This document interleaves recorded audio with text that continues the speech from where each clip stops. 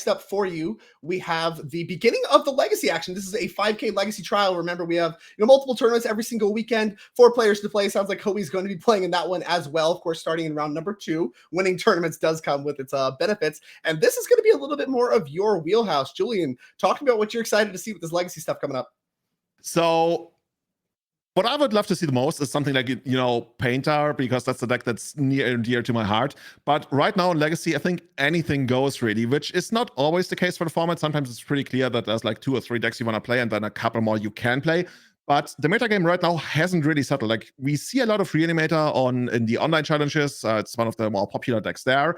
But things are changing, and especially the color black is coming back into Legacy, because that hasn't really been a thing for a while. Like, you would see it in combo decks, but it's a core color that adds to like main deck stuff. That really only became available because Orcish Bowmasters makes it so there's now a critical mass of black decks. So all of a sudden we play 5 cards in the format again. Like, we have Bug Scam and basically splash black into everything now. And we will see how good Orcish Bowmasters is going to be. Like, basically every podcast under the sun has, including ours, has hyped the card into oblivion. But I want to see whether it's actually like, if it's all talk or like, and actually, like walk the walk. And I'm excited to see it. Right. I think we actually have 3 copies in our first feature match here. So even in the main deck, let's go and take a look. Yeah, sounds like we do have this ready to go. We got Samantha Murphy on the left playing Temur Tempo versus Cody. I'm going to butcher Hecht playing Simic Infect, starting with a Once Upon a Time in response to a Thoughtseize. So already we are off to the jump with some free spells that you do not get to see in Modern and in this Simic Infect deck. And Infect got a few pickups with us returning to kind of the Phyrexia plane in Magic recently. We've seen a little bit more now in the form of Toxic instead of Infect specifically, but I think that's done a little bit to invigorate some interest as we take a look. And there is Blighted Agent, Berserk, I think a Daze and some lands. Tough spot to be in.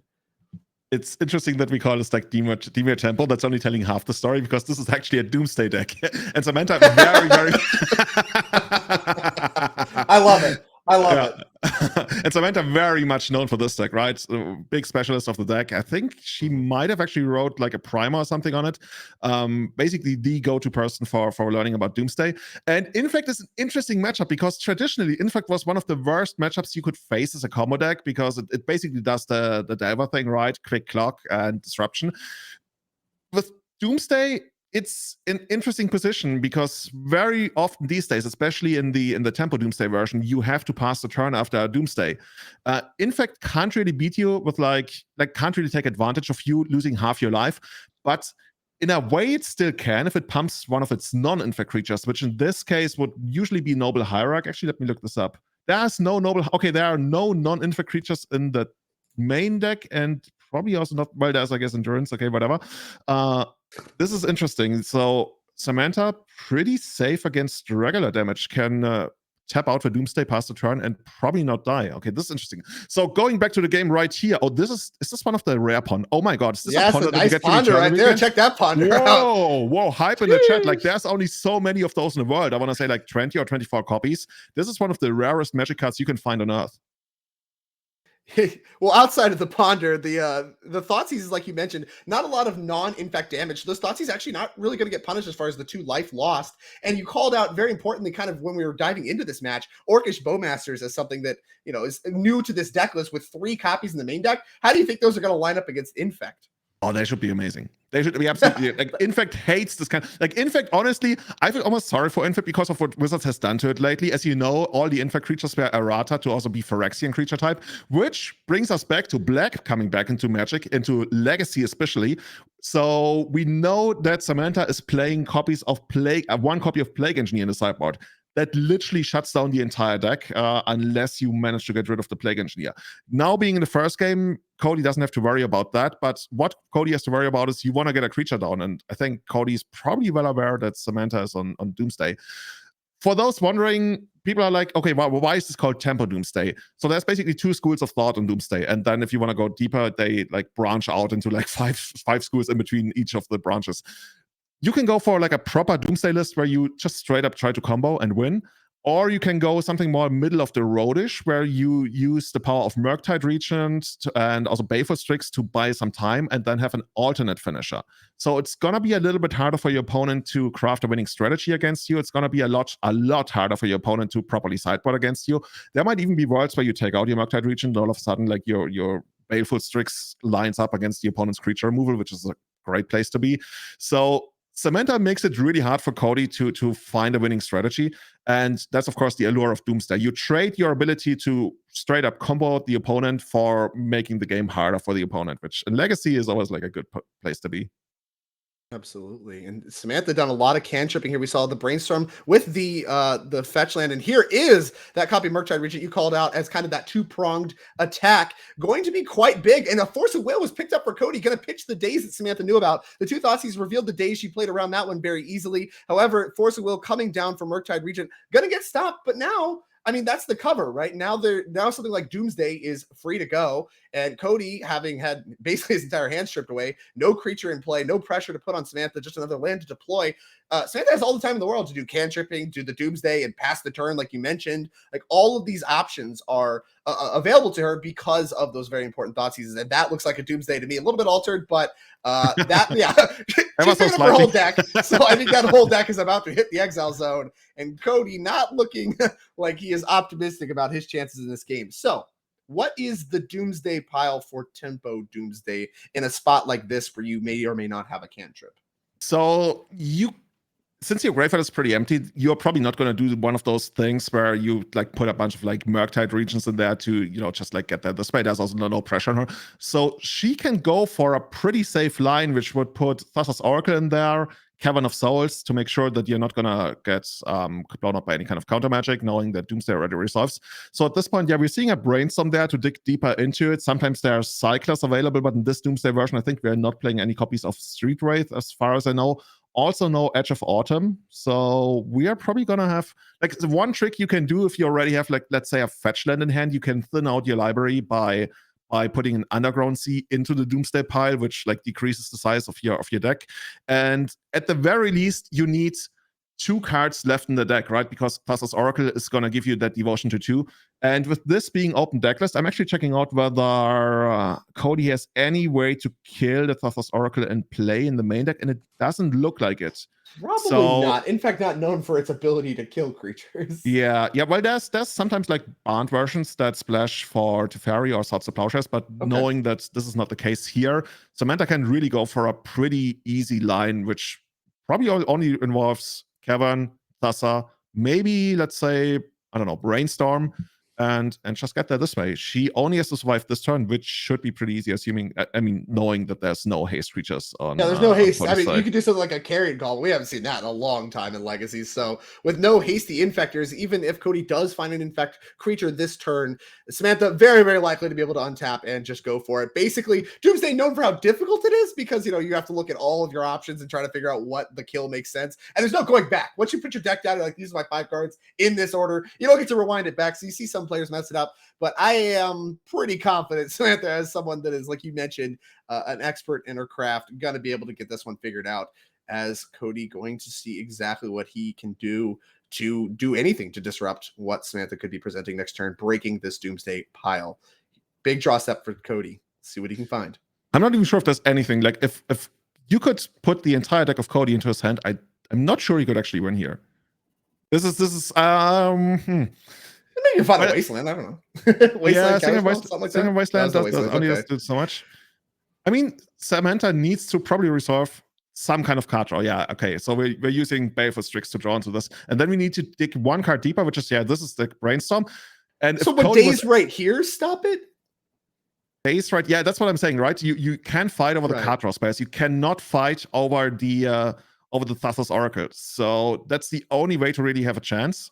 But in order to make that there was no Days. So now Samantha gets to do whatever she wants. The only way to really make that work for Cody in the first place is he needed to play a creature on the last turn. And I don't know if that's a creature, but at this point, this is probably a Cavern. Can't see because of the mask. I have to imagine that's naming either Merfolk or Wizard. And there is the Thassa's Oracle, 3 Devotion, a little overachiever there. And that's going to take care of Cody in game number 1 here. Didn't know the matchup before, certainly does now, had access to the entire deck because of the exile from Doomsday. And now these players are going to go to the sideboard, and we shall too. Let's take a look. This is kind of a matchup I have not seen very much of. In fact, it disappeared for quite a long time. And now with some new cards involved in the mix, not totally familiar, but Samantha has access to 1 Brazen Borrower, 1 Opposition Agent, 1 Plague Engineer, 1 Emrakul the Aeon's Torn, 1 Hydroblast, 1 Surgical, 3 Veil of Summers, 1 Abrupt Decay, 2 Carpet of Flowers, 1 Null Rod, 1 Pernicious Deed, 1 Shelldock Isle. A lot of one-ofs. What do you like? Definitely the Plague Engineers. There's a couple of cards that you could bring in the first place just because they're good, but they are not even like needed. Like something like Pernicious Deed is kind of cool because it gets around all these like hexproof type of effects that Cody could have in an attack. I don't know how much Samantha really wants to disrupt Cody or just like sit back, maybe make your Baleful Strixes work, because this is one of those matchups where Baleful Strix is so annoying. Cody needs to have something like Berserk to provide trample to get there. But other than that, it's kind of funny because technically Delver is literally one of the very worst matchups of Doomsday. Like I've had people like completely lose any kind of hope about the deck literally because of the Delver matchup. And while this is basically strategy-wise the exact same thing, they don't have reach, they don't deal normal damage, and all of a sudden it feels like a lot more in Doomsday's favor, especially in the Tempo Doomsday version. So I'm not even sure like Samantha wants to change up all that much. She could bring in like Veil of Summers to find over the counter magic, knowing that's really the only thing that's the opponent has available, but yeah, no I think she's like green's like free to fetch for the most part. Yeah, I don't hate some Veil of Summers. She's pretty happy where she is, especially like with the Orcish Bowmasters. I could see those being completely crazy.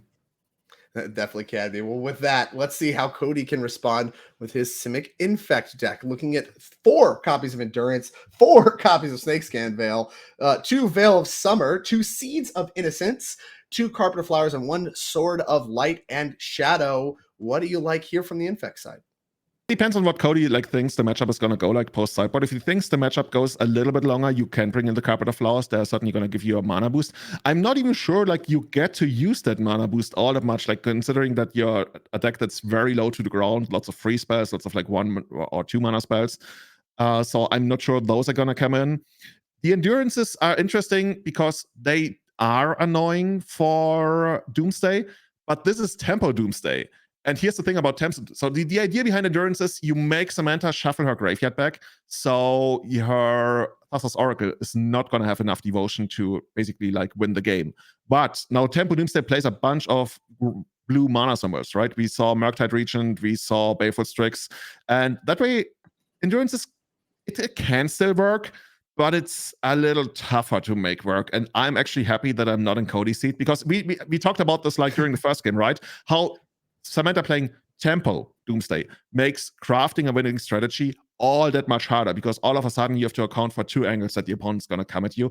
And I literally can't tell you what the right choice is going to be. I can see bringing in the Endurances because they somewhat allow you to go for a very quick kill, but while not even holding up counter magic. So they create a couple of more scenarios where you can win the game with having either counter magic or Endurances. But as the game goes somewhat longer and Samantha's able to get some blue mana symbols into play, they lose value rather quickly. Well, I'll tell you one thing. I think Cody's going to be able to figure it out as he kicks this matchup once again with a Once Upon a Time, which could find Endurance if he does bring them in. But either way, on the play here, there is an Endurance. So we just talked quite a bit about that. That one's going to hit the hand. A little bit worse if it's face up. Now, Samantha knows a little bit more about how to play around it, but does a good job of catching kind of both angles of Murktide Regent and the like Doomsday Pile disruption that you mentioned. Beseju's the land for turn. Here's a Glistener Elf. And Cody kind of has a 2-pronged attack of his own, right? And here's a Force Pitching Force. All the spells are flying here on turn 1. That was going to pick off the Glistener Elf, and quite a bit of tempo indeed lost for Cody. Losing that turn 1 creature means that no turn 2 kills possible. Samantha choosing to go after the creature instead of going after any kind of like lethal, invigorate, berserk stuff, because then Cody would have access to more mana, a lot of stuff. I think a very wise play from Samantha, assuming she doesn't have anything like in Orcish Bowmasters or whatever, Baleful Strix to go ahead and get it covered, and might have that in the future, right? Yeah, I was going to say, like, Samantha aggressively going for the F, somewhat more uncommon, unless you think your hand can actually, like, play a little bit longer of a game. And that's what I would try to read into her hand. I would guess that she doesn't have any Bowmasters right now, or really she just wants to be safe against like a very quick turn 2 kill. Yeah, we're going straight for the creature, which is one of the best plans that you can do against Infect. And now everything like strategy-wise ties in again. Like you killed the first creature, you discarded the second creature, and all of a sudden like Cody, he's got some cards that do things. I think we've seen a Daze, we knew about the Endurance, but unless he picked something up, we're just going to pass the turn. That's exactly where Samantha is going to be, wants to be. As like every turn that Cody doesn't present any kind of threat, she can eventually just outgrind him. And, you know, maybe even just present a Murktide Region as soon as the next turn. Right, exactly. If Cody does not be proactive about firing off this Endurance in order to check that Murktide Regent, it can come down very, very quickly here. But Cody, I think here is very interested in casting that second copy of Once Upon a Time. All these creatures kind of been a little bit disrupted. And of course, the first one is the only one that's free. So that's kind of a little bit of the cost of playing 4 copies of them. But here, I mean, it does kind of mask the potential to be, you know, a creature or even a land to cast Endurance, if that's the angle you want to take. Once Upon a Time worth quite a bit, but a 2 mana cost is quite a bit in this format, as what looks to be a Carpet of Flowers coming down for Samantha. That's going to replace itself on mana, as there is an island on Cody's side of the battlefield. And we are going to cast Once Upon a Time. I assume either Samantha's passed the turn or, you know, whatever. This is in response to the mana. And a Blighted Agent found for Cody. So now we're back online. We have an Infect creature. Yeah, and Blighted Agent being unblockable, certainly very important in case Samantha eventually runs out something like a Baleful Strix, which would be the natural predator to anything else that's Infect can actually master. But Blighted Agent doesn't really care, goes straight to the face. And yeah, Cody at least got a game plan now. I got this creature and I'm going to hit you with it like 10 times. We are not sure whether it's going to work out. Cody will need some more help. I think he's got his hands like Daze, Endurance, and then probably another card that we don't know about, or maybe another land, I don't remember. But Samantha's like, okay, this is fine. This is not going to kill me very quickly. Even if we pick up Invigorate, right? That's still going to be how much? 4 turn clock or some 5 turn clock.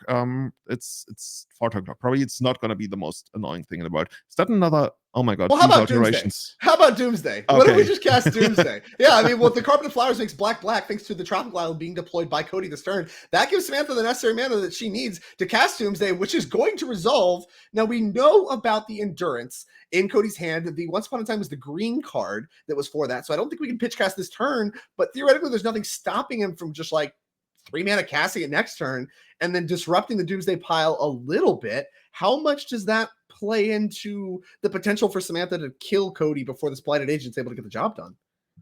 So the thing is, like, if Cody actually has something to, you know, maybe fight and everything, it makes his clock all that much like slower, right? Because all of a sudden, like the hidden cards that he picked up are interactive cards and not pump cards. So Samantha gains all that much more time. And if he didn't pick up anything that's interactive, then Samantha can just like resolve the Doomsday, pass the turn, and probably win next turn. Like Cody is in a weird spot where I almost feel like he wants something like a Brainstorm to exchange some of the dead cards in his hand for hopefully like runner.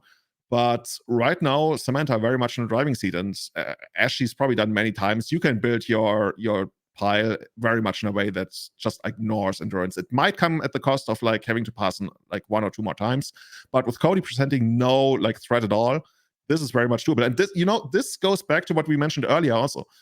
Samantha's going to lose 8 lives. She's going to go down to 7 if the life totals are correct here. Normally, in a position like this, they ever could like threaten to kill you. Like, you know, they burn you out or they have a creature that flips. Cody, not at all. Cody only deals an Infect damage. He's not interested in any kind of regular damage. And that's the big like weakness of Infect in this matchup. Cody could pick up the extra. But I mean, you mentioned as well, the Brainstorm that can hit things like Invigorate, Berserk does also present the ability to just kill off the top with what we have, even though it looks, you know, somewhat modest at the moment. You know, no Infect quite yet. This Infect deck's as powerful as it is, and Cody built it the way he did with 4 copies of Berserk because of that. But here we go. We see a very quick land play. We see an attack with Blighted Agent. And it would not surprise me to see a passing of the turn here, given that he does have an Endurance that he can try to cast if, you know, something like a Thassa's Oracle does happen. We saw Samantha build up the devotion a little bit with things like a Baleful Strix before. Samantha very quickly drawing, has a plan. Oh, there we go. Engineer is going to be in the mix. Well, that one's going to buy quite a bit of time. As we're going to name Phyrexian, and there goes Blighted Agent. honestly, the game might be over on the spot unless Cody finds a way to win with Endurance, because I don't even see anything in the sideboard that can get rid of that Plague Engineer. I think he's planning on forcing that or whatever. I don't think there's any way to even make it happen from here. Normally we see a lot of the Infect decks that aren't as, kind of designed to kill as quickly as possible, play things like White and have Swords to Plowshares in the sideboard, like 4 of them, in order to answer this specific card because it is so lights out. Here we do see Cody. I mean, Samantha's at 7. We have an Endurance. The Plague Engineer has Death Touch, so they would trade. But I mean, if you could do something like some Invigorate Berserk action, of course, the life gain, you'd have to hard cast Invigorate. Things get a little bit weird. It's not completely lights out. We know he has an Endurance right now. He's probably just going to want to go ahead and deploy it, although chooses not to. You know what I think? Not under really any pressure. You know what I think? Samantha might actually have chosen the Plague Engineer as the top card of her Doomsday pile, because she has taken a look at the deck list as well, and she knows that Cody literally is cold to this outside of Endurances. And as you mentioned, the Endurance might be able to do it. At some point, it might force the Plague Engineer to start blocking. The big problem, though, is eventually, Samantha's going to go down to her last card. And once again, we could see Cavern of Souls into Thassa's Oracle, and there's literally nothing in Cody's deck that can stop that. One thing I do know is that even with Brainstorm, the Infect deck is not interested in playing its 5th land drop. So a tough spot for Cody, drawing quite so many lands. Does able to clear the Brainstorm. Here's a Brainstorm of Samantha's that's going to go ahead and happen. Of course, once again, she does know about the Endurance in Cody's hand, so is going to be able to play around it with something like Thassa's Oracle or whatever. But as you mentioned, under no real pressure, thanks to Plague Engineer, which was likely, like you said, the top of the Doomsday pile. Like something that I think a lot of players will easily miss when they're looking at casting Doomsday and whatever, having to pass the turn and stuff. You can just cast Doomsday and plan to play a longer game from there, and just have your last 2 cards be the win and plan to win at that time, but just go find all your really powerful bullets to make sure you don't die and you're covered on every angle, and then win whenever you feel like it, whenever you finally draw those cards. And that's something I think Samantha did a really good job of here, assuming that is what happened. Okay, here's 2 more thoughts. If Samantha really wants to play the long game, she could put another Doomsday into the pile. That's something like we did 15 years ago, in the dark ages of Magic. We would have Doomsdays and Doomsday piles just to generate more Storm and then eventually Burning Wish for something.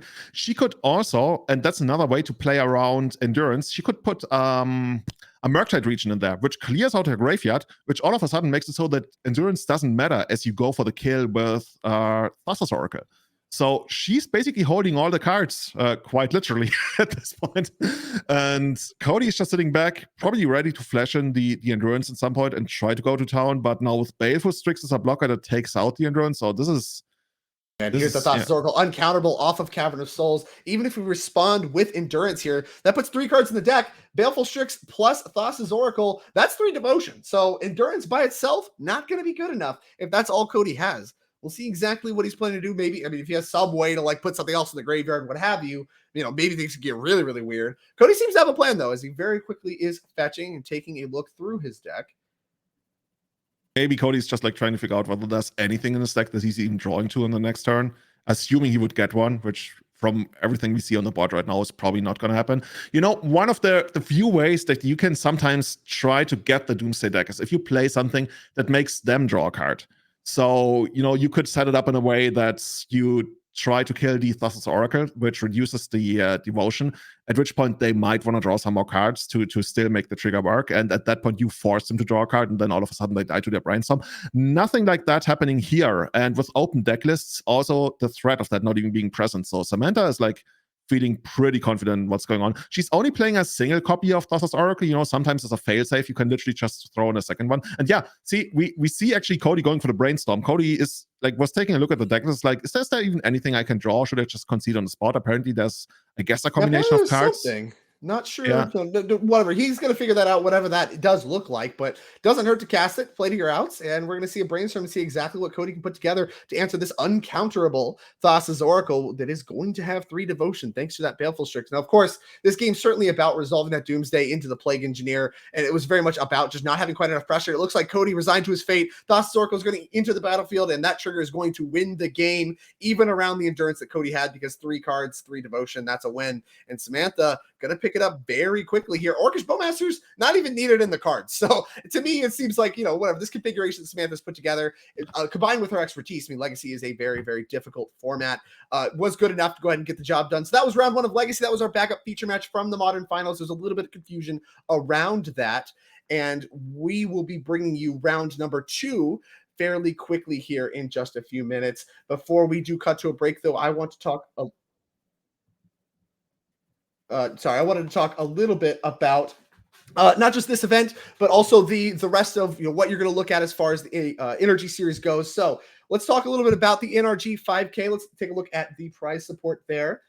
Going to go ahead and pull that up. These players are playing today. The difference here between the showdowns and the trials, of course, we are not qualifying for the 2023 championship, but all these points are still very important, and it's still an RCQ. This thing is still going to qualify you for the regional championship at DreamHack. You see that DreamHack qualification there with first, alongside the 30 points, $1,200. A little bit of a drop off there at second, $600, 25 points. And then it falls down a little bit from there, 400 points. And I'm sorry, $400, 20 points to third and fourth. $200, 15 points, 5th through 8th. That's the rest of the top 8. And then he pays out all the way down to 32nd with a little bit of drop off in points and money as it goes down. So quite a bit that all the players are going to be playing for here today.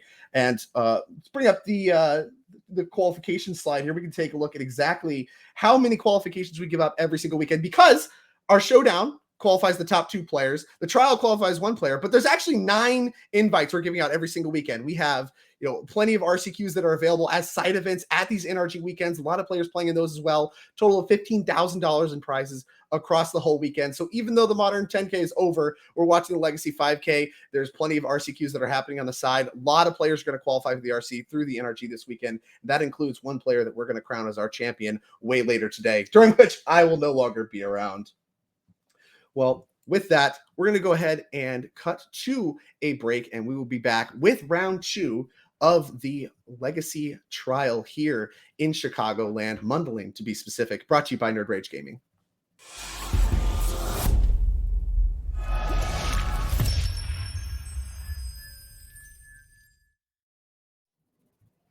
Welcome back, everybody, to round number 2 of the Legacy trial here in Mundelein. I'm Drake Sasser here with Julian Knob. We are covering this for you, brought to you by Nerd Rage Gaming as part of their NRG series. And as a part of that, we have a running leaderboard. And as a result, we have a lot of players that are fighting for quite a few points this weekend. We saw Matthew Hoey, someone we've seen quite a bit over the history of NRG series, win our Modern Showdown earlier today. We got to cover that match as well. It was really, really exciting stuff. And now we've moved on to Legacy, which we do know he is playing as well.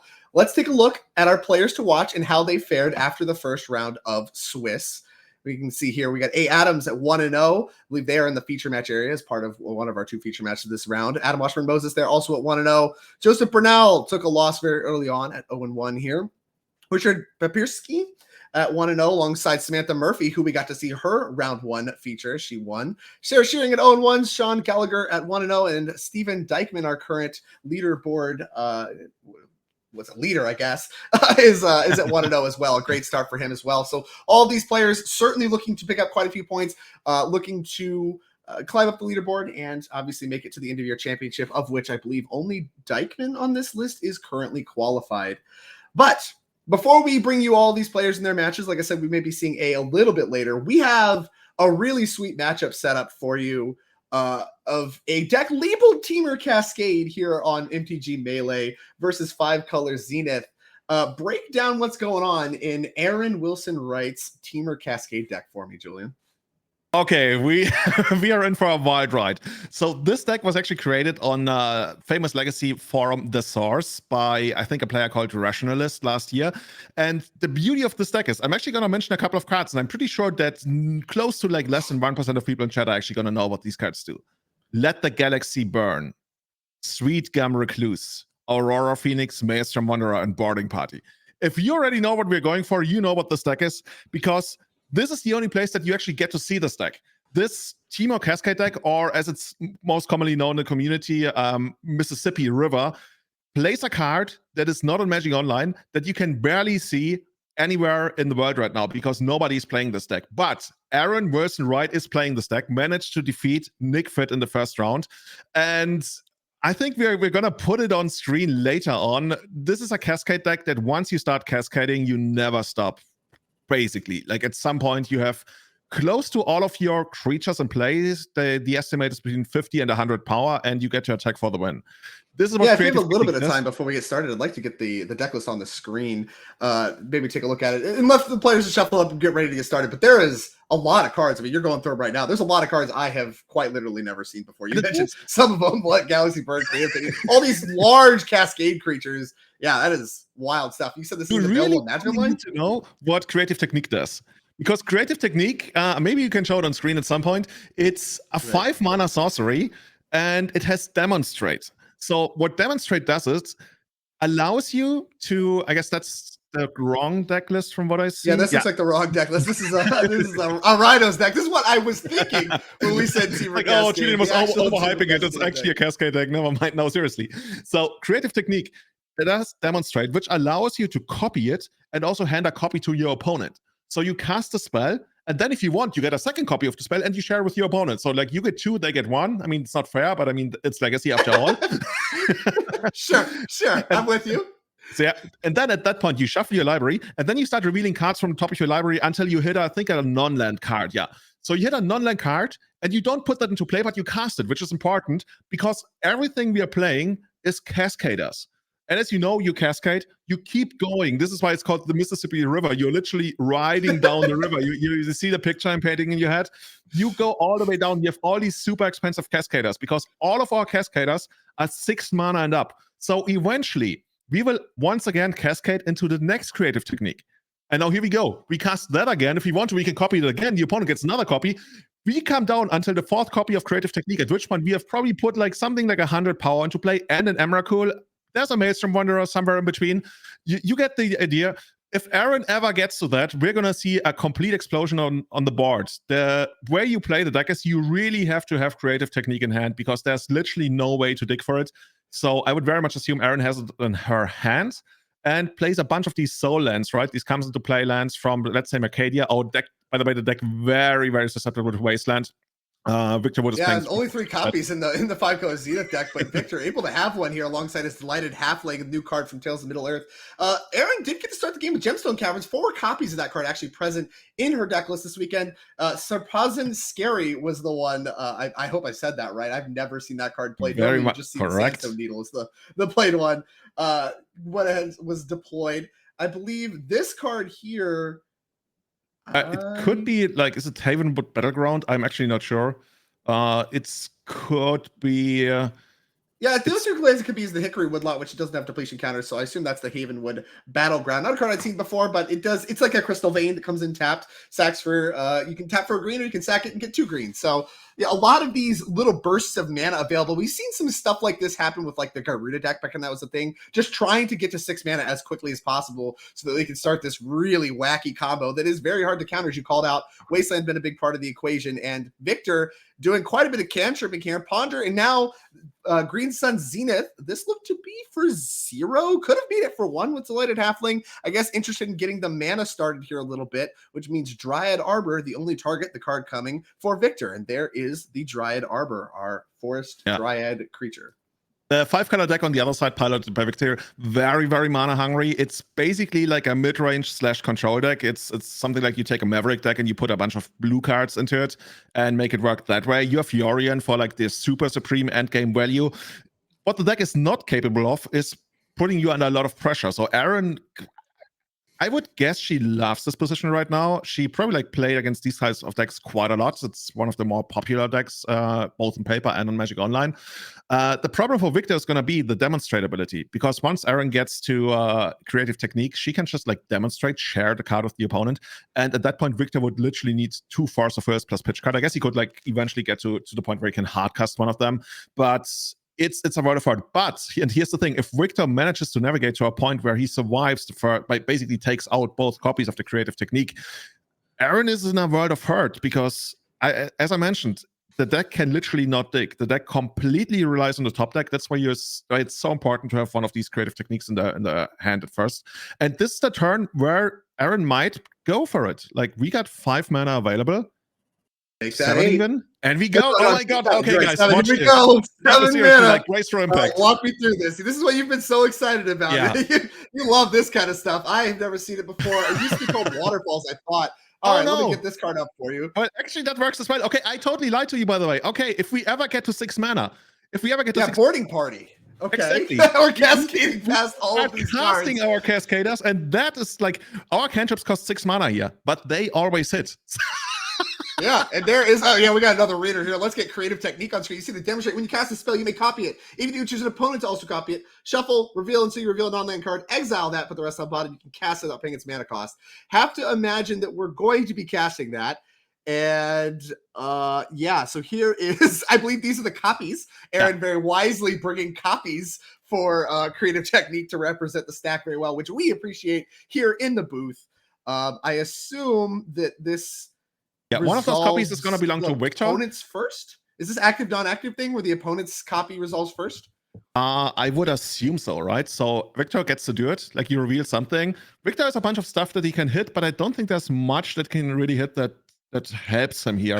he gets another read here. All right, what do I got to do for this thing? All right, I shuffle my library, reveal until I got a Swords to Plowshares. Nothing has resolved yet, so I am not gonna cast that. Says Victor. Oh, it's exiled. Okay, so it's not like Cascade where you can choose not to cast it. That was just gonna be an exile, and you can cast it right now or never. And so now it's Aren's turn. So we got the copy from creative technique resolving. Here's a boarding party, and so there's another copy of it. Oh, we're going to be building a crazy stack. There's going to be another copy of creative technique, and if Aren wants to, she can like copy that again. Here we go. Seriously, people like hurt. Well, I was going to say head to nerdragegaming.com. Nissa. Okay, we got Nissa Resurgent Animus for Victor Wynne. This feels like casual Magic, Julian. What are we doing? No, this is deep. Like I see Aren in the top 8 already. Legacy NRG. Oh my goodness! Oh no, seriously! Right. We got a reader on that side. If you've never seen this deck, you would think like, okay, well, what's the worst that can happen? I can force fulfill this. No, you need to force fulfill twice. Like, I guess the best thing you can actually have against this deck is something like a Flusterstorm, so you can actually split it up. Oh yeah, here comes our big bad spider. I think that's Sweet Gum Recluse. Sweet Gum Recluse. And I'm not even gonna pretend I know what the card does other than cascading. All right, and that one's going to cascade into the third copy of creative technique. There, have to imagine this one's going to be demonstrated as well. And yeah, there is the copies for Aren, who's going to be able to do the thing. Collector Oof. It's like, doesn't really matter. Okay, yeah, you get it down if you want to. By the way, people in chat, like, get your friends in here. Oh, you had to shuffle first. I see what we're doing. We're supposed to shuffle first. He didn't shuffle first. So sure, whatever. This is literally the only place you can see this deck in action. No streamer can show you this deck. Probably no tournament can show you this deck. Literally, hit up your friends. This is like an historic moment in Magic. As long as this card is not Magic Online, this is one of the very, very few times of the year that you will actually be able to see this in action. So hit up your friends, post it somewhere, and get this on screen because this is amazing. Omnath, that's got to be a good hit. Like, as far as hits go randomly off the top of your 5-color Zenith deck, the one of Omnath is quite a good hit. That one's going to resolve, draw a card. Pretty good alongside the Nissa and the fetch land. Can we do any kind of tricks here in response? I don't think we can. And you know what? At some point, we would just like love to go from end the world or whatever. That is like that Galaxy Burn is basically like dealing 2 damage to every creature that didn't come into play this turn, if I remember correctly. So that's actually pretty good. That kills like Dryad Arbor and the Dreaded Halfling, right? All right. Yeah. Okay. Then we go deeper. We keep going deeper. At some point, we want to kind of hit like a Maelstrom Wanderer on the very first creative technique because then all of our spells get like, as far as I remember, like double Cascade. And I'm not sure. This is. We might come to an end after the 4th copy of creative technique. There's still like an Emrakul somewhere in there, so one of that we can hit. Since we have to shuffle every time, it's not like we're like that. Like, it's deterministic that we are going to get to it because unless also like, even if we miss on Emrakul or whatever, we just have this pile of garbage, right? Like, we just have a bunch of stuff that like will just attack you. It's like Living End, right? Where you put a bunch of creatures and stuff in play that are just like kind of big, and you just get there. But of course, there's Maelstrom Wanderers and an Emrakul. There is a Maelstrom Wanderer. That's going to give all the creatures haste, and it's 2 more Cascades, so that's 2 more objects. Aren, you can see Aren's just having a great time. This is why you show up. This is what Legacy's about right here. I love this so much. Here we go. Also, Victor being a very good sport about it, like sitting there, like watching all of this happen, like, okay, show me what you got. I want to see this. This is cool.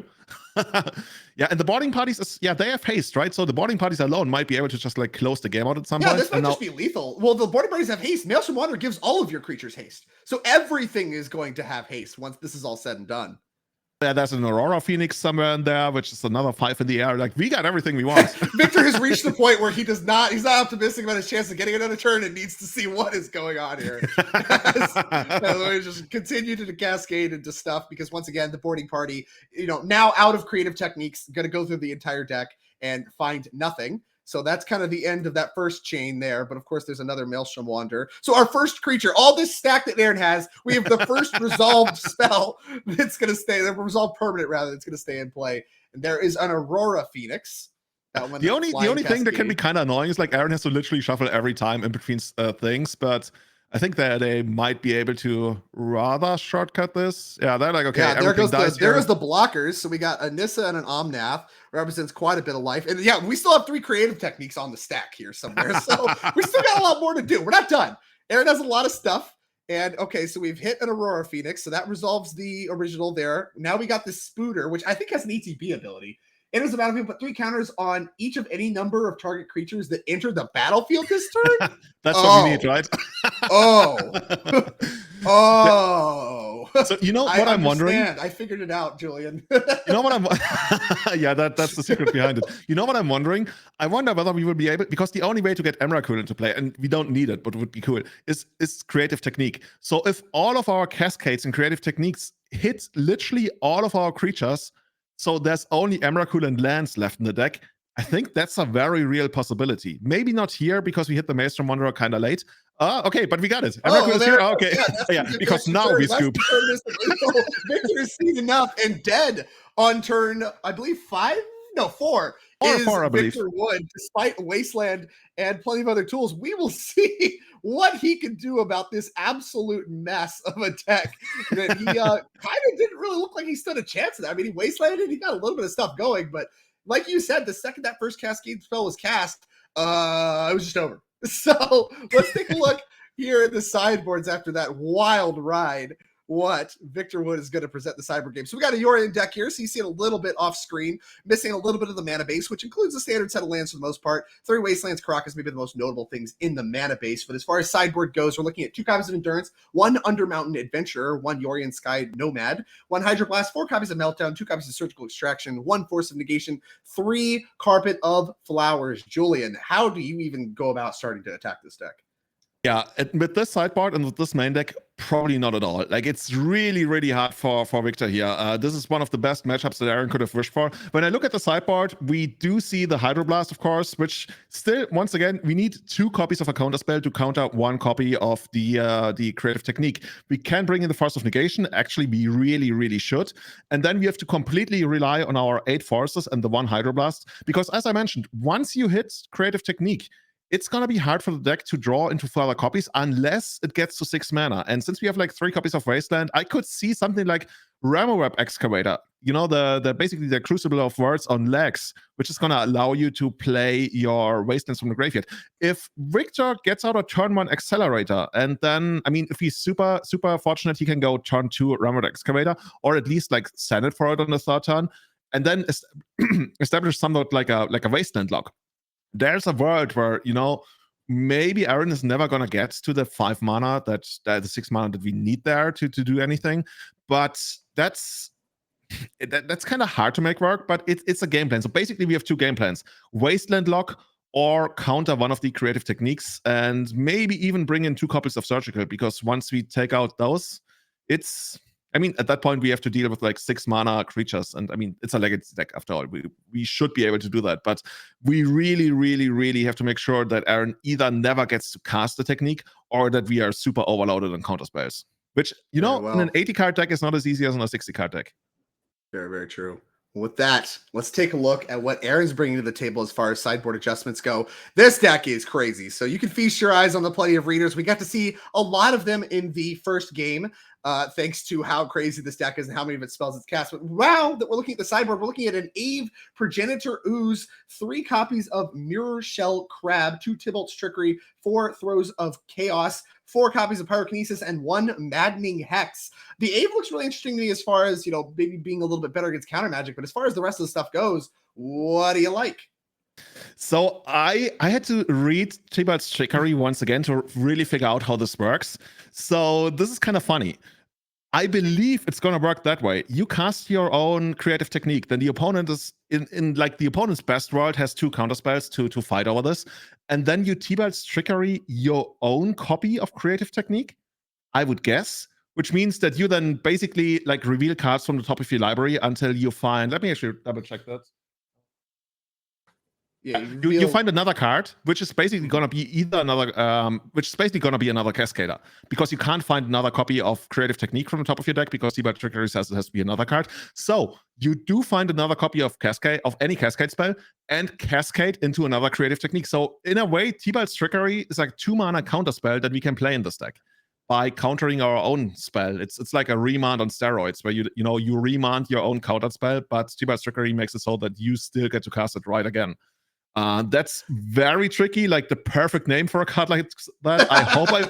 I hope I figured this out, because I'm completely clueless what Throes of Chaos is supposed to do for the deck. Maybe you can work that out, as I'm trying to, but maybe we'll see it in action at some point.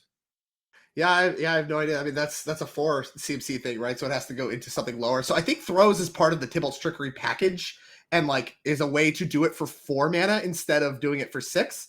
Is my guess. Is like you Throes into the Trickery into I don't, like I said, I don't really know, but it's my guess, because that was something that was a combo deck for a little bit. But overall, I assume the Throes having Retrace is a big part of beating like very counterspell dense or interaction dense decks. And yeah, I mean, either way, like you mentioned, this matchup seems pretty good for Aren. It would not surprise me if there was not very heavy changes. Once again, Aren just looking to build to 6 mana as quickly as possible, do the thing. And Victor, I mean, has counter magic, but like you mentioned, the demonstratability means that it's kind of insulated against the Force of Will stuff. And that gives this deck a pretty interesting position in the Legacy metagame if all you bring to the table is counterspells. As here's Abundant Growth going to be placed on Tundra, a card coming for Victor. No follow-up as far as main phase plays for Victor. And just a passing of the turn back to Aren, who already has the first depletion land in play, and is going to play a Dwarven Mine and pass the turn on back. Hickory Woodlot is the green depletion land that is untapped. So at this point, if Victor has a wasteland, he needs to go for it, because otherwise Aren could go up all the way to 6 mana. Next turn, actually, I need to check whether she has Crystal Vein. I would think so. Or Ancient Tomb. City of Traders too, and Ancient Tombs. Yeah, there's actually a lot. Yeah. Here's Delighted Halfling. That one we saw last game, and obviously very good against opposing counter magic. Aren's not bringing that to the table. Outside of Tybalt's Trickery, that's not really what we're doing. And there is the City of Trees that we called out. Here is 6 mana, and are we on Mr. Bones' wild ride once again? It looks like we are. Boarding party. Gotta get started here. Oh my god. Like this, we once again, we demonstrate. Victor's like, you got this. And what's this creative technique? Oh, it might be just an actual creative technique. Yeah, there's Omnath. I'm sorry. Yeah, so I thought it was Boarding Party because of the 6 mana. There's actually a mana floating that's not represented here, and that's a creative technique, which is going to go into the Spooner, Sweet Gum Recluse, and that's one of the good ones to hit first, because you hit it first, and then all the rest kind of end up above, like after the spider. So the spider's actually going to grow all your other stuff. So the ordering of the way you hit things does matter a little bit here as far as these Sweet Gum Recluses go. Yeah, in the ideal sequence of cards is actually that you hit your most expensive Cascade spells, and then you only ever go down 1 mana, right? You go from your 8 to 7 to 6. If you ever go down from your 7 straight away all the way to your Creative Technique, you lose some actual additional value, but in the grand scheme of things, it really doesn't matter all that much, especially if your opponent's just like putting 2 halflings into play at this point. That's one of those crabs, which is like, I guess, another way to fight a counter war. All these Cascade-based decks, they always have to find creative ways to cast basic things that would otherwise be available at a much lower mana cost, which of course in this case we can't really have, so we have to work around by putting a 7 mana crab into our deck. Yeah, I mean, either way, I mean, just putting some stuff into play is a big part of the equation, I think, for Aren. Going to be able to have larger creatures than whatever the 5-color Zenith deck is going to put forth. And so kind of like you see in Living End, where you shore up the Living Ends a little bit and have like smaller Living Ends, like when we talk about the modern deck. This deck kind of can do the same thing, right? Where you put some of these utility creatures in, it shores up your huge turn a little bit, where you're not putting quite as much stuff into play, but it gives you the flexibility to have a little bit of interaction. As I think that is another boarding party. No, so that is Creative Technique. And that'll be Creative Technique number 3. One more in the deck, of course, only allowed to play 4. But here we go. Demonstrate happening once again. Both players shuffling up. Victor knows the agenda here. He's already shuffled up, ready to go. he gets the joke this go round. We'll see what he can hit to maybe disrupt some of this stuff here. Have to imagine cards like Teferi Time Raveler, something that maybe Victor would reach for if he wanted. Oh, the Mirror Shell Crab's the only thing resolved. Consort to Plowshares it. That's something, I guess. You know, Victor loves the stack. Like, I'm pretty sure, like, between games, he was actually ordering some of the copies of this. yeah, you got to get your creative techniques now. Head over to nerdragegaming.com. Get all your singles needs as we continue to cascade with this boarding party, finding the final copy of creative technique. You see the other 3 on the stack. Yeah, this is kind of the nature of the cascade mechanic. You just build these crazy stacks, and I have a feeling Aaron's going to be doing a lot of this today. This deck can only ever grow in popularity once more people get to see it in action, because as we mentioned earlier, this might be one of the only videos on the entire internet where you actually get to see this like in an actual tournament setting, as this is not available on Magic Online. Barely anyone ever plays in paper because of that. And maybe like 2 years from now, we're going to talk about, hey, did you know like nobody was playing creative technique back in 2023? Yeah, I can't believe it. Yeah, maybe. And like, it's funny too, because we saw in game 1, it seems like Wasteland would be something like pretty good against this strategy. And like Victor had a Wasteland, but like that's all he really had going for him. And like, okay, I'll wait an extra turn and then I'll go get next turn. Oh, Maelstrom Wanderer. That's one of the really good hits as it comes with 2 Cascades. Here's Mirror Shell Crab. That means everything's going to get haste if this Maelstrom Wanderer is allowed to continue to live. Second Cascade's going to happen here. That one can hit 6s, which is going to find this Aurora Phoenix, which will not find anything, so we can look through the deck and see how sideboarding changed, if any. Does not look like Victor's very interested. I do not believe that he is optimistic about his chances. And here is a Force of Will on the Maelstrom Wanderer itself. Okay, that stops haste. That stops some of the haste. That's something. You can. I mean, that's a try, I guess.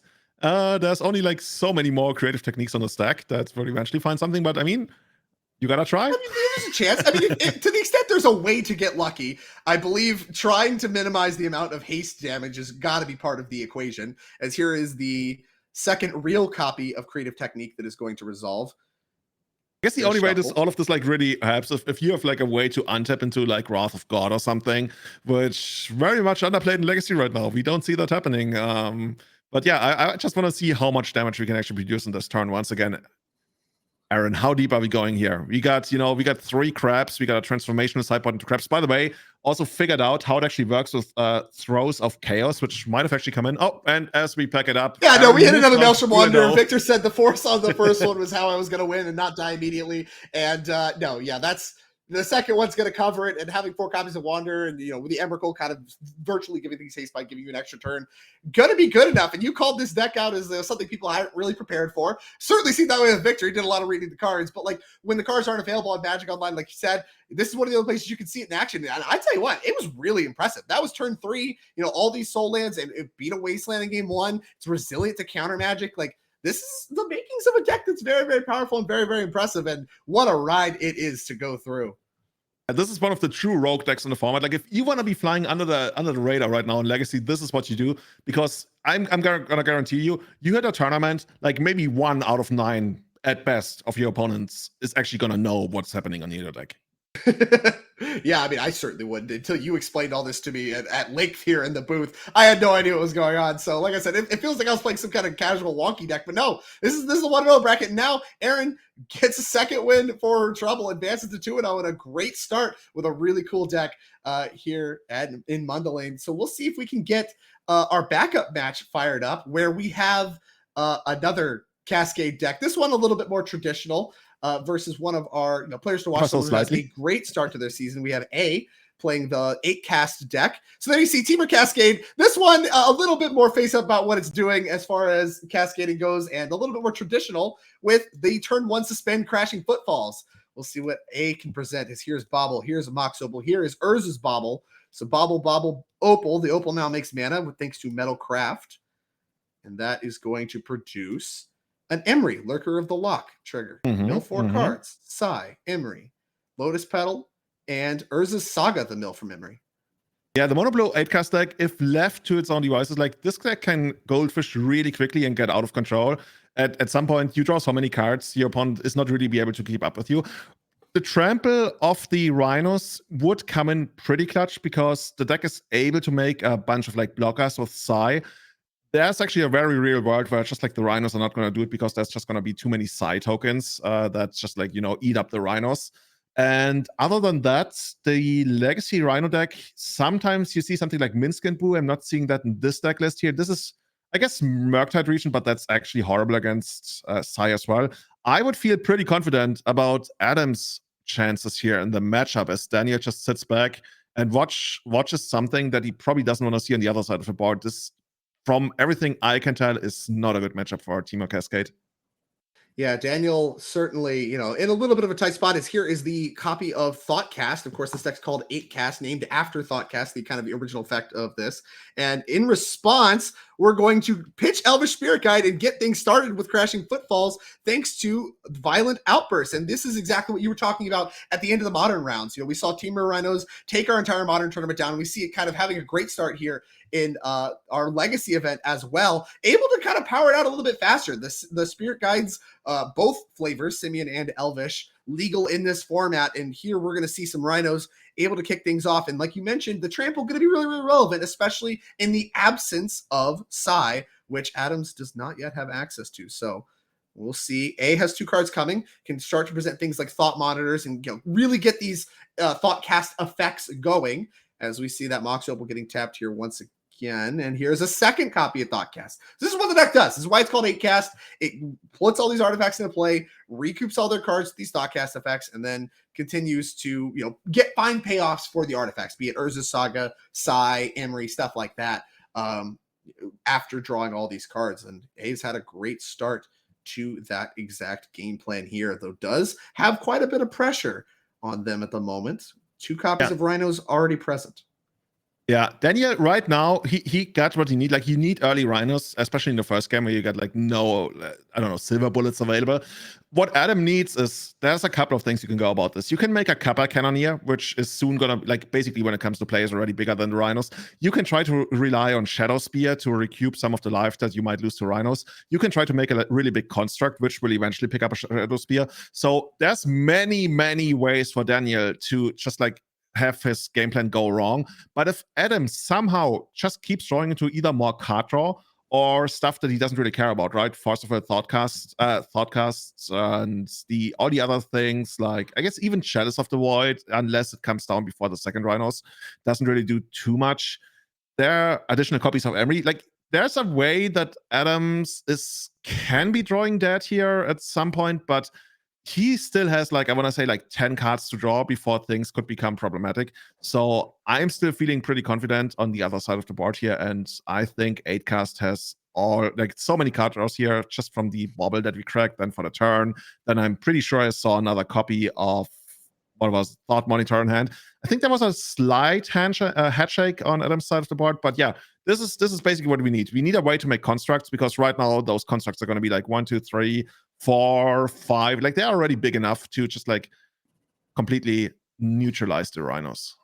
Yeah, but there's no constructs coming this turn. So, A is going to need to find some ways to mitigate the damage. Obviously, there's more Rhinos coming down the line, but those are a little bit in the future. For now, I mean, there's 2 that are still crashing in. And once you take another hit for 8, only 1 Rhino's lethal. So your 1 construct you're going to make off Urza's Saga is not quite good enough. You're going to need to find something else. And you mentioned Kappa Cannoneer as potentially part of the equation. That's a great way to get something that's likely going to be big enough to eat some Rhinos, like on the now, because Urza's Saga, like we mentioned, is going to be a little bit too slow. You can also build it up with things like side tokens, thought monitors. That would require a ton of game actions, and we're not quite there yet. Although, of course, as you mentioned, quite a few redraws. We're going to see exactly what they can present, as here's a Pithing Needle. Gonna quickly respond with Wynne Foothills. Is Daniel not getting got by that? Either way, it's still an artifact that will grow the constructs, something you can tap for Cannoneer and stuff like that. So even with nothing really relevant for Rhinos to name, you can name like Fetchlands or whatever. I think you are still going to get mana out of this. I think in the dark you name Minsc, just because that's sometimes like a 2 of, sometimes even a 4 of.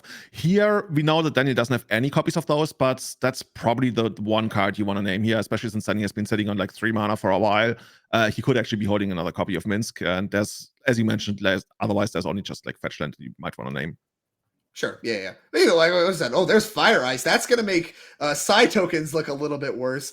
And yeah, the players, of course, Urza's Bobble getting to do the random reveal thing. Pretty bad template. I can't imagine they'd do that again if they could go back. But here we go. Another violent outburst that is going to cascade into another copy of Crashing Footfalls. And this is one of those moments where 8cast as a 4X like Chalice deck, you really wish you had some access to some of your Chalice of the Voids. It does stop a lot of your zeros, but being able to keep this from happening does a lot to mitigate the game plan, as Daniel going to find 2 more Rhinos. And from what we see right here, that looks very lethal to me. Yeah, this might actually be too much to handle for Adams here. And I'm wondering what he's got in hand, because there's a world where he actually has Force of Will in hand, since he drew so many cards, but you haven't really seen anything of like actual value come down, or relevance rather. So maybe he's going to try to fight over this with a Force of Will. Of course, Daniel could be in a position to fight back. And unless we see 8cast hits like a couple of runner cards from the top here, I think Daniel might be able to steal this game, even though like for most of it, he has been in a pretty disadvantageous position.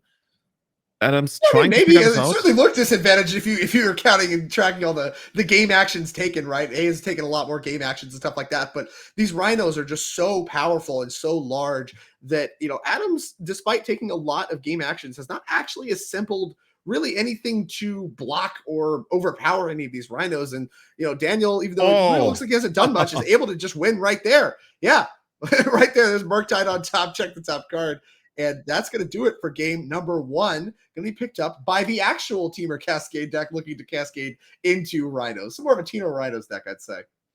This actually looks like the kind of game that we mentioned as one of the scenarios where Adams actually loses, because we drew so many cards, but apparently there were like no Chalices, no Force of Wills, no Kappa Cannoneers. It's pretty hard like to win from there if your opponent is throwing something like, what was it in the end, like 16 power onto you with Trample. But the deck still has a lot of play. So looking at the sideboard, what do we have here? Okay, this is interesting. This is... You see those Force of Negations in the sideboard, right? And I think those are going to come in. But do you know why they are actually there? I do not. Okay, so a big mistake that a lot of 8cast players have made in the past is when they play against something like, let's say, Delver, or anything that has like a, what would it be, like a Meltdown or something that completely screws you. People often sided out their Force of Wills because they were like, okay, we're just going to play the card advantage game and win that way. No.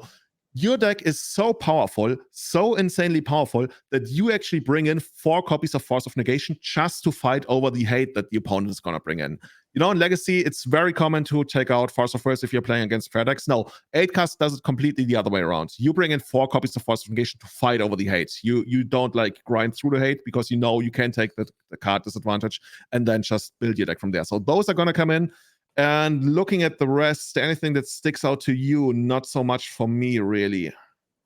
Yeah, no, not super interested in a lot here. Like, you can try to bring in some blasts if you think there's some kind of like meltdown pivot that's going to happen. I do believe we have open deck lists here, so that's probably not going to happen, as we do know that the Temur Cascade deck does not have any copies of the very powerful red sorcery meltdown that is kind of the hate card of choice. So we're going to go ahead and take a look at the Temur Cascade deck. Force Negation likely the only thing to bring in here. We got 3 copies of Endurance, 2 Fury, the 3 Minskin Booze that you called out, 2 Inevitable Betrayal, 3 copies of Force of Vigor, and 2 Blood Moons. What kind of adjustments are we making here to beat up on some artifacts? So, as you would probably have guessed, right, Force of Vigor, the premium spell against 8cast, very often actually not enough, but if you pair it up with a Quick Clock, as this deck has available, then Force of Vigor is definitely going to be the change that you need in some matchups to swing the tempo game around in your face, especially if you hit, let's say, Urza Saga. So that's definitely going to come in. For the rest, like, Mints could come in because it provides a source of trampling damage and also some kind of reach. So I could see those 6 cards coming in. The Inevitable Betrayal really only gets you Kappa Cannoneer, and I don't think that's going to be good enough. Maybe it is changes for both players, but yeah. I think I basically pretty much looking at that the same kind of deck, no real wild jukes, as A is going to move here to turn 2. We had a turn 1 Aether Spell Bomb, only a Wooded Foothills for Daniel, and then a turn 2 Saga. No follow-up from A. This is something that you don't see too much of with the 8cast deck. You kind of think of it like, your traditional like 0 mana Mox Opal artifact deck where you just spit out a bunch of artifacts and get stuff going. Could represent either like, maybe some respect for drawing Chalice, maybe shaved on some zeros, or we just have a hand that's kind of based around Sai and we're looking to hold a lot of those zeros until Sai does make its way to the battlefield as we fetch a Taiga and play an untapped what is this, the Seagate Restoration, whatever the flip side is. I'm sure Seagate's something, and it looks like that's going to be coming in untapped for Daniel. Yeah, and here we got the Spirit Guides going for the right. Oh no, okay, yeah, well, we're putting 10. Well, yeah, the Charlotte's Agent to find some rhinos right now. Seagate Reborn is the card. So yeah, untapped land, there's a Spirit Guide already ready to fire up. The Crashing Footfalls, a turn ahead of schedule from what decks in like this in Modern can present, and it has the same power. Now we're looking at a 2-turn clock right now. On turn 2, you're threatening to be dead by turn 4 by just what's in play. Of course, the Aether Spellbomb does change that equation a little bit, able to answer a token quite cleanly, and then we can start making things like constructs and all that kind of stuff. So we'll see exactly what kind of response A has. We saw they weren't really able to handle the onslaught of tokens that happened and came down in game 1, but game 2 we got a couple more options. Yeah. And how many cards the Spellbomb is really good here. What A wants to pair up with the Spellbomb is an Emery, right? If you're able to cast Spellbomb every single turn, your Rhino's opponent is gonna like have a big headache to just like get over that as you keep removing the Rhinos. But right now, no Emery, as we already demonstrated. A doesn't have it available last turn, probably won't have it available next turn. Might be forced to just like cash in that. Okay, Forceful. Forceful is great. Forceful is going to give us a lot of time. If Daniel is not going to fight back, then A can probably just like play a normal game from here. Like the 2-2 you don't really care all that much about. Right, yeah, 2-2 is a lot less of a clock than 10 power. So, A having a lot more time, and if we have another mana source, which we do not, the constructs could add to the mix, but does not look like they're going to, as we very quickly pass back to Daniel, who, had a very explosive first round of Rhinos. If there is, another Cascader here, which does not look there is, so we're going to cash in the Spellbomb, draw a card. Both players stuck on 2 mana-producing lands. As A going to draw, Saga going to go up to 3, and we're going to go a search and mana floating for A. Yeah, they might actually get Mox Opal. Yeah, there it is. Yeah, That's sure assuming they have like another source of like it's any kind of 0 mana artifact in play. And that's going to build up the mana. As soon as you get enough mana to like start casting your Thought Cast, for example, or even your Thought Monitors, you're out of the worst part of the opening. You can actually like proceed into like, if you want to make like a chess comparison, like it's the mid game. And at some point you completely explode. But your opponent, once again, throwing another 10 power, you're bringing that all the way up to 12 power, which is threatening to end the game in 2 swings. And once again, Trample being super relevant here, even if we find like one of our size or anything. No, okay. A says, we don't do that here. A says, I kept this hand without a lot of artifacts, but I got Force of Will, so take these Crashing Footfalls somewhere else.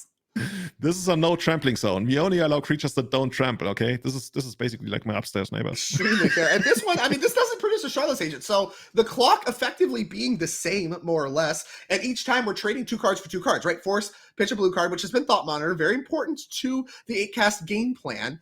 And actually that was in response to, I believe, casting one of the artifacts so that Mox Opal was not online in order to maybe increase the chances that the Violent Outburst into Crashing Footfalls would all resolve. Did not. Charlotte's Agent going to continue to beat down for 2 more points of damage, but Ace done a great job Force of Willing these Crashing Footfalls from Daniel. And now, still under some pressure, but if A has anything resembling some, payoffs for having some artifacts in play, it might be just about time as Daniel finds another piece of pressure in the form of a Murktide Regent. This one's going to be a 6/6. Here's the suspended Crashing Footfalls, 4 turns on that one. Brazen Borrow your Murktide Regent. Ace just got all the answers. This is perfect magic, right? Going toe-to-toe here. Like, nobody's ever really able to pull fully ahead as we chain 2 Mox Opals together to get a Sai. Dude, Sai, such a big deal. We know that eventually there's probably going to be another Murktide coming back down again once Daniel has assembled a bigger graveyard. But it's completely, like, useless in the face of Sai, as Sai will now soon start to accumulate a lot more tokens. What are these tokens actually? You have so much time, right? Like you can make so many tokens that maybe even these Rhino tokens, you'll be able to just put 4, Thopters in front of and maybe get some progress there. They're not very good, right away, but there's a lot of time when Crashing Footfalls is going to come down. Now we did see off of the Urza's Bauble another copy of Murktide Regent, but Daniel has the Fury that's going to pitch a Violent Outburst to take care of the Sai. Adams down to 2 permanents, make that 3 thanks to Island. Here's a Mishra's Bauble and just a passing of the turn back, and now it looks like A's finally out of gas, and the Charlotte's Agent starting to represent a real clock as this Crashing Footfalls continues to tick down. Here's Brazen Borrower. I wonder if Danny actually brought in additional copies of Fury just because Sai is such a big deal in the matchup. If you can, like, if you leave Sai unchecked for a couple of turns, your Rhinos are basically like gonna be completely taken out by that card without A even having to spend any kind of mana on that. And A is able to now cast most of the cards in that deck, I think. Okay, we're gonna get in for 3 damage. I mean, if it's not blocking, it's certainly attacking. You can't block, so you might as well get those 3 points. As we pass back to Daniel, who's more or less also seems out of gas this Murktide region. Even if we finally are able to cast it, which we're still kind of a card short from being able to do that, would only be a 3/3. However, not a whole lot going on for A either. Is able to block a 3/3, so maybe we wait till these footfalls comes off, able to delve that away as well. Does shape up for maybe a low impact turn, unless Daniel was able to draw something off the top. Oh no! Here's Elvish Spirit Guide cast. Elvish Spirit Guide, one of the most confusing cards in Legacy. It has wings, but it can't fly. Like, what's going on there? It can't fly. It's just can't fly. It's a spirit. I mean, it's just kind of stuck on the ground. I don't know what to tell you. Look, it's on the ground in the art. May have some wings. Penguins have wings too. They don't fly. Oh yeah, you get a point. You get a point. We need maybe that's going to be the blue Spirit Guide at some point. Penguin Spirit Guide. Yeah, sure. Yeah. Another thing with wings doesn't fly. Keep the theme going. I'm about it. That's a lot of things being tapped. Is this a Kappa Cannoneer? It Must sure be. Is. Going to get a trigger thanks to its weirdly triggered ability that allows it to get a counter every time an artifact enters. That includes itself. But here is Crashing Footfalls. That means 2 Rhinos on the way and a Murktide now able to be cast if Daniel so wishes. Only going to be a 4/4 in the air though. Thing is, Daniel might just be dead. If A has enough artifacts next turn, then yeah, we can just get basically the free block here. And A might be able to just swing for lethal next turn. We got a 5/5, so we need like 3 more artifacts or a way to get rid of the Murktide, because then we are already like completely over the finish line. But A needs to find a couple of artifacts. Ideally, something to draw cards. There's 1 artifact. We grow to 6/6. That's 6. Just not good enough yet. 4 mana. Another Kappa Cannoneer. Oh, it's Odawara. Bounce the Murktide, and that symbol's lethal. Not able to block the Kappa Cannoneer plus Brazen Borrower. That's going to get the job done. So that Brazen Borrower we made fun of not quite being fast enough definitely was there. And A, gonna go ahead and pick up game number 2. And with us here in a time shifted, we have the magical powers to dive directly in to game number 3. So with that, let's dive right in with these players who have played, very quick Magic and some really, really tight games here. I did not expect such an interactive matchup here between this Temur Legacy Rhinos deck and the 8-cast deck, but it has been quite interesting and some great Magic we've seen from both players, as Daniel now once again going to be on the play and see if he can get out in front of the 8-cast deck. Yeah, I think being on the draw is probably one of the super hard for the 8-cast deck, unless you get a really quick opening. If you get a quick opening, you can basically negate all of the tempo disadvantage you're suffering from being on the draw. But if you're trying to, try to get an Urza Saga going and make it work that way, while Daniel has like a Spirit Guide field start, and I mean, this is Legacy. This might be like Rhinos at the end of Ace turn right now. Then you could have 2 Spirit Guides and just get it fired up right now. 8 Spirit Guides in the deck. Although A starting off with a very, very typical 8-cast opening like we didn't really see last game. We did see this game. 2 Mishra's Baubles, Mox Opal, Emery. Gonna respond to that one is Daniel very quickly fetching with Wooded Foothills. Maybe has some kind of interaction here for Emery. Or like you mentioned, maybe it's just Rhino time right now. Could be. I mean, there's... Okay, he probably announced it right away. Yeah, that makes sense. Oh, that would have been a sweet thing if you could keep Emery. Oh, and then in response to the first chapter, Force of Vigor, there goes all of your mana producing sources and only 2 Mishra's Baubles left. So Daniel, not a Rhino's hand, but able to pitch the Spirit Guide to the alternate mode of Force of Vigor, going to do it the hard way, suspending the Crashing Footfalls from hand. And Mishra's Baubles here on instep going to get cracked by A. So maybe we'll find some more mana producing lands, and we sure will. Seed of the Synod. Yeah, like I told you, a lot of times the first hate spell is not going to be lights out for you unless you have like a decent clock. Right now, Daniel on somewhat of a slower clock, unless he violent outbursts right away at this point. A still like with all the chances in the world, assuming that he will find like some kind of gas in the form of like Thoughtcast or really anything. He's got all the tools in his deck to completely ignore the Rhinos once you get the bigger creature down, but you need your mana. And if Daniel ever finds, let's say, the second copy of Force of Vigor or an additional copy of Rhinos, then A will struggle. But right now, I think like it's a pretty open game because A did find extra mana to play. Yeah, absolutely. And it doesn't look like Daniel had a ton going on. He is fetching here, I believe, on end step. Maybe he has another Cascade effect, but doesn't look like he does. So just tick down in the footfalls. Not a whole lot going on. Not even like a Birchtide region or anything. Just a 4th land passing in the turn. So A has a little bit of time. 2 more turns left on this Crashing Footfalls before they're going to be under some pressure. So they have some time to rebuild after that devastating Force of Vigor. Yeah. Emery. Here comes the Emery. Yeah. Emery, at the very least, is going to make it so that eventually you're going to be drawing like 2 cards a turn. Oh, dude, there's Thought Monitor and Kappa Cannoneer are some payoffs. So you're not just doing the bobble thing. You can actually just get some real payoffs out of the yard right away. And that actually might be good enough to battle down some of these rhinos. I think Daniel's going to need a little bit more help. But once again, he also has time as Emery summoning sick, not able to get to business right away as the footfall is going to tick down one more time. Number 1, 5th land past the turn. Maybe Hardcast Force well represented? Probably, right? There's really not all that much else that we would be doing with 5 mana here. I guess there's like worlds where you want to pay for Mystic, the counter spell.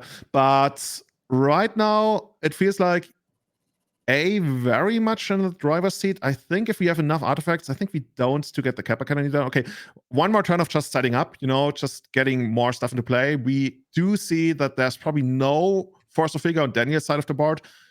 And this is the last turn where I say Daniel can like significantly disrupt A, because once A starts untapping and making constructs, and we got the Kappa Cannoneer from hand. That's going to answer the hard cast Force of Will. And A actually saw one of the cards in Daniel's hand at the end of the turn. It was a Force of Negation. That is the last card in his hand right now. A had the Force of Will blue card, pitching Thoughtcast right away to answer that, and Daniel cannot cast the Force of Negation because he hard cast the Force of Will. So now stuck with the Force of Negation in hand. That's going to mean that the Kappa Cannoneer is going to resolve, and now the Rhinos might not actually be good enough as Daniel more or less out of action. Oh, that must be Fury. Yeah, these Rhinos are summoning sick. Very, very confusing. Most suspend creatures get haste. These are not creatures; they're tokens that are made, and they don't get haste. So that's very, okay. So Drake, we saw that Daniel wanted to attack that. Does that attack tell you that Daniel might actually be holding a Fury? Because you're basically giving up one of your Rhinos, right? Crashing into the 5/5.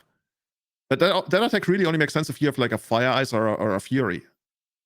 But a Fire Ice, I would have to match just like Fire Ice, right? Not a whole else as getting through, as Artifact going to enter the play, going to grow the Kappa Cannoneer, and A, actually interested in getting busy, believes that they can win the race. Makes a lot of sense now that Urza's Saga is online to make constructs. We're going to start cracking some bobbles, still going to be more than big enough to start blocking some Rhinos profitably. So A in the driver's seat, like you mentioned, in this match, just the ability to produce these constructs at instant speed. 2 cards coming from the bobbles. And A is so far ahead, I think they won't even lose the game if there's like a Force of Figure coming down. Yeah, Daniel sees the writing on the wall. Daniel sees the writing on the wall. That's it. Wow, what an action-packed match between these two decks. Incredibly interactive. That Force of Vigor looked so devastating there in game number 1. And as devastating as it was with no pressure follow-up, A had so much time to rebuild and was able, thanks to Emery and the host of other Urza Saga, all those kind of pieces that, the deck's known for its power, able to rebuild and go on to win the match. So impressive performance from A, and, a great start to this tournament. A on our leaderboard, I believe number 4, looking to continue to climb as this weekend goes on, and a great start for them. Yeah, 8-cast, very powerful deck, very powerful player. Made it count when it made it work when it really counted. That one turn where we saw the Kappa Cannoneer come down, that was the one turn that Daniel basically needed to fade. And yeah, A moves on to 3-0. Daniel very much still in it at 2-1, playing one of, according to me at least, one of the best aggressive decks in Legacy right now. So I'm excited to see more of those decks. Me as well. Before we move on to round number 3, we saw a lot of action-packed Magic this round, featuring a ton of new cards and maybe some cards you've never seen before. If you're looking to purchase those cards, you can buy your singles at nerdragegaming.com. NerdRageGaming.com is the place to get your hands on all the hottest Magic singles. Browse our full selection of staples from every format and shop an exclusive inventory you won't find anywhere else. Shop regularly and get rewarded for each purchase with our customer rewards program. Automatically earn store credit each time you shop and work your way up to 10% back on all orders. Paper Modern, Paper Legacy, and you want to support the NRG series and Nerd Rage Gaming at large. Thank you very much for being here, and we'll see you after the break.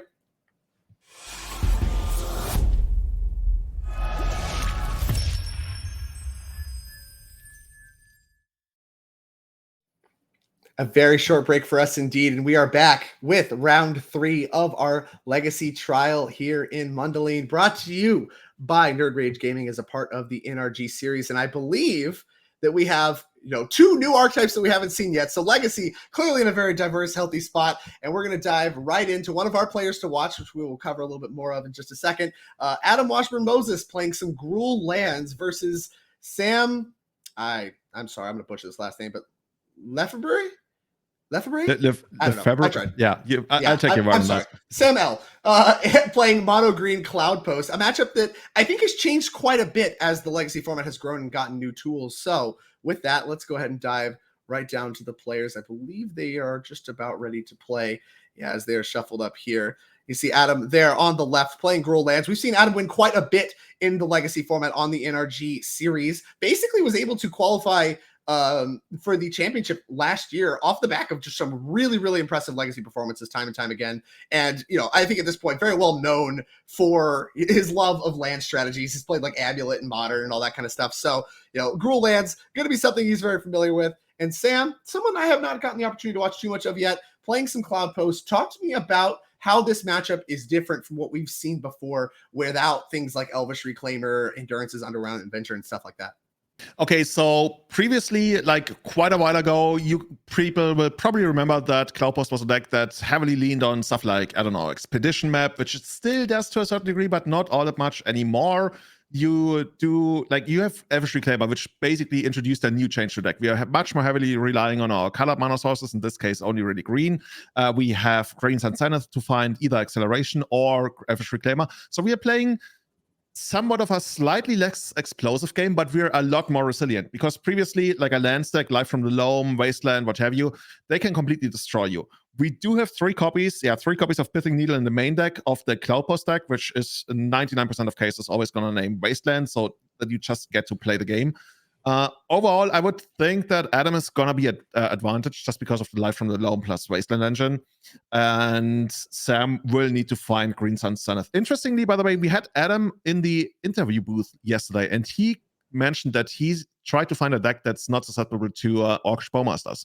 And in Gruul lands, he very much found a deck that doesn't really care all that much about the card at all, as he's sitting at 2-0. So those 5 things have been going well for him.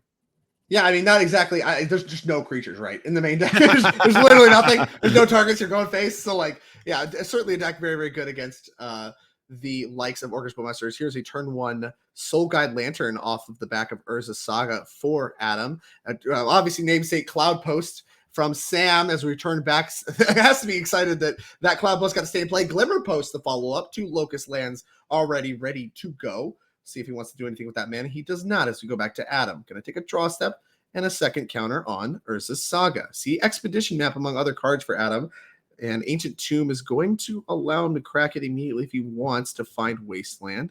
Chooses not to, passes the turn back to Sam. So a lot of colorless mana here for 2 decks that are green or green plus. Only colorless lands available for both players as Thespian Stage played by Sam. Yeah, it's going to be interesting. Another way that both players can play the matchup is to try to establish Wasteland supremacy in the sense or rather deny that, because Sam has access to Reanimator Excavator. And as far as I've seen, at least in the main deck, Adam doesn't really have a way to remove that. So Sam could try to stay ahead by constantly replaying stuff from graveyard. Of course, your Cloudposts are going to come into play tapped, so that's basically a losing game. And as soon as Adam gets an exploration down, it's probably lights out, because Sam is never going to be able to actually establish a board where you get to cast your high-end stuff. You could try, to play the game by just hard-casting Prime Evil Titan at some point. I've seen that. Even in the face of Blood Moon, the deck can do that, which of course is not a factor here. But right now, Sam is just going to make constructs and try to go to town.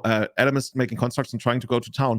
On Sam's side of the board, he's got Thespian Stage. So, at some point, he's threatening a Dark Depth kill. And I wonder if does Adam have a Needle in the main deck? He does. Yes, he does. So he might name Thespian Stage, even though that's also going to hit his own one. But instead, he goes for Needle. Okay, that's the new artwork. Yeah, it does go for the Invention Needle there. It does also choose to make a second construct. And so that means that we're going to go to town, beat downtown. That is a 4/4 construct going to attack Sam.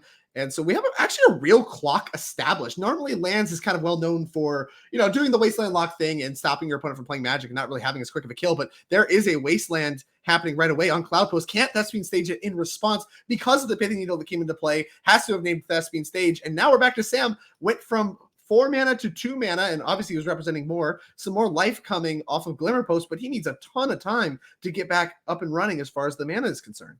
Yeah, and the problem for Sam right now is he's basically playing the old mode of Cloudpost, where you're literally sitting on just like a bunch of colorless mana and trying to ramp up into your super high-end Eldrazi spells.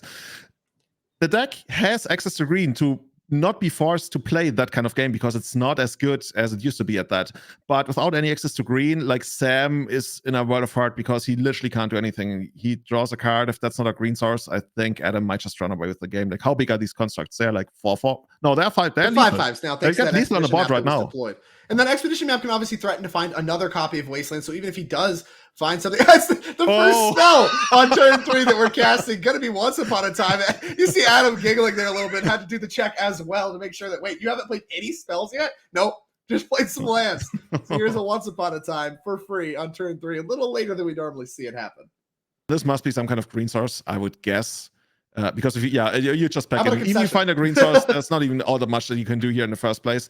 And we quickly move on to the second game. As we can tell, basically all on the back of that one Wasteland that Adam had on the Cloudpost.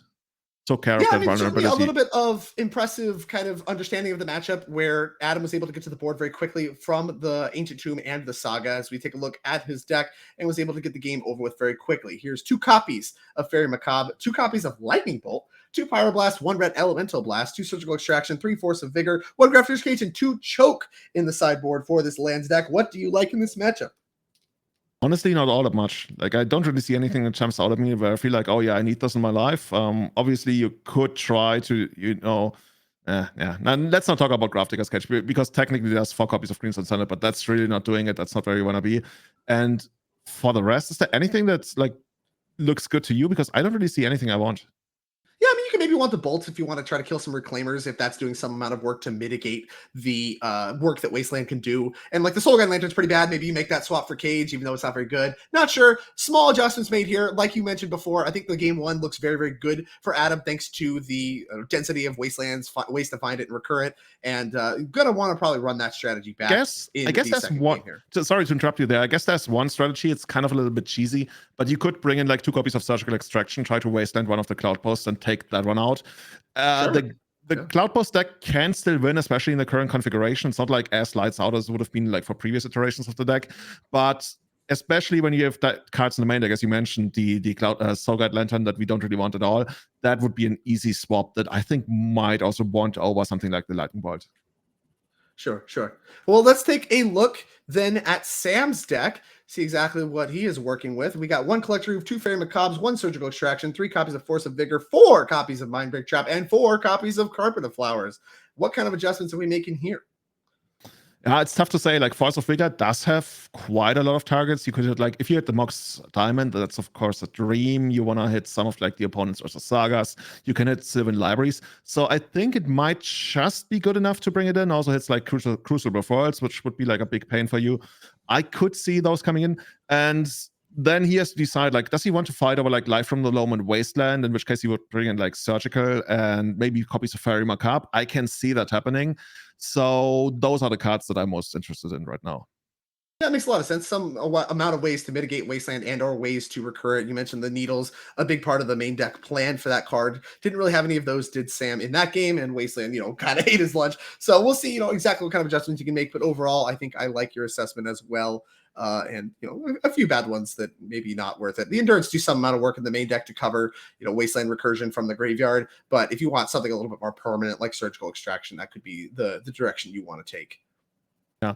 Overall, I'm still not super excited for Cloudpost after sideboarding, but honestly, it's not like it's gonna be a total blowout. I think it's gonna depend a lot on how quick Adam is gonna come out of the gates here. Like, whenever I'm playing against these land stacks and they have the Mox Diamond, especially on the draw, it feels like they caught up to me immediately. It's sometimes you can keep them like on the back foot by making them Wasteland when they don't really want to Wasteland, by making them Loam when they actually want to like progress the game on their side of the board. But once they get Mox Diamond, it feels like you can't really play that kind of game and have to present something rather sooner than later. Something like, you bring down a land and you cast your Primeval Titan, which of course is going to be like a big important card in the matchup.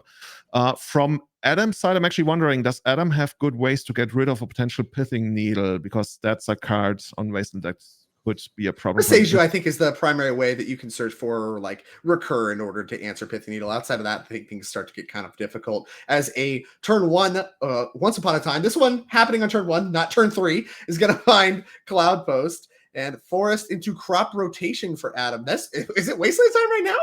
Wasteland time right now? Yeah, it might be. I mean, you're basically going down a card, but who cares? Like, your opponent skipped their first turn as well. So I think I very much want to go for that. Yeah, and certainly, the Cloudpost lands are worth more than one card, kind of like Tron lands, right? Like from Modern, if you're familiar with the Modern format. Once they get going, they're worth more than one land because they produce more than one mana. So the crop rotation trade with your Forest, just a Wasteland, definitely can be worth it as far as stymieing some of the development Sam can do. So there's the turn 1 Wasteland, no permanents in play, and Surgical Extraction on draw step for Adam. Oh my goodness, you called out and another Cloudpost in hand. Oh no! Is there even like any other land? Like, do you see anything there? I don't know what that altar is. I can't get a great look at that because of the camera at the moment. That's an Ulamog. That's the serial Ulamog. It looks like they did the puzzle on the back of the puzzle box, or the serial backs for the Ulamog. So Sam will can only pass back the turn here without any kind of like even if he draws a land, like what is he going to do with that land? He's still not casting anything until like he finds 3 lands. I mean, you got crop rotation, but that alone, it only filters your land. This is so good for Adam. If Adam has any kind of follow-up to this, he's going to run away with the game like rather quickly.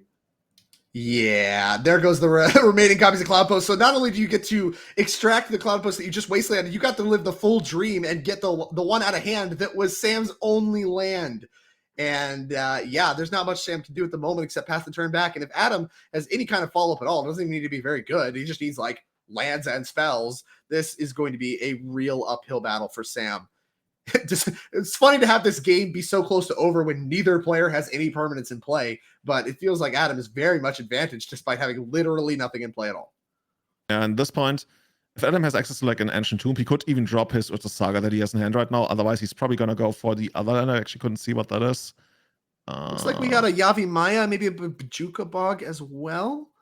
Could be with Jukobog, just get it down, have a land of it. Yeah, there's a Yavi Maya. Yeah, this is perfect. You get your tap land down, then you get your Saga down, then you get your Yavi Maya. Like, the Yavi Maya is actually interesting because it also gives Sam access to green mana, and he's been struggling to find that in the first place. But he needs to find a land at all in the first place, so we got work to do no matter what way you slice it. I think giving him green mana is the least you could do after Surgical Extracting Cloudpost is here is Urza Saga deployed for turn 2.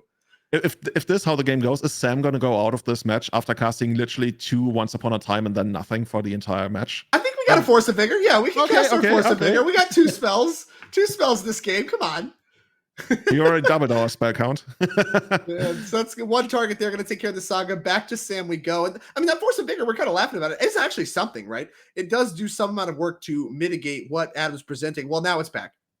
And here's the Wasteland. Oh, this is so painful. And so is the Forest. So now it's pretty unfortunate for Sam when you think about it. Like, he cast Once Upon a Time on the first and could only find another Cloudpost instead of what he really wanted, which would have been like a basic forest. Hey, and we do find a Dark Depth that can actually produce green mana. So we can continue the way. So it is actually strong against the Wasteland, right? That's present in hand because we can crop rotate it. Yeah, that's actually kind of cute. Dark Depth can tap itself. Well, the crop rotation. Oh no, it pitched the crop rotation. Oh no. Yeah. Okay, well, now, there we go. Honestly, at this point, I might even just run out the extra Wasteland. Oh, we can do both. We can do the Wasteland and the Saga because we have the Exploration. Yeah, we have Exploration. So now we got 2 lands available. Force of Vigor's already been used on that one. Wasteland is the first land for turn for Adam. Second land for turn. Going to be Ghost Quarter, and just passing the turn back to Sam saying, all right, I mean, I don't really need to wasteland you quite yet. I can do it on end step or whatever. Under no pressure to really get the game over with Saga is Adam, as Sam takes another draw step and just passes the turn back, building up a lot of cards in the hand. Not worth a whole lot if you can't cast them. As here is an in-step crop rotation, sacrificing Bajuka Bog. What's that gonna get? Are we trying to like... Can we get Thespian Stage and just copy his Dark Depths? Yeah, I think that's actually the play. That's what I was wondering. Yeah. Oh, yeah. Oh, crop rotate. In response to the target, I'm going to crop rotation my Dark Depths. Okay, says Adam, go ahead. You got it. Oh, perfect. I mean, that had to happen or you're just dead. Like, I guess you got some sweet plays out of this. Yeah. I wonder what Sam is going to get. probably something that can't get wastelanded. Like anything else you get, it's like the exploration plus wasteland plus loam engine makes it so that you either assemble a bunch of basic lands, which, you know, they're actually pretty heads up play from Adam to like put that ghost quarter somewhere in there, because once Sam tries to get basic lands between exploration, loam, and ghost quarter, Sam will also run out of basic lands. So at this point, I'm not even sure. Like, if Sam plays a very heads-up game, the only way Sam can still win this is by finding a surgical extraction on the loam. Yeah, it's probably going to be the loam, because even if you extract the wasteland, there's still going to be the ghost quarter. This is the biggest battle that's like, I almost don't see a way to victory for Sam here at this point. Like, Adam is it's going to be tough. Well. I mean, Adam picked up a copy of Crucible Worlds, which is going to go ahead and get deployed. And that Wasteland's good. I don't know what that's copying, but there's no basics in play. So Wasteland definitely works. Here's Pajuka Bog to annihilate that graveyard. Here comes Urza Saga to go ahead and get the game over with. And this is kind of the advantage now of the lands deck we see today, being able to make these construct tokens over and over again. And hey, there's Pajuka Bog. That does take care of the life from the loam. So now something like another Force of Vigor can maybe get the party started, taking care of the exploration and the Crucible of Worlds. I mean, that's the kind of things it's going to take, right? We're going to have to start answering all of these things. And then once we're finally caught up, we need to start drawing a bunch of mana in order to cast some of these cards that are in our hand. As here's Expedition Map. That's going to be a problem if it grabs something like a Dark Depths. You know what I'm seeing here? I'm seeing here Ghost Quarter twice every turn and run Sam out of basic lands so quickly. Because we got the Crucible, we can replay the Ghost Quarter from the graveyard. I mean, you can clearly just like wasteland him out here. That's another thing. But at some point, you can literally just like draw out all the basic lands. So Sam is gonna be put in a position where he's even like drawing that, even though his deck might have like something like 40. Yeah, I mean, there's a forest. So there's the first one. But like you mentioned, yeah, like Adam has so much time thanks to slogging through all these lands and the interaction he's had that it may not even be enough just because these constructs, even without the Ghost Quarter. But yeah, the Ghost Quarter alongside these constructs that are going to be made, be able to be replayed and all that stuff, it spells a very, very sure victory, I think, for Sam. Not sure what he can have to get out, but it's going to involve like certainly multiple Force of Vigors and to drawing mana that works quickly. And, you know, maybe some needles are involved in the mix. It needs to be basically the exact cards you want every turn for the next like 3 turns. Yeah. Not necessarily confidence and impossible, but it's so difficult at this point that things certainly looking very, very gloom for Sam. As Adam going searching with the Urza Saga final chapter, having made another construct, going to find Soul Guide Lantern, going to annihilate that Pajuka Bog. I mean, we talked about cutting it. Maybe it's just good enough to draw a card. Make your final Saga trigger draw a card. Gives you some tricksiness with your life from the loam and be able to get it out of the graveyard at instant speed as the Saga comes back as the land for turn out of the graveyard thanks to Crucible. And another one as land for turn out of hand. All this right. Really likes constructs. Sure does. From Sam's side, like he's still playing. I guess you can try to make it work, and there's always also the possibility of like Adam maybe making a mistake and giving you access to one more mana than he thought you could like use. Is this Expedition Map okay? And mad respect for Sam for continuing to play here. How big are these constructs? 1, 2, 3, 4. Oh, wow. Like sorry. Sure. I'm sorry. 4 mana disenchant. No. Expedition Map. No. Trash can. Yeah. Get it out of here.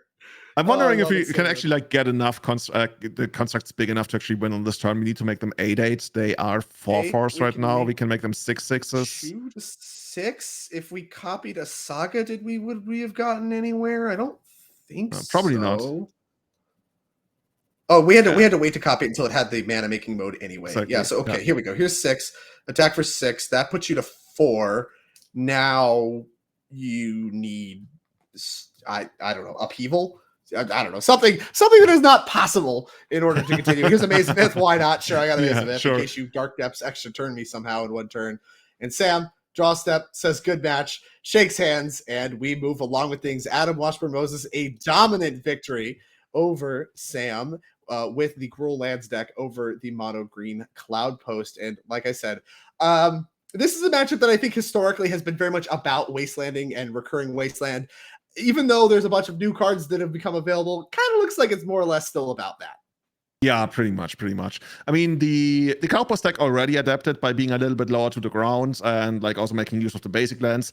But here, the whole story was that the mana for Sam didn't really work out in the first place. And then, Adam also had like something to say about anything he tried to make work. So we didn't really get to see a real game of Magic. I think it's closer than what we saw on screen right now. But overall, I think Adam was a favorite and he capitalized on that. Absolutely. So with that, let's head on down to our backup match. We do have a backup match for this round, and another interesting matchup. This one also about artifacts. You get to see Richard here piloting the 8-cast deck. You can see with a nice, 8-cast start here. Travis Brown seen some success already this weekend. Has a start on what looks to be a mono white hammer deck in Legacy by starting with an Esper Sentinel. Have to imagine he's already drawn his card for turn, and here is a Chalice on I believe turn 1 here for Richard. So that seems like it's going to be good against the hammer deck. Colossus Hammer does cost 1, as here's the Emery follow-up. 4 cards coming into the graveyard. Didn't get a great look at those. Thought Monitor, maybe Force of Will among the mix. Ancient Tomb on top, obviously. Maybe Lotus Petal final card. Looks like, 2 Lotus Petals, maybe a Force of Will, a Thought Monitor, and an Ancient Tomb, and a bunch of permanents. Your turn. Travis, draw. Do have some 2-drop cards in the deck, but we're in a tight spot here. Yeah. This is another deck that can actually be played in Legacy. It even did well in quite a lot of challenges over the last year or something. Like Hammer is another one of those decks that you can port from Modern to Legacy rather easily. And right now, I think 8-cast is just like one of those decks. It heavily punishes decks that are trying to play a fair game. So if Hammer wants to do something here, especially in the first game, you probably need something that involves Colossus Hammer and equipping those rather quickly. But it also needs to have haste. We talked about how big of a deal Psy is. We don't see Psy right now, but the deck also struggles playing through that Chalice in 1. So not sure how this is going to go, but I think Rich is very much in driver's seat here. And by the way, looking at the deck list, also has an infinite combo in here, unless I'm mistaken. I've never seen this, but he has 2 copies of Mirren Spy, which is like a 1/3 for 3 mana flying. Whenever you cast an artifact spell, you may untap target creature. So from what I understood here by looking at the deck list, you can cast, let's say, Lotus Petal from the graveyard. That untaps Emery, then you use the Lotus Petal for mana. When you use Emery to play it again, which untaps Emery, so I guess you could make infinite mana that way, then draw your entire deck with, let's say, how about we find out right now, Julian, as here is the copy of Mirren Spy in play alongside Emery, alongside Lotus Petal and Urza's Bauble. So with that, I think everything you were just talking about is going to come to fruition right here. Here's Esper Sentinel trigger off of the Urza's Bauble. I do like this here from Rich, able to just pay for the Esper Sentinel trigger, so that, whatever, I'm going to make infinite mana anyway. Mirren Spy is going to untap Emery, and here comes back low. Oh, he's thinking. Bauble is not the preferable way to do this because it delays it for a turn. If you had other Spellbomb available, you could bounce all of your opponent's creatures. I guess you couldn't cast that through Chalice, so you gotta go for the Baubles anyway. Okay, so we're doing a deck count here to see how many cards we're gonna draw. Okay. I love this, Travis. He's like, all right, wait, you don't have to pick the deck up and count. Just go ahead and count the cards in play here. And we have decided a number of things to Urza's Bauble. And what's interesting to me? Let's say you activate Urza's Bauble 40 times. Which of the cards out of Trevor's hands do you get to see? Because it's not so that it's guaranteed that you see all of the 5 different cards. Come on. Are we gonna resolve 40 looks? Oh my god, he's doing it. Oh, he's gonna do it until he hits 1 of every number. That's actually the smartest. That's by far the smartest way. Dude, I love how smart Magic players are about oh no, you have to roll it up. You have to roll it up. Oh, it doesn't work. No, you have to roll it up. Okay. Because I shuffle every time. Oh, kind of. Yeah. Oh my god. Maybe Travis just gonna concede here. Why are we doing this? This is terrible. No. No. You know what I would maybe actually do in Travis' position? I might accidentally drop my hand on the board. You know what I mean? I would reveal my hand. Personally, if I was in Travis' hand, I'd look, as fun as this is, trust me, this is really fun. Just drop your hand on the board oopsie. The thing is, you don't know if you see Pure Steel Paladin, pretend he has 2 Pure Steel Paladins in his hand, right? You see 1 Pure Steel Paladin every time. You don't know if there's 2 Pure Steel Paladins or if you've just seen that Pure Steel Paladin that many times. So oh my god. There is some amount of nonsense going on here, as we've seen, I think, Ingenious Weaponsmith, Ancient Den, and Pure Steel Paladin. So if we see a 4th card, we've seen it all. And we don't. If you're tuning in right now, this is Legacy, where we roll a dice 40 times and then somebody reveals their hand. This is why we love the format. We play it all the time at my home. Like my friends come over, we keep rolling the dice as like this is some chaos orb levels of ridiculousness. What are we doing? It's just like moving dice around, flipping cards over. It's just like, okay, come on. I thought we were playing some competitive Magic. What are we doing? I believe it is finally Travis's turn. Rich has a ton in hand, and I am not optimistic about Travis's chances of winning this game from here, as here's a 2-mana play of Ingenious Weaponsmith. Pulled while Rich consults the grip, which includes approximately 2/3 of his deck, thanks to this really innovative combo with Mirren Spy, Emery, and these 0-mana artifacts. Kind of reminds me of like a Jeskai Ascendancy style setup where like every time you cast the thing, it like untaps it, but you get to just kind of do it for 3 mana. Okay, we've decided after consulting the grip and Ingenious Weaponsmith is okay to happen. No, I'm wondering whether Rich has like any way to close out the game right away next turn, because I don't think so. So Travis might just get another turn. Not sure if that's actually going to do anything for him, considering that Rich is probably going to be sitting on 4 Forceful plus pitch. And I would guess going to run out like a Kappa Cannoneer. Like you probably start out by a side, then like all of your 0-mana spells, then make like 4 copies of Kappa Cannoneer and pass the turn behind 4 forces. It's like, yeah. I mean, if Travis can, here's Colossus Hammer? Which gets countered, right? I believe we're Force of Willing it, which triggers Esper Sentinel. It should get countered from Chalice. Looks like Rich may not have seen that necessarily, but or he's just styling on him. All this is fine. This could be responsive. I mean, I don't blame him. How do you? I mean, what matters? You have your entire hand. Nothing matters. You can do whatever you want. And yeah, Wastelanded is Rich. There goes the Ancient 2. We forced the Colossus Hammer, so that one's gonna hit the bin. And yeah, back to Rich. I have so much respect for Rich if he like acknowledges his Chalice trigger and it's just like, I don't care. Force of will. I want to counter something. So much. All right, and now we're declaring infinite mana with the Lotus Petal. So yeah, make infinite mana. Yeah, I'll pay for the Esper Sentinel.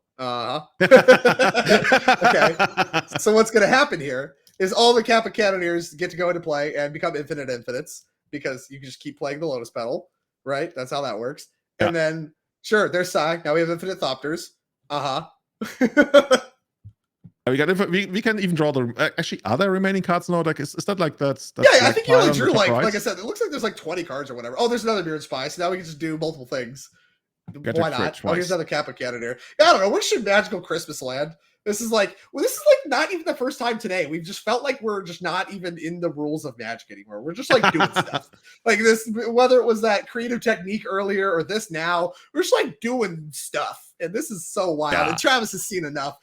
Understands the joke here that these, we're going to have infinite creatures that can't be blocked. We have infinite Thopters. There's no way for you to win. He's not going to deck himself. This game is over. And Rich up a game here over Travis Brown in this really wild matchup. You know, I sometimes say when you see 8 casts on action and it goes unchecked, it's the closest we have to actual vintage Magic and Legacy, because it sometimes goes completely nuts and there's no way to stop it, especially in the first game. Yeah, absolutely. Well, either way, let's take a look at what Rich has access to in the sideboard. 1 Haywire Might, 2 Fairy Macabre, 2 copies of Fluster Storm, 2 copies of Hurkyl's Recall, 2 copies of Dismember, 4 Force of Negation, 1 Grafter's Cage, 1 Soul Guide Lantern. What do you like against the Mono White Hammer deck? It's kind of hard to tell, because it's first of all, it's kind of hard to tell what the Mono White Hammer is going to bring in against you. Most of the time, you would want something like Force of Negation against the Hate, as we mentioned like in the previous match. Mono White very often has the Hate in form of like creatures, right? It's not unheard of for those decks to sometimes have Kataki, but it also slows them down quite a lot, since they're like very heavily creature-based, artifact-based. So I would guess not. And all the other stuff, like, I don't know, Stony Silence also hurts them so much that you probably don't have to like care all that much about it. Maybe you just bring in like Dismember. What else am I seeing here? Hurkyl's Recall could be pretty good, right? That sounds like something I'd want. Maybe the Might, because you can also get it. You can peel the equipment off. That's something that, like, I don't know that, necessarily is easy to play around for the Hammer deck. It just certainly dodges a lot of the hate. So yeah, I don't hate it. Actually, Haywire Might lets you, like, if you have Lotus Petal and Haywire Might and we see the combo, you could gain infinite life. Oh, I guess you need targets. The opponent's you have to continue to gain a target. No, you don't, right? You can like sack the target in response kind of thing, and then it only cares about it dying and having a target to begin with. I think you actually can just like replay other stuff from your own graveyard and kill your own stuff to go infinite and like in infinite life. Sure. That's all right, fun. whatever. Fine. Either way, yeah, Rich, some small adjustments here. Maybe Hurt goes recall, maybe force negation, maybe dismembers. Some amount of that stuff, the removal spells, I think certainly the premiums over the other counterspell stuff. Let's take a look at what Travis is bringing to the table in this mono white hammer deck. Got 2 Lauren, the third path. We got 4 copies of Mana Tithe, 4 copies of Swords of Plowshares, 1 Pithing Needle, and 4 Leyline of the Void. Not a lot of diversity in this sideboard here. What do you like here? Yeah, you got to bring in the Lauren. It's also like a pretty nice combo when you have characters going on, so you can try to make that work. And then you got to figure out whether you want the Leyline of the Void or not, because in the past, it's only really been something to fight over the opponent's Emery, which a lot of times you could just ignore, especially if you're an aggressive deck. Now that there's an infinite combo going on, and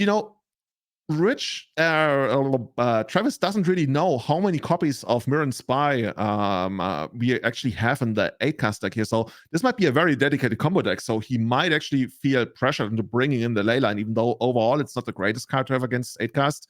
And then the Mana Tithe, like it drops off very quickly. Like it's still okay on the first turn, but even then it's like kind of dodgy. But as the game goes longer, it's really hard for it to connect, and you definitely don't want to keep mana up for it, so I don't really see that happening. I guess Swords of Plowshares is kind of like a nice in-between thing where you can break up the combo, you can take care of both the Sai as well as the Emery, so maybe you want that even more than Leyline, so you can like make the comfortable choice of leaving Leyline in the sideboard. But yeah, I think that's what we are doing. We probably need some answer to Chalice. Oh, I guess we got Lauren for Lawrence. Like the Lawrence got to do it. Maybe you want some cover of Mana Tithe for that reason. But yeah, like the Chalice, I mean, he was able to play a little bit through it in game 1 was Travis, but normally the Chalice on 1 is going to be a very, very big problem for the deck trying to resolve things like Colossus Hammer, Esper Sentinels, and all that. Sigarda's Aid, good stuff. So overall, Lawrence definitely maybe some number of Mana Tithe, and the removal spells maybe drop off beyond there, but the Mana Tithes are pretty bad if it's not hitting specifically Chalice. So here we go. Travis going to almost certainly be kicking us off as players are looking at their opening hands. Maybe happy with what they have to work with here. Rich kind of mapping things out. I see a Chalice among other spells available, and we have kept. So with that, Travis taking another look. Yeah, Travis taking another look. Doesn't fill me with confidence of the 8-cast players to think so much about it, because sometimes you see the opening hand, you feel like, yeah, this is going to destroy them. But here we got Travis, and what do we needle here in the blind? Oh, needle in the blind? Emery? It's got to be Emery, right? I mean, you just died to it. You died in this infinite combo. Name Emery. You probably name Emery, and you do it like proactively because you don't want to be caught like with a Chalice and the needle in your hand. So that makes sense.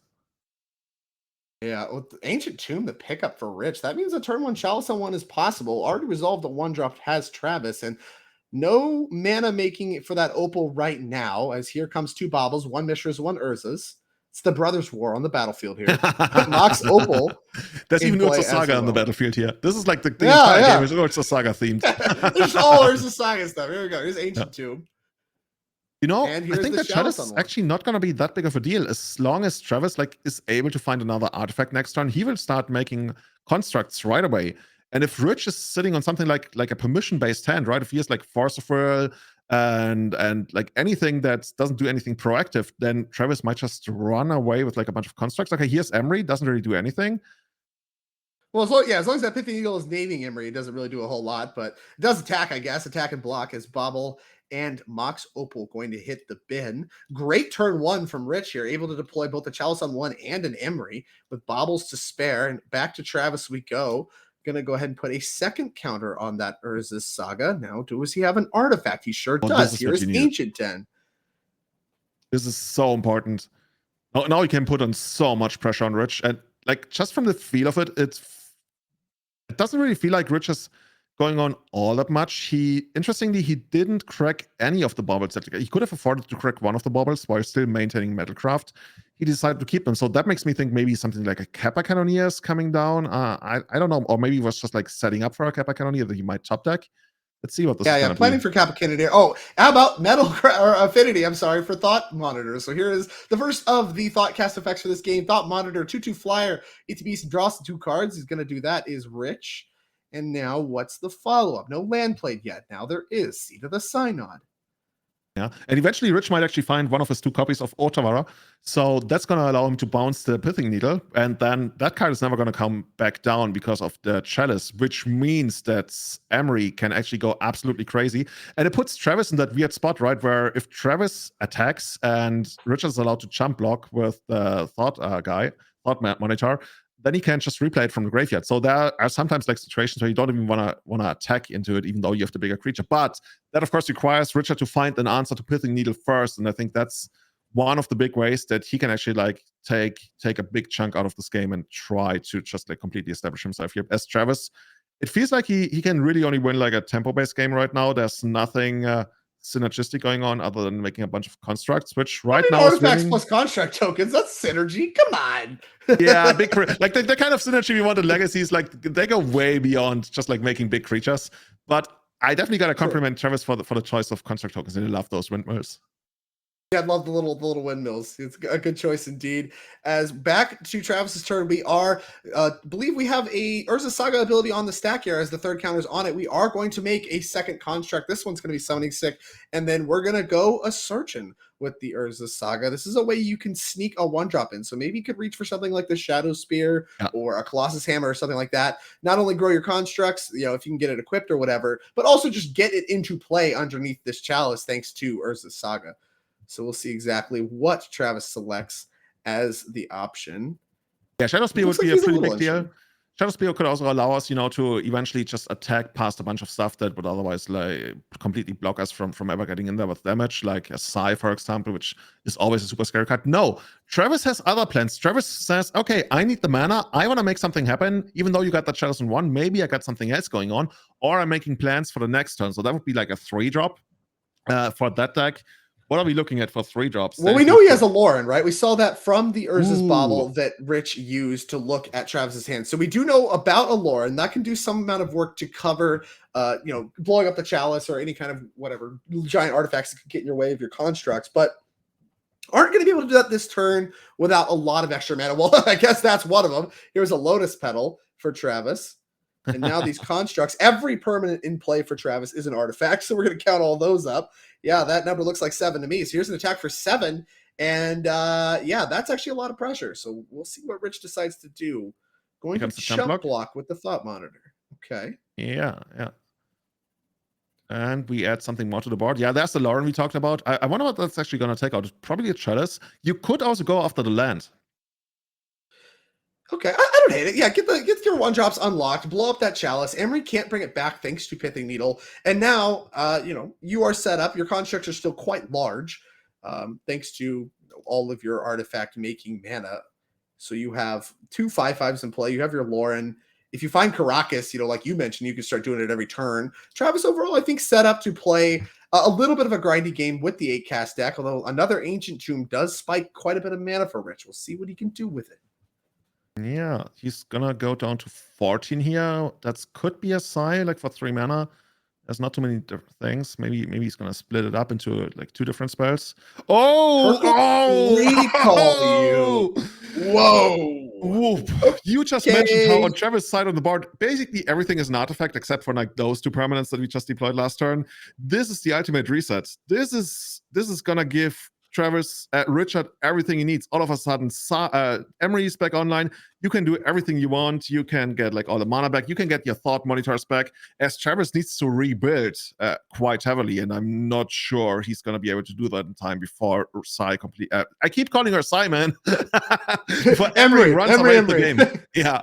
Well, an important part of the equation here too is now this Emery is online thanks to Pithing Needle going away, and we get to rebuy the Chalice on 1, so the Pithing Needle cannot be redeployed. So Emery now is going to be online to bring back these Thought Monitors and these baubles and all this kind of stuff that previously was shut off. So, this Emery, even though it wasn't doing anything most of the game, now very, very much online. Here's an attack for 2 from Lauren, thanks to this little vigilance keyword that Lauren has. Here's a Mox Opal. Not quite turned on yet. Need a little bit more help. See what Travis wants to do. Still only 2 mana available. Draw a card. Let's do it. Both players draw a card thanks to Lauren. Yeah, I guess if you feel like you're that far behind, there's always the option of the opponent literally drawing just like dead cards while you keep drawing like all the big things that you need. Oh, that does resolve. Okay. Oh, yeah. Esper Sentinel resolved. Oh my goodness. You got the Esper Sentinel through thanks to Chalice, and then Needle tried to come down, and Rich said, nope, no thank you. Chalice trigger. Selective countering.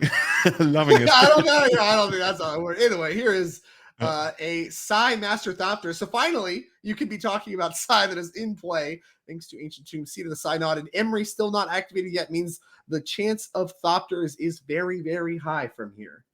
Yeah, and from here, it's so hard for Travis to get out of this. Like, Travis would need something like his own copy of, I don't know, Hercules Recall, which, of course, is not in his mono-white deck here. We might see, like, at this point, Rich really is only looking for a way to take this down. He can draw a bunch of cards every single turn if he gets, like, Thought Monitor and a way to kill it. He can sacrifice it to Psy, for example, and then replay it every single turn until he just finds Kappa Cannoneer and probably, like, closes out the game in 2 swings. Yeah, well, yeah, in the meantime, I mean, even just this Thought Monitor and these side tokens are going to do a good job of starting to swing the race. Rich, obviously down quite a few life points, but able to produce quite a few blockers, get quite a few more resources, and is going to be able to start laying the pressure on very, very, very quickly, even with what's just in play. As here is a Lotus Petal card coming potentially for Travis off Esper Sentinel. Let's see. Yeah, it is going to be drawn. So a card coming for Travis. And another token coming for Rich. If you started for Travis, like, this game looked really good for him, but Hercules Recall, just like by the nature of the card, actually, I didn't even see it, like, as we were looking at the sideboards. That's one of those completely backbreaking cards. There's really only like 1, maybe 2 matchups in Legacy where you desperately want this card, but when you do have it, the impact is enormous, as you just saw in this game. As Travis is trying to put something together, but we looked at the sideboard. There's no real heavy hitters. Like, the best he got is Lauren plus Caracas is like a recurring engine, and that's just like way too slow in the face of what I previously, and I stand by that, this is basically at this point a vintage deck doing its thing, and we are trying to play against it with like a ported modern deck, and it can work, but not at this stage of the game anymore. Yeah, I definitely agree with your assessment there. And like you mentioned, Hercules Recall pretty narrow, most likely normally for the mirror, but going to have a little bit of utility here. Here comes a Sword of Fire and Ice. That one's going to happen. And maybe now if we get something going, we can start picking off some of these creatures, because that's going to do a good job. I believe Size Thopters, even though they're not represented here, I think they're blue. Oh, they're colorless. That's a problem. They're colorless? Yeah. Oh, no. Well, rip. Yeah, they sure are colorless. All right, never mind. Those are the right Thopters indeed. So now the Sword of Fire and Ice looks a little less enticing with no access to trample for Travis. And here's another Thought Monitor, adding more bodies from Psy, more bodies in the air particularly. So the evasion from Ornithopter not going to look too good. And Rich really starts to take a hold on this game. 2 cards coming for Rich. Also, as soon as we just find Marin Spy, the game is basically also going to end, because at that point, Rich has access to his entire deck. Could even do something like, sack his own Chalice to draw his entire deck right away with the other Spellbomb that's able to be resolved. So there's many ways this game can basically end on the spot, and Travis knows it, right? He's looking at the bottom and he sees the other side down, and he's like, yeah, sure, you do your thing, hit me. 5 beat me up. Yeah, you got a bunch of stuff. Block 1 Thopter with Ornithopter, Thopter on Thopter action, and the rest of it's coming through. It looks to be 4 damage, down to 16 is Travis. Follow-up for Rich is going to be another copy of Mox Opal, which is going to generate another Thopter, and of course get rid of the first one. Normally you can do some cute stuff with Psy, like cracking your artifacts or whatever, drawing cards. A bunch of cute stuff. Probably not going to be necessary for Rich to win this game, as he has a very, very commanding lead. And with no artifact sweepers like Hercules Recall in Travis's deck, going to be really tough. As Lauren going to go drawing again. More cards coming for both players. We'll see what Travis can find. Going to need a lot of help. Here's an equip of Sword of Fire and Ice onto Esper Sentinel. Now going to have to pay 3 in order to cover the trigger. As here is a no attack yet. Something I can cast Dismember or something. Looks like it. Yeah, it looks like we're casting something. Recall again? Oh my goodness. Guess that works. Both of those recalls? Even that's Travis draw the card. It's like, okay, it's fine. You get the extra card. Yeah, sure. you can have all your cards. You're about to have a handful of cards. They were in play a second ago. All right. And once again, we are and the back. land too, sure. Oh, jeez. Once back, Plains, Lauren. That's the only thing we got going on here. As Travis rebuilds for a second time. Storm count. I think it's like 5, 6. I don't know. That would be the coolest way to finish this off. Just like all of a sudden, like, and so sick. We got the low spell. Great shot. I mean, he's down. Like Travis, Richard's down to 8 life. Like that. Esper Sentinel gets countered by Chalice. Sigarda's aid, the follow-up here, also likely going to get countered by Chalice. We might be in full, can I let this resolve and not care about it territory for Rich. No, all right, fine. Chalice it. Get this out of here. I love this. I love this style from Rich. Be like, I don't know. You know, maybe it's fine. As we go back to Rich, who has all the goodies, all the permanents, and with the second Hercules recall on Travis, this is getting to be way too overwhelming. Even some kind of like sword action is not going to be able to cover. For Richard, the only real limiting factor for him right now is real estate on the board. Like he's going to run out of that real quickly, and there's going to be no more place for like extra tokens and stuff. Thus far, he has declined like to use. Oh, he was going to cast his own Shadow Spear and realized, oh no, it would get we caught that one real quick. Yeah, that one gets Chalice. We don't want that. And here is the Urza's Saga going to enter with a counter. Going to add more permanents to the mix here in just a moment. In the meantime, let's see what Emery has access to, because we still have that. Just all angles firing for the 8-cast deck. As here's an attack with everything. Love it. Get in the red zone over there and block. That'll be an attack for 8. That's a 2-turn clock for Travis, for those counting at home. And here is more permanents in the form of an some kind of Urza's Bauble. Thinking about it. It will be Urza's Bauble, so that will trigger Psy, make another Thopter, provide more blockers for Rich, in addition to what's already present in the form of, I think just Psy is untapped. So we have Psy and a Thopter to block. And we will see what's in Travis's hand. A whole bunch of cards that you've probably already seen, thanks to Hercules Recall. Number 6, what's it going to be? Colossus Hammer. Don't think we knew that one, but there it is, unable to be cast. You could cast it. It's just not going to. That's Sigarda's Aid or something? Probably. Yeah, I think that was a Sigarda's Aid. Didn't get a great look thanks to the glare, but some kind of white card. And the next attack is going to be lethal. It doesn't really like Rich at this point. Rich really only cares about like I guess having Force of Worlds in hand, because this during the Swiss it's close deckless, right? Technically, Travis could have something like Destroy All Artifacts, which would be like horrible for him. But I mean, that's the only way. If we got rid of one of the Mirror and Spies, dude, seriously, like those Mirrors, that Mirror and Spy technique, I liked it quite a bit. Yeah, I mean, it was very impressive that we saw in game 1. Unfortunately, it's not an artifact. Can't buy it back with Emery, so if you mill it over, it's just like, no. But I guess that's why you play 2, huh? Yeah, Stoneforge Mystic, one of the only available plays for Travis, and facing down very lethal in the air, is going to need to assemble something right now.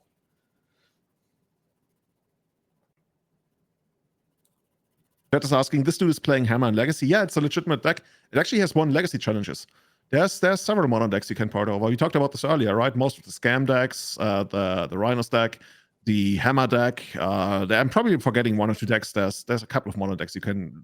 I mean, when I say easily, it's not exactly easily, but just like from gameplay, they can very easily be ported over.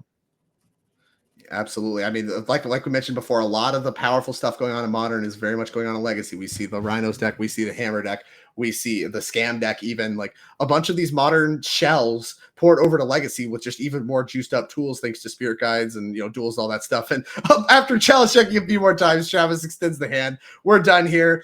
And Rich is, going to advance to 3-0 with his really spicy take on 8-cast. I really like the inclusion of a couple little pieces just to really put the check mark on a game, basically draw you all your forces, that kind of stuff, make sure you cannot lose. So an impressive start for him, and he's certainly looking to advance on the leaderboard that we have access to. So, well, before we cut to a break and we bring you round number 4, let's take a quick look first at what these players are playing for. You know, as Rich advancing to 3-0, this is the Legacy Trial, which is a little bit different in breakdown from Showdown. The Showdowns are events that qualify you for the championship. This one will still qualify you for DreamHack. As you can see there, 30 points on the line for first place. A DreamHack qualification, $1,200. Second place, $600, 25 points. And then it falls off from there as far as points and payment breakdown. So a lot on the line for these players. Rich especially looking to, I'm sure, pick up more points, move up the leaderboard, and qualify. But, you know, until then, we have quite a bit more Magic to play. Before we cut to a break, thank you all very much for being here. If you are watching at home, this is your first time being here, please make sure to hit that follow, hit that subscribe button, support NRG, And of course, stay connected. We are available on all social media that you have access to. You can find us on whatever YouTube, Twitch, obviously is where you're watching us here. You can find us on Twitter, even on Facebook. You can find Nerd Rage Gaming. You can stay updated with the latest events in NRG Series. And hey, maybe make it out to one, and maybe we'll see you on camera. We can commentate about your sweet tech that you are playing as well. In the meantime, don't go anywhere, and we will see you after the break.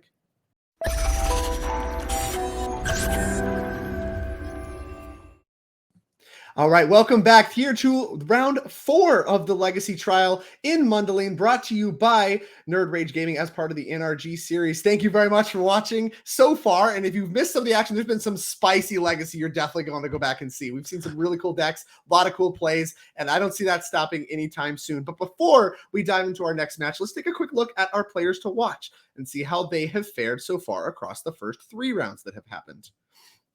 So there we see at the top, A. Adams, who we saw a little bit of earlier, playing 8 cast, now at 2-1, still a fine performance, but going to need to continue to battle. Adam Wasburn-Moses, we saw a dominant performance on his Gruul lands deck at 3-0. Bernal at 2-1. Rich, we just saw advance to 3-0 as our last match there. Samantha Murphy 1-2 with her take on Doomsday. Sarah Shearing has dropped from the event. Sean Gallagher at 1-2, and Steven Dykman at 2-1. So some of the players got some work to do. Others, doing fairly well for themselves. Couple 3-0s, a few 2-1s, and some 1-2s. Really, the whole spread actually of results here. So very, very competitive event happening. And as we go down to our feature match, which I believe is multiple takes of blue-black X decks, we're going to be seeing some Grixis Delver versus Doomsday. We saw a version of Tempo Doomsday a little bit earlier, and it looks like this one may be a little bit less focused on some of that Tempo stuff than what we saw before. Julian, talk to me about some of the Doomsday Delver dynamics as they exist in today's Legacy format. So I've mentioned this earlier, right? There are a lot of Doomsday players out there who every day when they go to bed, they pray for Delver to leave the format. Because if Delver didn't seriously, like okay. I have a bunch of very dedicated and very good Doomsday players in my Discord, and every week they come up with the weirdest crazy plans what they could put in their sideboard to try and beat Delver. And a lot of times the winning play is actually to completely ignore Delver and hope to just get there because you still have I don't know, your 20% matchup or something. It's actually bad. When a Doomsday player tells you 20%, it's more like 35 or something. But yeah, it's bad. It's really bad. It might be better against Grixis Delver because Grixis Delver usually somewhat slower than Izzet Delver, which we used to see for many years in Legacy. But, and here's the but, we have 4 copies of Orcish Bowmasters in that Grixis Delver deck. And while not exactly there to prey on Doomsday, it can have an effect on it because you see Doomsday, they lose a lot of life. And Orcish Bowmasters likes it when the opponent loses a lot of life and then afterwards tries to draw cards. So all of a sudden, if you try to draw an extra card with, let's say, Street Wraith to dig into your Doomsday pile, there's so much life loss on top of losing half your life in the first place. And they were just beating you down and having access to Lightning Bolt as a 4-off. And we haven't even touched on the counter magic in Wasteland. It's bad. It's really bad. But it's not like it's bad. It's not like you can't win. And I mean, Brandon, we will see what he's about to do. In my experience, one of the better ways to go about it is to go for the combo as quickly as possible before Delver is able, to get any kind of engine going, because the earlier you go for the Doomsday, the higher your life total is going to be. But this is Magic. We don't always have the luxury of that kind of choice. So we got to play with what we are given. And right now, Brandon, hopefully from his side of the board, is going to cast Doomsday next turn. Glyph, not with a turn 1 play, not even something like a Ponder. That's actually, I almost wanted to say quite. Maybe a tell? Could it just be Stifle, Spell Pierce kind of stuff? I mean, we saw Brandon move a lot of cards around with the Street Wraith plus Ponder on turn 1. Here we, see him kicking off really quickly with Lotus Petals here on turn 2. 2 copies of them to follow up with the Underground Sea. But yeah, Cliff literally just looked at the top card with Mishra's Bauble. No play past the turn. Could be representing some amount of, either cantrip to find counter magic or counter magic, as here's a Ponder for Brandon. You mentioned potentially trying to go for a quick combo, just trying to go for it as quick as possible. The Lotus Petal is certainly going to help with that, but no Doomsday, just casting Ponder. Well, I think we saw a Veil of Summer at least, so that's going to help. What Brandon doesn't know, because it's very, very uncommon in Delver right now, there's a one-off Stifle in Cliff's deck, and Stifle is the biggest card to have against Doomsday because that's just gonna stifle the trigger of the Thassa's Oracle. Oracle, that's uncountable from Cavern. So many runs. Yeah. Well, Cliff, with the rather impressive hat that he's bringing to the table. Number 16 on our leaderboard seems to have this matchup covered in a lot of ways, but for the moment, no pressure on Brandon, so he has time to cast all of these ponders and what have you.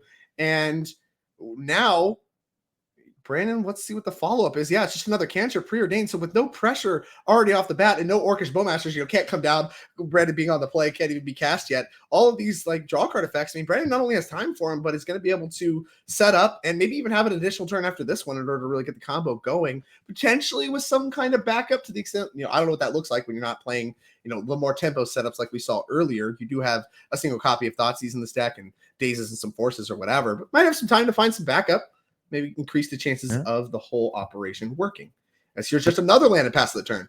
Now we do know 4 copies of Orcish Bowmaster, so that this 2 mana can represent. I don't know necessarily Brandon is aware of that, but we are aware of that. Maybe get to see it here. As here's a ponder response, Orcish Bowmaster. There it is. Here we go. Yeah, actually, I was surprised to see the end of turn Lightning Bolt to the face from Brandon, but I guess the idea is you want to fill up your graveyard really quickly to eventually get a Murktide Regent going.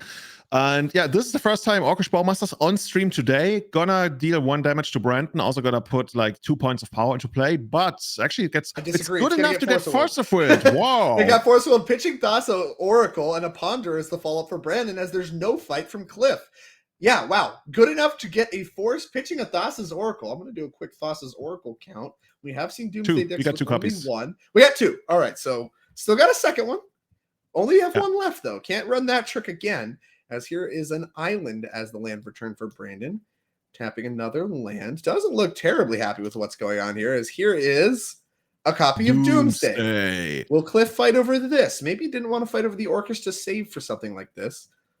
But you were admiring Cliff's hat. I was very much admiring Brandon's shirt. A Doom fan, huh? Doom Eternal? Come on, it doesn't get better than that in a Legacy tournament if you're playing Doomsday. Especially with Doomsday. Like you're playing Doomsday with the Doom shirt. Yeah, we lined it up. As Brandon is going to resolve Doomsday and is going to find 5 cards, lose half his life down to 6, dead to double bolt. Cliff maybe not having a ton of great cards to interact here. We saw him kind of think for a second after Doomsday was cast, but did let it resolve ultimately. So not sure what he's working with exactly as the Orcish Bowmasters got forced. Okay, so here's an interesting dynamic. Usually one of the big reasons why Deva saw advantage against Doomsday is Doomsday in these days in Legacy almost always has to pass the turn, and then Grixis just hits you with I don't know, your Lightning Bolt or even just a creatures or something. Cliff doesn't have a creature, so assuming he also won't have one next turn, maybe there's a world where Brandon very, very slowly draws into the Doomsday pile naturally, and then eventually just hits Cavern of Souls plus Oracle. There's a couple of ways that Cliff can make Brandon's life really bad. Is wastelanding some of the underground seas, but since he already has a basic island, that wouldn't really do anything. Cliff is banking on, I don't know, maybe having. It's hard to tell. You either need a threat, in which case your Force of Wills become life again because you can fight over the cantrips that dig you deep into the Doomsday pile. Or, I mean, the easiest way is to have just a bunch of bolts. Maybe Orcish Bowmasters is gonna delay things long enough for Cliff to close out the game before Brandon can draw into the Doomsday pile. This is very, very tricky very much because of Cliff not having a creature. So Brandon has a lot more avenues to victory, but he really got to figure it out. And you can see, is he talking to a table touch right there? I don't know. Yeah, it looks like he is. He's asking some kind of question about something. I want to phone a friend. We're kidding. I'd like to phone. I don't think that's how it works. Trust me, every time I've resolved Doomsday, I have certainly wanted to phone a friend. However, you're not quite allowed to do that unless you're asking about a particular interaction. But Brandon is going to go ahead and call a judge. And like you mentioned, a lot of the trickiness here is 6 life isn't a lot.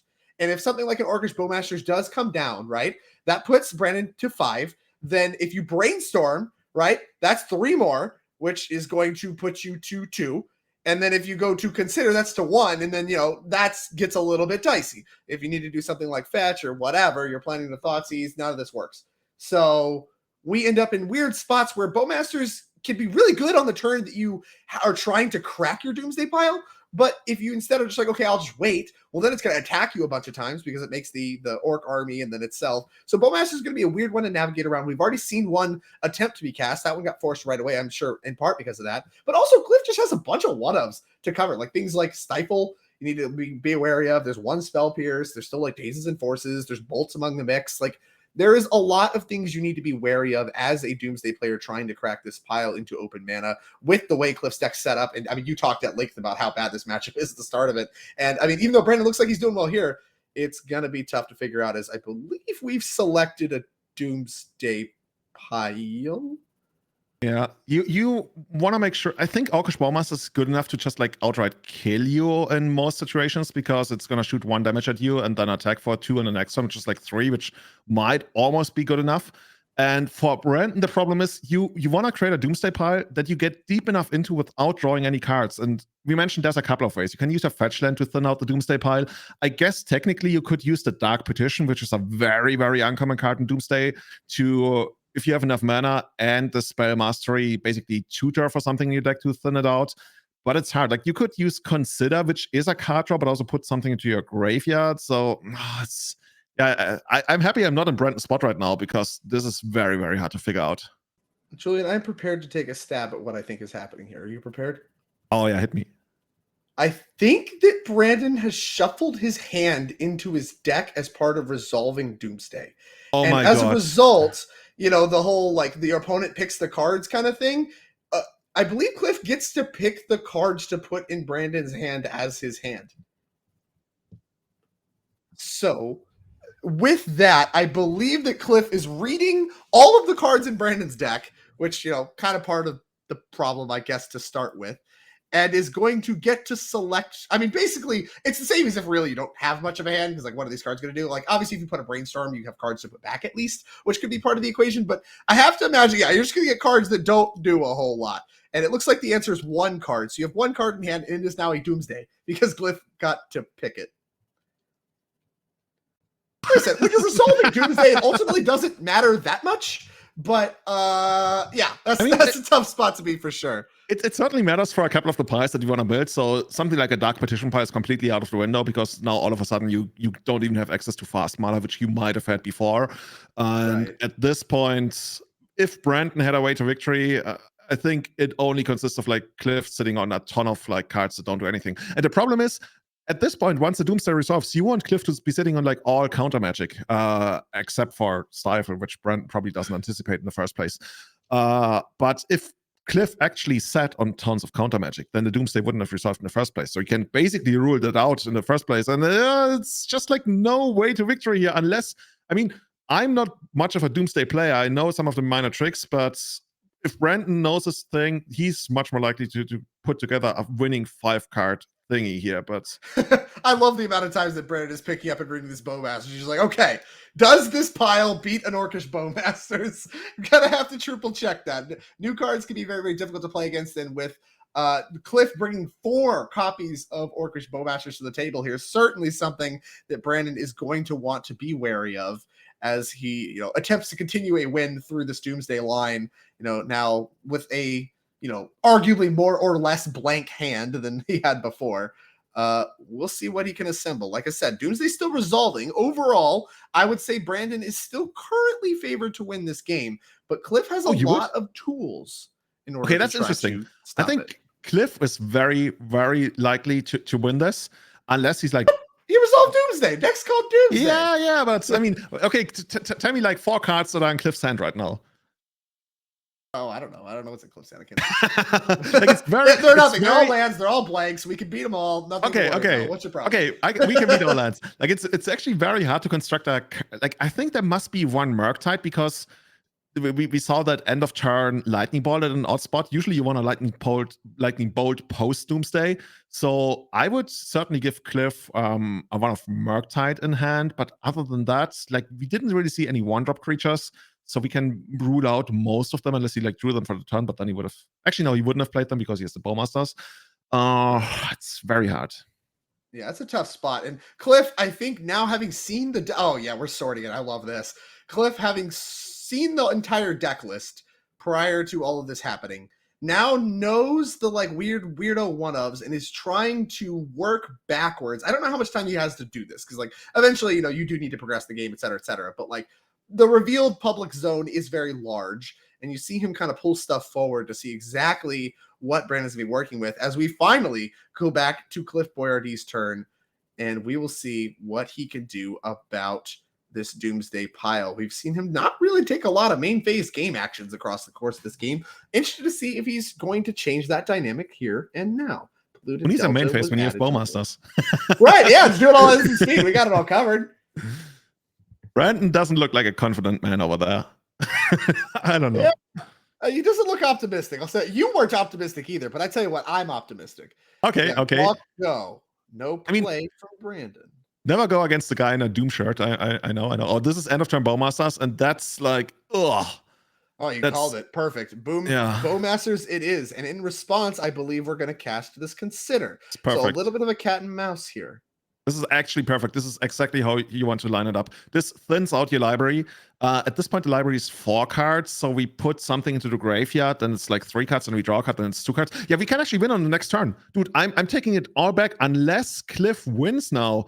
There's a very real chance that Brandon could. Oh my God, this is so good. There's Edge of Autumn. Yeah, that should draw the Cavern of Souls, and you can't counter that one. And if the last card's Thassa's Oracle, then yeah, we're gonna have an uncounterable Thassa's Oracle, and the only cover that Cliff has for that is the 1 copy of Stifle.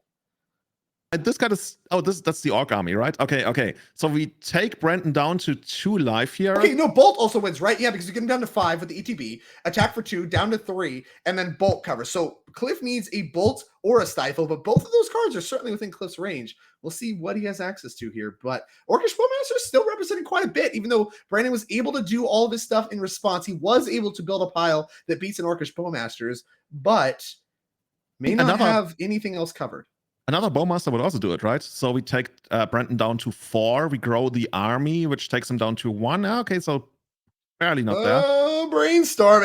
We got head and hands, does Brandon, praying that this brainstorm does not yield. Yep, 1 card in deck does not yield any copies of Lightning Bolt or the one of Stifled. And look at him. He's the tension in this air is so palatable as Cliff continues to count. Is it another Bowmasters? He kind of looks like he's doing math for another Bowmasters, huh?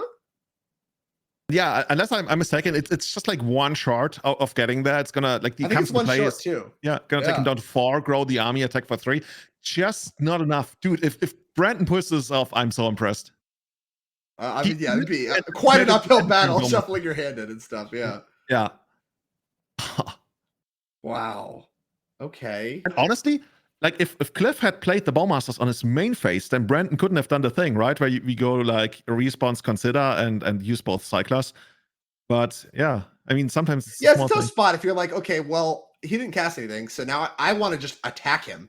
And like once again, if he has a Lightning Bolt, then nothing matters. None of this matters. So like, if Cliff has the Bolt already, playing it on instep and not caring about, because he can't win at instant speed makes a lot of sense. If we don't have the Lightning Bolt or whatever, you're confident you can find the Lightning Bolt or all that kind of stuff, that this play would make sense as well. If we end up missing, then yeah, I mean, this is going to be one of those spots you're going to look back and be like, maybe I should have cast that on the main phase if I didn't have this covered. I mean, a Brainstorm's a lot of looks. It's a lot of looks. We've only been through 1 Bolt. So we got 3 Bolts. We got a Stifle. That's what we got. Those are the cards that have text. Trying to figure out if there's anything else. Like we can't play 2 Wastelands, of course. What else is there? There's nothing, right? Yeah. Yeah, I don't think so. Yeah, there's 3 Bolts left in the deck and 1 Stifle, so there's like 4 cards that we are drawing towards. There's a Mishra's Bauble. Yeah, we get a draw on once you get more looks. Okay. No need to panic. Look at this tension. Just like so slow and deliberate, making sure, because 1 mistake and you're dead. Both players here. Brandon, I think, has played his outs, right? He like timed his Consider and his Edge of Autumn right. That's something you called out, basically lining up perfect. And now all he can do is watch on and hope that Cliff either makes a mistake or bricks. Cliff does not look like a confident man with that top of the deck. See if look at Brad, like he can't take it anymore. He's like, please let me know. Still no land, I think, played for Cliff, right? So we played Pluto Delta last turn, so we still have a land drop. Cliff shaking his head.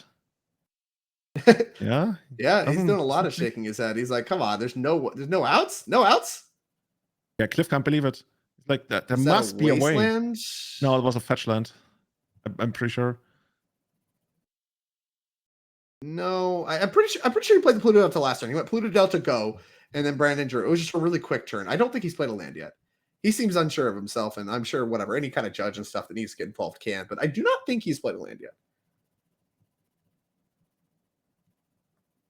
As we're still trying to figure out exactly what. That's the land. Like if he could actually play a land, he does not do anything for him.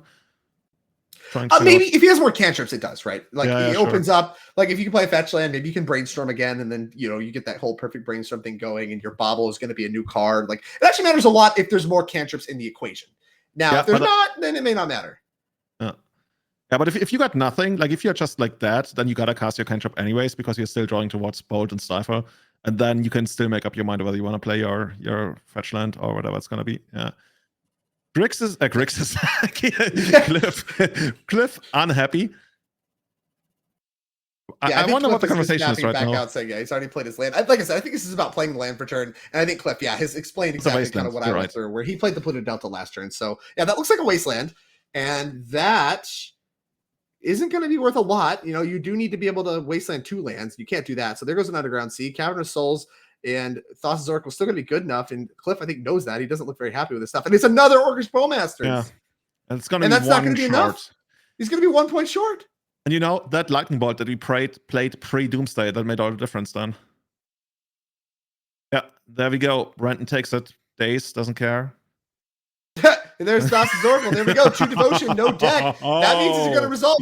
That's all he had, and that's not going to be good enough. And Brandon, despite all the odds, you were a hater, able to take care of. I bow my head in shame. Game number 1. Able to take care of game number 1, and what was a rather strange game between these 2 decks. Orcish Bowmasters threatened to be worth quite a lot, and actually Cliff drew 3 of them over the course of that game. The first one got forced, and that was the most important one. And after that, they were a little too slow with the Doomsday already resolving. So with that, let's go ahead and take a look at Cliff Boyardee's Grixis Delver deck, and of course, importantly, his sideboard. So let's start off with 1 Opposition Agent, 1 Plague Engineer, 1 Hydroblast, 2 Meltdown, 3 Pyroblast, 2 Surgical Extraction, 1 Thoughtseize, 2 Cast into the Fire, 1 Force Negation, and 1 Grafdigger's Cage. What do you like here?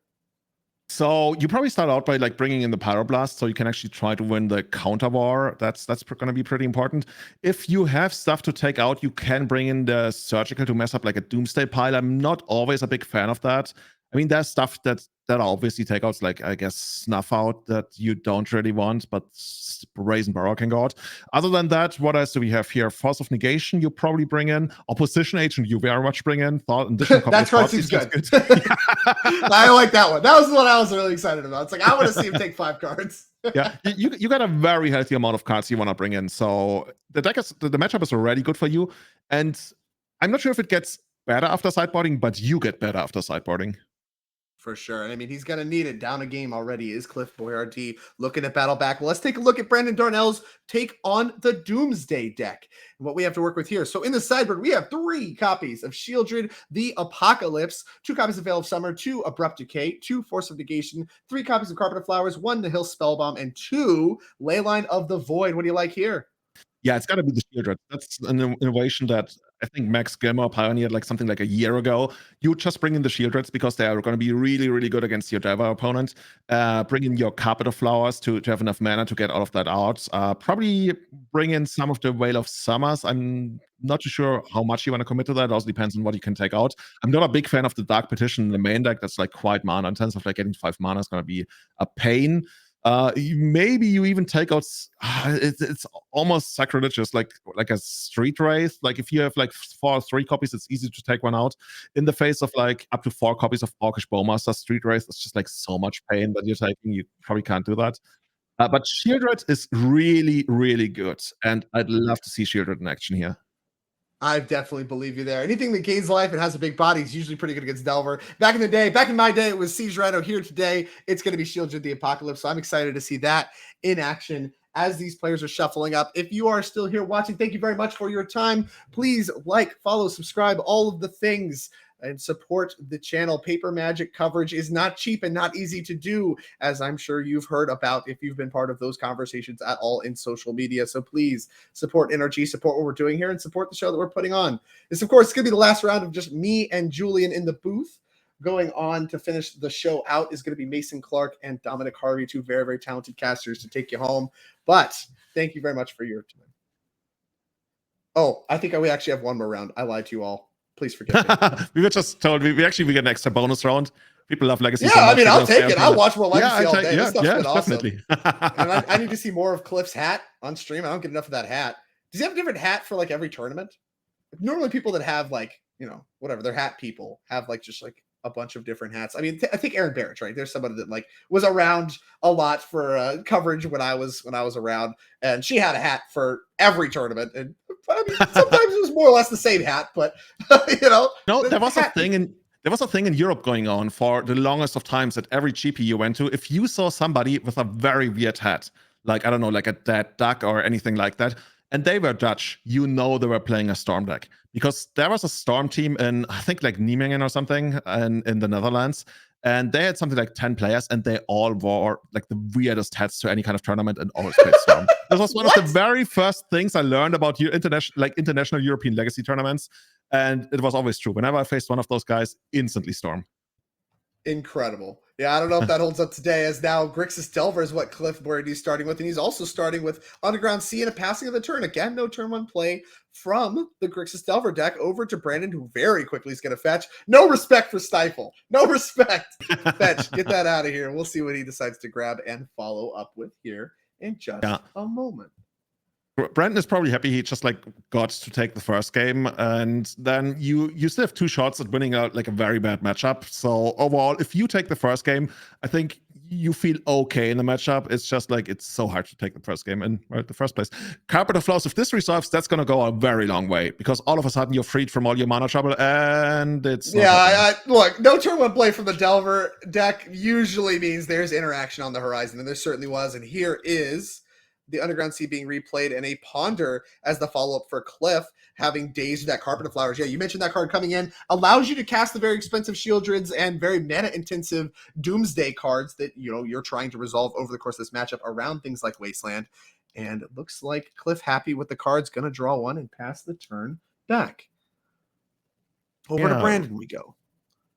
As long as Cliff is not like deploying any kind of threat, Brandon feels good, especially post-board, where he's got like these mid-rangey threats as in Shieldred, which is also like kind of hard for Cliff to deal with as a 4/5. So you can't really bolt it. I guess you can double bolt it. That's not where you want to be. And it's gonna also give you like a nice life cushion. It's gonna close out the game really quickly. What is that? That is a Duress, I believe. That is the mystical archives from Strixhaven. I don't know. I drafted a lot of the set on Arena. I'm pretty sure that's a Duress. Okay, what do we got here? We got a Force, we got a Ponder, we got I think that's a Brainstorm. 2 lands in a Wasteland. I wouldn't mind taking either one of the cantrips. Brainstorm, probably right. The Force of Will, you rarely ever take the Force of Will unless you're ready to go off, because it's not actively attacking you or threatening you in any way, and you can still try to fight over it later on and get a 2-for-1 out of it. The Wasteland could be annoying. The Force, taking the Brainstorm seems like the move. The Wasteland could be problematic with the Carpet not resolving, but it is nice to know about, I guess, if you are Brandon Darnell in this spot. And now you know this Ponder, you don't have to play it around days or anything. Go ahead and resolve that and set up for future turns. But yeah, I mean, good call out there, not taking the Force unless you're ready to combo. The Brainstorm is going to be the best among the mix, given that Cliff does have fetch lands in hand to kind of do that perfect Brainstorm trick that we see all the time in Legacy. And looks like Brandon's happy with the cards, and back to Cliff we go. Okay, so that's probably going to be a Wasteland on the blue source here, and Brandon really needs to make sure that to hit a blue source next turn, or I mean, preferably even a Carpet of Flowers. That's just like the make it or break it card. Not even break it. If you have it, you make it. If you don't have it, you still play the game, and that's the kind of sideboard card he wants. It's going to give headaches to Cliff, and if he can deal with it, well, no problem. You still play the game. Oh no, exactly. Cliff has a 2-mana thingy. Did he draw Bowmasters? What could Cliff have drawn here to want to go for red? It could be like a Dragon Rage channeler. Could just need access to red. Good point. I think that might actually be it. And it is going to be a Dragon's Rage Channeler, the play off of Volcanic Island. Follow-up of Ponder. That gives you the Surveil, a little extra value. And we're going to daze that Ponder. No, thank you. Do not find any more blue cards. Because, once again, Brendan knows that Dragon's Rage Channeler was the draw for the turn, right? We know the rest of the turns, thanks to Duress, is going to get to Surveil anyway. Now he knows that Force of Will can't be cast. There's no blue card. This is a pretty good spot now for Brendan. I mean, preferably you wouldn't see Cliff with like a creature in play. How close are we actually getting to sending this one to the air? I think there's a land, a sorcery, an instant. Yeah, we're missing one card type. So pretty close. It looks like we're missing a little bit, and we're doing a lot of thinking on that Surveil, I think. Okay, no, we chose to top it, it looked like. Back to Brandon we go. Underground Sea going to come into play. Tap to cast a Ponder. Another Ponder for Brandon. Let's take a look at the top three. Liked the last three. See if he still likes what is remaining of the information. I see Doomsday among other lands. The lands might be pretty good if, Wasteland is the thing that is happening to you. And if we go back to Cliff, he could draw a blue card, and then your Doomsday is not going to resolve because, it will get potentially forced if he draws a blue card. He did leave the Surveil on top, but it could just be another threat. A tough spot for Brandon from here. Yeah, tough spot, but I think he's in a better spot than for most of the first game that he's been in. Cliff had a ton of outs there. Right now, it's pretty back and forth, and as long as that Dragon Rage Channel is not gonna take to the air, it's fine. Like, you're really not taking all that much damage. Okay, that's a good card. That's a rail. We have Veil of Summer, the ball. Oh my goodness. Well, that's just a pretty good one. And once again, the Thoughtseize is information that Brandon got from the top of the deck. That was not in his hand before. So Veil of Summer going to draw a card because the opponent's cast a blue or black spell this turn, and spells cannot be countered. Permanents you control can hexproof from blue and black. So that Thoughtseize is not going to work, not going to resolve, can't target Brandon anymore. And I think Doomsday's in the clear to just work next turn. Yeah. Oh, but we have Wasteland. All right, we knew about the Wasteland, but he has not played a land for turn. He had both of these lands last turn. He had both these lands last turn, and not days, right? Yeah, last time he played DRC and the Ponder and passed, so he should be able to get that. Yeah, he definitely can play this Wasteland. He's not played a land for turn yet. So that is going to delay Brandon, based on what we know, that is going to delay Brandon for another turn. Assuming that they once again reach the correct conclusion that Cliff has not played a land for turn. And this is kind of the trick with Legacy. So many things happen that don't involve tapping lands, and specifically also involve picking lands up from days, that it is easy to forget whether or not you've played a land for turn, because just so many spells get cast not involving lands. I'm very, very confident, I think. Yeah, that days happened a long time ago. Very confident that Cliff has not played a land for turns. This Wasteland's going to happen. Yeah, going to go after the Underground Sea. And I believe we still only have an attack for one. So Brandon's still under no pressure. The Wastelanding loses a lot of its value when you're not under pressure. And we know Brandon had a bunch of lands on top from the Ponder that he kept. Yeah. I'm not quite sure. Like, Brandon, if he was surprised about that Wasteland that he knew about coming down, maybe he doesn't have another blue source, but thankfully for him, okay, he's just got another fetch land. That's how we do it.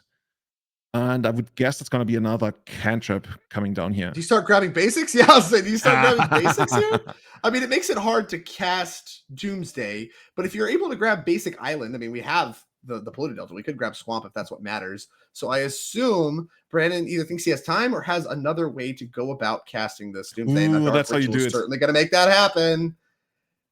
And you mentioned this, right? We know about the Force of Will, and I think a fetch land in Cliff's hand. I'm not quite sure. Yeah, I think it's a Scalding Tarn specifically. I think we know the entire hand. I think it's Force of Will, Scalding Tarn is the only two cards in the hand. So we know this Doomsday is going to happen alongside this Dark Ritual. And here we go. 5 cards coming. Now, are there any problems if Cliff draws a blue card for the Force of Will?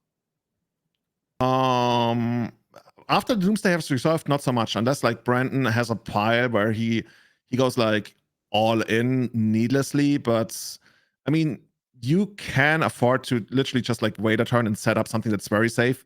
You might lose like that whenever you pass against Starba on like this kind of life total. There's Bowmasters. There's always something that could go wrong. Like most importantly, like Stifle. You have to basically like choose which cards you want to beat, which top decks you want to beat in the first place, and then craft a pile accordingly. And I think this one is, I'm never going to use the word easy, but it's certainly going to be easier than the first game for Brandon to craft.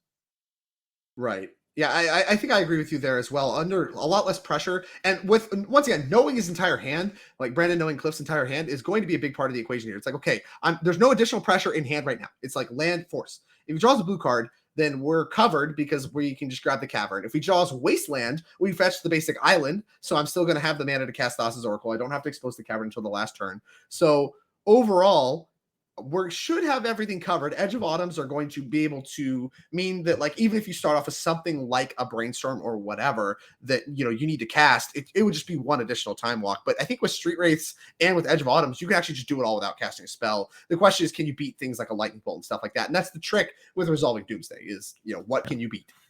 And also fetching that basic island very... Okay, wait, do you have Edge of Autumn now? He has Edge of Autumn now? Okay, so we can Brainstorm and now we have an LED line? Yeah, that must be an LED line with Street Wraith. Yeah, there it is. There it is. Okay. LED. LED. Street Wraith hold priority. Crack LED. Triple blue is created. That's going to draw into a Consider, which is going to graveyard a card and draw Thassa's Oracle, which is going to get cast the last 2 blue mana. That's going to resolve. And Brandon Darnell going to win this match 2-0 over Cliff Boyardee, despite a few mishaps and what have you, was able to assemble it and some real, I think, masterful navigation of some really tight spots. And that's what it takes to play a Doomsday deck and be successful in a Legacy tournament, especially when you're in a 3-0 bracket playing against a hard matchup. Really impressive stuff, and it's really, really cool to see. Especially winning on the same turn that you go for Doomsday. That's the dream, right? You never want to pass the turn against Delver. I mentioned how many things can go wrong, but if you see a tapped out Delver opponent, you know their hand, you know they can't go for the Force of Will, and you have the kill on the very first turn if you craft your Doomsday pile accordingly. Mwah, chef's kiss. This is what you want to be. And yeah, Brandon made it work. Like, overcoming literally the worst matchup in the entire room, 2-0, no problem. Shuffled my hand to my deck. See, I don't even need my hand. Too easy. Yeah. Too easy. That's just another day in difficulty. Yeah, I love it. I love to see it so much. With that, it sounds like we got the backup match ready to go, and we got some more spicy Legacy coming at you. So hold on to your seats as we dive right into what appears to be Sneak and Show here on the left, starting with a tropical island events against Kamari on the right, playing Rakdos Painter. So 2 flavors of combo in what appears to be separate sets of colors. Facing off versus each other. I mean, I've seen Sneak and Show play against a lot of combo. In general, I like Sneak and Show's spot, but doesn't Painter normally play like a pile of blasts? Those have to be a problem for the Sneak and Show deck. Or I'm sorry, Show and Tell? No red? No, there's Sneak attacks, okay. Yeah, the problems go both ways. So yes, you have a bunch of blasts, so you can fight over like the permission, the cantrips, the show and tell. But the other side of the board also has Emrakul, so it's much harder to actually pull off your combo with Painter Servant and Grindstone. You have Maze to make it work. You have one way to make it work, which is Soul Guide Lantern. So you can actually exile the graveyard in response to the Emrakul trigger. But much more commonly these days, Painter just gets there with like some random beatdown. You can try to control the board, getting Painter down, using your blast to even fight over Sneak Attack, which is a card that's otherwise very hard for you to deal with. And right now, it looks like pretty good for Kamari. Like, you can start making your constructs. You could, if you have like a Grindstone in hand, you can find your Soul Guide Lantern with your Saga. So it's okay, but I mean, on the other side of what, it's Sneak Attack. They might literally just go for show and tell and end the game on the spot. And I mean, more often than not. I mean, that could start as soon as right now. Is here is land number 3 for Keith, able to now cast show and tell, and then things get really crazy. But once again, Kamari has the Urza Saga already fired up, and here goes, going searching floating mana. If we have the Painter Grindstone, we could grab the Soul Guide Lantern right away, and then you can do exactly what you said, clear that Emrakul, and then the whole deck's exiled and you've got it covered. So we'll see if that's exactly the angle he wants to take. It's going to be the Grindstone instead, looking to combo right away. I wonder if he knows that this is a Sneak and Show deck. Yeah. I mean, he also just might need the combo, right? Like, it may be like, I'll find it later kind of thing, but we'll see. But there's a mana floating. We can activate Grindstone. Here's City of Traders. Using the floating mana, activate Grindstone. Imagine the scene when Keith actually has all 3 copies of Emrakul in hand. And like, he sees the show and tell, and he's like, dang it. Wow, that was a cool reaction to see live. And there's the Emrakul. That's going to trigger. And now he sees, okay, we got to get the Soul Guide Lantern involved in the mix. And we're going to get to see the entire deck. So that is part of the combo here, is we get to see the entire deck unfold. and Kamari's going to get to see it as well. A couple spicy pieces in here. It's kind of hard for Kamari to actually see that this would have been Sneak and Show, because very uncommon for Sneak and Show to have basically that rock mana base, that tropical island in there. The basic island, I can't really say gave it away, because there's still like a certain combination of decks that would play those. Honestly, I would have put the player with the white bordered basic island on Sneak and Show. I would have literally just called it. But I mean, you would have had it. You would have had it from the jump. Yeah, but that's different. That's not like an actual educated guess. That's just like straight up rolling the dice. Very fair. Very fair. Well, either way, this Sneak and Show deck kind of spicy. If you had a sharp eye there, you see multiple copies of Vesuvian Drifter involved in the cards here. So that's relatively new. You get up on. It's not a card I am intimately familiar with. A 3 mana, 2 and a blue creature shapeshifter flyer. Looks at the top card of the library anytime. At the beginning of combat, you can reveal the top card of your library. If you reveal a creature, it becomes a copy of it until end of turn, except that it's flying. So you can kind of like do the brainstorm trick where you put the creatures back and then it becomes either a Griselbrand or an Emrakul and you get to just attack with it. Kind of cool. 3 copies in the main deck for Keith this weekend. Yeah, the way it works is you randomly sometimes, you know, even if your cantrips don't work out, eventually you're going to have something like a Griselbrand on top, or even like an Emrakul. And you also get to look twice, right? You get to look on each combat. And here we go. There's a show and tell, and yeah, 4 damage marked on Archon of Cruelty. Yeah, so show and tell is going to put in a Fury and an Archon of Cruelty. The Archon of Cruelty is going to sacrifice the Fury. And now we have, we've got things covered, it looks like. So Archon of Cruelty, not game over right now, like you would expect maybe something like a Griselbrand to be. But next time that thing gets to attack, the painter goes away and things suddenly get very hard. So if Kamari can find a way to get the Soul Guide Lantern into play this turn, maybe we have a way to win the game. But otherwise, he's in quite a bit of trouble. He needs a blast. It is a blast. That's what you want to draw here. Thankfully, it's not a Griselbrand. So if you do have a blast, you can just go for it, take out the Archon, and you're actually in a fine spot, I would guess. But what are we? Yeah, this is not doing it for us. If we had one of our signature cards from the Warhammer 40k expansion set that's still not available on Magic Online yet, but should come later this year, Chaos Defiler. That's one of those cards that you can put in for a Sneak and Show that they absolutely hate. Like Sneak and Show players absolutely, they don't want to see Chaos Defiler anywhere on the board. But well, no such luck, and Archon of Cruelty is going to go to work. Another trigger is going to happen from Archon of Cruelty. Card coming for Keith, and away goes the painter for Kamari, who is calling a judge. It sounds like. Yeah. Not sure what happened. It looks like the trigger was announced, but I'm not. They basically they started resolving the trigger, so there shouldn't really be a problem with just completely resolving it at this point. Can't really partially resolve it like. Let's see what this is going to be about. Otherwise, yeah, it looks like Keith is probably going to take the first game, because Kamari, the only thing he could really be doing is drawing another painter and a blast and a red source. And he already clearly demonstrated that he didn't have the red source or the blast last turn, so he needed to draw both kind of. And at that point, we can basically rule out that there's any comeback for Kamari, but at least it gets somewhat better after sideboarding for him. But we talk about it when we come to that. there's some spice. Okay, yeah, it looks like we might have not remembered to discard. Let's just do it now. Gathering. Yeah, I don't know if you can resolve half of an ability. I don't know. This is why we have judges. The judges are going to get this taken care of and cleaned up. But yeah, it seems like we're remembering to discard now. We forgot to discard before. And what does that mean for what happens in this game? Ultimately, like we kind of talked about, I think it's going to be tough for that to matter, because Kamari needs to find the Soul Guide Lantern, spell, whatever it's going to be, in order to take care of the Emrakul and find a way to get Painter back, get a Painter back into play all at the same time. And that's going to be very hard to do. And if Kamari could have done it, we would have done it last turn. So he needs to find it. It's going to be a tough spot. Currently very unlikely for Kamari to win this game, but not impossible. So we will continue to resolve this ability and see what we can do. You mentioned Blast as the best draw in the previous turn. Not going to be good enough anymore, as the Painter is now off the board. Yeah, I guess people are just gonna be discarding here, and then Kamari's gonna draw his card and probably just scoop it up. We will see. You really don't want to face this matchup. Painter, one of the deck. I want to say over the last year and a half, Painter really found its way into close to, and sometimes even the top tier of Legacy. Got a lot new followers. I think that there's few decks that have grown as much as Painter over the last basically 18 months. But yeah, Kamari drawing the card.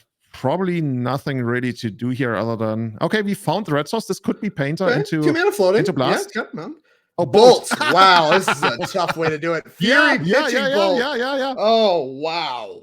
I mean, it keeps you alive. We play on.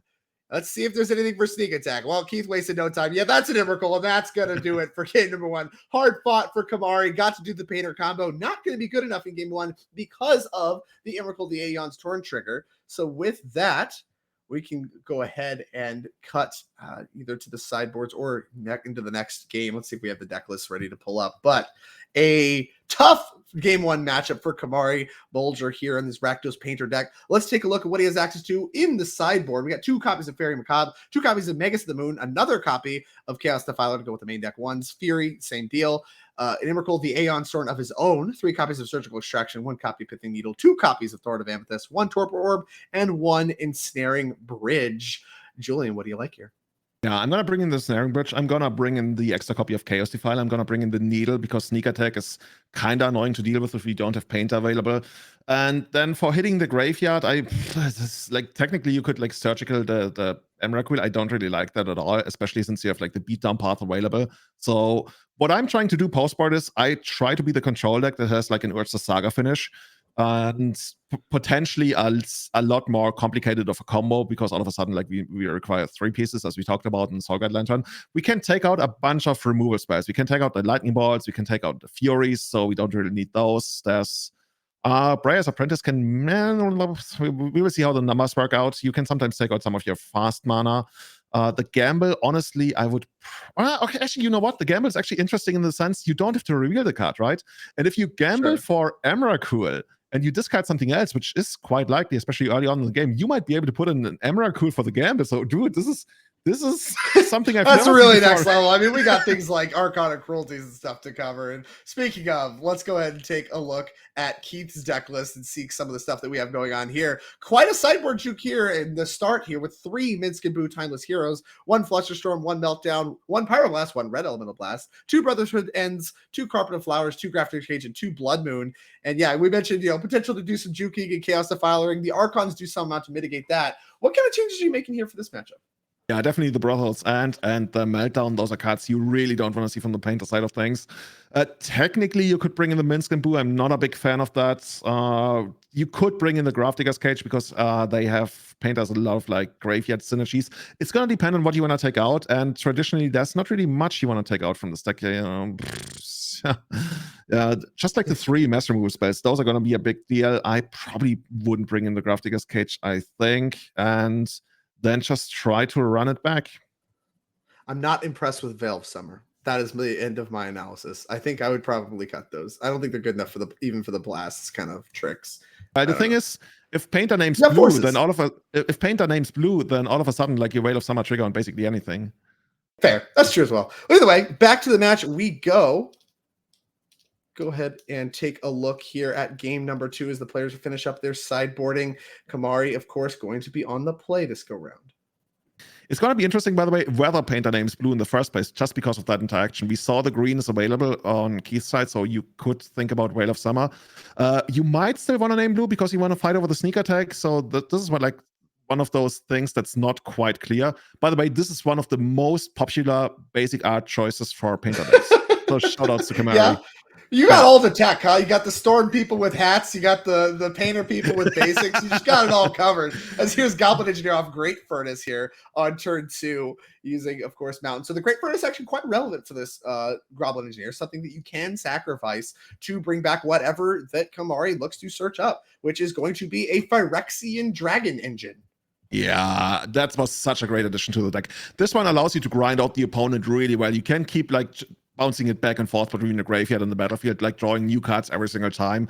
Ideally, deploying all of your fast mana, adding more creatures to the board, and eventually sitting behind a Painter with a bunch of blasts, so you make it so that Keith can never come back. Of course, Keith bringing in 3 copies of mass artifact removal can put an end to that, but right now Kamari is okay. If Kamari has some kind of protection, maybe, let's say, Chaos Defiler in hand, you feel pretty good. And this could be a show and tell straight to Chaos Defiler, or one of those, I don't even remember the name. Yeah. Drifter. Yeah, the Vesuvian Drifter here going to interplay. And of course, this one, Shapeshifter, does not clone things like you normally see clones do. Instead, looks to clone something at the beginning of each combat. So, Kamari going to get a turn. Now, this does die to Blast. So, if all the blasts are in the deck, like you have to imagine they would. Yeah, get a good look at this card. This is not a card I'd seen before. 2 to blue there. Going to be able to copy stuff. And Blast immediately going after it. Yeah, that's going to be something that we do. And you can look at the top card of your library at any time. Keith takes a look and goes ahead and lets that happen. Back to Keith we go. Basic Island added to the mix. No activation of Goblin Engineer yet, as Ponder is going to be cast by Keith. Yeah, I'm not sure whether we will see the Chaos Defiler come into play. Chaos Defiler, the Dragon Engine come into play here. It adds a beta, like it attacks for 4 a turn, which is like pretty good. If Kamari has like only bad cards, he will certainly be happy to do that. Otherwise, I think he would also be happy to just like keep his mana in play. Like, you know, next turn you will be able to activate your Urza Saga and have a blast available if you have an extra land. But of course, if you have a Soul Land, that changes the equation as well. That's just like, this is one of the reasons why Painter is such a popular deck. There are always so many different lines, and trying to navigate to the best outcome is one of the most rewarding things you can do in Legacy right now. Yeah, Soul Lands go to the graveyard. We just draw 3 extra cards. We got a pretty good clock going. And yeah, absolutely. And we pitched a Spirit Guide too, so we had some mana up and available as well. Here we go. Urza Saga rolling up to 2 as we are in Kamari's main phase, playing another mountain. It's a different art, Julian. So there goes your technology as an attack for 4, like you mentioned, comes across. And Keith going to just take the hit and a pass the turn back. Keith, I assume, looking for a powerful card, either in the form of Sneak Attack, Show and Tell. Sneak Attack, it's going to be. Is that fetch land that we see on Keith's side, that's Flooded Strand, that's still in play, right? So this is actually interesting. If Kamari had a way to kill the Sneak Attack in response to the fetch land activation, that's like a minor technical oversight, right? That sometimes happens in Legacy. Sure, I mean, we need what, blue blasts for that, or some kind of like chaos warp or something. I don't know, something that's not in his deck. Yeah. He needs to make something happen here, because next turn Pithing Needle is gonna come down and shut down the Sneak Attack. Oh, this is rough. This is exactly how Sneak Attack beats you. If it's Emrakul, and it is Emrakul, and that's gonna have, I mean, even if you make a construct, you don't get to keep Saga. And yeah, he's gonna go ahead and pick it up, says, no, thank you, I've had it with that. And Keith gonna win this 2-0 off the back of Emrakul's both being in the deck and in play. And Keith going to advance on to 4-0. An exciting 4th round of Magic, I'd say. Quite a variety of Legacy decks that we're seeing here, and a wide range of just gameplays and styles. And like you said, a bunch of stuff that's not even necessarily something you'll even see in Magic Online, because the cards don't exist yet.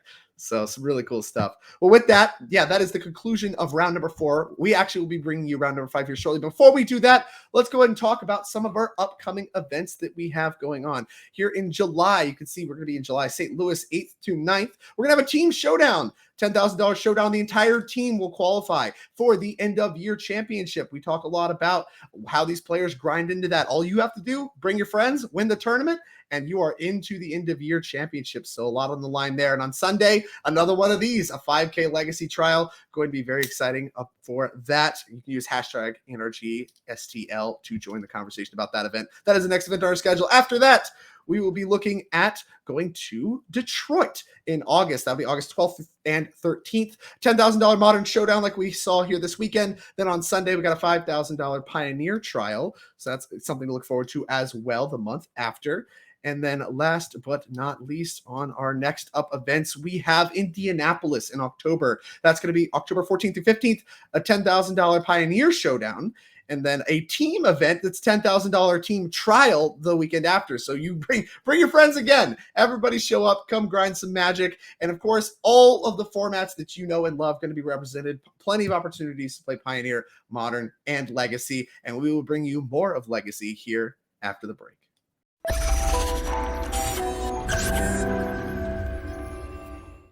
All right, welcome back, everybody, to round 5 of the Legacy Trial here in Mundelein, brought to you by Nerd Range Gaming as part of the NRG Series.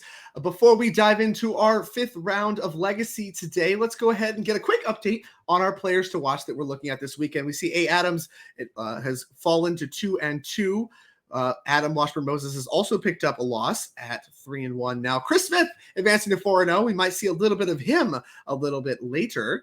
as our backup feature. Joseph Bernal, 3-1, done a little bit more winning. Rich, 3-1, in an equally good spot. Samantha Murphy at 2-2. Sean Gallagher also at 2-2, and Steven Dykeman getting some money done as well at 3-1. So quite a bit of wins to go around. A couple players picking up their losses, and we're really beginning to see things kind of break as we watch our top 8 kind of begin to form through these rounds of Swiss. Now, we're going to bring you as our main feature match, someone that you've seen plenty of times in the NRG series. You see Theodore Jung on the left playing a Jeskai Delver versus someone you've seen in the feature match area today playing against Grixis Delver. Brandon Darnell on his take on Doomsday. So we will see exactly how things break out here. Instead of black cards, though, things like Orchestra Master, what have you, like we saw Brandon fell earlier, there is the 4th Elongius? I don't know, you're better at saying it than I am. The new Monarch card that has come out of the Tales of the Middle-earth set from Magic the Gathering's most recent release. So here's a turn 1 Ponder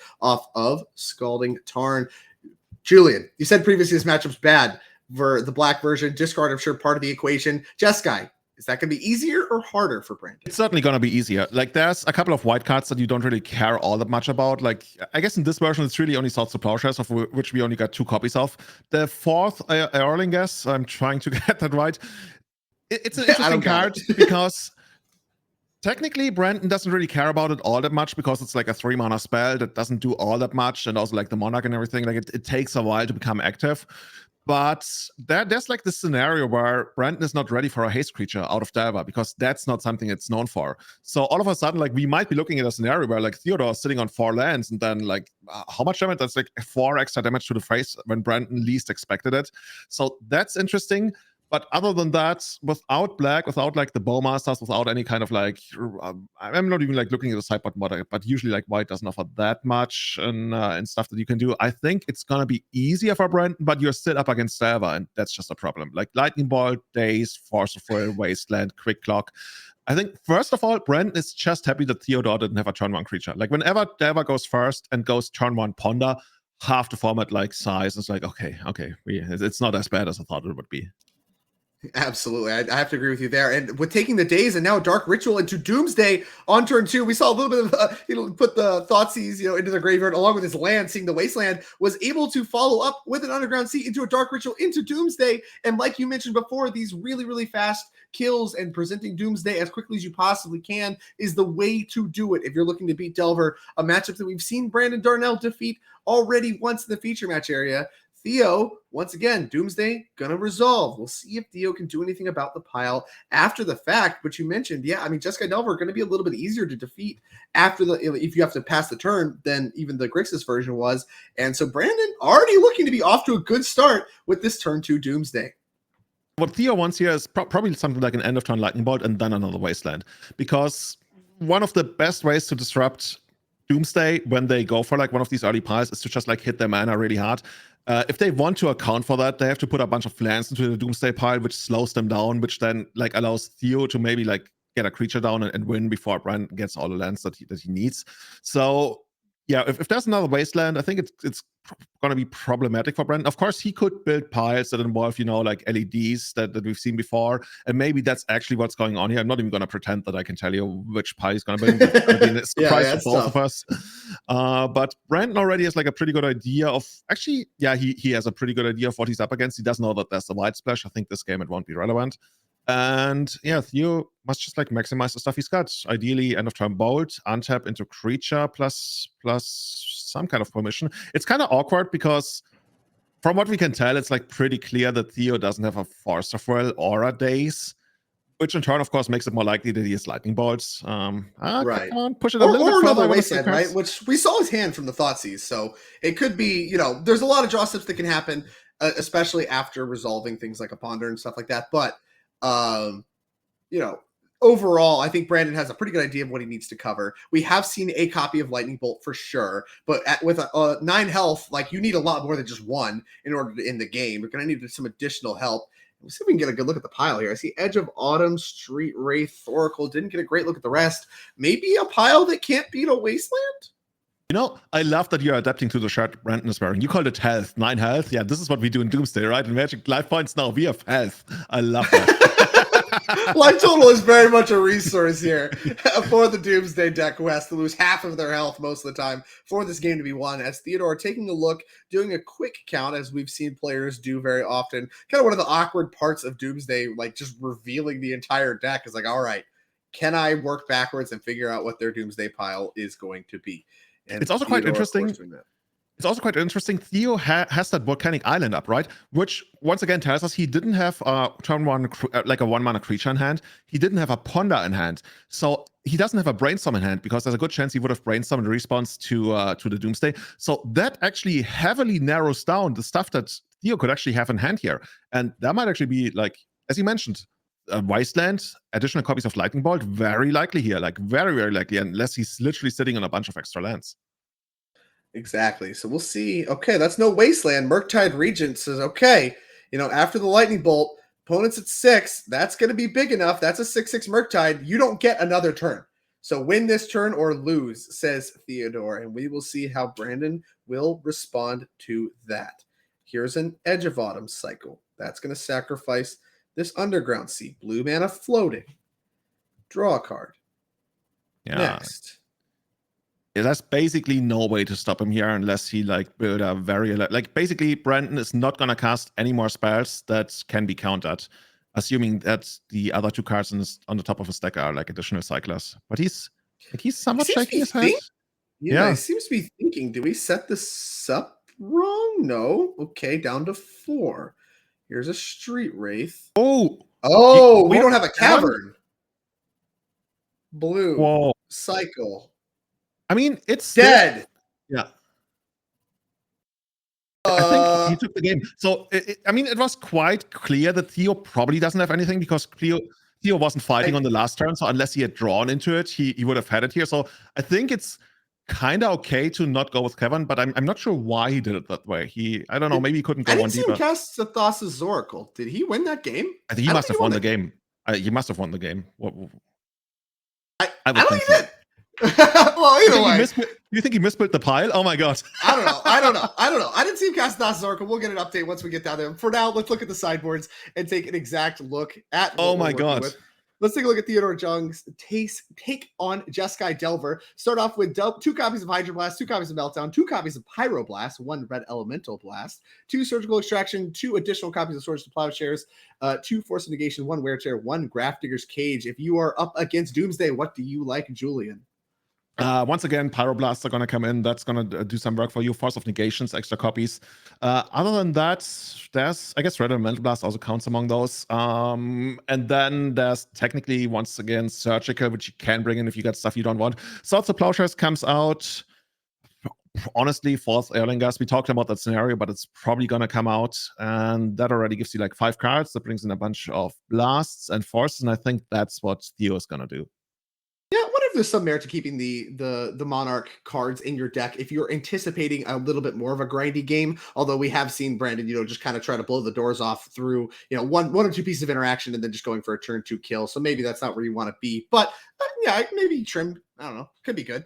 And let's take a look once again. We've seen it once before today. Let's take a look at Brandon Darnell's take on Doomsday. Again, 3 copies of Shieldred, 2 copies of Veil of Summer, 2 copies of Abrupt Decay, 2 Force of Negation, 3 Carpet of Flowers, 1 Hill Spellbomb, and 2 copies of Leyline of the Void. We talked about sideboarding a little bit against Grixis Delver. How do you like sideboarding against Jeskai Delver? Does anything change?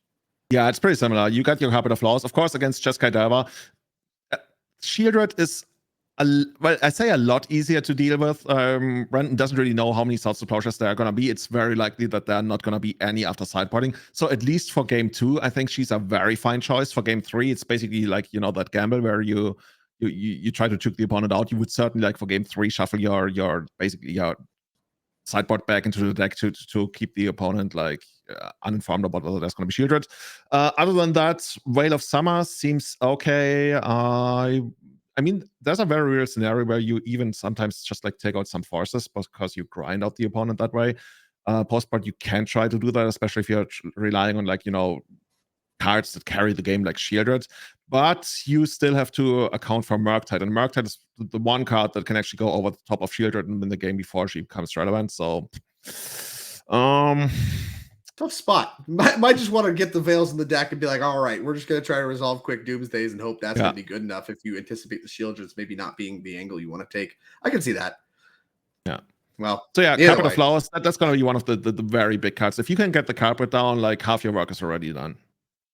Yeah, and that's certainly kind of the angle that we've seen Brandon take before against the Grixis Delver, where he just went for very, very early carpets, keeping hands off the back of it. Didn't end up needing it because it didn't end up resolving in previous games, but for the time being, I have to imagine we're going to see those come in as well as we see these players starting to get ready for their opening hands. Again, if you're enjoying the content, you're enjoying some Paper Magic coverage, please hit that follow, subscribe button. Follow us on our various other social medias. You can find Nerd Rage Gaming in basically any social media site. Please support the stream. Thank you very much. And let's get things underway with a turn 1 Polluted Delta fetch. Maybe a cantrip here for Brandon. Most likely. It's not going to be a Carpet of Flowers. We're not seeing any green mana here. What do we see on the other side? We see a 4, like I said, 2 forces in Theo's hand. Ideally, you want a creature to go with those. That's always like the best way to start out against any kind of combo deck. And yeah, you call it that's the Ponder. Yeah, we see a great hand, I think, from Theo, like you mentioned. Multiple forces, Wasteland, Delver. I mean, the whole mix that you want to see. Only problem is you're on the draw. We'll see. It looks like Brandon liked the cards, drew, and passed the turn over to Theo. We'll see how he wants to start things off. Option to Wasteland or get a creature in play. Both plays defensible, I'd argue. I think if you get a creature in play, you definitely go for the creature here and then follow it up with the Wasteland on the next turn. Theo thinking so much about this. I love makes me think I love this play. He might actually not have a creature. Check them. If they don't have a land, get it out. I don't know. It's hard to cast a Doomsday. I don't care. If you're not putting anything, my heuristic is if you don't put anything on the board on your first turn and I have a Wasteland, I'm Wastelanding you. Just get it out. Okay, get it out. Fair. I'm just going to check it. Do you have another land? I mean, what's the ceiling, right? Like, if they don't have any land, you're dead. You're dead. So, the upside's high. The downside's not very high. Whatever. It's just like, okay, you got to cast a cantrip. Who cares?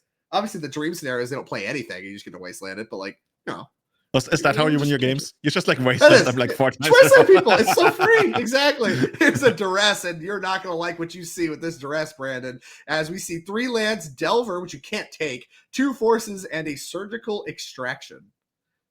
Brandon would actually love to take the Delver there. I'm pretty sure. Oh yeah, I think if this was a Thoughtseize, you'd snap take the Delver because you can work through some of this hate. But 1 dress isn't good enough to make it to where Theo is completely shields down, and the Delver represents a lot of pressure. As another Wasteland was picked up, and Tim the Graveyard goes underground. See number 2. Bow. He's thinking about it. Do I want an Edge of Autumn? You're another graduate from the Drake Sessa School of Magic. Wasteland them out every turn. Get him out. Put the lands in the graveyard. Yeah, you go. I want to see more. Okay. Oh, okay. But he has the Edge of Autumn to sacrifice the land and draw a card. Okay, a little something for your trouble, but sweet. Still not great. Bayou, pass the turn. No play from Brandon. Theodore has to be extremely excited about that. Picked up a copy of Mishra's Bauble for turn. Yeah, at this point, I mean, you can now deploy your Java and do that trick where you Mishra's Bauble on their turn, and then you stack the triggers on your turn to like basically get like a second look at flipping Java, which I guess is what's going to happen here. Of course, you put your shields down for a moment. Especially when you reveal that you drew that bauble as one of your last 2 draws, makes it less likely that you have a blue card to go with it. What do we do? Okay, looking at the top card. That's a Daze. Is the top of the library. Well, that's going to be hard to cast for the alternate mode with a Bayou in play.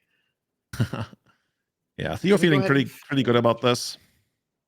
I mean, with the Wastelands and like the navigation, like you could have picked up a blue card. So like the Doomsday to go for it's kind of risky. Requires cards that Brandon would have already had access to, talking about things like Dark Ritual and what have you. And with a Daze on top, not changing that mixture at all, I have to imagine Theo feels pretty safe putting the shields down for a turn in order to deploy this Delver of Secrets, as almost certainly going to follow up here. It's going to be interesting whether It's going to be interesting whether he wants to run the bubble out and draw on Brandon's turn. No, he does not. Okay, we already did. The bubble's in the graveyard. And 4, Iloringus is going to be the reveal. And we have a reader for Brandon Darnell. What does this thing do?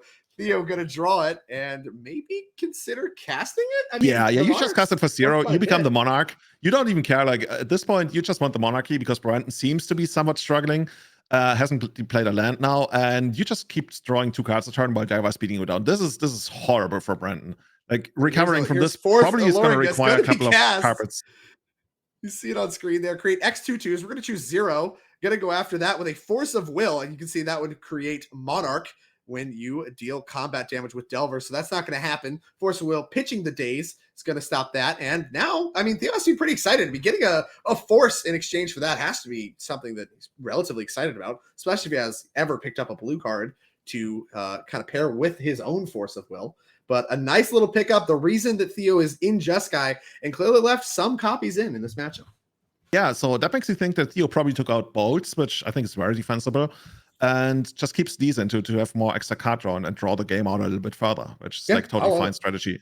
Could be a threat too. Like, I mean, that's a big thing. That's what moves the needle for me. The fact it could be worth some amount of like threats, because a lot of time this is about that. He picked up a Force of Negation as the draw for turn. That's going to be a big one. Abrupt Decay, a big one for Brandon. Can't counter that one. So there goes all the pressure. But we have a follow-up Dragon's Rage Channeler.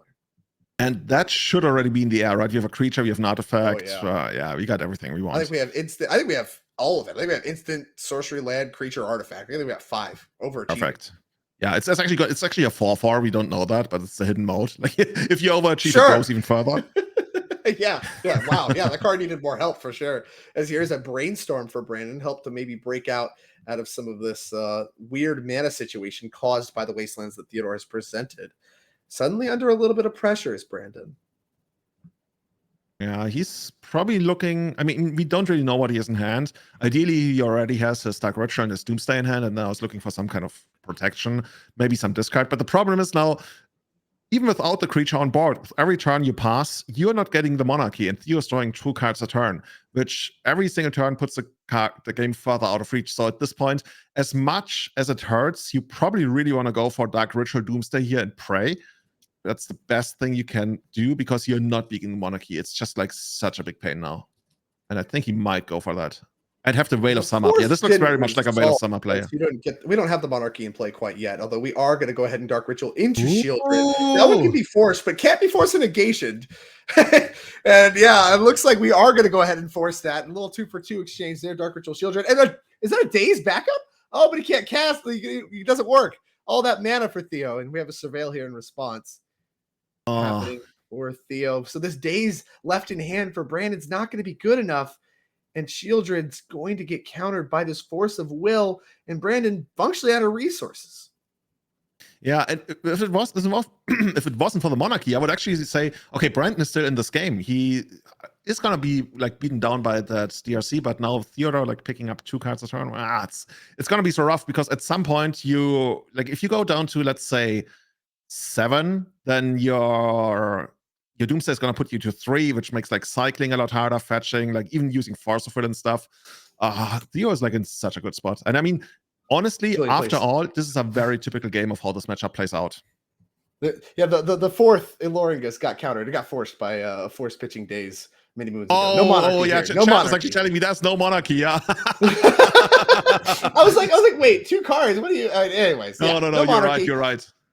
Yeah, which is good. I mean, you've talked a lot about how problematic that would be for Brandon if it resolved, but it did not. And wow, we're actually going to get it back. So I spoke too soon. I told you there's no Monarchy. It looks like there might indeed be a Monarchy with this Mystic Sanctuary, putting the 4th Iloringus back on top. I have seen the future. That's actually going to be, what does it actually make? I would guess it makes Knights. I never actually looked into the creature it makes type. like 2/2s with haste. Yeah, okay, we're going to reread this thing because now the X is not 0. X now equals 1. And if we get the card back up on screen, I just concede. You got it. Yeah, I can't beat that. It's a 2-turn clock. Matters quite a bit. It's going to be 5 damage. It's going to get it done in 2 turns. Brandon sees no outs, and we're going to pick it up. Theodore, a dominant performance over Brandon Darnell on his take of Doomsday. We saw him beat Grixis Delver earlier. The Jeskai version seemed to be able to get it done there. Yeah, what a great play. With just like actually keeping this in the main deck and using it to win the game. I'm absolutely loving this.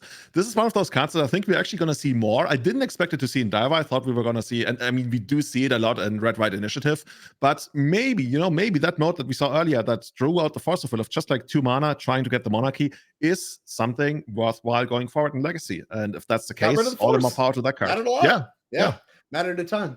So with that, I believe we're moving on to a backup match that is going to be between Chris Smith and Stefan Barak. Let me see if we have that ready to go right now. Yeah, it's okay. It sounds like we're about to head down to that. And just to give you a little bit of a spoiler ahead of time, while you people are here and enjoying some legacy content, which we do appreciate, we're looking at 2 monocolored decks. And we're coming from this 3-color deck setup to 2 monocolored decks. Of course, I'm talking about the mono black, kind of like prison deck that Chris Smith has access to. Okay, we're actually going to cut to an interview before the backup match. I see what's happening here. And then against a mono blue 8 cast, but we will get to that in just a moment. We're actually going to cut to an interview with Theo about his take on Jeskai Delver, something I have never seen before, and something I am very excited to dive right into. Hello. Hey, Theo. Hey. And here we are. There's Theo. How's it going? Congratulations on your match win there. We got to see that on camera. And what a cool deck you're piloting this weekend. Oh, thanks. I appreciate it. No problem. We were wondering, you were wondering, you're actually playing 3 copies of Fourth. We actually struggle to pronounce the card. Maybe you can help us out with that. But I think it's Fourth Aerlingus, but it sounds so easy when you say it. You make it sound so easy. Yeah, I know Tell us about that. Well as you do. Yeah. So I first got the idea of a card when my friend Quintonoli, Quiniac, put it in Red White Initiative in the Star City like a week or 2 before this tournament. And I'm like, that card looks broken. You can take the Monarch on 2, and like later in the game it scales. It can also be stacked on top of the deck with Sanctuary. That happened once during the match. And yeah. It's not really inspired deck building. It's just taking a very good card and putting it into Delver, which has been what people have been doing for about a decade now. Yeah. Is that how it works most of the time, that you deploy your turn 1 creature and then you just like get the 2 mana X equals 0 mode on? Yeah, that's definitely a possibility. But I haven't found myself doing it all that much because they might remove your creature. I usually tend to like do it on X equals 1 or 2, just so you can ensure you get the monarchy. But yeah, I guess against combo, because they're light on like creature removal, you can just go turn 1 guy and then Fourth Aerlingus and have the monarchy for the rest of the game. So yeah, it does come up. Yeah, I mean, it was a very impressive performance. And overall, I mean, when you're talking about, a lot of legacy deck building over the years, kind of representing, just sticking new broken cards in Delver, a lot of people this weekend seem to kind of be reaching for the Orcish Bowmasters angle and going for like a Grixis Delver setup. And, this Jeskai playing the new Monarch card, I think is a very, very interesting take, especially with how light you've ended up on white cards. So you can still support things like Mystic Sanctuary and like only a few copies of Swords to Plowshares. I like that you didn't go hard on that. So, give yourself some credit. Yeah. I think it's very inspiring deck building, and a very, very dominant performance so far. Looking like you've done a great job felling all of your opponents, and with you number 50 on the leaderboard, you're somebody that we've seen be very successful in Energy in the past, and we're included in the championship before. Talk to me a little bit right before we wrap this up about your position on the leaderboard right now and what this weekend the conversion on points and what you're looking to do. I didn't go into this weekend with the intention of like securing some spot on the leaderboard. I just came to play some Magic with my friends, have some fun. Yes. And, if I end up doing well in this event and that puts me in contention for the leaderboard, then that's great. If not, I can live with that. The best attitude to have. Yeah. Just fine with it either way. I love it so much. Well, thank you very much, Theo. I really appreciate your time and you getting a chance to talk to us. Like I said, the Jeskai Delver deck's really, really cool. I wish you luck in the rest of your rounds. And we're going to cut over now to our backup feature match. Thank you for your time. Good luck. Appreciate it. All right, and here we are diving right in to our backup feature match. We see Chris Smith here on the left, someone that we've seen be very successful in the NRG Series as well, including this weekend was in the top 8 of the Modern Showdown. Here is now 4-0 in the Legacy Trial. So very, very great weekend for Christmas so far. Stefan Barak on the left, on the right, playing Mono Blue 8 cast. And Chris going to kick things off with a turn 0 ley line. And we have Ancient Tomb as the turn 1 play from Stefan. So a little bit of able to get sneak permanents in play, despite not being on the play, is Chris Smith. Yeah, this is gonna be interesting because in Chris's deck, there's basically like 2 different kinds of combos built in there. Like you can technically use ill-gotten gains if you're on the play to completely take out your opponent's hand as soon as the first turn. You can also go for the more traditional approach to comboing out the opponent, which is like Helm of Obedience together with Leyline of the Void or Doughty White Walker.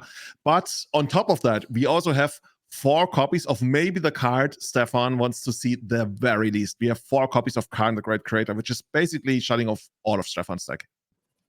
Yeah, gotta get that one in play first. And normally, I mean, this mono black deck does have, not very many 1-drops that they care about in the face of this chalice. However, Dark Rituals is among the mix. You don't get to cast any of your Thoughtseize, don't get to cast any of your Dark Rituals. So as much as this Chalice of 1 may not be as good in this matchup as in others, it can play a very important role, especially if Chris kept a little bit of a land light hand, as Stefan actually able to deploy an Urza Saga to pair with this Ancient Tomb and going to be able to start making some constructs right away. Here's a Chrome Mox here on turn 2, causing Stefan to pause.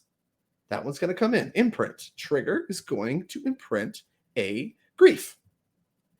Oh, and there's signatures, and there's Karn the Great Creator.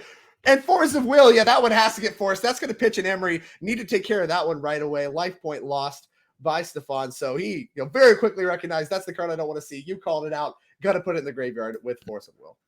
Yeah, and at this point, like, Chris's deck has a lot of cards that are okay on their own. There's not the greatest synergies, like Shieldred, Grief, Opposition Agent.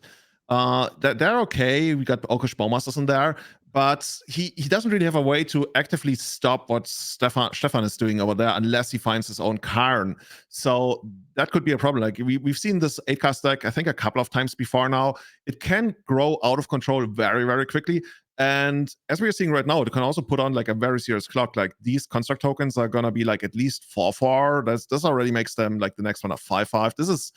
This is a very serious clock, and Chris could have, let's say, the Helm, maybe, just another Karn. Well, another card. I mean, Karn we mentioned is like a big problem for the Stefan Barak's deck. Maybe it's a little bit more mitigated when there's constructs already in play. So Stefan going to take a quick look and a quick read of Karn and what that could represent. But yeah, being able to fire up these large constructs already a big deal. We're looking at 3/3s right now, looking to upgrade to 4/4s as soon as we make another one. And then there's an artifact that's going to come off of the Saga, presumably, and that's going to make them into 5/5s. But yeah. Helm of Obedience coming to hand right away, and that's really what this Karn is going to be able to get done. It doesn't need to shut down Stefan's deck forever, and if it dies now, it's okay, because this Helm of Obedience is threatening to just kill Stefan with the help of Leyline of the Void.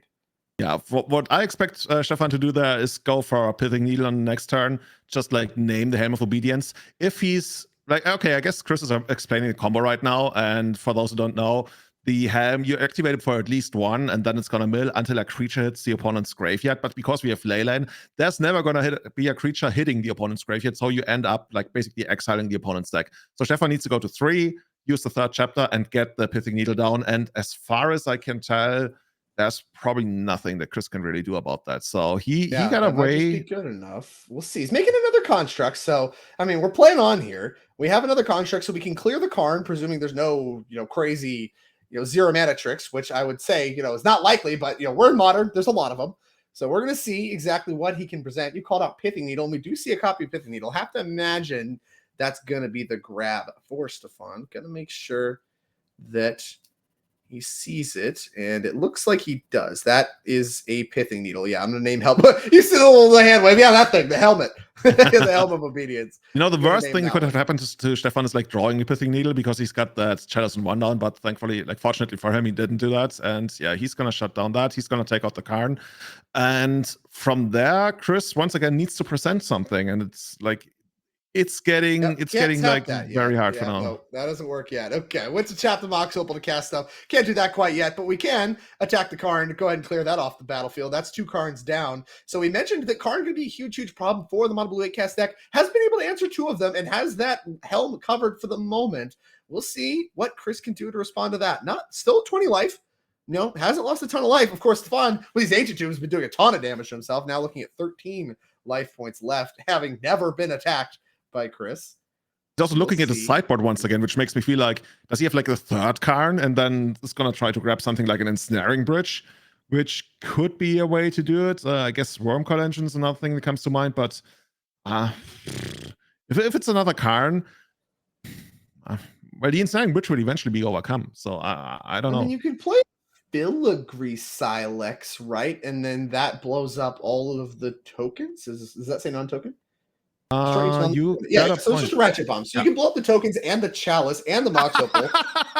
There's card number 3. Usually Stefan's seeking to see, like, come on, are we kidding? We're not done with this? I thought we had enough of this. Looks like he's plussing. He's plussing, taking out the chalice. Sure, that works. Okay, yeah. I mean, you could just plus, take out the chalice. That removes an artifact from play, and I mean, the card's going to die anyway. But a 4-mana removal spell for the chalice, it's not nothing. It's not nothing. Yeah, he needs to send both constructs to take out the Karn here. Stefan is thinking about it. Maybe attacking Chris. No, we're going to take out the Karn, sure. Like, you got 4 Karns in your deck. I already answered 3. Bring on the 4th one. Come on, do it. Yeah, come on. Yeah, like, we can do this all day. I will just attack all of your cards. I promise. Well, now 1-drops are unlocked, so we'll see exactly what Chris is holding on to that he was so interested in kind of clearing. Because, I mean, he could have grabbed a card to his hand, right? And then, like, you know, you have it covered there. It's just like, your card's going to die no matter what. You either could have wished for a card or you could have killed the chalice. He chose to kill the chalice, which speaks to potentially having some 1-drops he's looking to resolve. Yeah. The only way you can really get rid of that needle is like if you animate it with a Karn and then have Orcish Bowmasters to take it out. But that's asking a lot at this point, and I'm not sure that's actually what's going to happen here, especially like considering we need the 4th Karn. But Chris got something to figure out here. You mentioned that Thoughtseize and Dark Ritual, previously locked under Chalice, might be freed again. Maybe especially Dark Ritual is going to allow you to like double spell into something relevant here.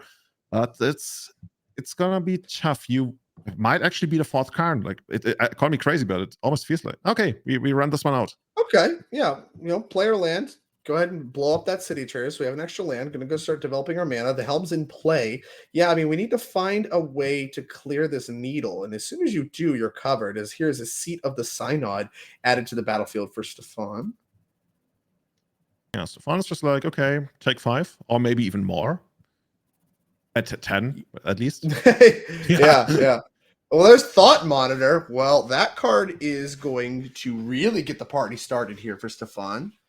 Yeah, now Chris is taking 12. Like, seriously, like, if you can chain something, now we're taking 14. Yeah, I mean, each artifact we get in place, 2 more damage. Can we assemble a kill? No, we can't, but 14 is quite a bit of damage. Counting it up, Chris counting it up too, says, yeah, I'll take that, down to 6. And suddenly, lethal on board from 2 lethal threats. Yeah, and there's literally nothing Chris can have here.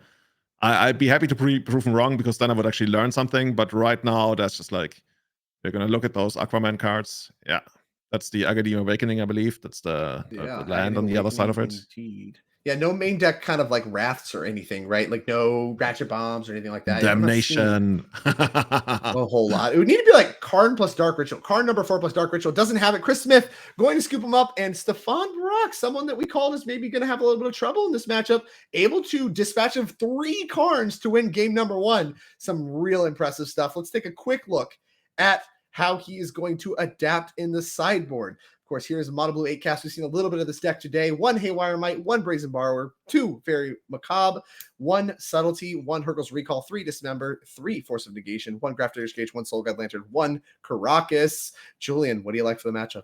Yeah, it's got to be the Force of Negations coming back in again.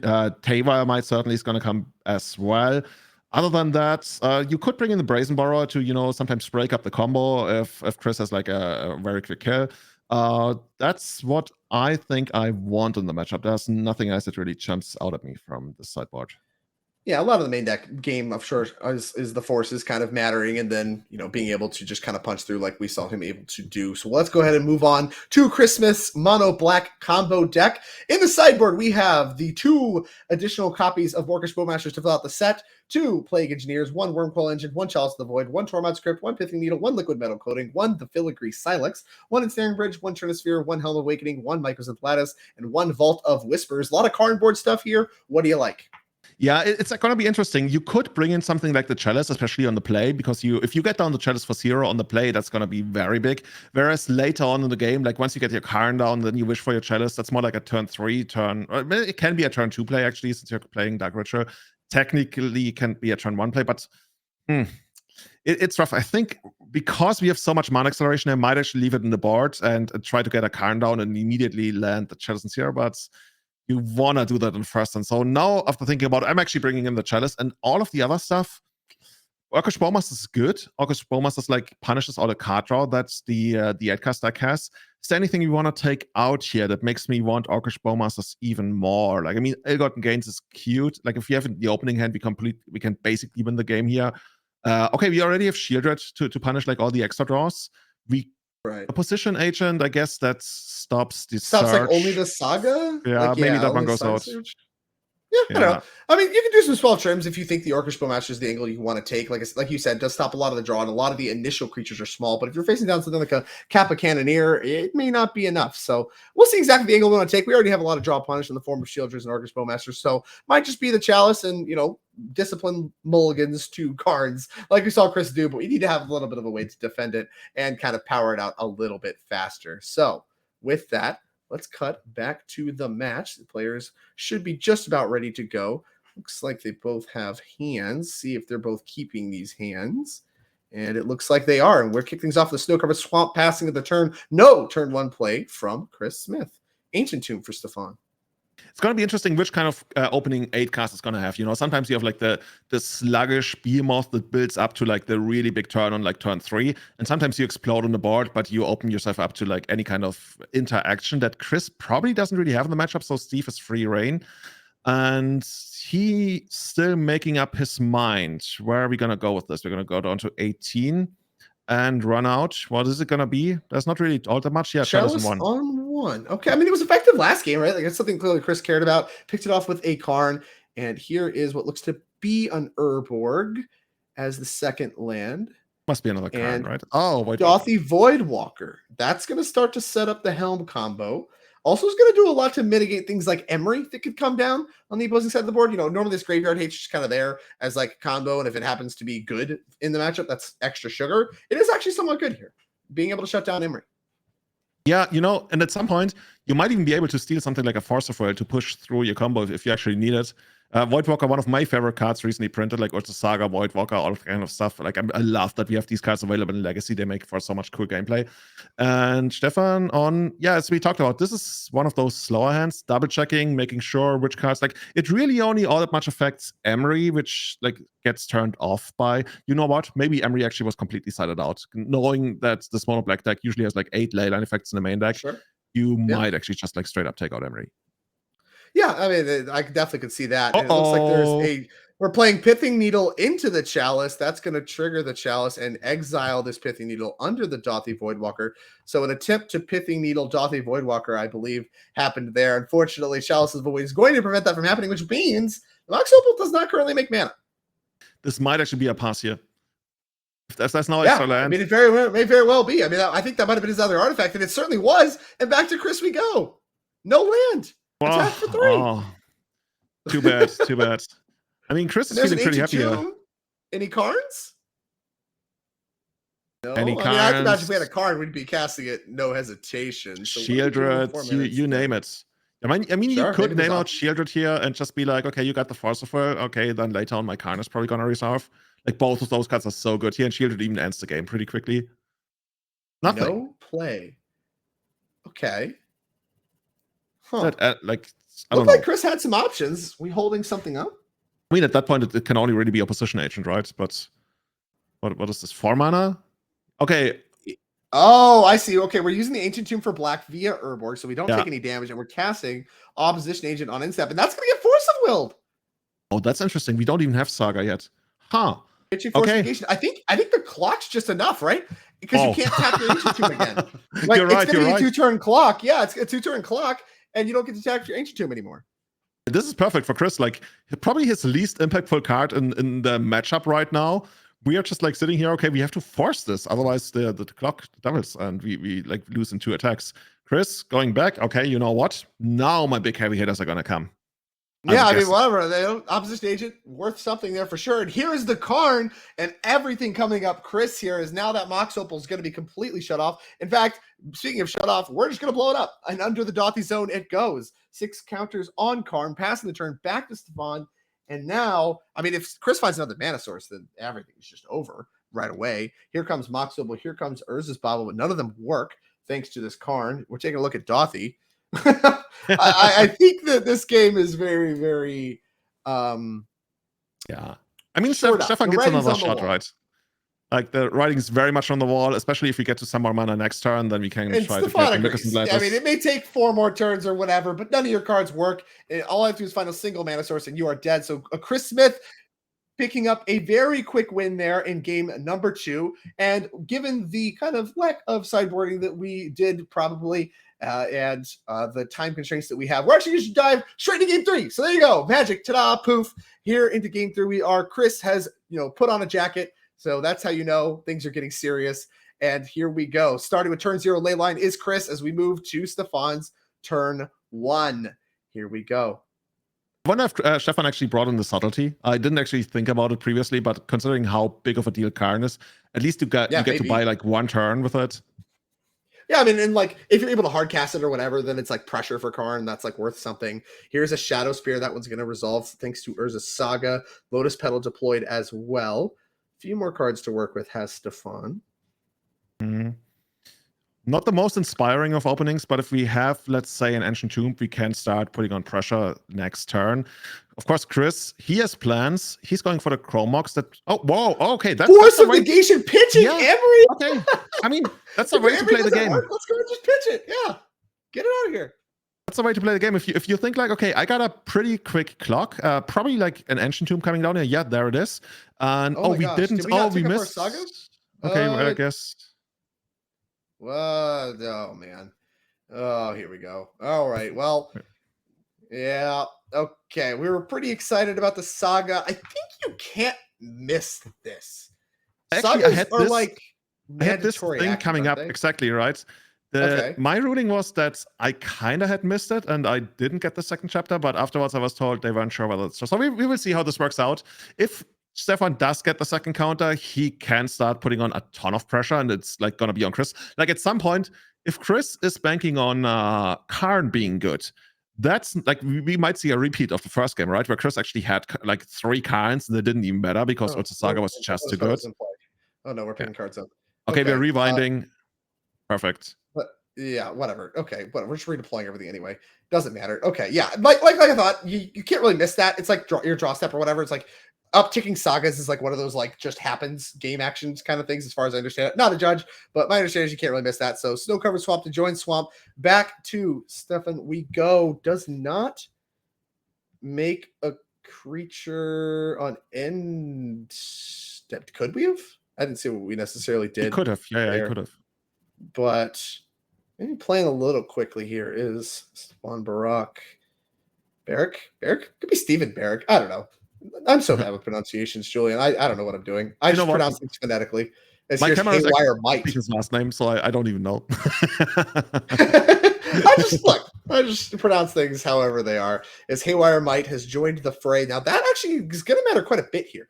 Threatens to pick off the Leyline of the Void, which not only will turn your Emeries back on, which are obviously still in the deck, but is going to also shut off combo potential for Chris, right? Relying often on like Dothy or Leyline to just kind of end up in play naturally as the game progresses. And Thoughtcast going to be the follow-up. Respond, Orcish Bowmasters. Okay.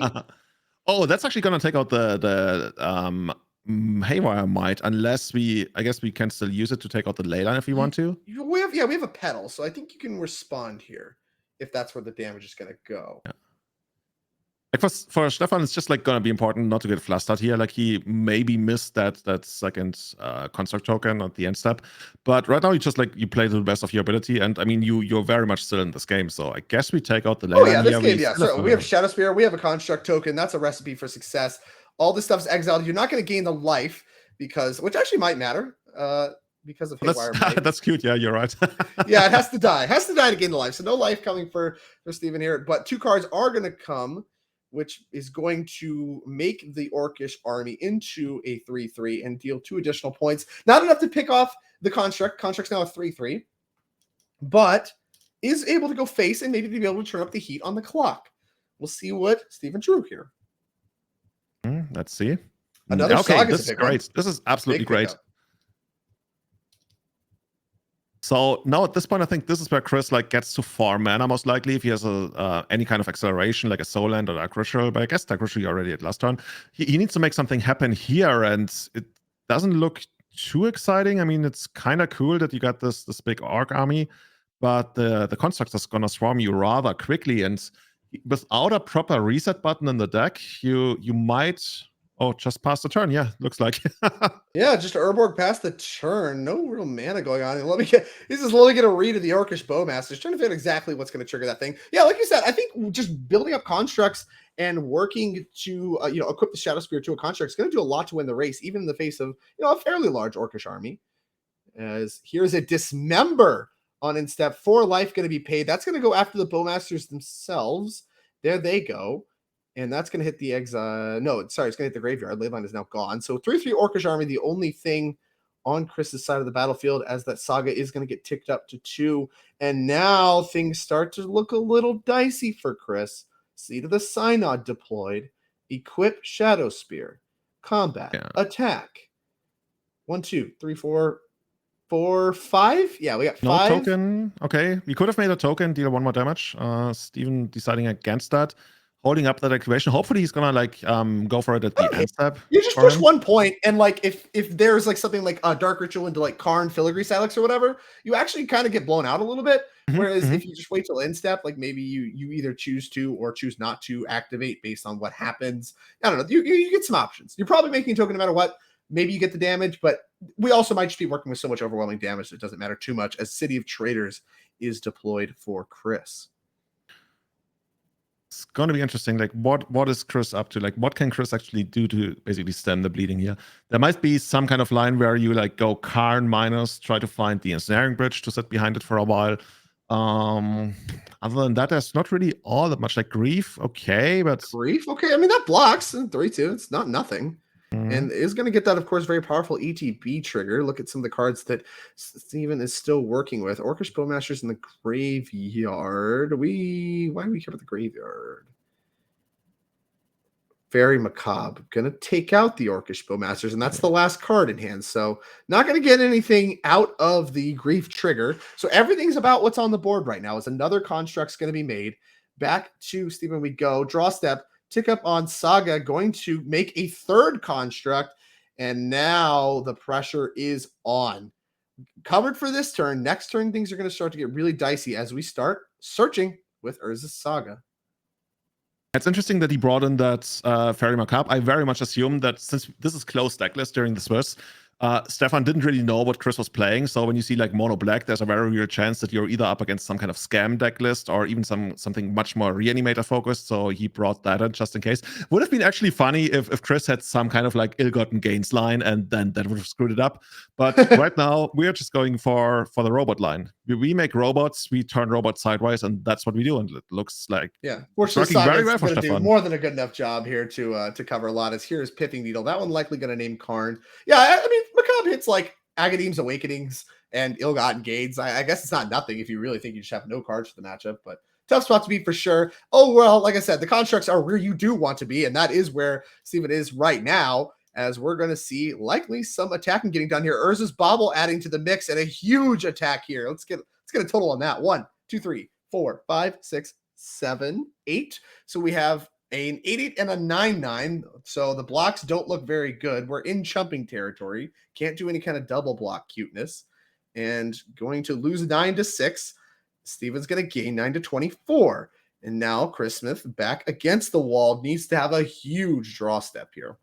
Yeah, and that's part of the problem every deck has upsides and downsides. For the mono black deck, it's not very good at catching up unless you get the combo down, which is the ultimate catch-up mechanism. You combo out your opponent. But when you're forced to play a fair game, as this game has played out for most of the turns, you fall behind, and it's very hard for you to come back. Yeah, and Chris sees it. And that's it. Yeah, Chris just draws and concedes. Wow. I mean, the power of Urza's Saga certainly can't be understated. And, in the face of Karn's Artifact Disruption, all that stuff, was able to get the job done, was Stefan Berk, and able to advance on. And, of course, Chris Smith taking a loss, but first of the tournament, still a few more rounds left to play. And speaking of a few more rounds, we are going to be transitioning out of the booth. We had a great time with all of you today. Thank you very much for your support. If you enjoyed the stream here brought to you by Nerd Rage Gaming, please follow, subscribe, support Nerd Rage anywhere that they are present. you can't make it out to the events, you can buy their cards online. You can follow them on social media, support what they do here, because the stuff and the work that they do here is very, very important to Magic and paper Magic coverage. So thank you very much for being here. I am Drake Sasser. Julian, any parting words for our viewers before we sign off for the rest of it? Was my pleasure. If you want to see more of this, let us know. Let us know on social media. Follow us here. Give us shout outs about everything that's going on. Let your friends know, especially when we're playing Legacy. I know that's always a fan favorite. And Greg, it was my pleasure commentating with you. I'm going to be tuned. I want to see how this plays out. I want to see whether the creative technique deck that we saw early on in round, I think, 2 makes it all the way to the top 8. That was my prediction. If you have not seen that, you go back after this tournament, not right now, and you check out round 2 of our matches here, because this is a deck that you literally almost never get to see because it doesn't exist outside of paper. That's it from us, and everybody, stay tuned. We're going to have a new crew coming here in a moment and continue for the rest of the Swiss and the top 8. We'll see you in round 7.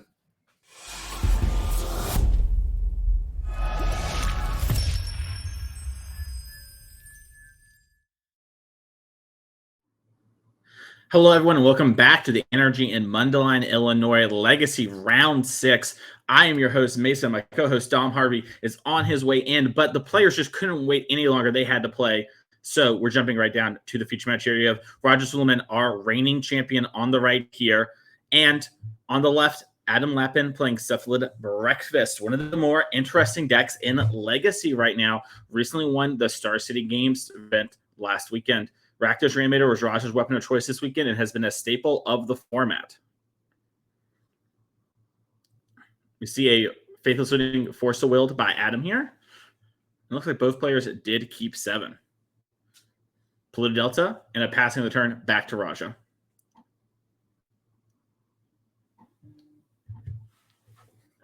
Raja's thinking, trying to figure out exactly what he wants to do here. Sort of often with these Reanimator decks, you can fight through one force pretty easily. It's the second piece of interaction that can really start to get a little tricky, but by no means is it game over. The Rakdos Reanimator deck is much stronger than people give it credit for. It's the second Faithless Looting here. It looks like Raja was deciding to play a land first, to play on the card Daze, a common staple of these things. And Raja saw the Teferi Time Raveler, but isn't quite sure what could be coming over there. And looks like Adam's going to let it resolve as we're going to draw 2 and then discard 2 here. Banned and Modern allowed here in Legacy. Things got a little wild. Looks like Raja is tanking.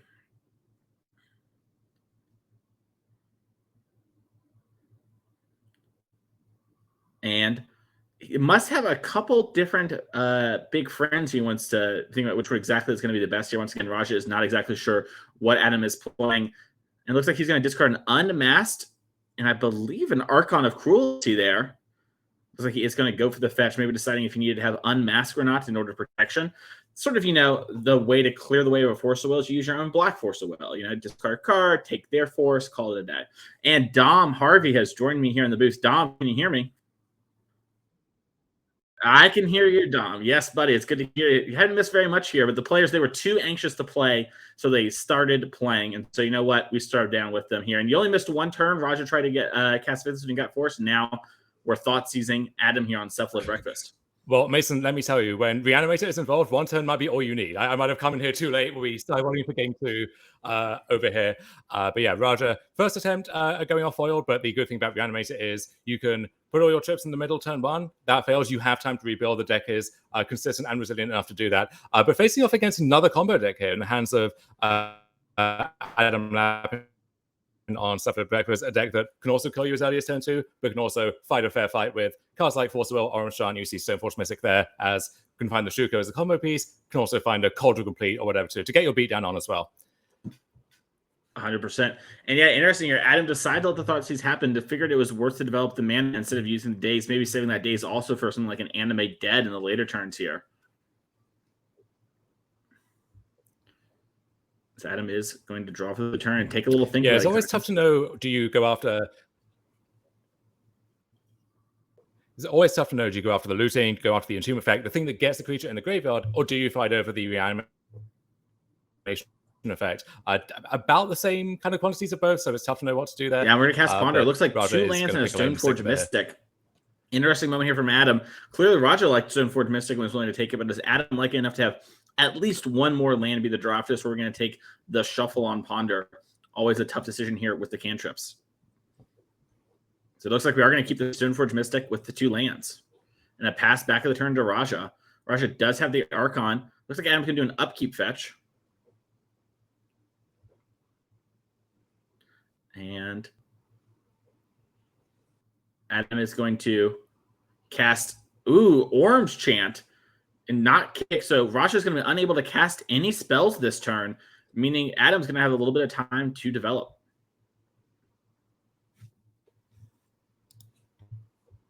Yeah, and that's a temporary measure. If that, you're buying 1 turn of reprieve. So if Adam can use that turn effectively, untap, present a combo of his own, that play might win him the game. Otherwise, you're just delaying the inevitable, right? So it's a high upside card, but the floor there is pretty low as well. Would you say Orange Champ is tempo? I might say that, but I would expect a lot of people to vigorously disagree with me there. I love it. Nothing like vigorous disagreeing in Magic. A Stoneforge Mystic is the cast here, and that's going to get us a shuffle, so we're not stuck with that 3rd land on top of our deck from that Ponder. And it looks to me like Cauldron, kind of a little hard to see with the stuff going on here, but got a weird little top to it. And that's either be Cauldron or Shuko, so, 50-50. Remember when Batterskull was the best thing you could do with Stoneforge, and turn 2 Stoneforge into Batterskull was this feared play that would put them far ahead? I remember it, and I loved it. Yes, it was a great time. Honestly, some matchups got worse when you got Cauldron, and losing the lifelink on Batterskull. The Stoneforge there? Yeah. I was the one against there are people steaming out their basic mountains and their Godwin Guy's Legacy, and you kind of wish you had it back then. Mm-hmm. Yeah, 100%. As we're seeing Raja here take a think. He got a free little draw step last turn without having to do much thinking. Congratulations on Raja on that one. And it looks like he's going to play a Blue Delta and fetch here.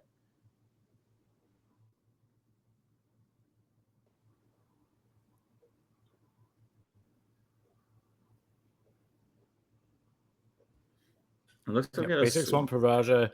We'll see if he has any kind of threat to present here, or if we're just going to flashback one of those lootings, try and dig for the next enabler. Yeah. Always looking for an interesting decision point here. So it looks like Raja is talking to Adam, getting a little back and forth. You love to see the players having fun in the future match area. Can't quite see the hands of the players. So yeah, these two both seasoned veterans. Raja, of course. Raja won our championship at the end of last year, of course. And Adam Lappin, a name who, if you've played a lot of Legacy, you've played with or against him at some point, I'm sure. 100%. Raja is flashing back Faithless Looting here. And yeah, look, Adam is going to fire that Days Off.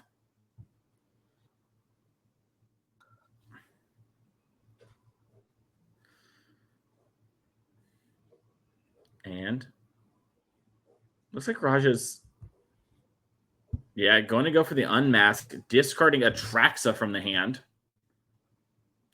And it was Cauldron and 2 lands in the hand from Adam.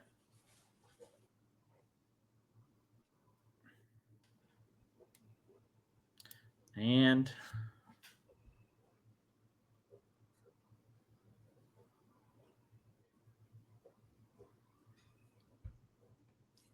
we're going to see, bam, Squire, attack for 1. Get your point in. Raja's going to untap. The pressure's on, Dom. Only 15 turns left to go.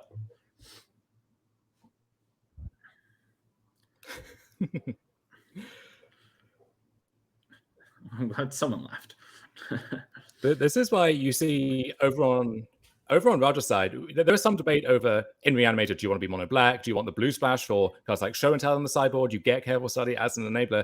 I think the reason why the red splash is so stock is in games like this where nothing's really happening, you get to flash those lootings, keep repairing and sifting through your cards, and eventually find a next threat, whereas the mono black list just kind of spin their tires, not really doing anything. 100%. As Raja did discard Entomb and Thoughtseize there. Looks like he's going to take a fetch and cast a spell. Had a little bit of respect there for Daze at the start of the turn, but, playing the land before resolving the looting. Something you probably wouldn't see from Raja if his opponent didn't have Daze in the deck.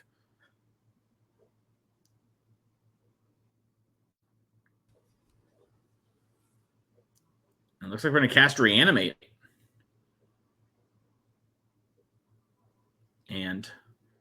It's looking like Adam said resolves, and Archon of Cruelty is going to come back into the battlefield.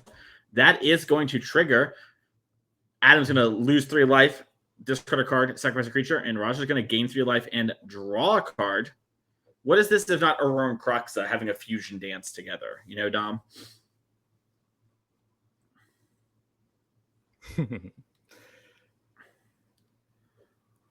A little wizard cycling here from Cephalid Breakfast. Little step through action.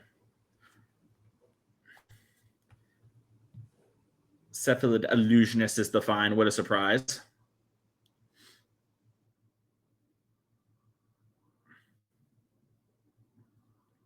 And that is sort of the strength of this Cephalid Breakfast deck. You know, we are actually dangerously close to killing Roger despite everything that's happened in this game. Adam is, you know, just a good top deck away from being in this game. As he draws a Ponder, going to cast it.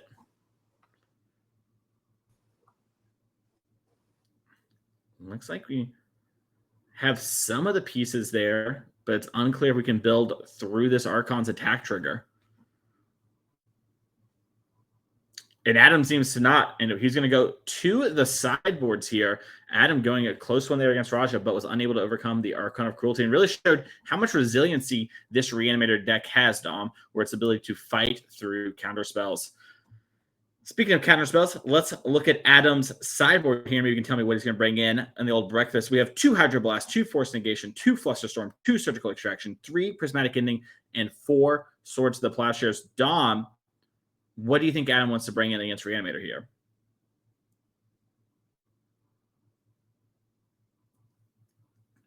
I think you're a little muted there, Dom.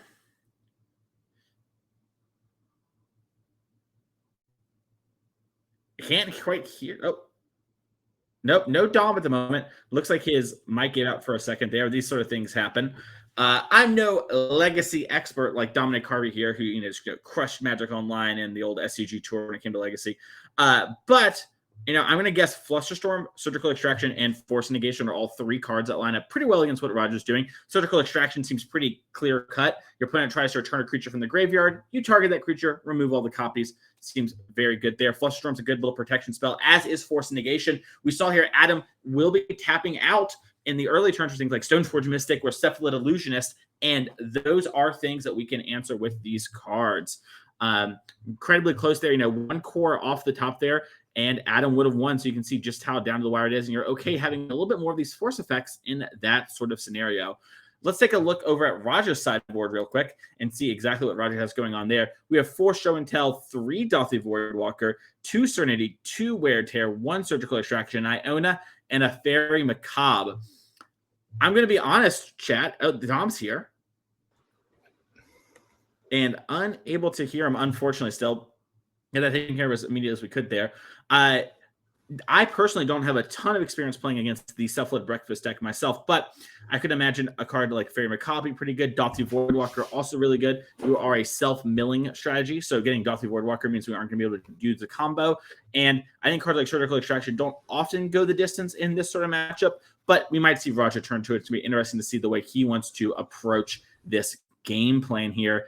And, speaking of approach, it's such a wild world we live in to see, 2 Griselbrands here in Reanimator, a card we never would have imagined less than 4 of, even just 6 months ago, now relegated to a 2 of. Cards like Atraxa, Grand Unifier, have just done a great job of supplanting this, along with, Archon of Cruelty and Sarah's Emissary and just other tech little choices. Looks like... Yeah, it certainly is a sign of the times. And you mentioned Fairy Macabre as a card which can interact with Adam Lappin's combo. Notably, you can do that even through a card like Orange Chant. As an activated ability, you can just discard it from the hand. So you never quite know if it's there, and the threat of that is going to be looming over the game at all times. If Adam is even aware that that's a factor here, because we do have closed deck lists for the special portion of the tournament. So if Adam tries to fire we could see Raja right back at him. 100%, yeah. It's going to happen there. And then, we have the rare instance, Dom, if we mulligan a bunch and we Fairy Macabre and then reanimate it. Wham, bam. Get it done any way you can.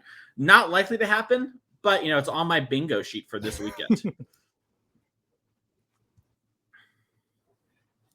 I love those scrappy games against a Leyline in the Void where they Leyline you. You can't reanimate anything of yours, but you Thoughtseize them, you see what's up, and then you take that Knight of the Reliquary, you take that Stoneforge Mystic or something, and you get busy.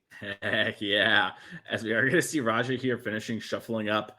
Yeah, the scrappy games are some of the most fun ones. And I feel like Legacy leads to a lot of scrappy games, a lot of cheap interaction, a lot of powerful interaction, which leads to a lot of games where, players aren't doing their thing uninterrupted. It's not like Pioneer. We have very strong answers, and it's actually very hard to, consistently expect to do your thing all 3 games in this format against anyone who has packing hate for you. Yeah, you think about this Reanimator deck, it's turn 1 Griselbrand, turn 1 Archer Cruelty, right? In most formats, that would be completely busted. But in Legacy, you do actually have the defensive tools against that. You have Force of Will, Force Negation. You have Endurance now, really pivotal card from Modern Horizons 2. You have all of your Surgicals and your Ley Lines and so on. So the tools are there to fight it, but the deck is powerful enough that you can still plow through that a lot of the time. And Raja has done that in 5 rounds and counting so far. Mm-hmm. Dom, I have a feeling that Reanimator is probably underplayed in paper. What are your thoughts on that? As Adam is going to go to 6 heroes, Raja is still deciding whether he wants to keep his 7 or not.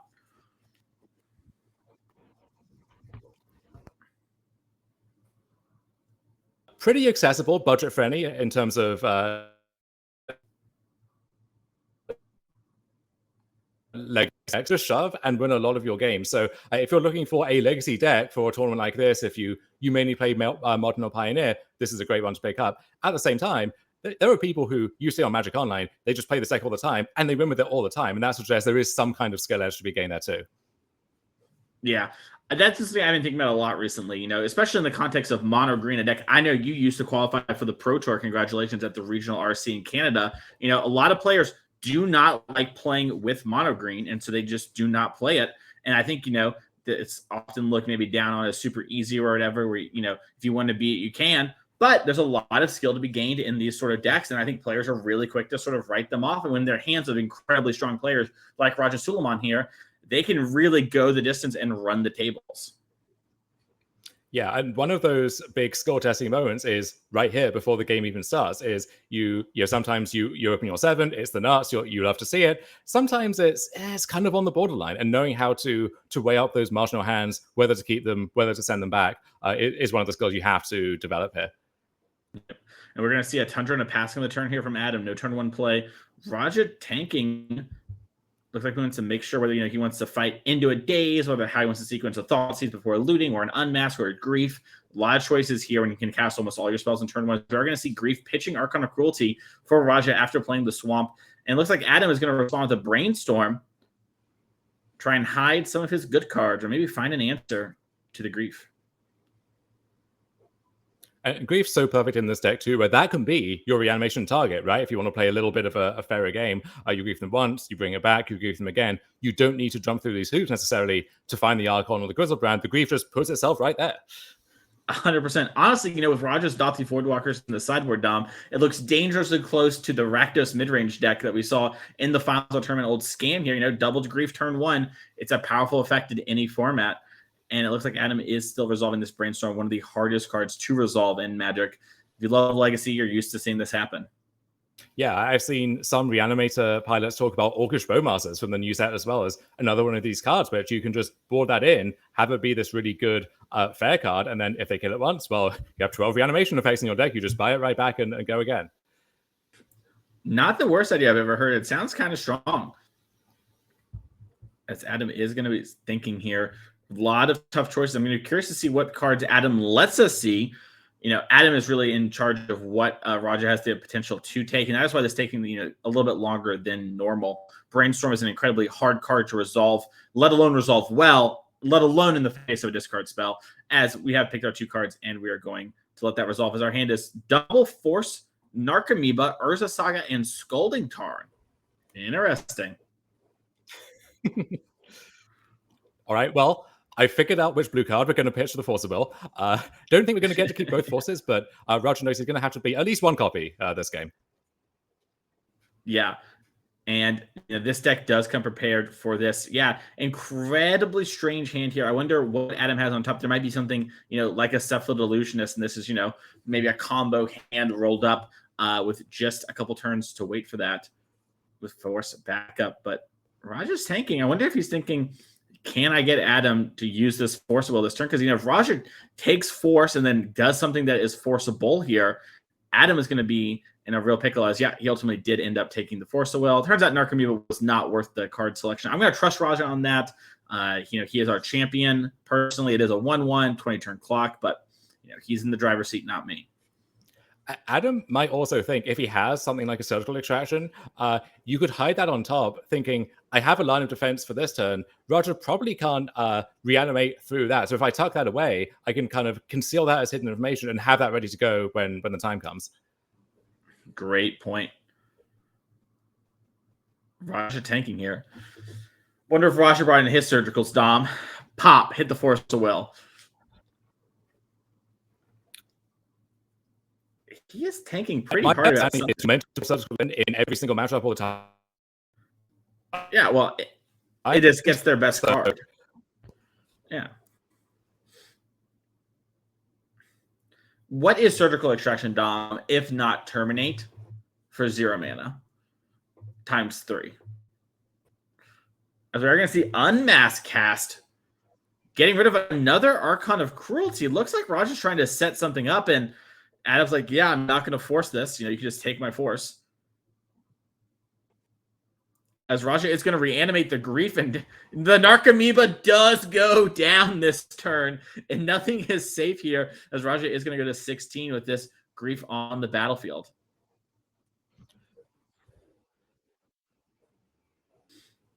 That's right. We are in round 6 of 8 today with the entire top 8 here. Dom and I are going to be bringing this all the way to you, as Stoneforge Mystic was the card Adam hid. So Adam got to do a little bit of a shuffle away there too with his Brainstorm. Kind of nice, as we are going to get the Shuko in hand. Or Shuki. Do the twisty, I believe is the pronunciation. Not to be confused with Shuriken, another iconic equipment from that same block. True. Incredible on Magic Arena for a couple days, as we do Thoughtseize down the Shuriken and then attack for 3.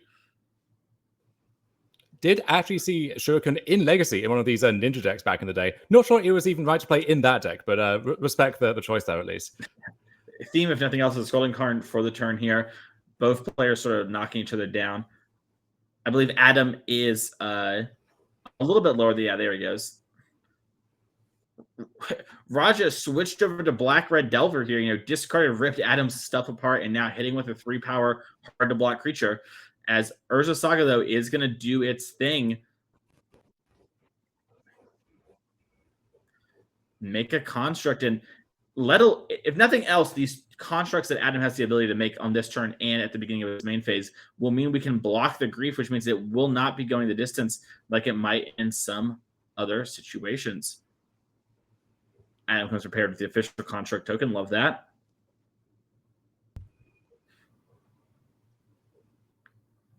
Adam's going to tick up and tank real quick. Always want to be sure you're making the right decision. It's probably going to be an Urza Saga moment, but you might draw something that changes your mind. So the construct enters the battlefield, and Retrofitter Foundry going to be popped up here. Not a good sign if you're a Roger Sulaiman fan.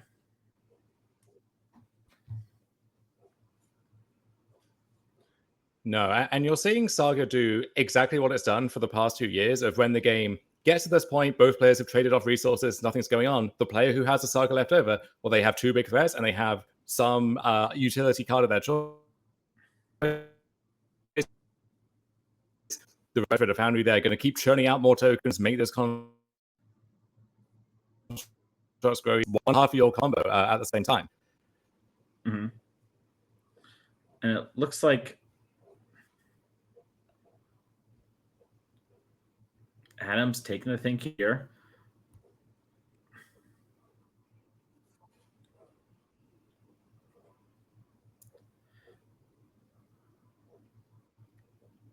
Looks like we are going to slam in for 3, representing even more with the Retrofitter Foundry in play. Yeah, Raja can take a second to double check it. Raja, a veteran of the game and our series here. He definitely knows that, but always take a second to double check.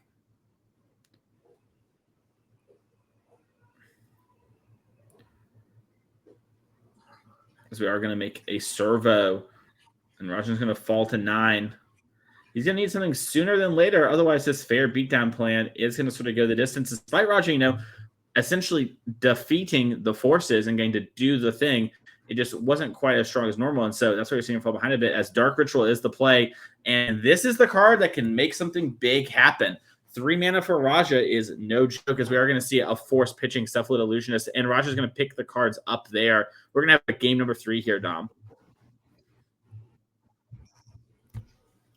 Yeah, you'd love to see that. So we'll go back and check the sideboards here for both players, see how they want to readjust given what they saw there. Interestingly, Adam was kind of close to comboing at certain points, but Raja had the disruption, he had the threats, and Adam just kind of shrugged that off and just run with the saga plan. So you don't want to be overly targeting the combo aspect of Adam's deck, because the nice thing about this flexible combo control deck is you have these other things going on. 100%.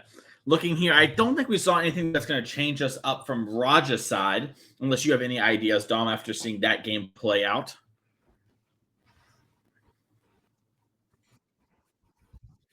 Yeah, you could try the Voidwalkers, a nice threat in the face of Adam's hate, and also a hate card of its own for Adam's combo.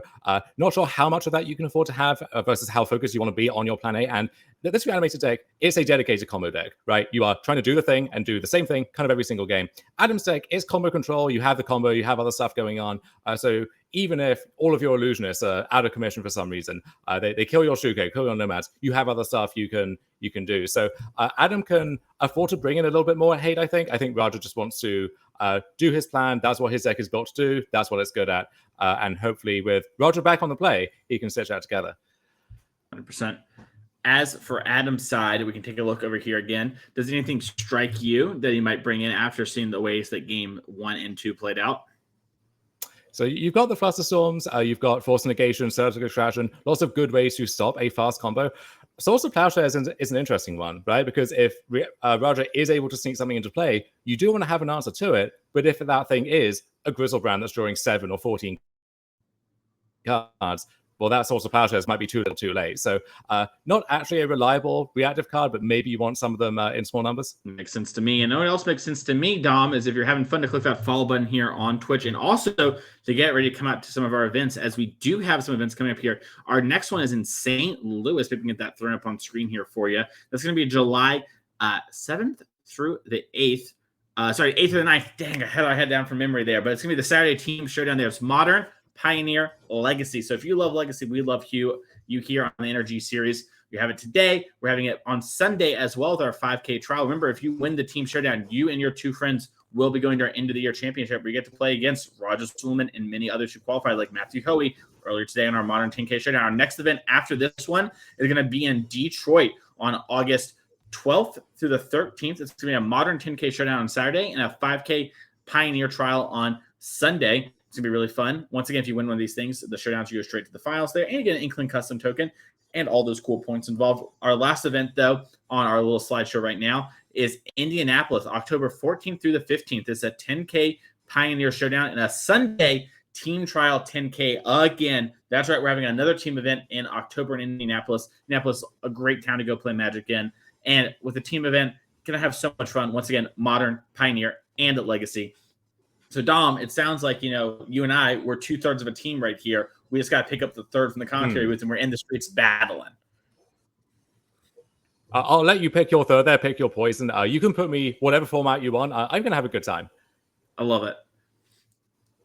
Yeah, I'm going to take Modern, so we just got to find someone who wants to play Pioneer.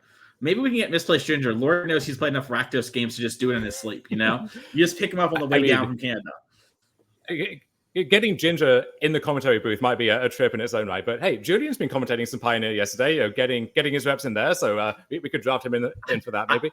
I tried yesterday. He didn't seem excited about flying from Africa over for here, but we do have a couple months to wear him down, Dom, so I like that idea there. As the players are still sideboarding here, glad to see you in the booth. But yeah, no, I mean, it's a lot of fun here in the NRG series. You see players hanging out in the background there. A lot of our named players, some of them didn't even play it. They didn't have Legacy decks. They just came to hang out and, jam like the Moto showcase in the background there, like Connor Lely, our player of the year. Yeah, some people even attempting the famed double queue where you play the main event, maybe doesn't go so well, 1-2 drop, but there's a showcase in an hour or two. So you still have a way to chase that redemption. Yes, and a lot of fun here on the NRG series. Let's see, though. I think the players are still shuffling up. Dom, what is your favorite Legacy deck right now? You know, you and I didn't get to talk much about Legacy before jumping down the future match area. I know you've been someone to peruse in this format. Where's your sort of head at as your sort of your favorite deck and the deck maybe to beat? So I have been officially corrupted by the One Ring, as so many people have. And there is a shell that fits into very naturally in Legacy, this Mystic Forge style combo deck where you've had all of this fast artifact mana. You've got your Mox Opals, Lotus Petals, and so on. You've got Ancient Tomb, City of Traders. So you're casting that One Ring on turn 1, turn 2 pretty reliably. And then you have these Manifold Keys, Voltaic Keys, untap that thing, just tear through your deck, Paradox Engine to fully go infinite. So you take a lot of game actions, and that is my favorite thing to do. Game actions are better than winning, as the players are down here finishers on their mulligans. I love to hear that. I wonder in Twitch chat, what is your favorite Legacy deck? Or the one you're hoping to see here? We still have 2 more rounds of Swiss after this. I know it seems crazy with how much Magic we brought you today at the beginning of the day with our modern semis and finals going on, but we still have 5 more rounds after this one of Magic for you, including our entire top 8 today. Yeah, Matt Hurry putting on a dominant run in that Modern Showdown.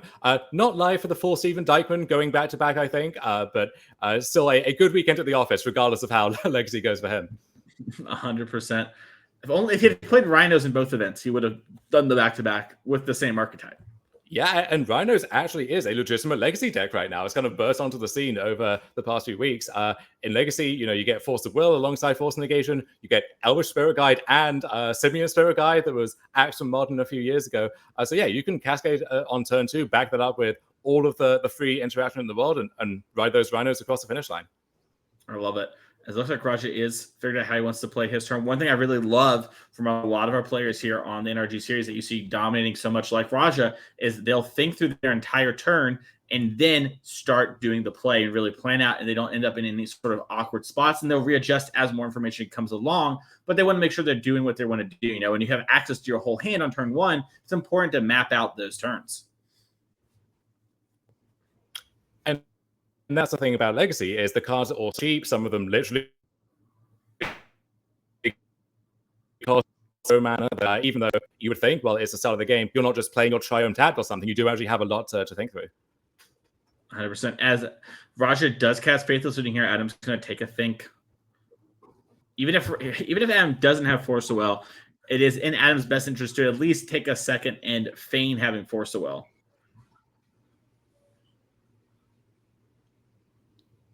As it looks like he is going to force a negation.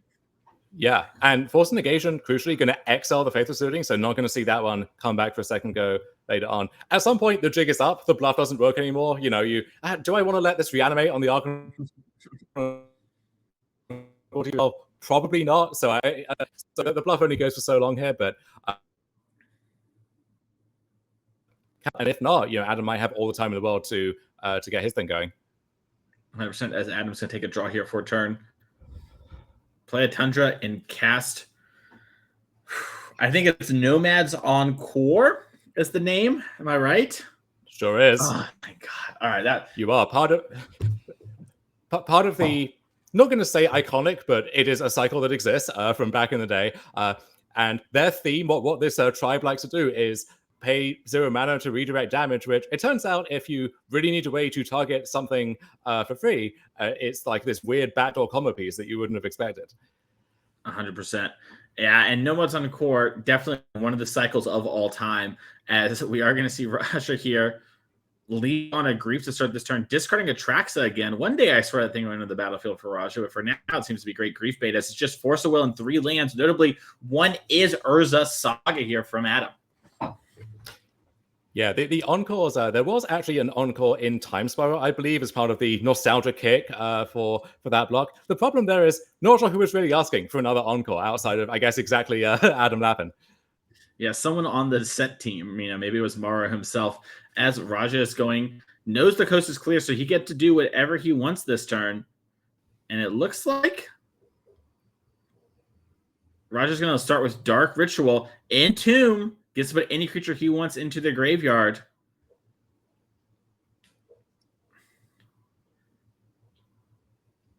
And we mentioned Griselbrand, not the default creature of choice in every situation anymore. I think we're still going to see it in this one. I think Raja has a lot of life to play with, could really use draws towards another Grief, another Unmask, or even, if he is able to find a Lotus Petal, Dark Ritual, and so on, we might get another creature alongside the Griselbrand before this turn is said and done. Yeah, we're going to see Exhume here. Adam doesn't have a creature to bring back. Unlucky, really, when you think about it, as Raja's immediately going to pay 7 life, draw 7 cards, as Griselbrand, the goat of creatures, is in play. Raja has 1 card that was in his hand just laid on the table. Makes me think it's a land. Raja doesn't even care. He's like, yeah, this one's doesn't matter what else I draw. And he's like, you know what? 7 more cards, down to 5 for Raja. Lightning Axe, I'm sorry, Lava Axe has never looked so good.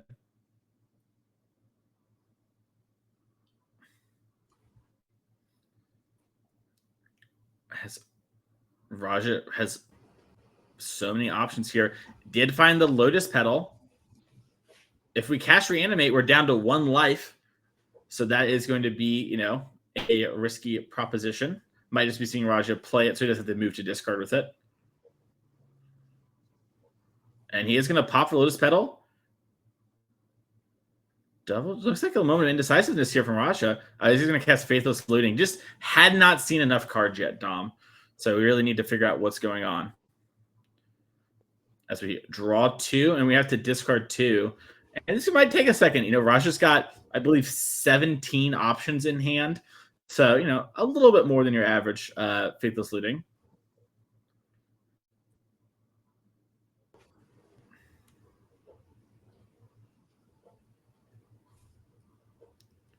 Looks like Raja just double checking.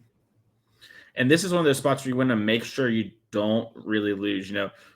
Raja might be trying to find some way to interact with Adam's combo because, if Adam draws the Cephalid Illusionist, the game is over as we're going to discard 2 Polluted Deltas. It would be quite something if Raja got Griselbrand into play, drew 14 cards, and then just died to the perfect top deck from added Lappin. But if one of those many cards is the Fairy card. Mm-hmm. That would, Fairy card would be very good here. This turn, I forgot, this was turn 2.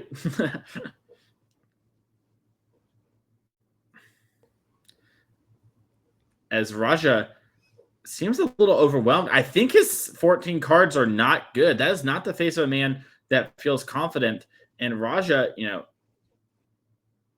very capable player, someone we've seen dominate on our series in every format.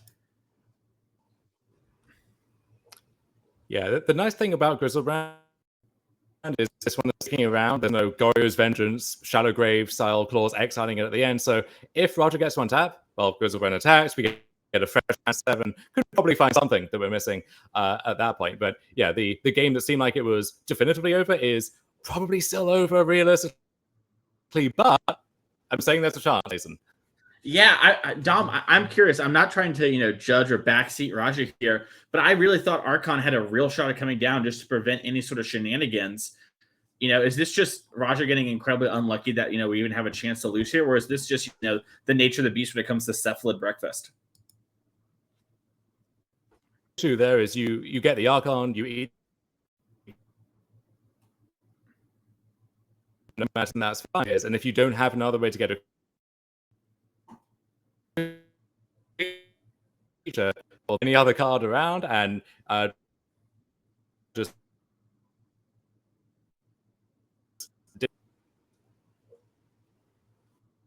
100%. Fair point, Dom. Urzasaga is the play here from Adam. And it looks like Narcomoeba. Time to rumble.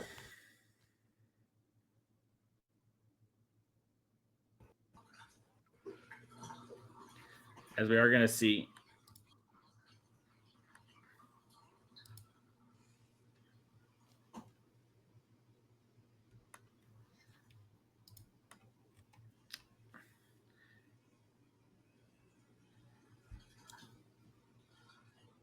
And just draw 7 more cards once again.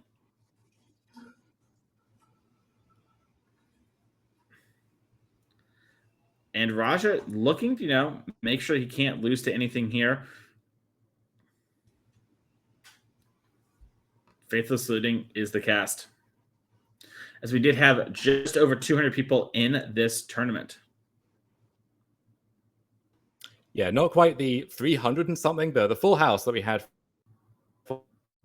for modern yesterday. Great turnout here for the Legacy format, where it is less accessible than some, and maybe more daunting to get into just in terms of the gameplay as well. But a lot of people for whom Legacy is their favorite format. I'm here today to play some Legacy because you don't get that many chances to do that in paper these days, and so you'll take every big Legacy tournament you can get. 100%. And if you love Legacy, or a quick reminder here, July 8th through the 9th, we are going to be in St. Louis, team event, and then a Legacy 5K trial. So even if you don't have any friends that want to drive out to that, you could just do the 5K of Legacy like we have going on here today. There will be a packed house. Faithless Looting is going to be flashback, draw 2. I feel like Raja is looking for some specific card, but he just cannot find that card. As Atraxa is going to be the first discard here from the Faithless Looting.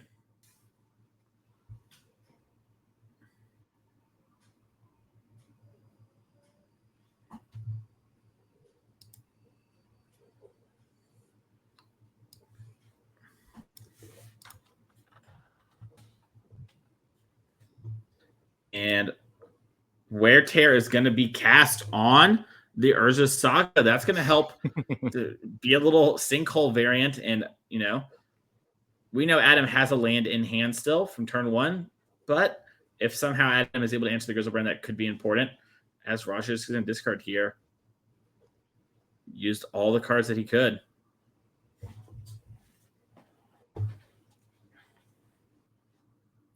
Yeah, you would think it's a good problem to have if you're discarding down to hand size from your hand of 15 cards. But with this Reanimator deck, you're trying to do a specific thing, and it kind of doesn't matter how many cards you have if they don't work towards that exact goal. 100%. And we have so few cards that do matter, as we are going to see, just a land and pass and turn from Adam back to Raja. Raja attacks the Grizzlebrand, gains 7 life. I think we might see something. Yeah, Raja's going to draw 7 cards again. I'm really surprised that we're still looking for something. I guess like Fairy Macabre type cards, like we mentioned before, just, to try and prevent Adam here. Adam having a great time as Grief is going to get evoked here. But Adam, once again, if Raja doesn't have the right cards, can win off the top.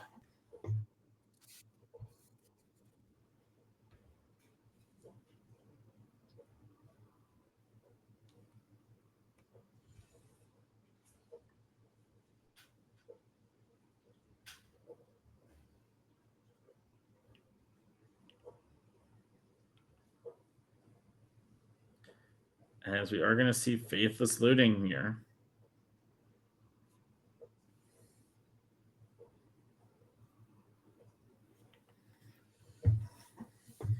As Iona and Archon of Cruelty are going to go to the graveyards. We're going to see Dark Ritual and probably maybe an Exhume or Animate Dead card type here. As looks like that is what Raja has been looking for this whole time.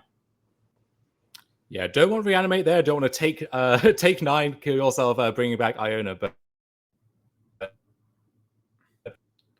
it looks like if we can get Iona to play, that will officially lock up the game here. I assume naming blue, but really could name black. Well, yeah, it's one of those spots where, Raja just needs to name one of the colors that's actually in Adam's deck, white or blue or black. They all sort of work here. Blue probably being the best one. As we are going to see Raja end up exhuming first and putting Archon of Cruelty into play. Going to sacrifice the Narcomoeba and discard a card. And then we're going to see Raja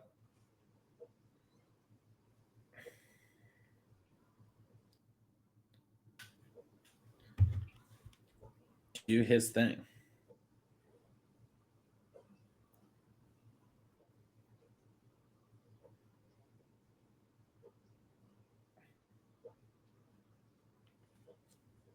It looks like he's 10.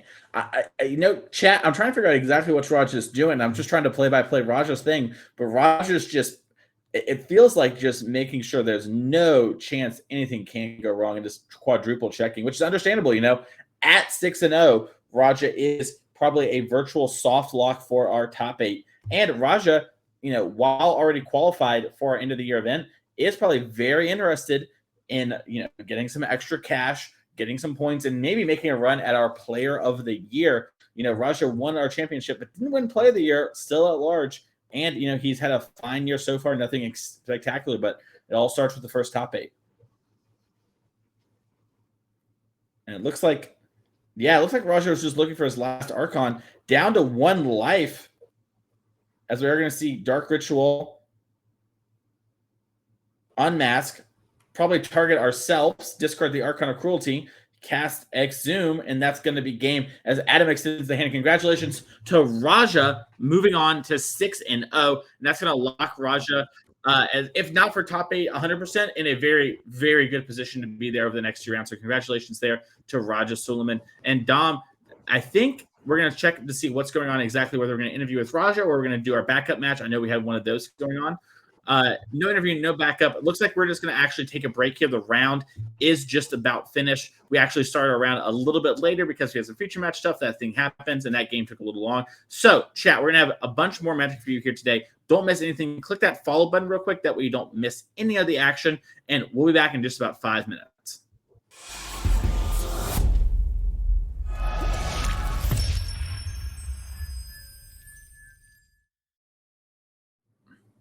Hello, everyone, and welcome back to the NRG Series in Chicago, Illinois. And I'm with Doomwake now. I'm Mason Clark. Dom has tagged out for a little bit, so I took my Dom and turned it into Doom with an extra O. Devin, how you doing? A little bit of an extra O on the end there. I'm doing pretty well. I actually was just talking to Mason before this.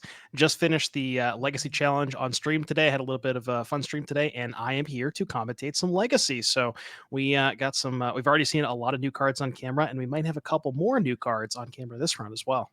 Yeah, it's going to be very exciting. But before we get into that, let's look at our players to watch leaderboard, see how everyone is doing this weekend on the series.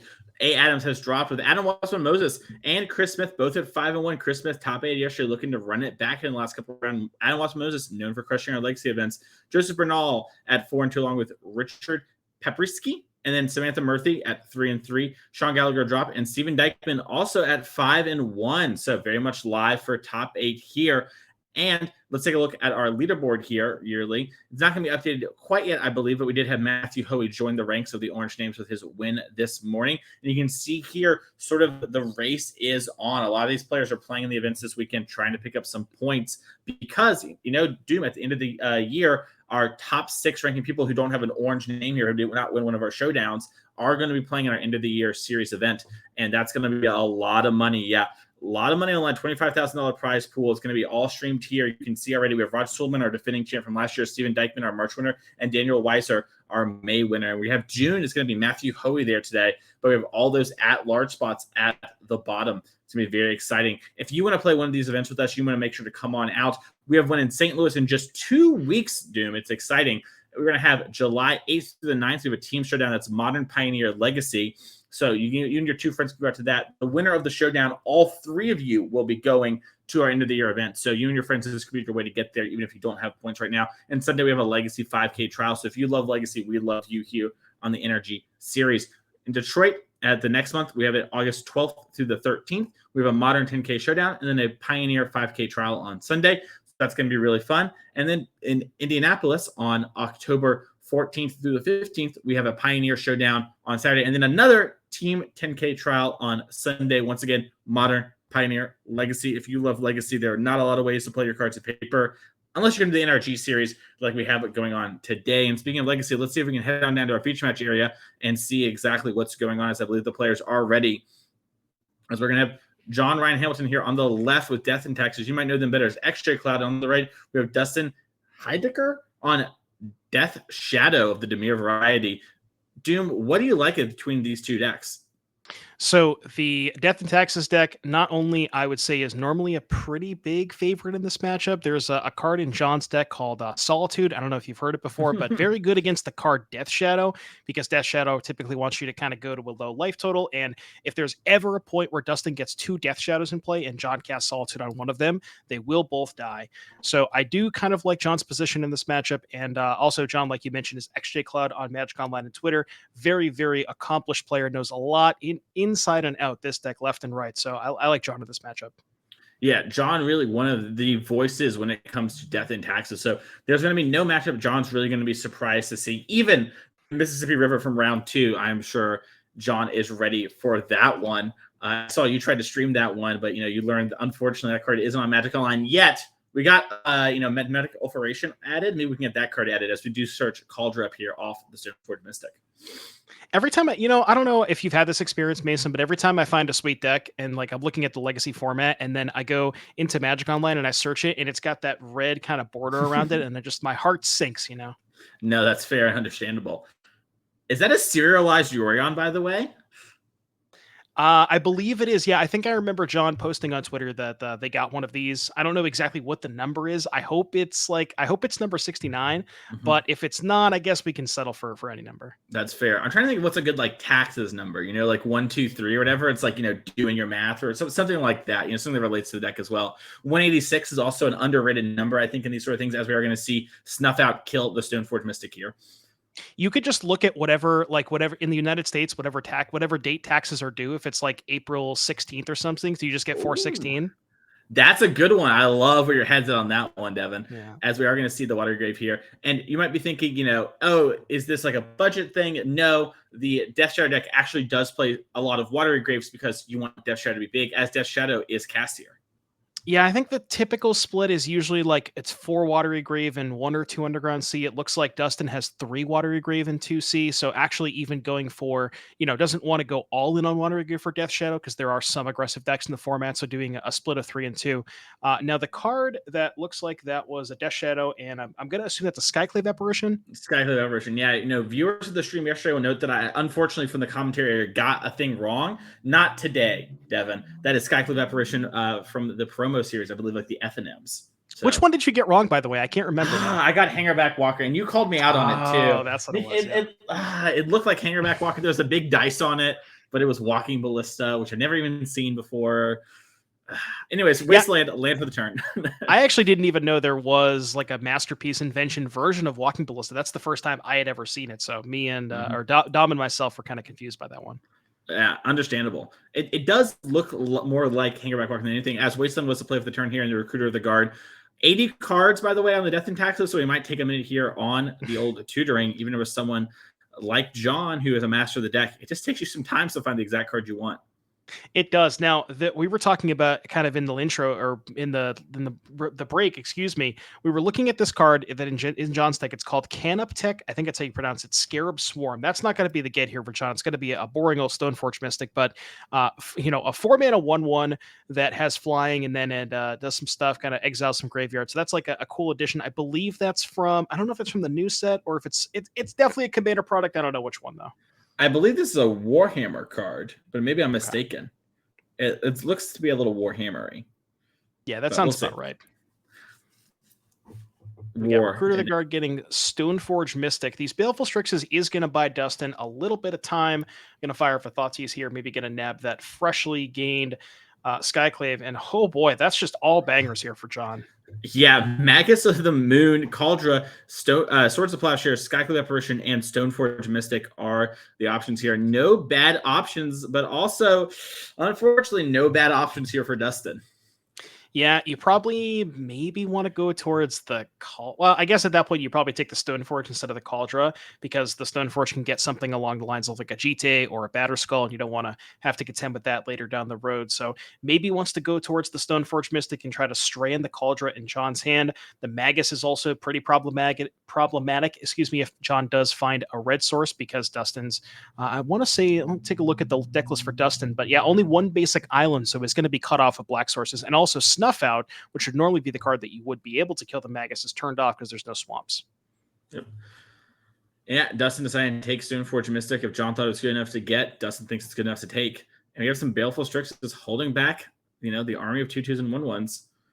So we're going to get untap here from John. I want to take a second to appreciate the blinged outness of John Ryan Hamilton's deck list. There's a lot going on here. Yeah, a lot of stuff. A plateau off the top and the Magus of the Moon. That is going to be a big one, as we are going to see Dustin fetch real quick to make sure we at least have some mana to play with, if not maybe not a counter spell here. But that's a good draw step right there. Oh, yeah. And looking at the deck list for Dustin, as far as castable spells are concerned, with just access to basic island and no black mana, we have a Brazen Borrower, which could be an answer to the Magus, a Dress Down, which, again, there's a layers question. I don't even know if we want to get into that kind of stuff, but 4 Ponder, some Brainstorms, and some Dazes. But yeah, not a ton of castable spells left. Yeah. As it's going to be up there. Now, we do have these Baleful Strixes. Maybe we can start getting in just a little bit, but it doesn't seem like a winning proposition. As John sells a handful of gas and has Yorion to flicker. We have another Skyclave apparition hand that can answer the first Baleful Strix. Then we can, Yorion on the next one. So a lot going on here, as Dustin is going to cast 2 mana, could be a Borrower. Oh, all right. Well, we're going to see what happens. Now, I don't actually know. Do you know what happens in this scenario, Mason? I believe that you're going to be able to cast your things, because I think it is different than Dryad of the Elysian Grove because of some wording thing, but I'm not 100%. I know that with Dryad, you would still have all the land types, but I think this one makes them versus gives. Oh, it looks like John knows. yeah, we're gonna get a judge call real quick. Dude, that was gonna happen. Layers. Yeah, so it looks like chat's saying nothing changes. I guess I was mistaken. I thought it was a little different than Dryad of the Elysian Grove, but as I was saying it, I was like, that doesn't make sense. But looks like Magus always wins is what chat says, which is true just in life, Oh, yeah. And in this situation, as the judge is going to explain layers. If you don't know about layers, don't worry, you're a better person for not knowing it. Yeah, there's like a 17,000 page book on. That we just see a concession from Dustin. Makes sense. Doesn't really have a lot of outs, but yeah, there's like a 17,000 page book on layers in Magic, and I still don't really know exactly how they're supposed to work. But looks like Magus does win in that case. Yeah, something about the effects with Dress Down and hitting and lands are different, but a lot of different things going on there. Speaking of things different going on, let's check out the sideboard and see what these players are going to be bringing in. Let's start off here with John Ryan Hamilton, the Death and Taxes player. We have 4 Pyroblast, 2 Circle Extraction, 2 Mindbreak Trap, the Yorion, Council's Judgment, Emrakul the Aeon Storm, Containment Priest, Grafdigger's Cage, Fey Macabre, and Deafening Silence. Which ones of these do you like, Devin? So you probably want to get towards the Pyroblast. There is a plethora of blue cards in Dustin's deck list. We see the Murktide Regents, Force of Wills, Dazes, Cantrips, and also potential sideboard cards. Past that, there's not a ton here. Like, you probably don't want Surgical. You maybe want to go towards a card like Council's Judgment as a clean answer to Murktide and Death Shadow, and that's pretty much it. I mean, Emrakul is supposed to be for the grindy matchups, right? Is this a grindy matchup? Yeah, well, it's for the grindy stone matchups, Doom. You see, you got a little confused there. Yes. But I don't think this is probably the song we're going to have that, but I like your heads on that one. Let's check out what Dustin has in his sideboard for the Death and Taxes deck. We have 2 Dothly Voidwalker, 2 Fatal Push, 2 Surgical Extraction, 1 Brazen Borrower, 1 Dress Down, 1 Force Negation, 1 Hydroblast, 1 Hooded Torok, 1 Null Rod, 1 Plague Engineer, 1 Powder Keg, and 1 Shieldred's Edict. So removal spells typically good against a lot of small white creatures, but the problem is a lot of John's creatures replace themselves. You have stuff like Recruiter of the Guard, Skyclave Apparition, Stoneforge Mystic. That being said, you still might have to go towards a card like Fatal Push, given how impactful Stoneforge Mystic is. Past that, maybe not a ton here. Shieldred's Edict, there's a lot of random bodies in the battlefield, so I don't know if I love that. We just saw how Dress Down works with Magus of the Moon. May not want to go towards a second copy of that, although it is decent at maybe stopping like a Solitude. And past that, maybe Powder Keg to clean up some Aether Vials and Mother of Runes. Could totally see all of those things happening as the players are finishing up shuffling and mulling in there. Yeah, Orcish Bowmaster, not a whole lot of card drawing from John's deck. A lot of, cards tutoring other cards and essentially drawing a card, but not actually. But I think a card that's still something, Dustin's pretty happy to have. I think this matchup is a really rough one. Like you mentioned, Solitude is a huge problem with the Death Shadow, and that's before we even mentioned Swords to Plowshare. So just having another threat that can maybe, generate you a 2-for-1, I think it's going to be very important for this Death Shadow deck. A card in John's deck that we maybe didn't kind of discuss or go over, we maybe glanced over a little bit, was Comet Stellar Pup. I don't know if we can maybe get this one on screen, because I've actually never seen this card cast before. It involves rolling dice. I don't know. The last time I checked, it was not a Magic Online. It's one of those red border fancy cards that they kind of ban your account for trying to put into your deck. But talk to me about this card, Mason. Yeah, so this card, I'm going to read it to you real quick, and we're just going to all work together. So it has only one loyalty ability, which is 0, roll a dice. Depending on what the number you get is what you get. So if you get a 1 or a 2, you +2 Comet's loyalty, then create 2 1/1 green squirrel creature tokens. They gain haste. If you roll a 3, you then lose 1 loyalty and then return a card with mana value 2 less from your graveyard to your hand. If you roll a 4 or a 5, Comet deals damage equal to the number of loyalty counters on him to a creature or player, then minuses 2 on the loyalty, and then 6, you're going to +1, and you may activate Comet Stellar Pup's loyalty abilities 2 more times this turn, which means you roll 2 more dice. So if you hit 6 into 6, you're going to activate 3 more dice rolls. Comet is actually just a value machine. It looks kind of silly, but like this is sort of Boros's Jace the Mind Sculptor. You don't quite get access to anything, but you do just generate a lot of card advantage and pseudo card advantage with things like the damage and the returning of a card and creating squirrels. And so this is a card that we're seeing in this, Taxes deck, where if he could play Jace the Mind Sculptor, John probably would. Instead, we have Comet Stellar Pup. Yeah, I want to see a spot on camera today where Comet Stellar Pup is cast and we kind of roll like 4 or 5 6s in a row and just go absolutely off. Yeah, it is really fun to play with this card. I have seen it played in paper before. It looks a lot better than it might read. It plays a lot better than it might look. But yeah, you can have some really crazy turns. You roll a couple 6s, you tick up a bunch, you roll the 5, and you just bam, shoot someone in the face for like 6-7 damage and kill them. Yeah, one card that I'm maybe a little bit surprised to not see in John Ryan's deck is the fourth Air Lingus. The X, it's actually the card that I played in the initiative deck today. It's the X red white sorcery, make X 2/2s, they gain haste, and if something hits you, you get the Monarch this turn. John's got a lot of small creatures, so and is splashing red. Now we see a Thoughtseize being cast here off a Watery Grave, and we are going to reveal, I believe, Cavern Plains, Karakas, Port, and then we have a Stoneforge, a Cauldron, and a Pyroblast. Not the best hand here from John. Yeah, not the best by a long shot, but has a little bit of interaction and had some powerful threats there. So we're going to see Dustin write down these cards. And now, John just has an answer on this very awkward Cauldron. If we ever draw another Stoneforge Mystic, it'll be back online. But till then, it's kind of just like we're on a mulligan to 5 here. Yeah, that's the rough part about having Stoneforge and Cauldron in your opening hand and getting Thoughtseize is now, like you mentioned, just that Cauldron's going to be sitting there forever. And even if we do find another Stoneforge, that's, as we said, a lot of removal in Dustin's deck. Now, John does kind of have, the Rishadan Port to maybe buy a little bit of time. Hey, that's a pretty good draw step.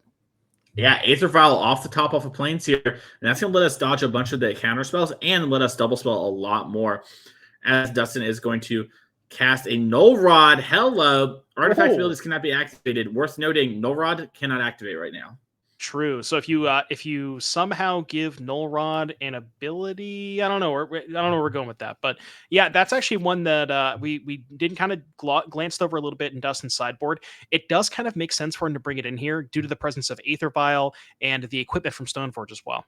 Yeah, Umezawa's Jite is back-breaking card. We can totally see this here. As Wasteland is going to go after the Watergrave. And now, this is why you see a lot of players talk about this Death and Taxes deck as a control deck. Things like this happen where you can kind of strangle someone on resources. And John here hits Dustin with the Upkeep Rishadan Port. Dustin doesn't have anything. And now, John is able to make up time. That slow start just doesn't matter when you're on 2 lands and Port's going on. So we're going to see a Brainstorm in response. And yeah, John has a fetch land. Looks like he's going to Pyro the Brainstorm and just try and stick Dustin on lands. Yeah, whenever you miss a land drop against the Rishadan Port that's in play, it's got to feel pretty bad. And like you said, the Wasteland taking care of the other one. So very, very good sequence here for John. Dustin really going to need to find some lands off of this Brainstorm, preferably a fetch land, so we can shuffle away some of the other stuff that we maybe don't want. And we're actually just going to go ahead and fight over the Brainstorm. Yeah, that makes a lot of sense. Yeah, I like this. Normally might not want to do something like this, but just getting a spot where Dustin, just says draw, go. Your Red Elemental Blast looks a lot like Time Walk. Yeah, that Brainstorm is almost as good as a Wasteland if it's denying Dustin's ability to find more lands, and that's really all John wants is a little bit of time to take over with some of the John's more powerful cards like the Cauldron. At this point we maybe just get the Hardcast the Cauldron. Yeah, one day at a time here as John is going to untap and figure out what to do. And looks like we're going to let Dustin have a turn with the island, but we have a Magus of the Moon in place. That's going to be our only land for the remainder of the game if Dustin doesn't have an answer. Yeah, and it looks like Dustin didn't have any forces or anything like that. And Dustin passing the turn somehow doesn't have to move to discard yet. Just, I guess it's on a much bigger mulligan than we thought.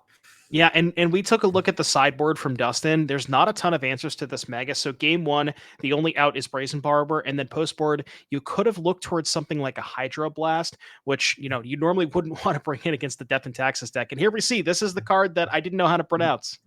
Yeah, Kano picked Scarab Scorn, so it's going to ETB exile Dustin's graveyard, and then for the number of lands or artifacts exiled, we're going to make 1/1 flying bug tokens. So I'm going to guess that we don't have 1/1 colorless insect artifact creature tokens with flying, because that is a thing that we only really see in the Warhammer 40K. Looks like John has some tokens, so big fan of the Owl House. Let's see if that show pops up here.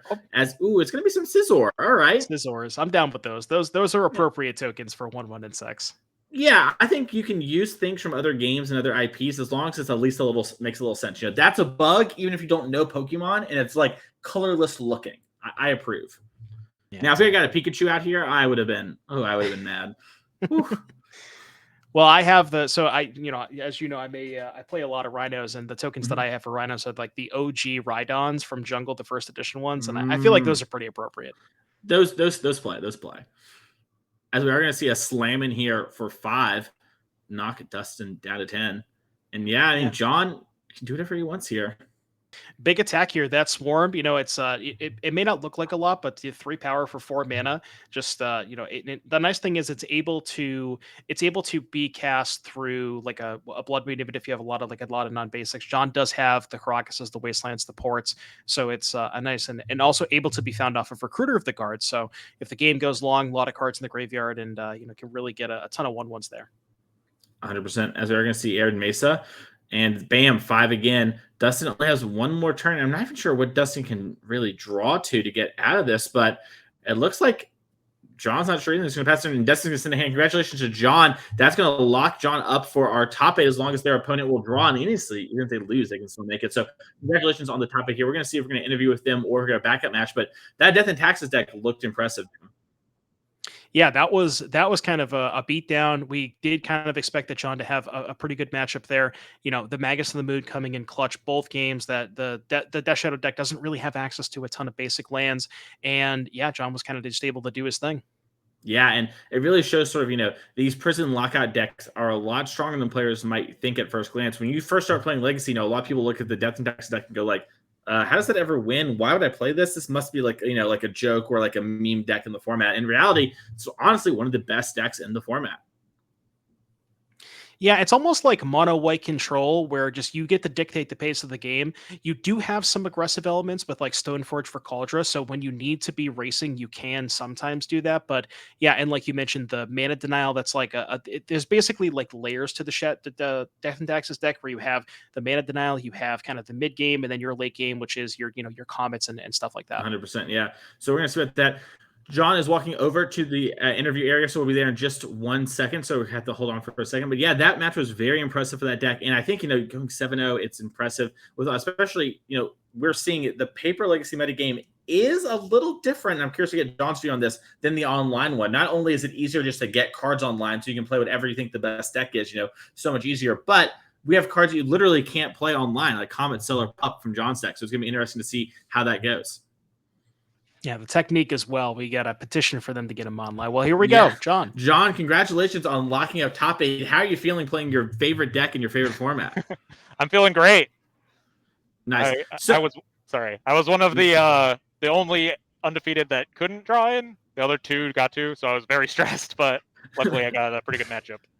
Yeah, and that's going to help you be in the play as well in top 8, so that's going to be pretty exciting there. How have you liked playing Death and Taxes and paper? We've seen some cards in here that aren't on Magic Online, like Comet, Solar, Pup. Chat was interested. Devin and I were interested. How those cards been playing for you? So the Comet probably shouldn't be in the deck, but I just really wanted to play it, and I was in red-white, and I don't get to play it on Moto, so put one in the deck. The Canoptic Scarab Swarm has been amazing all day. I have been absolutely blown away by how good that card is. Yeah, and the nice thing about that one is we were talking about, you're able to get it off of Recruiter of the Guard. A card like Fourth Air Lingus, I notice is absent from the deck list. Is that something you considered as well? It's a card that I kind of thought about. It's kind of that Comet slot of like this like grindy card you can't really tutor for. I should probably be on 0 of either, but it's a reasonable red-white card that I'm also interested in trying out. Nice. Well, there's been a lot of hype going to this weekend, by Orcish Bowmaster. We had Cephalid Breakfast do well at the Star City Games event last weekend. It's sort of, as always, Death and Taxes wasn't very high on the list here. How do you feel about its position in the metagame? We know that you're just, someone who loves playing that deck all the time, but do you think it's still well positioned, or is this one of those things where you're like, this is just my deck and, paper legacy? I think it's pretty reasonable. A lot of people were scared of Orcish Bowmaster is good against 1/1s, but honestly, Death of Taxes stopped being a deck that lost to X1 hate a while ago. You're just a big grindy value deck. I'm not that threatened by Orcish Bowmaster. Yeah, it seems like a lot of your cards are able to replace themselves. And even if you kind of get that 2-for-1, or if they get a 2-for-1 off of Orcish Bowmaster, you can kind of recoup that card advantage pretty easily with stuff like, the Canoptic Scarab Swarm, Recruiter of the Guard. That particular matchup as well just seems like a really, the fact that you have access to 4 Solitude and 4 Swords to Plowshares, I'm sure you were pretty happy when you saw your opponent was on Death Shadow. Yes, I was very excited when they shocked Watery Grave, especially on the red splash. Death Shadow usually very soft to Magus the Boon, and we've kind of saw some non-games there. I would say we saw the most purest form of Magic in Game 2. We just ripped our opponent's lands apart the way Garfield intended when you look at Alpha, and we just played the game out. They didn't get to do anything. Exactly. That's what I'm all about. Awesome. Great. Well, John, thank you so much for taking some time with us here in the booth. Go relax. We'll see you in top 8 here in just an hour or so, and we might see more of your awesome deck. So congratulations and good luck. Thank you. As for us, we're going to see if we're going to have our backup feature match. It looks like we're going to jump in live here in the middle of it since we're in the middle of the round right now. Oh, time shifted. Sorry, we're going to start at the beginning. My mistake here. Misheard our commentator booth.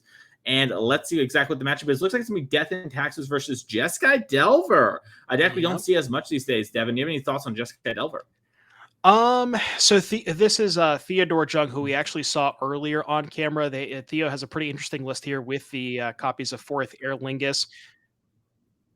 Oh, it looks like, we had a different backup match. It looks like maybe those players drew. Right. Adam Wasburn-Moses versus Stephen Dykeman. Let's just hop right into it. Producer, get me down there. I want to see magic. Let's go. As these two players are doing their thing. Mono Black Control, it looks like it is reversed right now. So Adam Wasburn-Moses is on your right, actually, with Gruul lands. And then Stephen Dykeman on a Mono Black Control.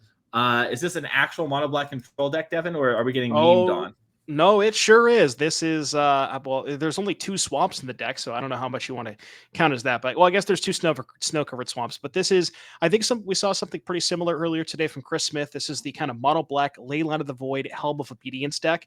That's the combo that we're trying to set up. We also have Karn the Great Creator, which can fetch Helm of Obedience from the sideboard, bunch of fast mana with Dark Ritual and Chrome Mox, and Grief to kind of clear the way. Yeah. And just for at home, it probably can't get fixed with our time-shifted matches. Everything's sort of pre-done and pre-recorded, so we won't be able to fix it. But just know they're backwards RB chat. As Leyline of the Void here comes down, and then Mox Diamond pitching Maze of Ith for Adam Wasburn-Moses. And Adam, playing a Sphere of Resistance here, going to make things awkward on Dykeman. Adam really known for playing these lands decks and doing very well on our series with these events. Basically punched his ticket with a bunch of solid finishes in other formats and just top 8ing every Legacy event last year.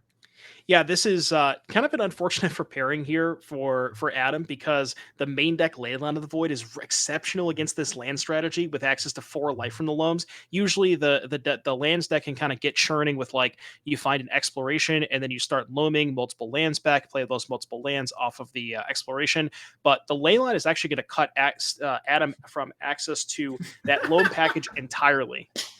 So you see Adam pointing to himself and pointing to the camera. Yesterday, Adam had a feature match where he was playing the Goblin Charbelcher deck, and I forced him to flip his lands over, and they were just reminding Stephen Dykeman that you cannot play with your lands and spells. It is confusing to new players. And Adam is like, I was mad too. I don't want to do this. And so you're seeing a little commiseration between our players. Oh, that's great. Going out to the game at hand here, we saw, like you said, a turn 1 Sphere of Resistance here from Adam. There is a crop rotation, so that's going to go ahead and sacrifice the forest, maybe trying to set up half of the Dark Depths Thespian stage combo. Nope, never mind. We're going to go for a Saga beatdown plan. Yeah, and it looks like it's going to do it the old fairway. I guess it's the new fairway. Or Saga. It's been 2 years. Is it new or is it old? What's the deal? I think I would still consider, I was going to say Dark Depths Thespian stage is the old fairway, but it's not really fair to make a 2020. I mean, sometimes it does kind of feel similar where Saga just makes 2 8/8s or whatever. But I think Saga is still considered new at this point. Fair enough. As we do see Adam Wasburn-Moses plays Rashadan Port and is going to hold up the Urza Saga activation. Yeah, and we see Adam here not go for the Rashadan port because he does want to go ahead and make the construct token, so that does make a lot of sense. And we're just going to make a second one, and we're going to resolve the saga. Now, if we take a look at Adam's deck list, see what we have access to. We have an Expedition map, a Pithing Needle, a Shadow Spear, and a Lantern. If Adam does know what he's playing up against, he might want to go ahead and get that Needle and name Helm of Obedience.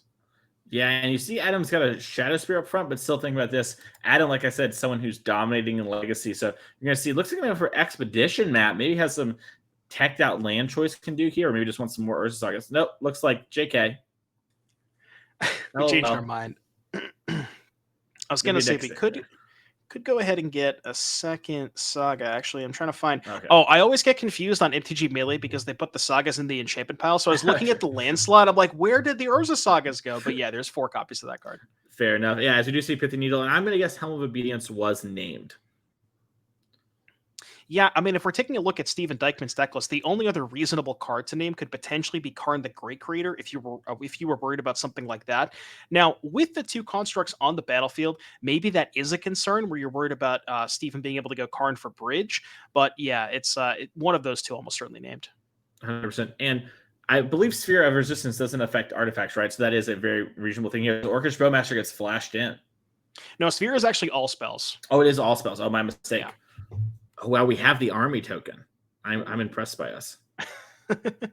So I guess this is going to give us some chump blocks. These are 5/5s. We can't really effectively, sometimes Orcus Bowmasters can like ping down a 3/3 and double block the 3/3 to trade for it effectively, but these being 5/5s, not going to be able to do that. Can chump block with an army token, and then if in the instance where Steven can trigger the Bowmasters again, maybe get another token that can help chump block. But yeah, doesn't really have any great blocks here. Yeah, and you see Dykman really taking his time thinking about exactly what he wants to do here. I know Dykman had some real indecision on what to play in Legacy this weekend, although it looks like doing pretty great here at 5-1 with the mono black control deck. I watched him stream a little, Devin, and he turned 2 people back to back with Reanimator. I was messaging his friend. He's like, "Get me Reanimator. I'm going to play that." But it looks like, and ultimately ended up on this deck here. Yeah, and we see Adam going to go ahead and Rashadan port on upkeep with, just it almost feels like this is very commonly a pattern of the land stack where it's just Rashadan port Wasteland, and very similar to the Death and Taxes deck that we just saw. That mana denial element is very, very important for decks like this, where you're just trying to kind of prolong the game and eventually get to Merit Lage. But Saga's also, just good enough by itself. 100%. As we do draw Takanumi for the turn, so Dykman will have a land drop he can make and maybe get out things, but realize with Wasteland play, I'm not going to get anywhere. Just going to pick up his cards. We're going to go to game number 2 here. We're going to look at Steven Dykman's sideboard real quick here and see what he has. It looks like we have 3 Plague Engineers, 1 Ensnaring Bridge, 1 Chalice of the Void, 1 Vaulter of the Whispers, Trinosphere, Microscope Platypus, Wormcoil Engine, Liquid Metal Coating, Pithing Needle, Helm of Obedience, Tormund Script, the Stone Brain, and the Filigree Silex. What do you like in this sideboard, Devin? I'm not really sure I like any of this stuff. Most of this is just for the Karn package. You see 11 one-ofs, 11 artifacts to go ahead and get with Karn, along with, 12, along with 3 Plague Engineers. I don't really think that Plague Engineer is something that Steven is going to want to access. Not very powerful against Adam's deck, so I would not be surprised to see Steven just kind of resubmit the same 60. I like it. Let's look at Adam Wasburn-Moses and see what he has. Looks like we have 3 Force of Vigor, 2 Choke, 2 Fairy Cup, 2 Lightning Bolt, 2 Pyroblast, 2 Surgical Extraction, 1 Red Elemental Blast, and 1 Graph Digger's Cage. Anything jumping out here in this matchup? Well, you see, Mason, Steven has a lot of artifacts, and Force of Vigor happens to kill 2 artifacts. So I think I like that card. And then past that, you could, there's really not a ton else. There's a bunch of Pyroblast. Those aren't great. Surgical Extraction, maybe, but probably not. So yeah, give me the Force of Vigors, and I think that's about it. Sounds like a plan to me. Choke not very good against the mono black deck. I actually played against a deck once in a league that was blue-green land destruction, where it played Spreading Seas, Sea Claim, and then the Merfolk that does that, and then Choke. And it would just choke your lands down. Oh, my goodness. It was very funny. I kind of wanted to scoop that person and keep them in the winner's bracket, but I was down bad for some play points. We need to find a choke for swamps so we could just play the combo deck of turn 1 Urborg, turn 2, whatever, Growbox, land, play that, and then all their last on tap. I love it. That's a great idea. We are going to see Dykman on a mulligan here, it seems. Oh, chat figured it out. So you play Dryad Leasing Grove, you donate the Dryad Leasing Grove to your opponent with Harmless Offering, or donate, and then you play Choke. Holy. I bet my opponent had that in their deck. I just killed them before it mattered. I was playing Amulet, so I had bounce lands. It was very strong against their I'm going to put sea claims on your land plan. As we're going to see Ancient Tomb into a Chrome Mox. Leyline of the Void was on 0. And we're going to put Agadeem's Awakening, better known as a land. And we're going to cast Dark Ritual. Well, that's a turn 1 kill. And Adam's dead! Pick him up! Pick him up! Done. Dead game for babies. Pick them up. Shuffle your cards. You learn nothing. Pack them up. Let's get a little ad going. If you want to have fun like that, you want to get turn 1 killed, let's go out to St. Louis. We're just going to do game 3, actually. Yeah, but we do have an NRG event in St. Louis, July 8th to the 9th, so you're going to mix that one. But yeah, we're going to have game 3 on screen for you here after we show this. But yeah, more Legacy. So if you want to get turn 1 like that, come on down. What a great time. If you're curious at home, bro, we'll pull them up here in the future match area. What happens is Leyline of the Void is in play. All the cards can't go to the graveyard. Helm of Obedience says mill until you hit, like, I believe, a land or something like that. But they never hit the graveyard is how it's worded. So you actually just mill your opponent's entire deck. So it's just a turn 1 kill like we saw there, because you can't actually have a card hit the graveyard. Helm repeats the process. You run out of cards in deck. Adam dies. Just take your cards and just put them in the trash. This literally, they can't go to the graveyard. Where else are you going to put them? You got to put them in the trash. But yeah, this is the card here. So basically, like you said, it mills until your opponent. I think it's until they hit a creature. But yeah, it never actually checks to see if a creature is hit, because all the cards go to exile. So I believe we're going to have game 3 here in just a second. And this shows why you were a big fan of Force of Vigor, right? If Steven Dykeman does that and doesn't, Adam goes Force of Vigor, pitch anything, Dykeman's like, oh, I have 2 lands in play and no cards in hand, I'm dead. You know, like, the game's inversely done. As Dykeman's taking a big think. Yeah, Force of Vigor would have been huge there for Adam. You could have blown up the Chrome Box and the Leyline, let the Helm Trigger resolve, mill 1 card, and you're just like, Steven just has nothing left over. So yeah, Force of Vigor, definitely important. But with Adam on the play, not only Force of Vigor, also going to be able to deploy, Adam's really looking for turn 1 land, Mox Diamond, and Sphere Resistance to kind of prevent Steven from kind of going as fast as Steven did that last game. Yep. Play draw match. Steven Dykeman does have a Leyline of the Void in hand. Thank you, Steven, for holding your hand under the camera so I can see it. Deep in the tank here, I wonder. Yeah, I wonder if he has, like, most of the combo. I see a land that looks like an Ancient Tomb. So the best that I can decipher of Steven's hand is I think I saw Shieldred. So I would say Shieldred, Ancient Tomb, Leyline, and I can't quite see the rest. Yeah. Dykeman's like, whatever, I'm keeping. I got Thoughtseize. Yavimaya Cradle. Let's see. Yep, here's the sphere. All right, and that's pivotal for Adam. He needs those kind of cards to make sure he has the time to do stuff like we saw in game number 1. As Dykeman, he's going to have a hard time playing anything right now. Best way to utilize that second Yavimaya, just pitch it right to the Mox Diamond, just the max value. It's kind of the same thing like when you're in Rhinos, when you board in Gemstone Caverns and you have 2 in your opening hand. It feels so good to be able to pitch a Caverns to a Caverns. Yeah, you don't want to go for the double Gemstone play? Oh, I've ran that on Moto a couple of times, and I immediately can see the game every time I misclick. That's a paper exclusive there, Devin. You can't run that one on Moto. As we are gonna see, taking it in the tank. All right, I think we've thumbed an Ancient Tomb to the top. Yep. All right, we found an Ancient Tomb. Looks like an Awakening as well. Yeah, there's something. Looks like Agadeem's. We are going to make Steven flip his land over. I love that. They need to be lands. We have new people watching Legacy. It's already confusing enough. Yeah, exactly. Steven going deep in the tank here, thinking about a grief. Okay, now I know a lot of people who watched the Modern broadcast yesterday saw quite a bit of grief and, was able to feign death and Undying Malice. We have none of that stuff here in Steven's deck. This is just, I guess, what you would call the fair grief. Yeah, I think it's just the fair grief. So we have another Sphere, Pithing Needle, and a Urza Saga. Really good hand here from Adam. Yeah, Adam's like, can't take that one. Steven sure wish he could. I mean, I guess we can go ahead and take I got to take the second Sphere, because otherwise Steven's just not going to be able to cast any spells this game.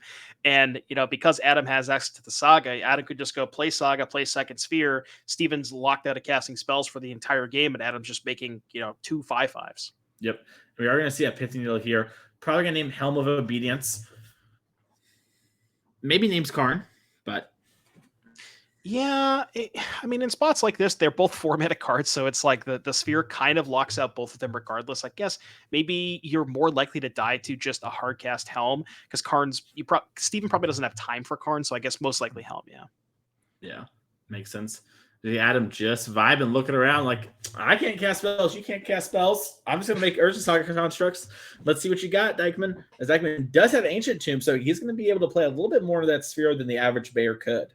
It's got a Dark Ritual too, so Dark Ritual can get us up to 4 mana this turn, because the Ritual costs 2, and then it makes 3, 1 left over. Yeah, so we can get to 4 mana this turn. Not quite enough to cast something like a Karn or a Helm of Obedience through that Sphere of Resistance.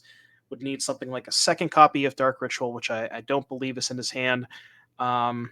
Yeah, if we look at Steven's deck list, there's just not a lot of good options here. Opposition Agent off the table because it costs 4. Dothy Voidwalker, we don't have double black, unless we use the Dark Ritual. Shieldred, same thing. So just not a ton to hear that Steven can even cast. Yeah, and you see Steven's really just tanking, trying to figure out exactly what he's supposed to do. It looks like he's just going to decide to pass, not do anything this turn, set up for a bigger next turn. If we had another land, heaven forbid another Ancient Tomb, we might actually be able to cast something due to Dark Ritual being, +1 mana as Maze of Ith and a pass of the turn from Adam there. No attacking from Dykeman going to happen for a lot of reasons.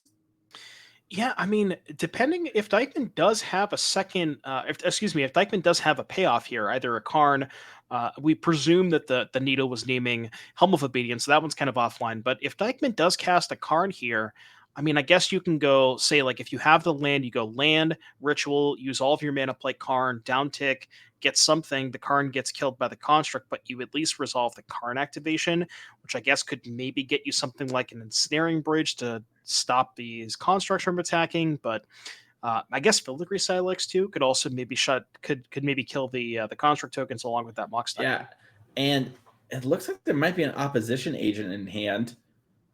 That would allow us to be in charge of what gets searched off Urza Saga. Yeah, so that might be the beginning of something happening.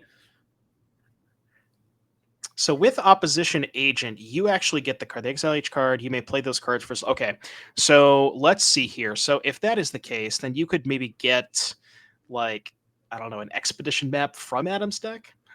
Yeah, I think so. As we're going to see Opposition Agent here, we're going to lose 2 life to activate the Ancient Tomb. I see Adam activate the Urza Saga. All right. Well, we are going to get to peel through Adam's deck here.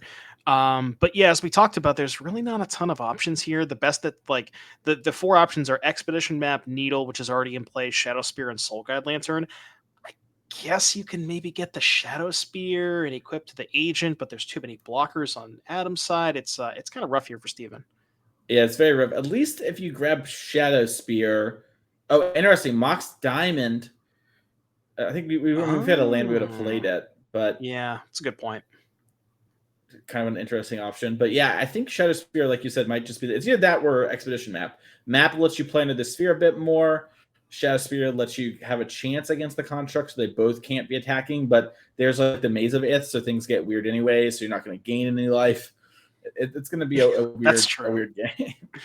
Yeah, Shieldred's in his hand. What's that? Shieldred's in his hand. Oh yeah, Dykeman has Shieldred the Apocalypse and Legacy. I'm not even saying it's bad; it's just very funny. Yes, Dykeman's got 3 copies of those. I'm just saying 3 copies of that in Dykeman's deck. That is a pivotal plan. All right. Yeah, Dykeman's just a big Misplaced Ginger fan. Wanted to give him a little shout out there this stream, and if you're going to see Shadow Spear be the take. If Dykeman was a real Misplaced Ginger fan, he would have found room for a Castle Lockman. I'm just saying. It helps find the combo. Yeah. So we pass it back. You could even talk yourself to playing an Expedition map and maybe one Urza Saga. Then Saga can get the map, which can get the castle. That's a deck building. Holy. All right, we've had enough. Dykeman's going to go ahead. Dykeman's just tacking it up, had enough there. Oh my goodness, that's a very funny round. And we saw the power of, this fast man, these sphere of resistance. So we're going to do a more legacy action after this. But before that, Devin, I do want to talk about our upcoming events here because we have some coming up. I know I got to mention them really quickly there. Jokingly, we have St. Louis, July 8th through the 9th. We have the 10K Team Showdown, Modern Pioneer Legacy. You, two of your friends or two people you know, come on out, have a good time. We're going to be playing a lot of Magic that weekend, and then more Legacy on the Sunday 5K trial. If you love Legacy, I know it's really hard to find some place to play, but here on the NRG series, we've got your back. If you're not into Legacy, though, we do have more events coming up. We're going to Detroit August 12th through the 13th. We have a Modern 10K Showdown and then a Sunday 5K Pioneer Trial. Our 10K Showdowns have been selling out every single time we go someplace, so I'm excited to see how it does here in Detroit. We had a big turnout there last time. Then that's not it for the end of the year. We still have October. We're going to Indianapolis the 14th and the 15th for our Sunday 10K Pioneer Showdown and then a 10K Team Trial. Once again, Modern Pioneer Legacy. If you win one of the showdowns, any of them, and we win the team one with your friends, you will be in our end of the year Players Championship. $25,000 on the line. There are really two ways to get here. You win one of our showdown events, you can see sort of the players up here. June's going to be Matthew Hoey for winning earlier today. Congratulations to him. And then you have 6 at-large bids at the bottom, which you can get by getting leaderboard points. Currently, players have been accumulating these points all year. You see Sarah sharing sort of the top of the people not qualified. Orange name means they've already done it. The top 6 of those players are going to get to play our end of the year championship. And this is the halfway point, Devin. I believe you have 4 events left in the year after this, which means you can still make it out to our events. And if you get a couple top 8s, you will be in the running for this event. So make sure to come on out and play our events. We're going to have more Magic for you. So click that follow button so you don't miss anything. We're going to take a quick break and we'll be back with round number 8.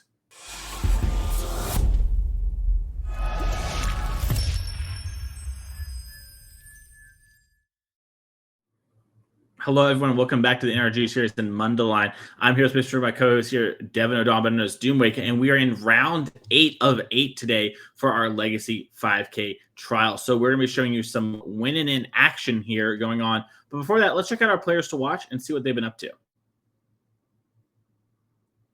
As A. Adams did drop earlier, Adam Wasburn-Moses and Chris Smith, both 6-1. We're going to see if those players have to draw or play. It's going to be really tight. Devin and I were looking at it before the round started, and there's some weird draws and pair downs. So these players might be in a winning situation. They might be drawing. We'll figure that out after this round is over. Just been all down to 4-3, along with Richard Peprisky and Samantha Murphy at 3-3. Sean Gallagher dropped, and Steven Deckman at 5-2. All those other players I just listed, all in our leaderboard race, all going to want to play it out and get some points there. So still a lot of Magic to be played because, you know, over these year-long races that we pull up our players to watch leaderboard, these points add up, and this is how you make it to our end-of-the-year championship event. We have 6 at-large spots that are going on, and each of these, you know, top 32, top 16 finishes really add up to the end-of-the-year race. So that's going to be exciting to see there. But coming back to the booth here, Devin, what are we going to be watching this round? Well, we joked about this during the break here, but the deck list is labeled as Golgari Control. And to the best of my knowledge, this is essentially what Elves has become. There are 4 copies of Gaia's Cradle, but you'll notice a distinct lack of Elves in this particular deck list. Yeah, not a lot of Elves actually going on here, but has a lot of really cool cards and sort of, you know, Fiend Artist and Elvish Reclaimer, these sort of cool Tinkerbox. Oh, and it looks like we're starting here as Theo is playing Jeskai Delver on the other deck, casting a Ponder. Yep, and then we got Theo on the other side, who we did see on camera a couple rounds prior, the Jeskai Delver deck with the fourth Aerlingus. I still don't know how to pronounce the name of that card, but it is pretty sweet, and I really hope we get to see it being cast here. I hope so too. That way I can try my hand at pronunciating it. You did a pretty good job yesterday with the Asmo pronunciation, which I still, as much Asmo as I have played, I still cannot pronounce the full name of that card. Oh, Asmarina Marca de Lulicar? Yeah, that's the one. Oh, yeah. I call her Asmo. She and I, we're on a first name basis, as we are going to see Ignoble Hierarch get dazed here. Yeah, pretty powerful play from Theo. Usually, you know, if the Mana Dork does resolve, your days gets a little bit worse. So really happy to fire that one off. So there's actually, I believe, a slight mistake on the records. I believe Theo is X01, got paired down into the X1, and we're kind of under the assumption that that's why these players did not draw, because Theo getting paired down, Wynne cannot afford to draw. So just bear that in mind. Yep. So you're going to see a draw for turn here and a fetch. Which fetch is that? Oh, that's Windswept Heath. And that was a layup. I gave you that one. Yeah, he gave me that one. Ooh, yeah, the color scheme on that one is very green-white. Beautiful forest here from Wynne, and I believe that is an Allosaur Shepherd. Ooh, that's ignoble hierarch, I'm pretty sure. Is it? Sorry, noble, not ignoble. I misspoke there. Sorry. It's Noble Hierarch. Okay, I know there is a promo version of Allosaur Shepherd, so I wasn't sure exactly which one that was, but yeah, I do recall there being a promo Noble Hierarch as well. Yeah. Too many arcs nowadays, Mason. Are you trying to art gatekeep Devin on stream? I would never. Come on. Sounds like, you know what, chat, you let us know when the chat you think Devin's trying to art gatekeep, as we are going to see a DRC into a Mishra's Bauble, Surveil, and then take the top Luxky-Poo as a Green Sun Zenith is on top of Wayne's deck. Yeah, so now we did a lot of joking about the Gogari control decks. Now, Green Sun Zenith, very powerful. There's a lot of one-ups here, including an Atraxigrade Unifier. We're quite a ways away from that, along with the Crater Hoof. But as far as value targets are concerned, there is an Allosaurus Shepherd, a Collector Oof, not great in this matchup, an Endurance, some more Mana Dorks, and then also a Fiend Artisan and Elvish Reclaimer. Those are kind of like the 4-ofs that we have, and those are the ones that really get the engine started. Reclaimer can go ahead and find Gaia's Cradle, giving you access to more mana, can eventually maybe cast one of those fatties, and Fiend Artisan just allows you to get a little bit more flexibility and utility as well. Yeah, Theo with 3 Dazes in hand is ready to go at anything that gets cast. Yeah, it's kind of awkward though. There's a Zenith on top, and we just went over the deck list. There's not a ton of 2s that Wynne would want to go Green Sun X equals 2, except for Fiend Artisan. So, it looks like that's going to be we're going to go for Grist, actually. Well, Grist. Theo will happily daze that. Yeah. And if you're Theo's opponent, you're like, well, next turn my 3-drop will surely resolve. Well, you say that, but Wynne could have land 4, so you could go maybe land 4, Zenith for 2, pay for the daze. And yeah, there's that is kind of the way to beat days, is just make all of your land drops. Typically, Theo's deck does sport 4 copies of Wasteland, but does not have any here to be able to kind of pick off the mana acceleration from Wynne. 100%. As this looks like we're taking a moment to think through our turn. There's a Cradle, very fancy Cradle. Yeah. Look at some nice altars going on here from Wynne. And Wynne is just going to pass. Now, that's kind of throwing off alarm bells here for Theo, because Theo is aware of the Green Sun Zenith. So very likely something like an Endurance here is going to be cast. And there it is. Yep. And Theo didn't have the land to play to daze there. So looks like the graveyard is going to go away, and we're probably going to see a chump block there. Yeah, I see Theo shaking his head. So I think Theo might have actually had a land, but just maybe a slight misstep. Yeah, we see the kind of the post-combat land. Very unfortunate there for Theo, shake of the head. It's mistakes happen from time to time. You just got to learn to shake them off. And Theo's a very good player. Would not be surprised to see him get back in this game. Yeah, Theo, no stranger to our top 8s, both Pioneer, Modern, and Legacy. Has a couple Legacy wins under his belt. So you just see Bajuka Bog. Okay, no graveyard for sure for Theo. Yeah, and it's interesting. I wonder if the Bajuka Bog was in hand last turn for Wynne, but decided to play an untapped land instead to guarantee that we can resolve that Endurance through a daze. So something along those lines, because Theo did cast a daze earlier. Wynne is aware of that card. Theo's really going to look for maybe some cantrips to find another threat. With an empty graveyard, can't look at something like a Murktide region, so that's kind of off the table right now. And here we go. Ponder in response, Orcish Bowmasters. Ping! Theo's going to take 1 from the ETB, 1 from the card drawn off Ponder here. And that Orcish Bowmaster is kind of free with Gaia's Cradle in play. That's 2 bodies for 2 mana. We just had to, turn their black mana into green mana. Yeah, fortunately for Theo, not quite a brainstorm, so not gonna take roughly 10,000 damage off the Bowmasters. But yeah, like you said, the Bowmaster is making 2 bodies. Now, Wynne's gonna have access to so much mana on his next turn, where you can go, the Cradle taps for 4 plus 3 other lands in the Hierarch. That's 8 mana that can go ahead and just hard cast Greater Hook Behemoth. Yep. Yeah, and Wednesday, announcing like, hey, I didn't shortcut this. Here you go, take your 1. And you have Swords to Plowshares in the hand for Theo. Thinking about if he wants to, fetch up a Tundra and do anything beforehand, decides not to. Yeah, gonna go ahead and save the plow. Maybe looking at plowing something like the Endurance. Maybe wants to go after the Bowmaster if Theo has some more additional cantrips in his hand that he wants to fire off. because you definitely want to get the Bowmasters off the table before another cantrip is cast, and this is going to be a Once Upon a Time. Yeah. Paying full retail on that one, looking to try and find something to cast. Yeah, maybe looking for, like the 4 ofs, the Reclaimer, the Fiend Artisan.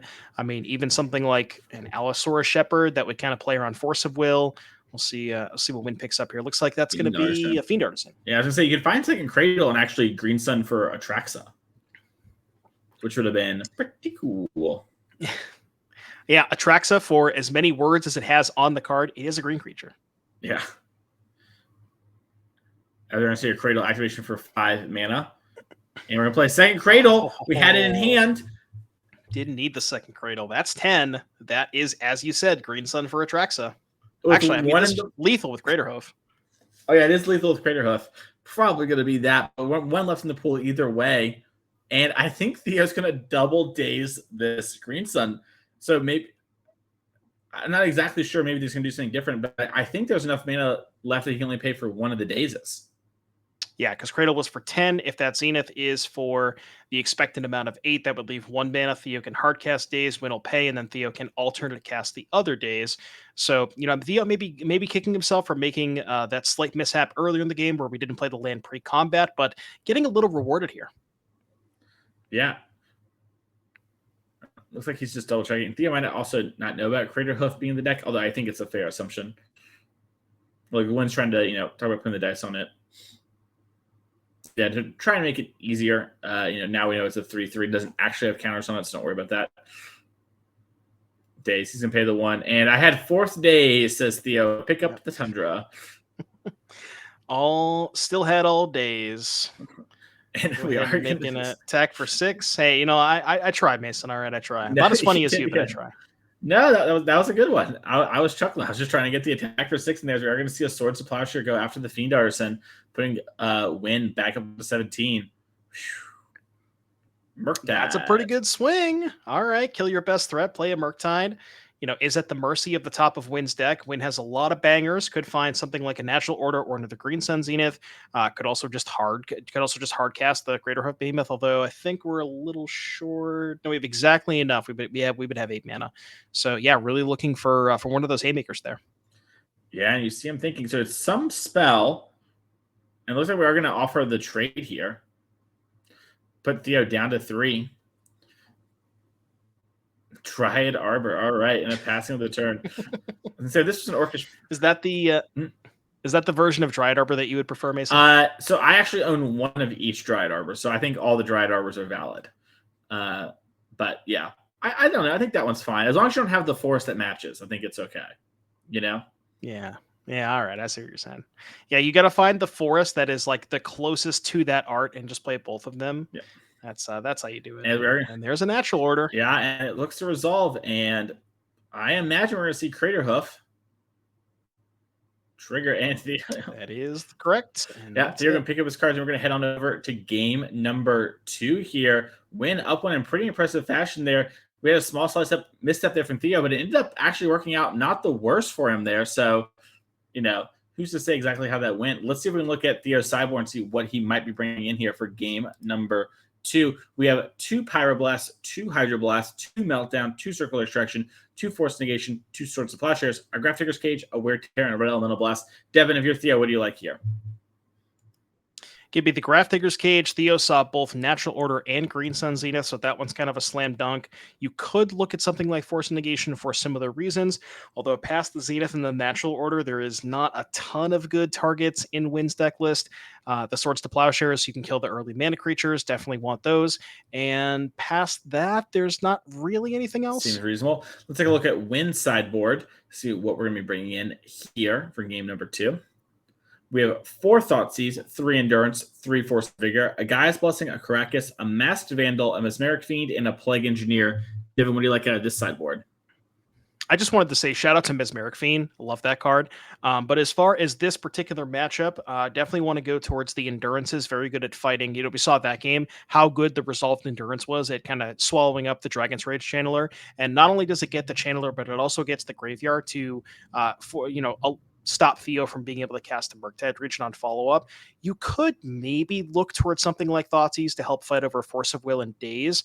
Although on the draw, I don't know, that's kind of close. That one I'm not 100% sure on. And then past that, there's, this isn't really a Mesmeric Fiend matchup. There's a lot of spot removal on Theo's side of things. So I think, just the Endurances and maybe the Thoughtseizes. I like it. And yeah, how do you feel about this Jeskai Delver deck so far? So far, the fourth Aerolingus, the red white X spell, sort of the reason we're going into Jeskai. How do you think of this is playing into the Delver deck? Isn't Aer Lingus like the Irish Airlines? But anyways, I like that card quite a bit. I do think that it is, it's an additional threat for Theo. It's also very nice that it scales, so you can just cast it. Like if you go turn 1 Delver, turn 2, you can actually just cast it for 0 just to take the Monarch, especially backed up like the permission, like Daze and Force of Will. And then later in the game, like I said, it just scales every single turn. Every time you make your land drop, which the deck is very good at doing because it has Ponder and Brainstorm. So, you get to 4 or 5 mana casted for 2 or 3, and the tokens have haste, so it provides an insane amount of pressure while also just being a card that allows you to get a lot of cards.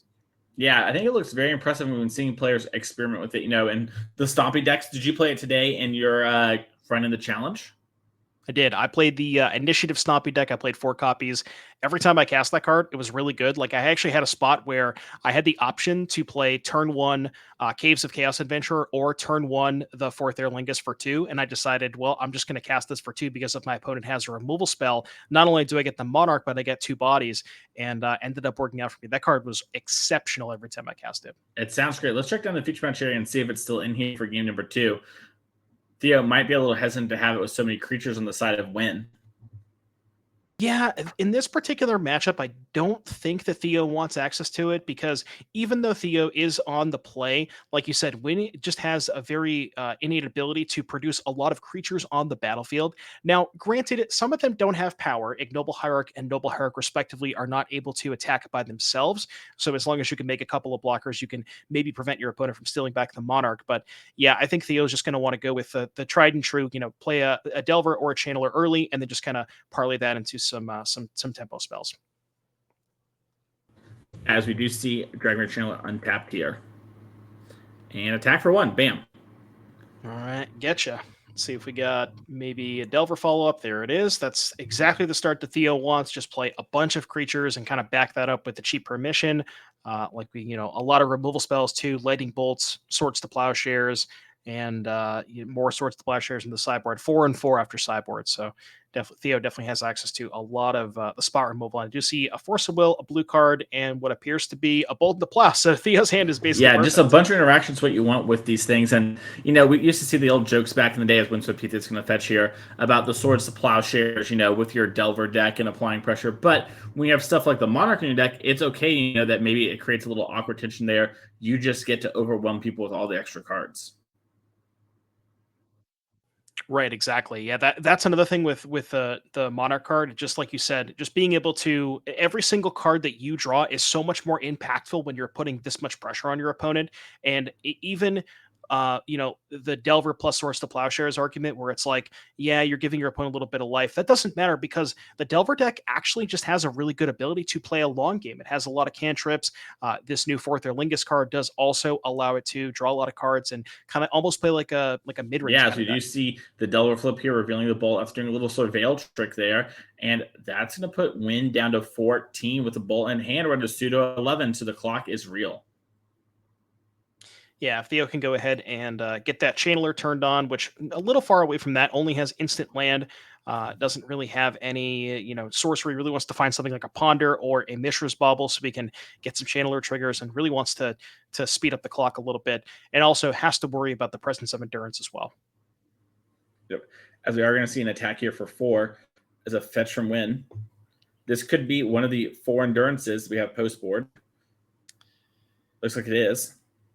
Yep. So Theo almost certainly has to Force of Will this because, well, I guess that's not true. You do have Swords to Plowshares, so you could let this resolve and try to Swords it and maybe save Force of Will for a follow-up, which don't hate that. It's pretty close. Which one do you want to use? My instinct is probably Swords to Plowshares because I think Force of Will covers more. Although Theo might be considering the presence of Allosaurus Shepherd. It is closed deckless. We know that Wynne only has one copy of Shepherd, but Theo doesn't know that. And if Theo's worried about maybe turn 4, say land Shepherd, hold up 3 mana, that Force of Will could be dead later on.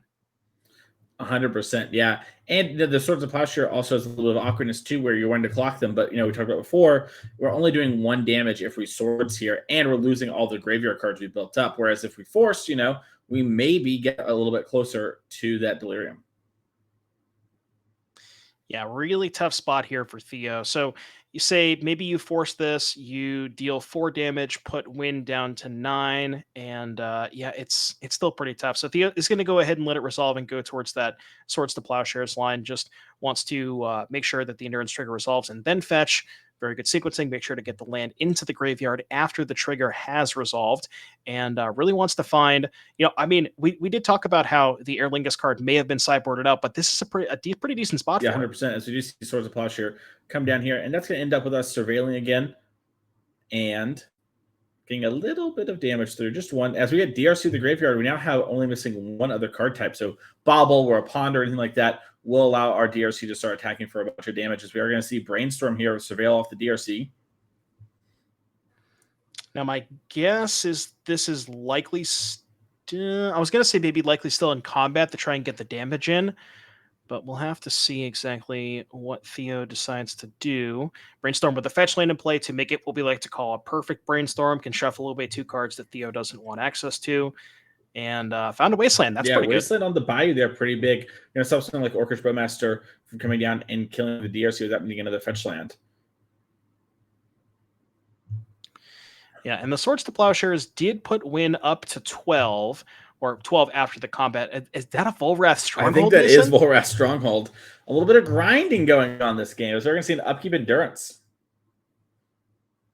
And interesting. Theo not going to Force of Will this. I wonder if we put the Force of Will back. And now we're shuffling. Okay, this was with the fetch land. Interesting. I wonder why Theo didn't force that. Yeah, I'm also interested why Wynne timed it like that.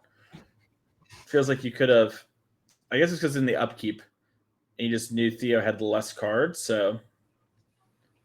Okay, it looks like Theo he must have not found a second blue card. And maybe that's why the Force of Will never happened. Maybe, okay, I think I know what happened. Theo's hand was Force of Will, Brainstorm, Plow, chose to use the Plow, wanted to cast the Brainstorm, trying to find a second blue card, didn't find a second blue card, put the Force back, and decided to keep the Wasteland.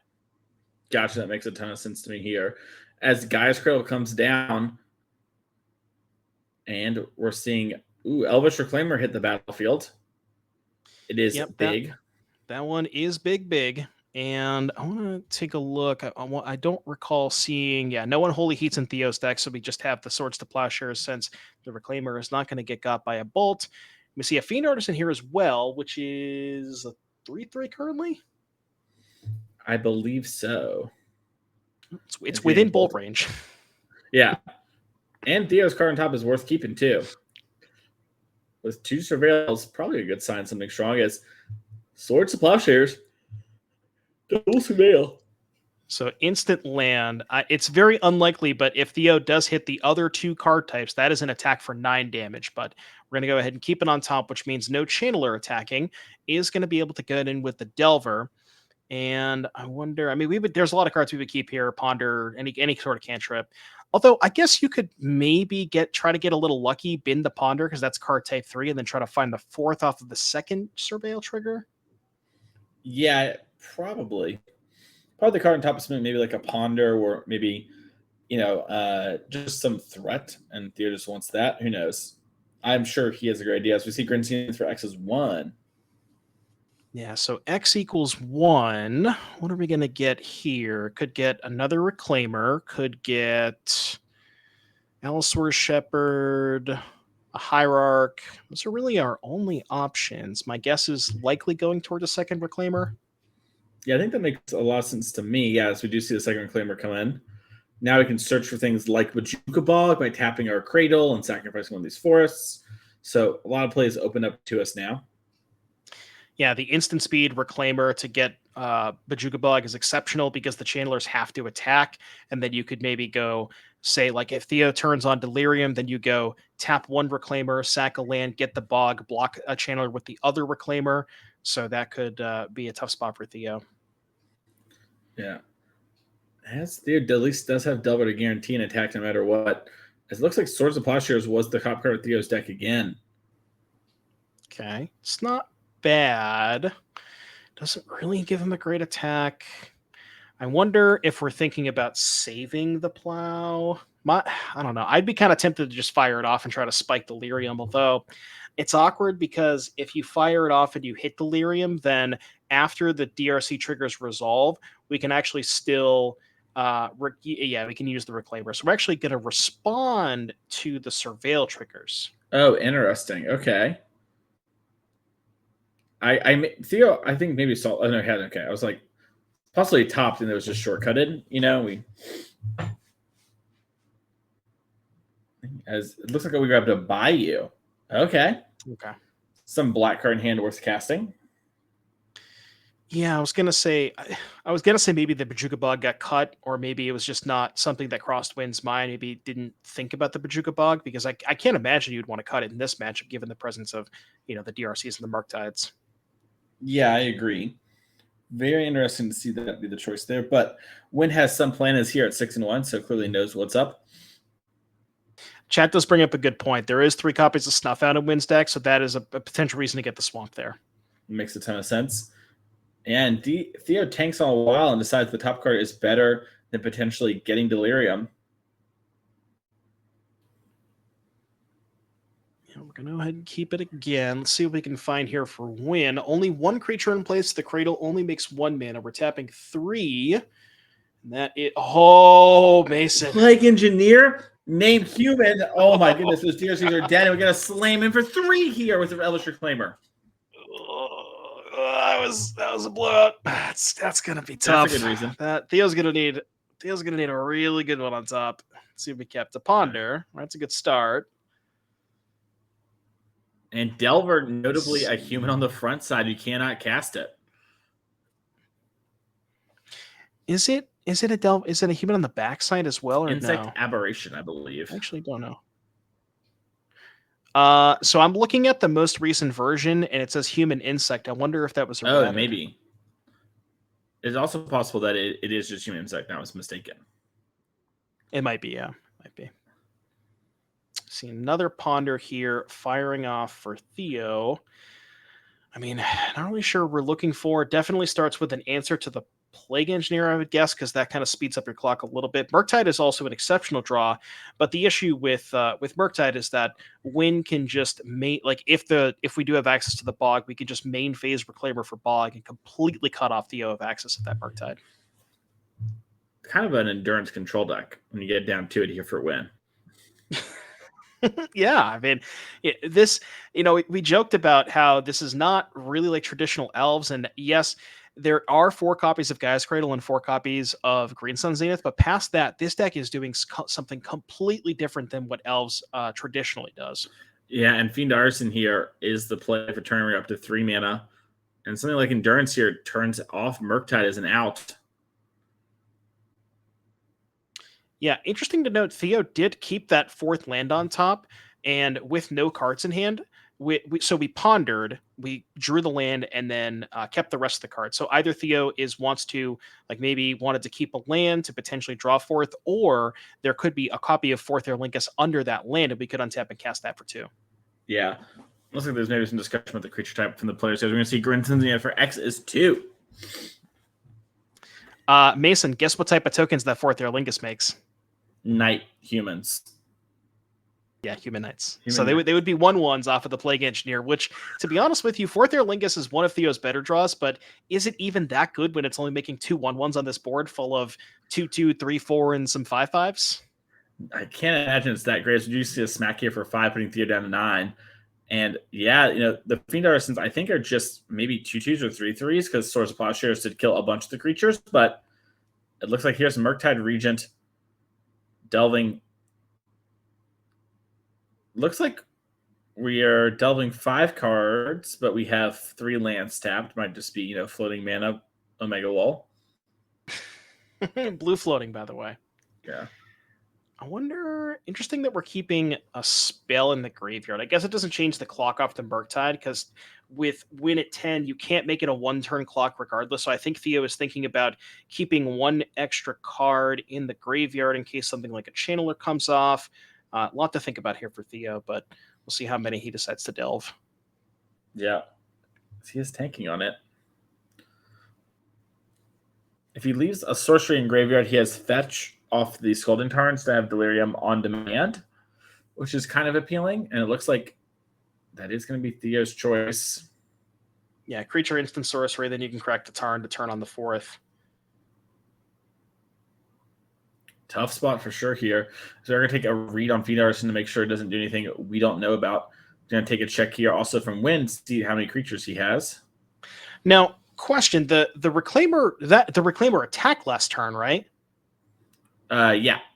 Okay, because I'm wondering, we could have just activated that for main phase for Bojuka Bog, and I'm beginning to think that it's possible that Wynne maybe just cut the Bojuka Bog, because that would just seem so weird to me.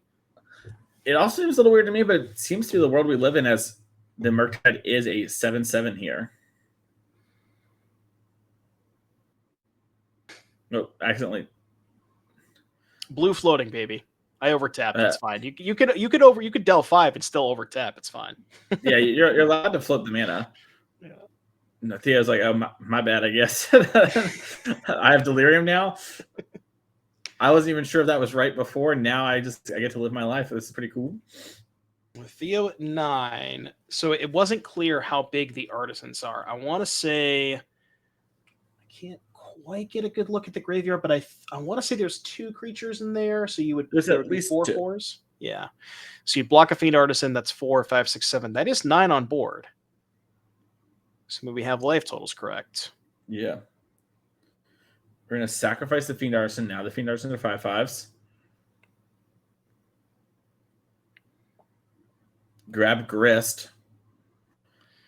Can sack the Fiend Artisan to kill the Murktide. That'll make the other Fiend Artisan a 6/6, and that's 9 damage. Yep, that should definitely be enough here. Sack the tapped one, kill the untapped Murktide. The rest should be lethal unless we're miscounting the Reclaimer or the Fiend Artisan, but I feel like those are both turned on at this point. Yeah, even if it's not turned on, it's like 1 away, and so Theo has to draw something that kills everything and does everything else at the same. It's just almost an insurmountable spot here from Theo without cards like Expressive Iteration. Has Stride Arbor, now it can be the play, and a sack for the Grist. Theo's like, I do not want to cut the pile. I think I am dead on board. And I would just like to point out that that Wynne played that Dryad Arbor in the forest section. So call the police. Arrested. That's gonna be a game loss in top 8 there. Illegal.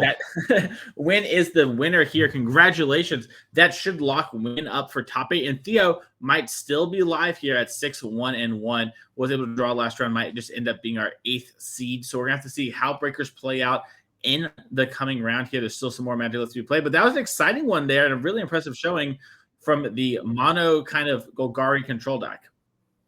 Yeah, I guess we could call it elves. I mean, legacy naming deck conventions are kind of weird these days. I don't really know what to call anything, so I'm just going to call everything a mid-range deck. Are we cool with that?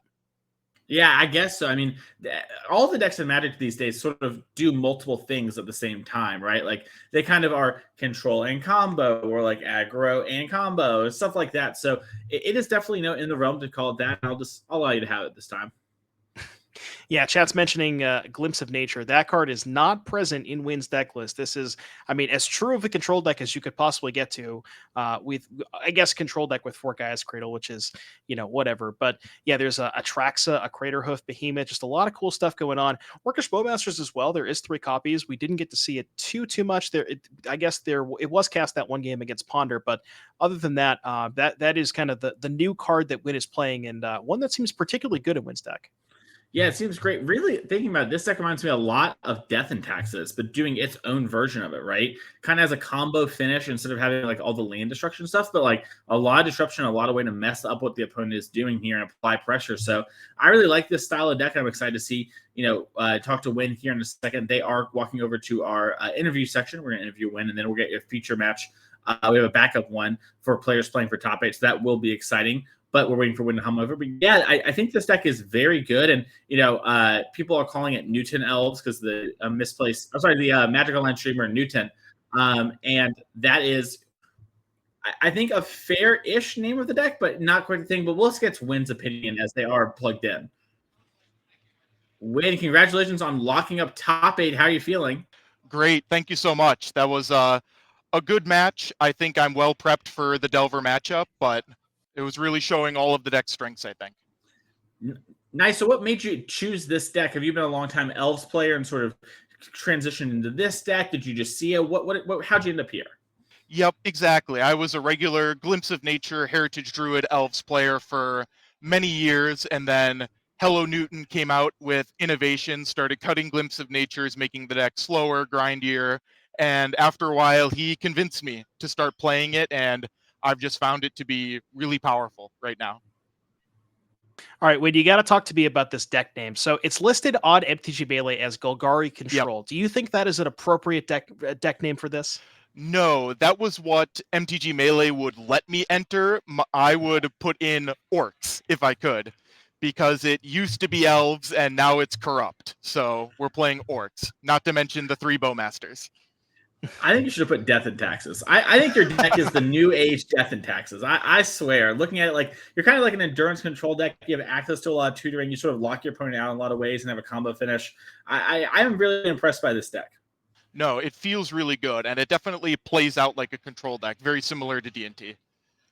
Awesome. Talk to me about the Orcish Bowmasters. How has that card been for you? I know you mentioned the Orcs as the deck name. Has that card been kind of the truth? Yeah, I think Orcish Bowmasters is really, really powerful right now in Legacy. When it was first spoiled, I thought it was going to be totally insane, completely broken. I don't think that's the case. I think it's merely very good. It has utility in so many matchups. It pings creatures in D&T. Being able to snipe moms is so powerful. It has a lot of game against control decks, against 8-cast when they try to go for their draw loops with the Mirren Spy. You can flash in the Bowmaster. And even against combo decks like Doomsday, there's a non-zero amount of application. I played against Doomsday last round and managed to beat them down to 1 after they passed the turn after Doomsday, and then just slam the Bowmaster, and the ETB trigger finishes it off. Sick. That's awesome. Well, Wynne, thank you so much for taking your time to talk to us. We're going to give you a couple of minutes here to go relax before top 8, and we'll be seeing you here very soon back in our future match area, so congratulations. Thank you. But for us, we're going to go and watch our time-shifted match and see what's going on there and see some more action, because I believe we have another win-and-in situation going on in our backup time-shifted match, which is going to be Eric here on Death and Taxes versus Chris Smith on Mono Black Combo. Teammates deck Steven Dykman we saw last round of Swish Gaming. Looks like they both ended up playing this deck, and Chris looking for the back-to-back top 8 this weekend, Doom. Exactly. So just a small note here. It is showing 5-1. These players are, I believe, 6-1 going into this round. So they are, we presume, to be playing for top 8. We did see Chris on camera earlier, along with, like you said, teammate Steven Dykman deploying this mono black combo deck. It's got the Helm of Obedience leyline stuff. No leylines for Chris, but Dothy Voidwalker, correct me if I'm wrong, I believe that also does combo with Helm. I believe so too, yes. Because we're just going to see a Solitude pitching the Swords to Plowshares just to make sure that Dothy doesn't do anything going on there. And Ancient Tomb into Shieldred. Mason, talk to me about Shieldred. How much do you love this card in the Legacy?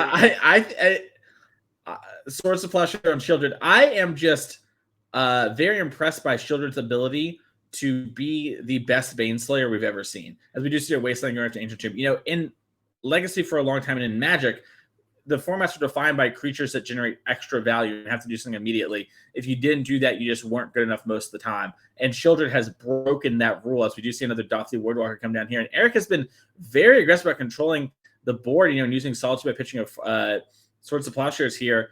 And it's coming back now where, Chris is able to maybe assemble the Helm combo here with just the right draw step.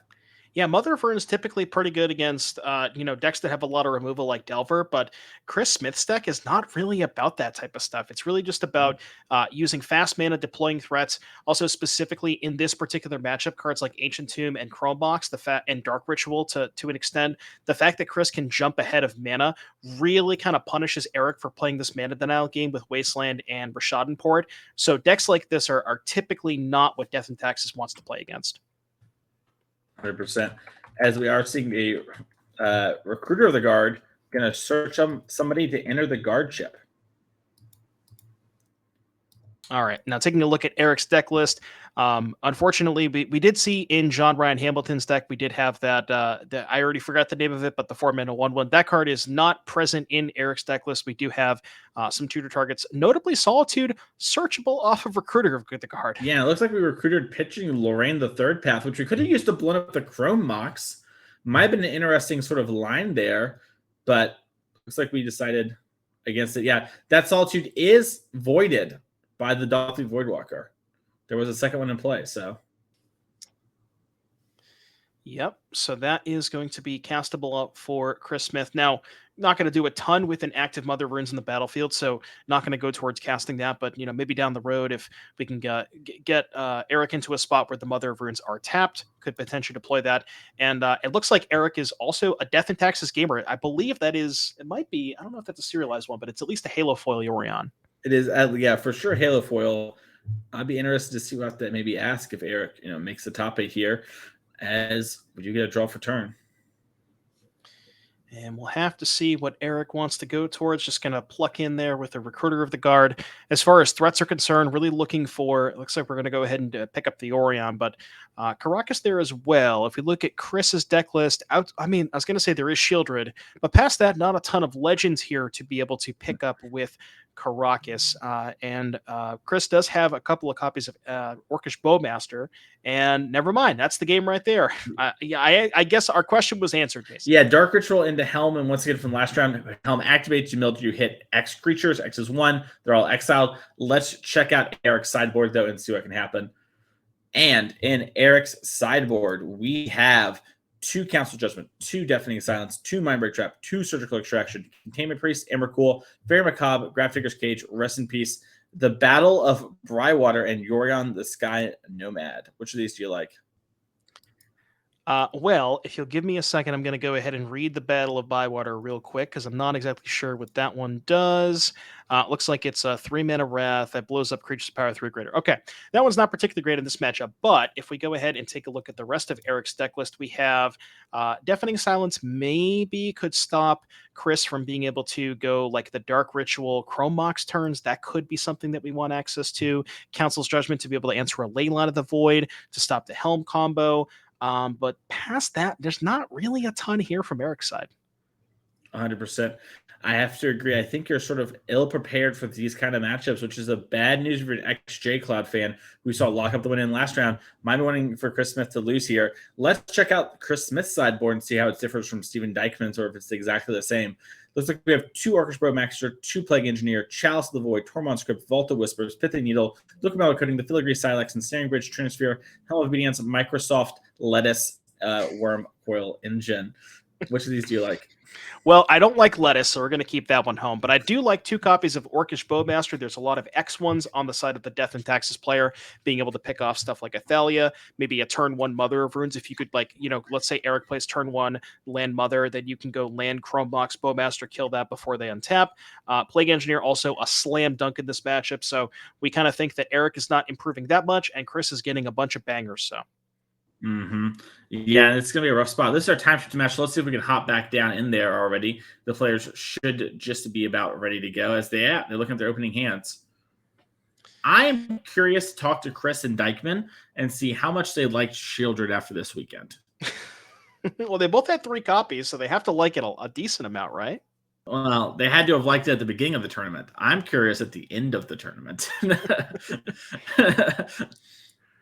That one, to be fair, that one might be coming out against the presence of Karakas. Yeah, Caracas lines up well against Shieldred. To be fair, I think a lot of things do, which is sort of where I'm at. But I can believe Shieldred is strong. I mean, well, Orcish Bowmaster is essentially just a 2-mana version of Shieldred, right? Oh, wow. Yeah, they're just actually a Ponder Brainstorm hate deck. I like where your head's on that one. As we do see 2-mana tapped here. Looks like Thalia, and we'll have to see if Chris does have a copy of that Bowmasters. Dark Ritual. Oh, Opposition respond. Agent. Oh, okay. So we responded to Thalia with a Ritual into Opposition Agent. Oh.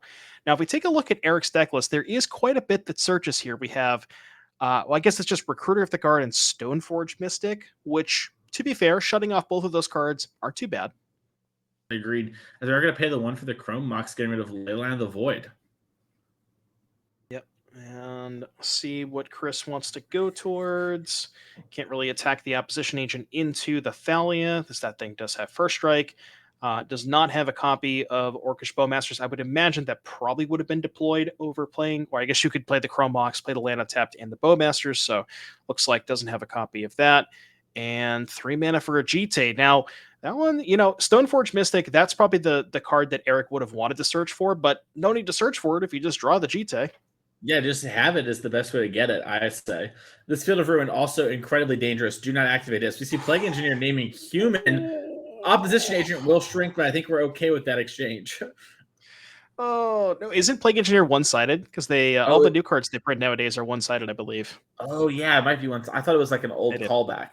Oh, yeah, wow, you're right. Yeah, it doesn't even shrink the opposition. You just get in there for 3. But that is absolutely back-breaking here for Eric. If you look at the creature listing, Mother of Ruins human, Recruiter of the Guard humans, Thalia human. I guess we do have Skyclave Apparition to answer that thing, but in Swords to Plowshares, that's a good start. It should be exiled, which, there's a time shifting match. We can't fix it, but I'm sure the players will notice in a second. As Mother of Ruins can now come down out of Plague Engineers out of the way. Yeah, and that theoretically could pick up the Jite, although Chris can kind of sort of prevent that by just holding back the Opposition Agent and making it awkward for Eric to attack into the creature, because you would lose the Mother of Ruins in the process. Looks like we're going for a Grief here. See what Eric is thinking about. Maybe pitch casting a Solitude here in response. Yeah, it seems to be something's happening, and that's the one play that makes the most sense to me.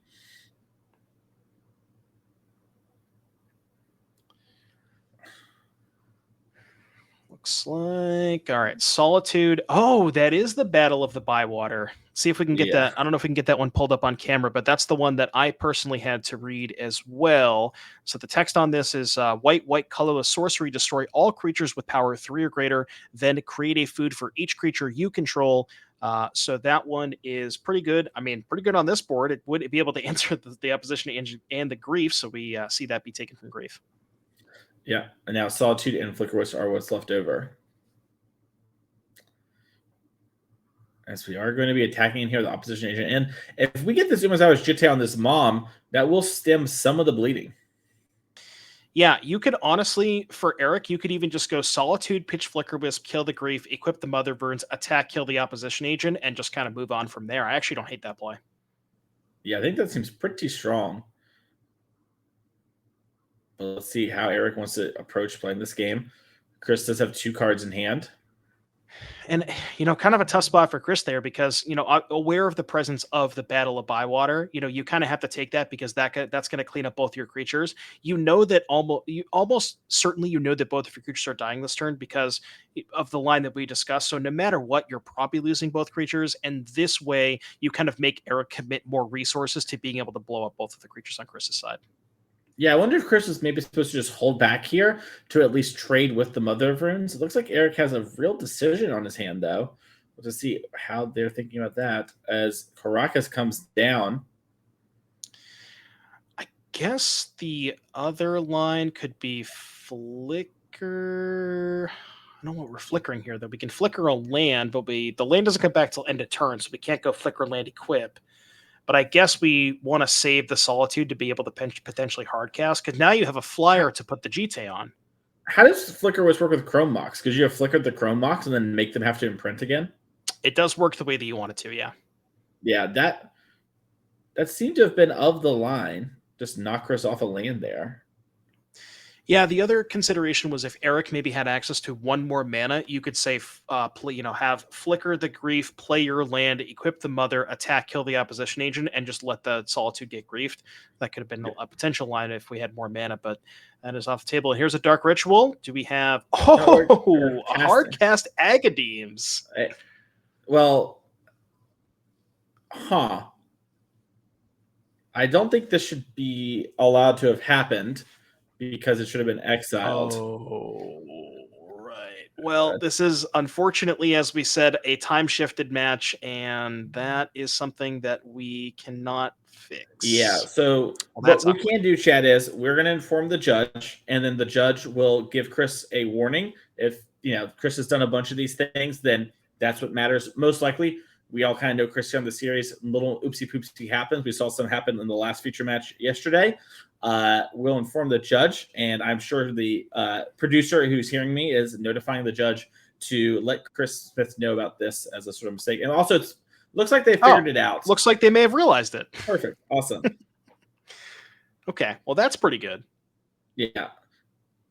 And our judge there, Core, their job is a spotter judge. They are a judge who can deliver rulings, but we sort of have them there to take care of things in the future match area. So we are calling a judge, and I'm going to assume this is going to be a pretty easy fix.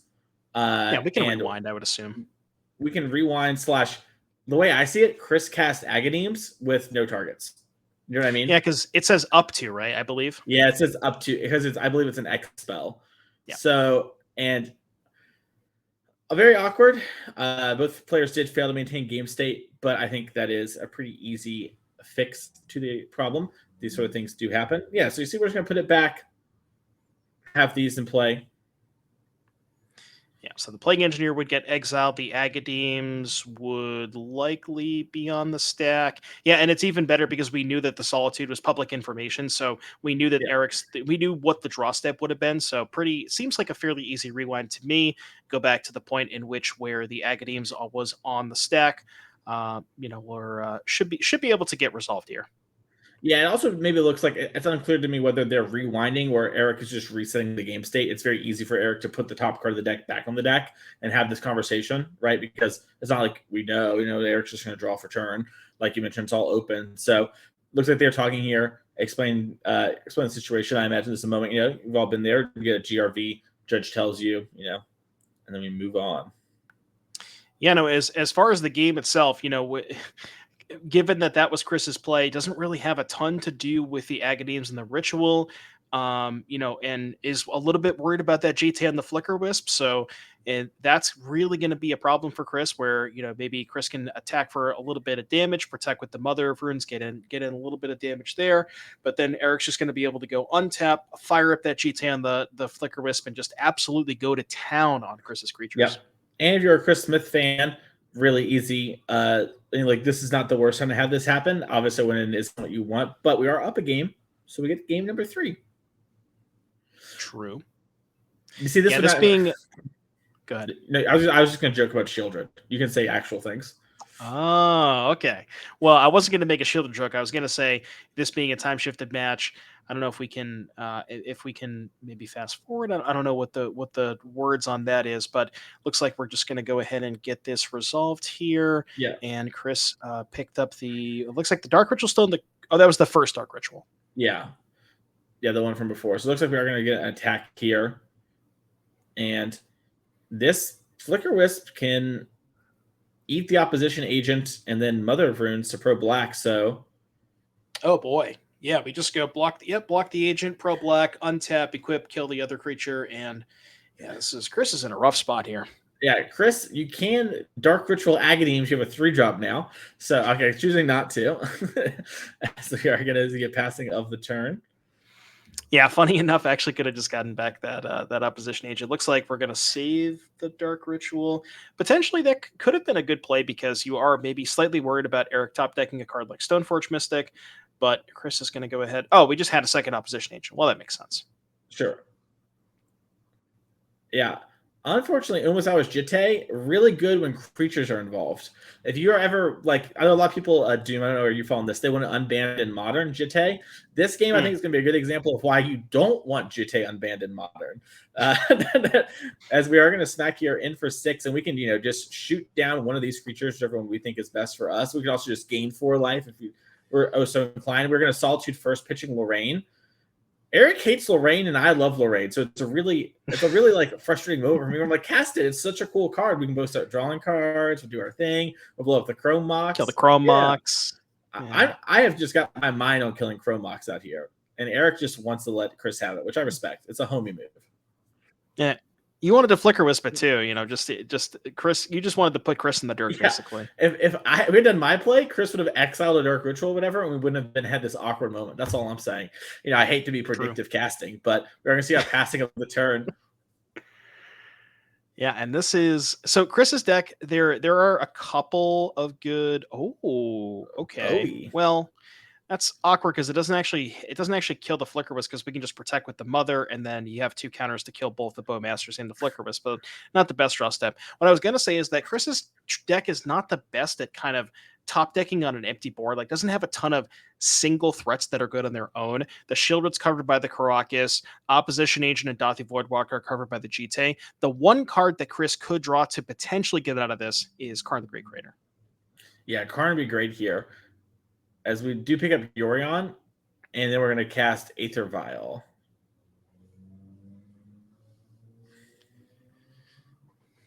And notably, the Karn the Great Creator would also shut off the Umezawa's Jitte. Yep.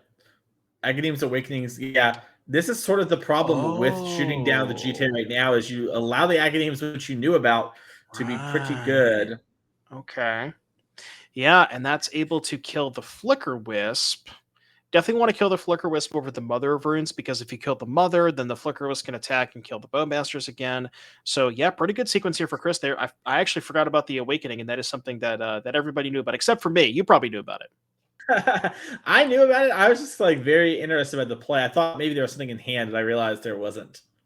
And you know what? These things, in some ways, it's really honorable of Eric, because Eric's just playing with it as if these things didn't happen. So, as we are going to see Karn the Great Creator, and that one draw after another. You mentioned Chris Smith doesn't have many good top decks, but he found one. It's going to go find something out of the sideboard. It's got some glare, so I can't get a good view of it. Yeah, I got nothing. I got nothing. I think that's the Battle of Helm's Deep and Staring Bridge, or whatever the one from the movies, like, you shall not pass. You are good at the promo game. You are X-1 at that promo game, so yeah. It's a but lot. I'll never forget about the one. Don't tempt me. I would never let you forget about the one. I'm ashamed by the one. The One Ring? No, I'm not ashamed by that. That's just a good clean time. As Thalia is coming down here, and we're going to equip Umezawa's Jitte to the Thalia. Small misstep. I think both our players are a little anxious to be playing for top 8 here. Understandable. A lot of money and a lot of prize on the line here. Yeah, I was going to say the Jitte didn't get any counters. What happened with the Jitte counters? We didn't equip it to the Yorion before attacking the Karn. Okay.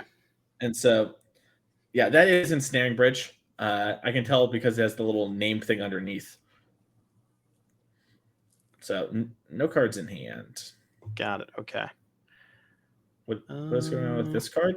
Oh, is he just playing it and not having anything to print and just dies? Oh, Karn the equipment stops the equip. We both forgot about Karn in play. Our bad. Oh, everyone makes mistakes. Everybody has those days, little oopsie poopsie. Okay, so the way this works with Chromox is, even though you can't imprint, it still stays on the battlefield. And Chris was just trying to get the hand down to 0. So we have the de-sleeved one to make sure we don't accidentally tap it for mana. Makes sense. Yep. And Bridge is going to go ahead and buy us a ton of time here. If we take a look at Eric's deck list, not really a ton of ways in a ton of answers to that Bridge. So we have the 2 copies of Lauren the Third Path, which I think one of them got pitched early. So we got 1 copy of that alongside the Recruiters, which is back online now that the Opposition Agent is dead. But after that, I guess the Council's Judgment in the side. Oh yeah, the Flicker Wisp too. That's a good point. Yeah, so we actually have Yorion with Karakas to flicker every turn, and like bum bum bum on a clown music plays. But we need to get to that point first. True, and the vial's on 2, so you could eventually tick up the vial to 5, and then just that's the actual infinite loop right there. Yeah. I almost kind of wish we kept that Wasteland in play and then just bounced our Yorion with Caracas and replayed and just start shooting things down with the Solitude. But Eric's got a plan here. I guess part of it is keeping Chris off mana.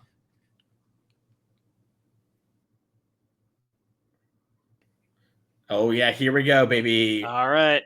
Let's do it. Look at This that. is we cue the clown music. Opposition agent in response.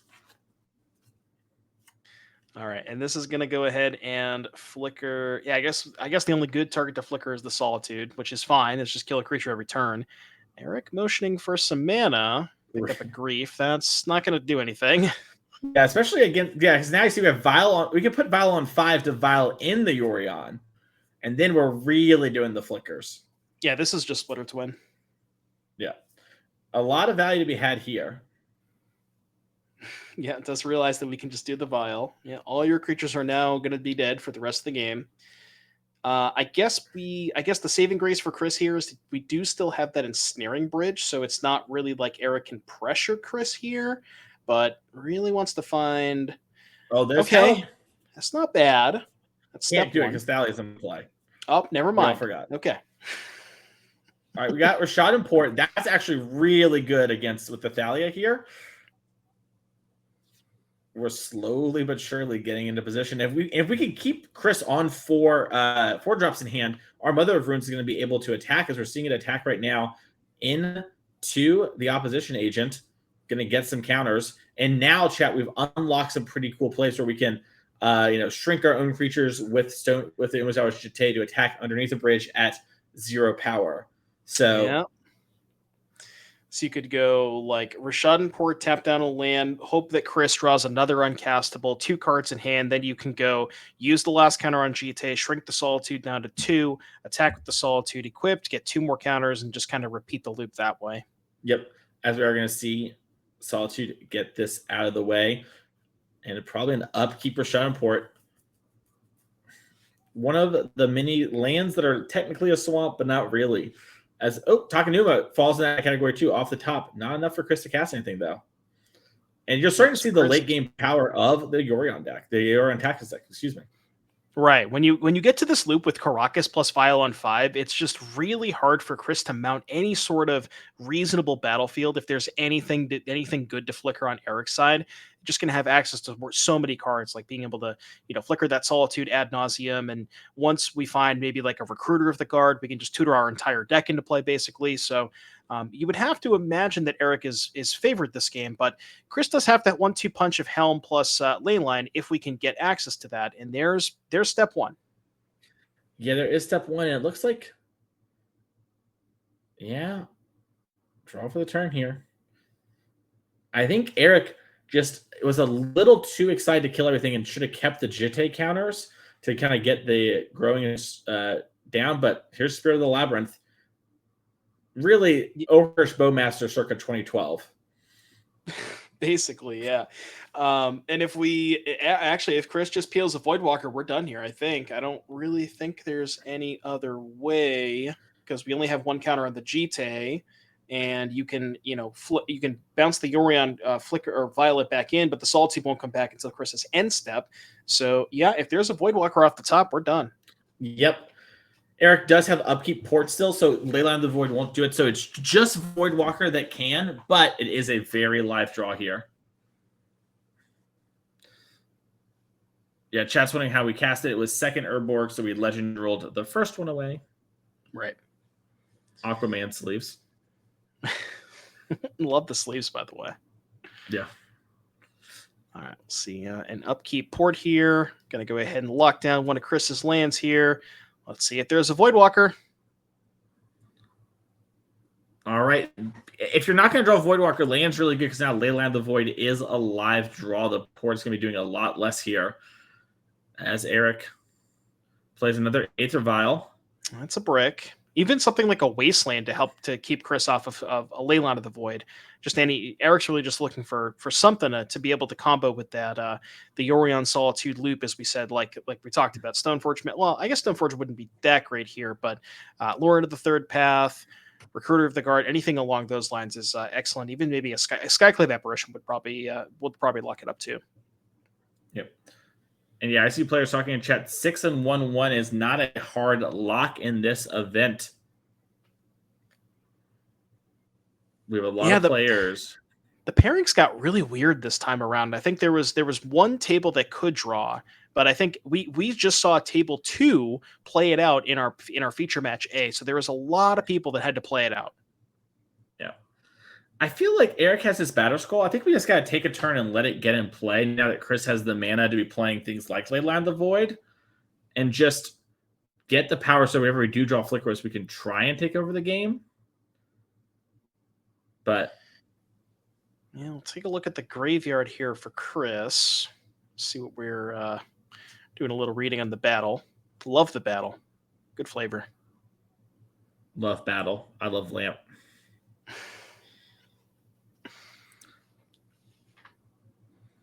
All right. What the heck is that, Mason? I know this card. It is, hang on, Ill-Gotten Gains. I just don't know all its effects. So remove. Oh, okay. I'm going to read Ill-Gotten Gains. Exile Ill-Gotten Gains. Each player discards their hand, then returns the 3 cards in their graveyard to their hand. Oh, okay. So we're gonna let Eric get the first crack at it here, because we like the best we can do is play a City of Traders, but we wouldn't be able to really cast anything off of that. So I mean, looking at Eric's graveyard, we got a Flicker Wisp, a Solitude. The battle's not doing a lot here. My guess is you almost certainly want the Flicker Wisp. That's probably Flicker Wisp is like the card Eric was trying to draw, and Chris was nice enough to give it to him. Chris does have Karn, the Great Creator, and City of Traders in hand. I guess we're asking a judge of ruling on something, on how Ill-Gotten Gains maybe works. Wow. I'll tell you this: when gains are normally gotten illy, things are not good. So. That's a tongue tire, by the way. Try saying that 5 times fast. Is that another Shieldred joke? No, but it should have been. Shieldred's typically the joke, but now I think it's a different type of joke. Oh, they don't know who chooses first. I assume it's okay. Player active, non-active, right? Yeah. So I'm assuming Chris would choose first. Yeah, so Chris is taking City of Traders and Karn, and Eric's like, okay, I'm gonna grab this Flicker Wisp and this Swords to Plowshares, I guess, and this Solitude. I wonder if it should be like a Liliana type thing where you just take your graveyard, you put 3 face down, then your opponent takes their graveyard and they put 3 face down. Yeah, it feels like it maybe should have been, but it's not templated that way. Yeah.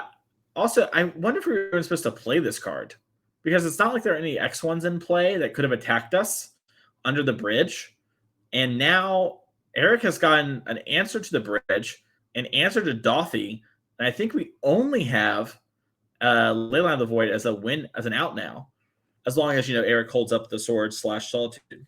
We were able to pick up a copy of Karn the Great Creator, which I guess is pretty good because Eric can't really keep Chris off of that, because you can port 1 land, but you port the city and we still have 6 mana to pay through the Thalia. But yeah, we're going to be able to flicker now that, like you said, Flicker Wisp was one of Eric's best draw steps, and we basically just gave that to Eric. And now you can flicker the bridge, get in a huge attack, turn on the GT, which, like you said, that'll cut off Dothy Voidwalker as an out. So yeah, I'm with you. I'm not really sure if we were even supposed to cast that. Yeah, we also now have.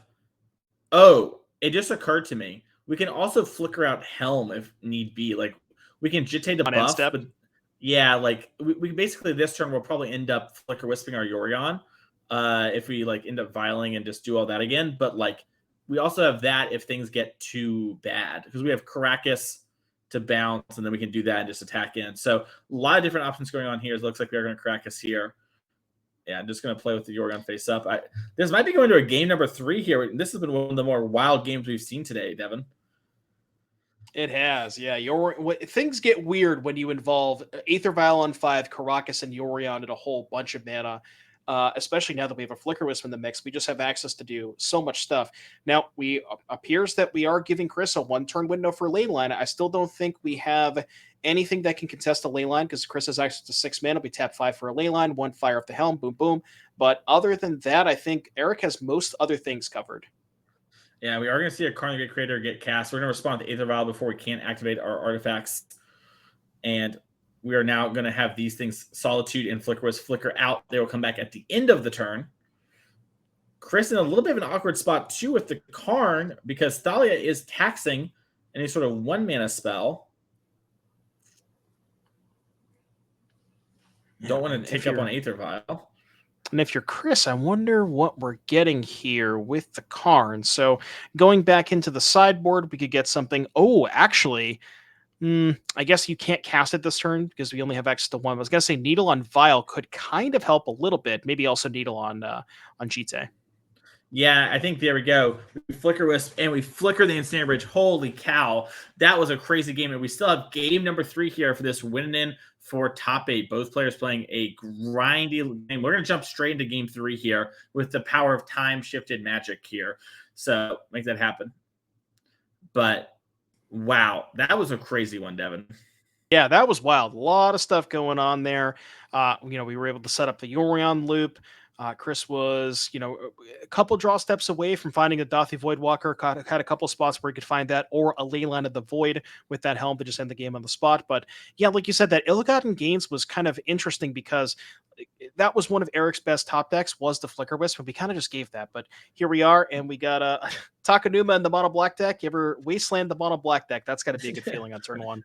That is a good feeling. Also for Twitch chat, this is a time-shifted match. So this round's been going a long while for y'all because we watched the one whole match, and now we're watching the other match that was playing simultaneously. There is a round timer. I am unsure where it is at in this state, but I know it is being watched, and we are setting up your top 8. This way we can go immediately into things. Yeah, looking at Melee, it looks like there are, from what I could tell, there's 0 outstanding matches. So the round is either ended or very close to ending, and we are off to the races here. So got Wastelanded, had a City of Traders and a Mox, and that is an opposition agent in response to a second Wasteland. That one going to be pretty good against Eric if Eric has something like a Stoneforge Mystic, and just to be able to put a little bit of pressure on Eric as well. Yeah, and Eric does a Plains and Go, one of these weird Wasteland games where both players playing monocolored decks but susceptible to Wastelanding. So we're finally getting here. Leyline of the Void's going to enter the exile for the second Chrome Mox. As we do see a second Plains enter the battlefield for Eric. And hard to tell. I think that's a Grafdigger's Cage. Looks like it. I believe so, yeah. That's going to stop Agadeem's Awakening from happening. Huh. Interesting. Okay. It is a card that was pretty powerful for Chris last game, so it kind of makes sense. Yeah. 80 cards. Probably have something maybe a little worse. Orcish Bowmaster comes down. Maybe like a Shieldred. Yeah, maybe like a... Yeah. Well, Shieldred lines up really well against Grafdigger's Cage. So write that one down. Your opponent brings in Cage for your Agadeem Grindy plan. You level them by main decking the Shield of the Apocalypse. Perfect. Well, we're just coming full circle at this point. We do see the Bowmasters getting in there. That is, I mean, if you look at life totals, Eric's already at 8. This is just mono black aggro. Yeah, for real. As we are going to see, I believe that's the equipment creature. Sash. Lion Sash, thank you. Yeah, 1 copy in Eric's deck to be able to tutor for. Not going to be the best here. I guess you can make it a 2/2 by eating a land to check the Bowmaster, get in for 4. Looks like we're actually just going to go ahead and trade for the opposition agent, which does make sense as well. Yeah, just get that out of the way. And we're going to see Ancient Tomb as the plan for turn into a second Orcish Bowmaster. Yeah, we're just doing this in combat to grow the RV. Just mono black beatdowns, baby. Oh, and the Orcish, so it was in response to the activation of the Lion Sash. So shot that down, let us keep the opposition agent as well. And Eric's down to 5. And Eric does have cards like Solitude, etc., that can be powerful here, but needs time to deploy them as Recruiter. Oh, it looks like Skyclave Apparition, is the play for turn here. That's going to let us eat something. The opposition agent's going to go. So that can eat the Bowmaster, and then you can potentially use the Skyclave to check the other, or excuse me, eat the opposition, check the Bowmasters with the Skyclave, but Chris still gets the freely attack with that 2/2. You don't really want to trade the Skyclave to give Chris a 3/3, given that we're already down to 5 life. And Chris just has got a very, very good battlefield assembled here. And yeah, just trying to see if we want to shove everything, even trade a Bowmaster for another point of damage. Yeah, and it looks like we're going to push it down to 3. Mason, if only we had Bump in the Night. That's what I'm saying. Oh, that would be so much better. Children does 2 damage sometimes. Bump always does 3. Yeah. Write that down. Yeah, shield. If Chris can, you guess what? You also can't Caracas a Bump in the Night. Just saying. True. Few speak of this. As we do see a recruitment officer come down. Chat brought up Grafdigger's Cage does stop Helm of Obedience from putting the creature into play off the helm. So true. So in the Fair Helm plan, yeah, just in case. Which Fair Helm with Shieldred's making it sounds like we're cooking a little. You got to check all the boxes.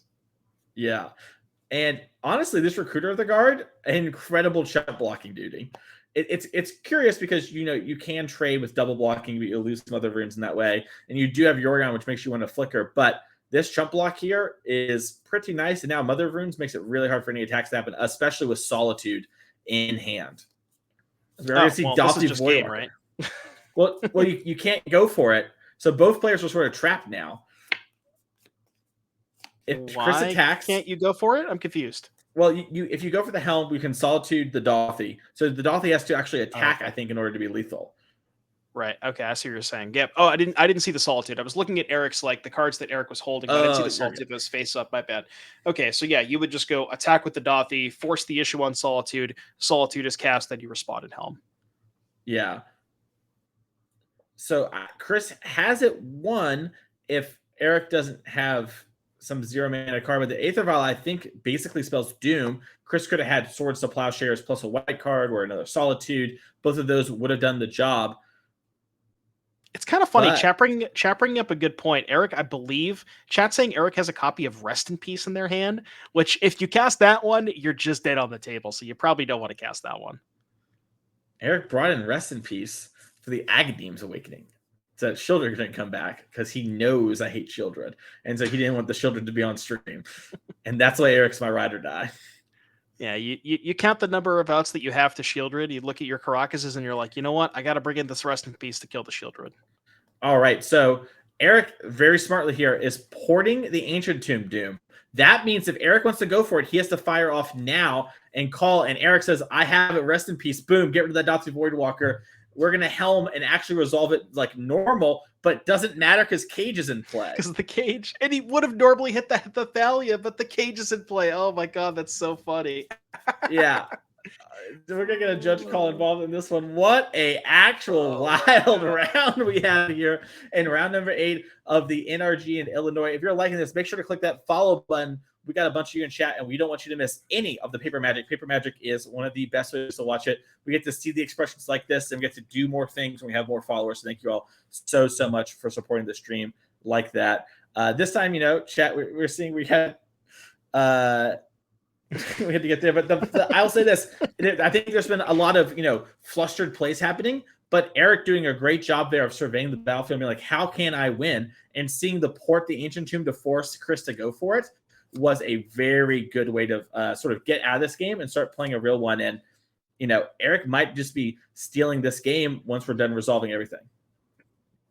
Do you think that Eric had this exact board state in mind when they brought in Grafdigger's Cage of this fair Helm of Obedience plan? It's just too good. We got to get it out of here. Yes, indeed. I also forgot that Helm dies when you use it, because normally when Helm gets activated... I also forgot that. Yeah. Usually the game just ends. Yeah, it's over. And this is actually really huge, because now if you're Eric, you have Yorion in exile. Chris, as long as he doesn't draw an Orcish Bowmaster, you're sitting pretty because you have Mother of Runes not only to block if need be, but protect the Skyclave apparition, which would trade with the Orc, meaning you only push 1 damage. Chris is in real trouble here.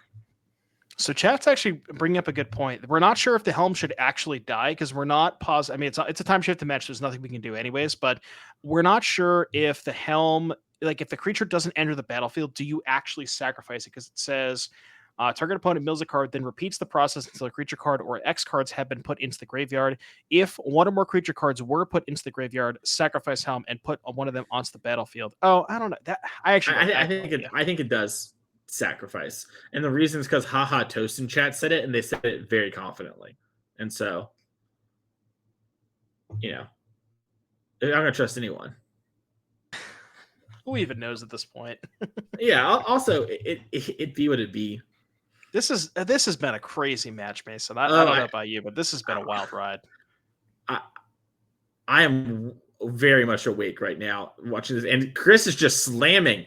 I mean, if you're Eric, you just take this block protection and hope that the Roadmaster wasn't drawn. And Eric now has the board stable, and we're very awkward where the Yorion can flicker the Skyclave. But guess what, Mason? What? Eric is at 2. Eric's at 2? You know where I'm going with this, right? Shieldred. It's not a Shieldred. No! I wanted to see it so bad. God, I would have so much egg on my face, but instead, Menace is basically unblockable, and the Yorion is so much mana. Eric shook his head, yes. Maybe a recruitment of the guard. Oh, Council's Judgment. Wow. I would suggest voting Grief there, Chris. Otherwise, things are going to go poorly for you. You're going to get a draw for the turn. 4 mana, slams Helm, passes Every the time turn. he taps 4 mana, I'm seeing the Shieldred in my head, Mason. I'm looking at it. I can visualize it. Yeah, I need Eric to start porting so that I do not have egg on my face and the Shieldred wins the game. Yeah.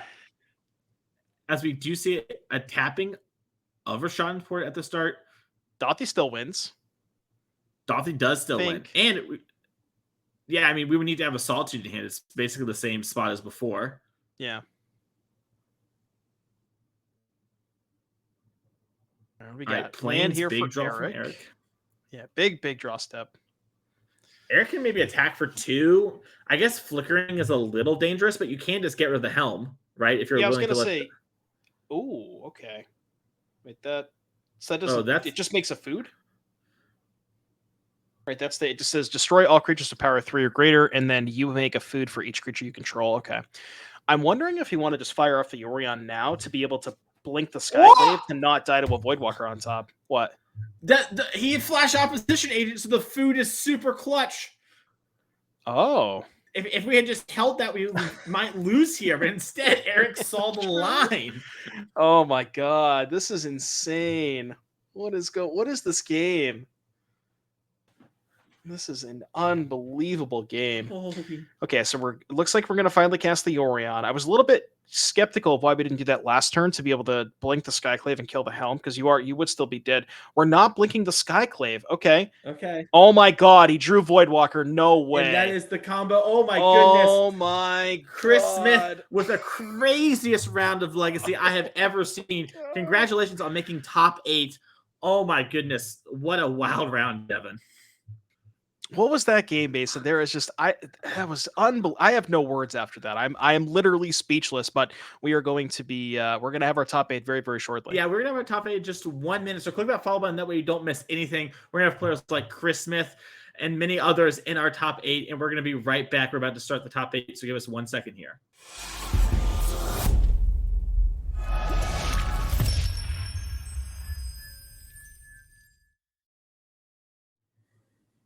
Hello, everyone, and welcome back to the NRG and Munda line. I'm your host, Mr. My co-host here, Devin O'Donnell, the known as Doomwake, and it's time for top 8 of our Legacy 5K trial after one of the most crazy rounds you and I have personally ever seen, let alone commentated in Magic. Yeah, that was something else. I cannot wait to see what we have in store for our top 8, but we're gonna get into that one pretty quickly because that was a very, very, very long round. Took a while, so maybe we can take a look at our top 8 really quick. Yes. So John Ryan Hamilton on Death and Tax, our number 1 seed, going to be playing against Dustin on Dimir Death Shadow. If you were here 2 rounds ago, this was actually a matchup those two played, and John won convincingly. So Dustin looking for a little revenge on that side of the bracket. On the other side, Wynne versus Connor is going to be Golgari Control versus Death and Taxes. Golgari Control is the new Elves deck we saw at the beginning of this round. Chris Smith, who we just saw win, is going to be playing in Cephalid Breakfast by Chris Dieter. So a little battle of the Kristoff one has an H, one doesn't. We'll see how that plays out in that matchup. And then we have our main feature match, Roger Sulaiman versus Qatar. on Rakdos Reanimator versus Mono Blue 8 cast. So we're going to actually start with Raja here and see if Raja can take down another one of our NRG series events.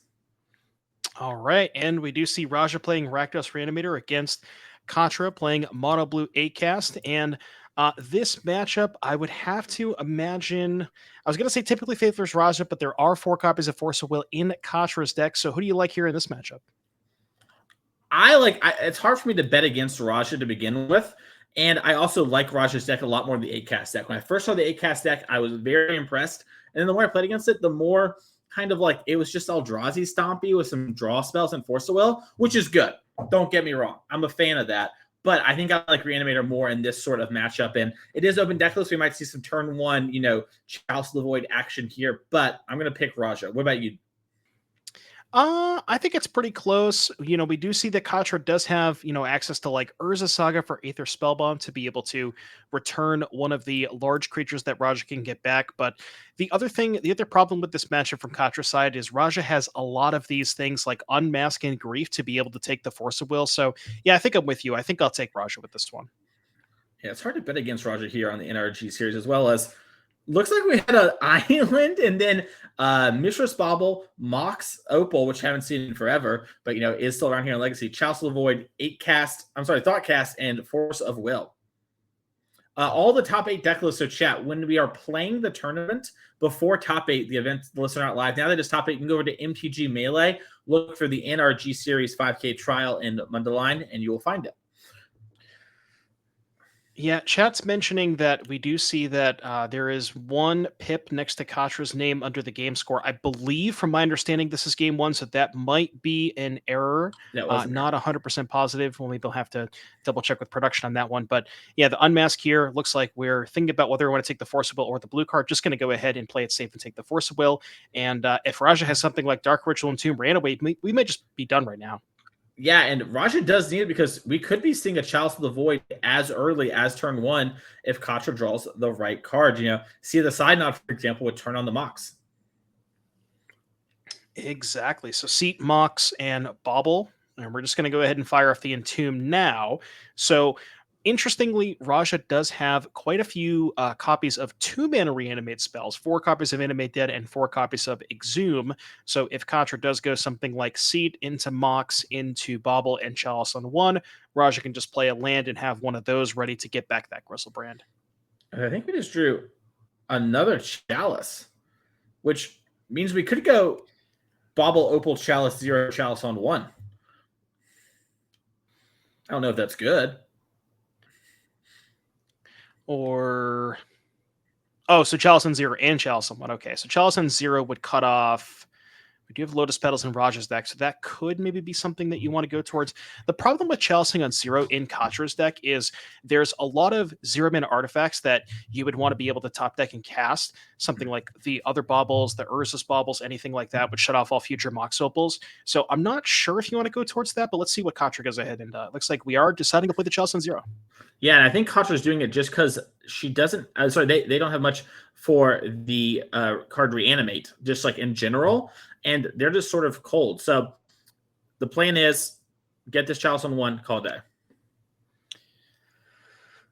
Looks like we're going to go ahead and leave the Bauble uncracked. Might want to just wait until Raja's turn, or actually, we're not going to crack it at all, which means that we likely drew either a Kappa Cannoneer or a Thought Monitor. We're going to go ahead and fire up a Thought Cast. Yep. So, okay. I guess it also discounts the Thought Cast because if you sack the Bauble, you have 3 artifacts in play. Then you have to tap the Opal and the Allen to be able to play the Thought Cast. So getting a little bit of a mana discount. Looks like, unfortunately for Contra, did not pick up a land. And here we're seeing Animate Dead from Raja. Yeah. And Contra here, Faye had a very strong start, but yeah, I like the play on the Chalice. It is awkward, but I think it was your best route to victory given your hand and the way Raja was playing there. So strong play from them. But let's look at our sideboard here. Raja is up first here. Raja has 4 Show and Tell, 3 Dothly Voidwalkers, 3 Serenity, 2 Serenity, 2 Wear and Tear, 2 Surgical, and Iona and a Fairy Macabre. What do you like here? So, let's take a look. So typically the show and tell plan is against people who have a lot of graveyard hate. Now players do have open deck list And if we once we'll take a look at Katra's deck list, it looks like they do not have. They have a couple Fairy Macabre. So given the open deck list, you might want to go towards those show and tells, even though there's not a ton of graveyard hate. Past that, not really a lot here. Katra's going to be mainly fighting on the stack. So I guess you would want to go to. Oh, never mind. The Serenities are actually an all-star in this matchup. I missed those. Being able to just blow up every single artifact that Katra has in the battlefield. So probably wants to go towards those as well. Yeah, I can see wear tear also happening. As you hear a lot of laughter in the background, players are having fun. As wear tear isn't that can hit Urza Saga and the other artifacts like Chalice, for example. So could be something that we see happen there. Let's check out Katra's sideboard. They have 4 Force Negation, 3 Dismember, 2 Hercules Recall, 2 Hydroblast, 2 Fairy Macabre, 1 Soul Guide Lantern, and 1 Haywire Might. What do you like here, Devin? So I imagine you want to go towards these Force and Negations to be able to fight over the Reanimation spells and the Entombs and Faithless Lootings. The Soul Guide Lantern's kind of a slam dunk along with the Fairy Macabres. So does have quite a bit of utility here to be able to board in and fight against Raja's main Reanimation game plan. I love it. And we're going to see exactly how Faye chooses to do it. But there's, a lot of different options available in sideboard, and it looks like a little bit of respect shown here for the Reanimator deck. While some players just choose to, ignore it in general, the 2 Fairy Macabres, the Soul Guide Lantern, you actually have like a lot of the Soul Guide Lantern due to Urza Saga, so it might look like there's not a ton of things, but there's actually more than meets the eye, kind of like a Transformer. Who's your favorite Transformer? Is it Optimus Prime? It's Optimus Prime, isn't it? No, it's the yellow one, the Bumblebee or whatever. Bumblebee. Yeah, Bumblebee. Yeah, that's fair. Look, it's been a while since I've seen a Transformers movie. You kind of put me on the spot there, so I had to remember the name of it. But you're okay. Hey, it's all right. You don't need to know everything on the spot. You just need to know the magic stuff, which you did great. Speaking of doing great, if you're having a fun time here, you want to check out our future events. We have some more events coming up very soon. So in July, in just about 2 weeks, July 8th through the 9th, we're in St. Louis, and we have a Team Showdown event. That's $10K for Pioneer, Modern, Legacy team event. Grab 2 of your homies. Go and play there. And then Sunday we have the Legacy Trial 5K going on as well. So if you love Legacy, we love you here on the NRG series. Let's check out Detroit, which is going to be August 12th through the 13th. And that is going to be a Modern 10K Showdown and a Sunday 5K Pioneer Trial. A lot of action happening there. So if you're in the Detroit area, make sure to come out. We had a big showing with y'all last year. We can't wait to see you again. And then in Indianapolis, sort of the middle ground of all these places we've been going to, we are October 14th to the 15th. We have another Pioneer 10K Showdown and then another team trial on Sunday. So you and your homies can all go play Pioneer on Saturday, and then only one of your homies is forced to play on Sunday, as it is Pioneer, Modern, and Legacy once again. And that'll be happening there. Also, anyone who wins our showdowns does get invited to our end of the year championship event. If we can pull that up real quick, you might recognize one of those faces as Raja Sulaiman is our current reigning champion from last year, 2022. He's actually already qualified, but still coming out to our events, loves to game. And you're going to have to play against Raja, Steven Dykeman, Daniel Weisser, and Matthew Hoey, a staple of the NRG series, won yesterday for our showdown. So that's kind of filling up. And the 6 at-large spots are still very much live. So, we're at the halfway point this year. The race is really tight, honestly, Devin. If you've looked, kind of Dykeman's at the top because he won back-to-back, but already qualified, so it doesn't matter. So it's kind of Sarah Shearing down to, 13th place or all within 10 points of each other. If you come out to our events, get a couple top 8s so don't quite convert, you're very much live for those events. So if you're going to play at this end of year $25,000 prize pool championship, you're very much live too. Absolutely. And we also saw a name that you and I were talking about earlier, Tiago Saporito, who is, I believe, not from the United States, but was able to, head over to one of our events and do particularly well. We'll have to see if, how the story unfolds there. Maybe they want to come back and battle for another one to continue that leaderboard spot. I believe they were 4th in the leaderboard. So, that'll be an interesting story to see how that plays out as well. 100%. And you could be Tiago. You could come to our events and do that. We saw this last year with Piper Powell, how she only came out and played about 3 events, but just made the finals of all of them and, locked up the Players' Championship at the end of the year. It just does that. And last year, it was a much more highly contested. We had more events and there was more points at stake. And so if Piper can do that there, it could be you. So if you're thinking about coming to these events, you're like, I already missed the first 2. I don't know. There's still lots of events left and lots of time to get your slot. As our players do seem to be mulliganing, let's head back down to the feature match area. I mean, you can look at my face all day, but, It's the Shieldred. The Shieldred that gave it away. Yeah. It's like that dang Shieldred, and then it's the meme from 13 Reasons. Too much. You see Russia taking a mulligan here. Anyways. Let's talk about sideboards. Yeah, I know. Who do you think improves more in this matchup? We went over the sideboards. I still kind of am leaning towards Raja, but what are you thinking? I think Raja's deck is sort of, I'm no Legacy expert like I am in other formats. I think it's sort of favored on a fundamental level, sort of looking at these things. And post-board, Serenity is such a haymaker card. And we have these little minor upgrades in Wear Tear too. So I kind of like Raja's deck. And Raja's deck is built to fight against these heavy force negation decks and force of will decks. So I really sort of like that, because if we take a look at the other deck, 8-cast here from Katra, there are some upgrades, like I mentioned, and there is more respect than you probably would expect here with the Fair Macabre and the Soul Guide Lantern and the Forces. But Raja beats this out of decks that like function off 1 or 2 cards at the end of this, and Katra's deck doesn't quite function as well if it has to pitch cast a bunch early. So there can be some awkwardness there, and I think that really puts me in the Raja camp. Also, whenever you're up a game, it's so hard for me to root against someone up a game unless the sideboard is sort of nuclear against that matchup. Right, I'm kind of with you. I'm kind of with you as well. The one saving grace for Katra is they are on the play this game, so you could see something like a more likely to have a turn 1 Chalice the Void. We saw that game. Raja go ahead, fire off a discard spell, take the Force of Will, and immediately follow that up with an Entomb. But if you can imagine Katra being on the play, if there's a Chalice the Void on 1 in play, even if the discard spell takes Force of Will, Raja might not be able to have access to the enabler to put the creature in the graveyard, because if Raja's deck list basically only has Entomb and Faithless Looting to be able to do that, I guess you can Thoughtseize yourself, but same thing. Outside of the 4 unmasks, which you can target yourself with, but maybe more of a risky proposition if we're on a mulligan to 5, which I believe Raja is on. Yeah. It looks like Raja maybe had a sleeve messed up and is fixing that real quick here. We can see the player still on our screen. And yeah, to use a comparison, I actually think the Temur Rhinos deck in Legacy, it would be like a much harder matchup for Raja, despite being sort of maybe a quote unquote weaker deck. Just sort of puts a bunch of power like we've seen from the Rhinos decks in play, and then forces the first thing, right? And just goes like, okay, counter that. I don't care. Attack you for 8. Attack you for 8. All right, you can't even Grizzlebrand, die. And that sort of thing is something that this deck can technically do with Kappa Cannoneer, but it's so much harder for this deck to do. Right, and there's also, I believe, only 2 copies of Kappa Cannoneer. I remember when that card first came out, I feel like the 8-cast decks played upwards of 4 copies of that, and that was mostly maybe them trying it out, but we see much more of kind of like a combo / mid-range approach, like maxing out on Thought Monitor and Emery, maybe trying to play a little bit more later into the game, and that's where Reanimator wants you to play, because they don't give you that much time. 100%, yeah. And that's really sort of what a lot of these decks are trying to do, is they're either trying to play these really long games or end the game really quickly. And Reanimator is sort of one of the best at ending the game quickly. And like I said earlier, I guess it was with Dom and not Doom. The 1-0 was missing there. But I was saying, I think Reanimator is criminally underplayed. I think it is very strong, but players think, I just lose to hate cards, and they hate that.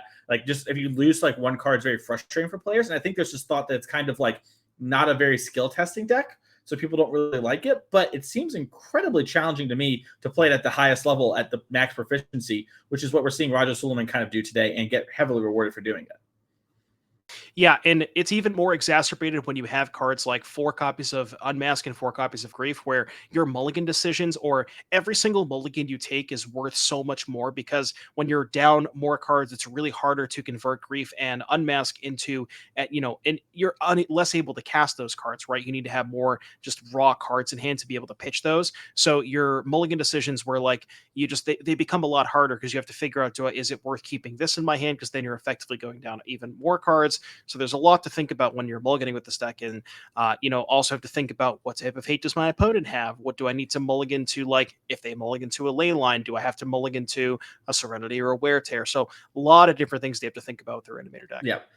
This is something we're seeing a lot. I think this may be some of the complaints we have from some players about Pioneer, and that they like about Modern, is that they feel like they get to have more plays, and then because you have more plays, you can choose the plays how you want to play them. Legacy is that on steroids, where it's like basically your whole hand is playable on turn 1, not just a majority of it, and it lets you really choose how you want to play the games and have skill expression there.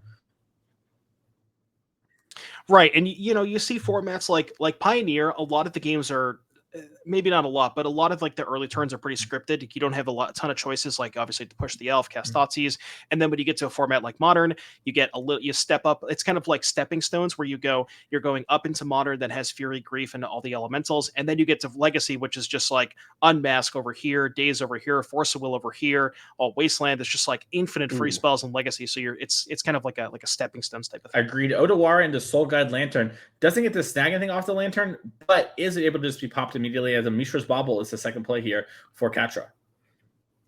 Yeah, and go ahead and fire off the Soul Guide Lantern, which is, obviously one of Katra's sideboard cards. It is pretty good, able to pop the graveyard. Raja gonna need a copy of Weretear or potentially a Serenity. Gods, I just cannot keep thinking about Serenity. How backbreaking that card is against Katra's deck. Yeah, it is sort of 2 mana destroy everything.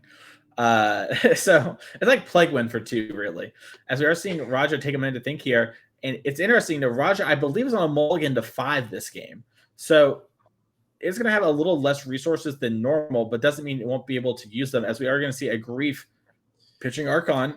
And Katra has Sai, Master Thopters, Chalice of the Void, Force Negation, and Urza Saga.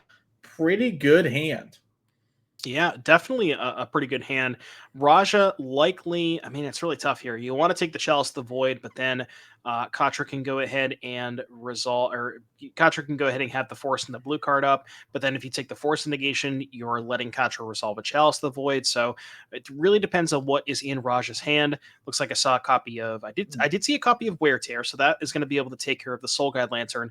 But yeah, it really depends on what if we have any 1-drops that we want to cast. If there's a 1-drop that Raja casts this turn, we can just let Katra have the Chalice, fire off the 1-drop now, maybe not care about the Chalice. So a lot of things to consider for Raja here. I think Raja actually has almost the perfect hand here for the situation. His other cards were Exhume, Faithless Looting, and Atraxa. Oh, well, it's pretty good. So I think Raja can Faithless Looting and then hope Katra pops the Soul Guide a little early and then maybe infuse the Weretear to take rid of the Urza Saga and one of the other artifacts, including Chalice of the Void. Well, I'm wondering, if you have a second land here, is it even worth casting the Faithless Looting? Because you can just pass here, second land, blow up the Soul Guide Lantern, and then the turn after, land 3, looting, and Exhume all in one go. Yeah, great point. That might be the play. It looks like Raja is just going to go for the Faithless Looting really quick.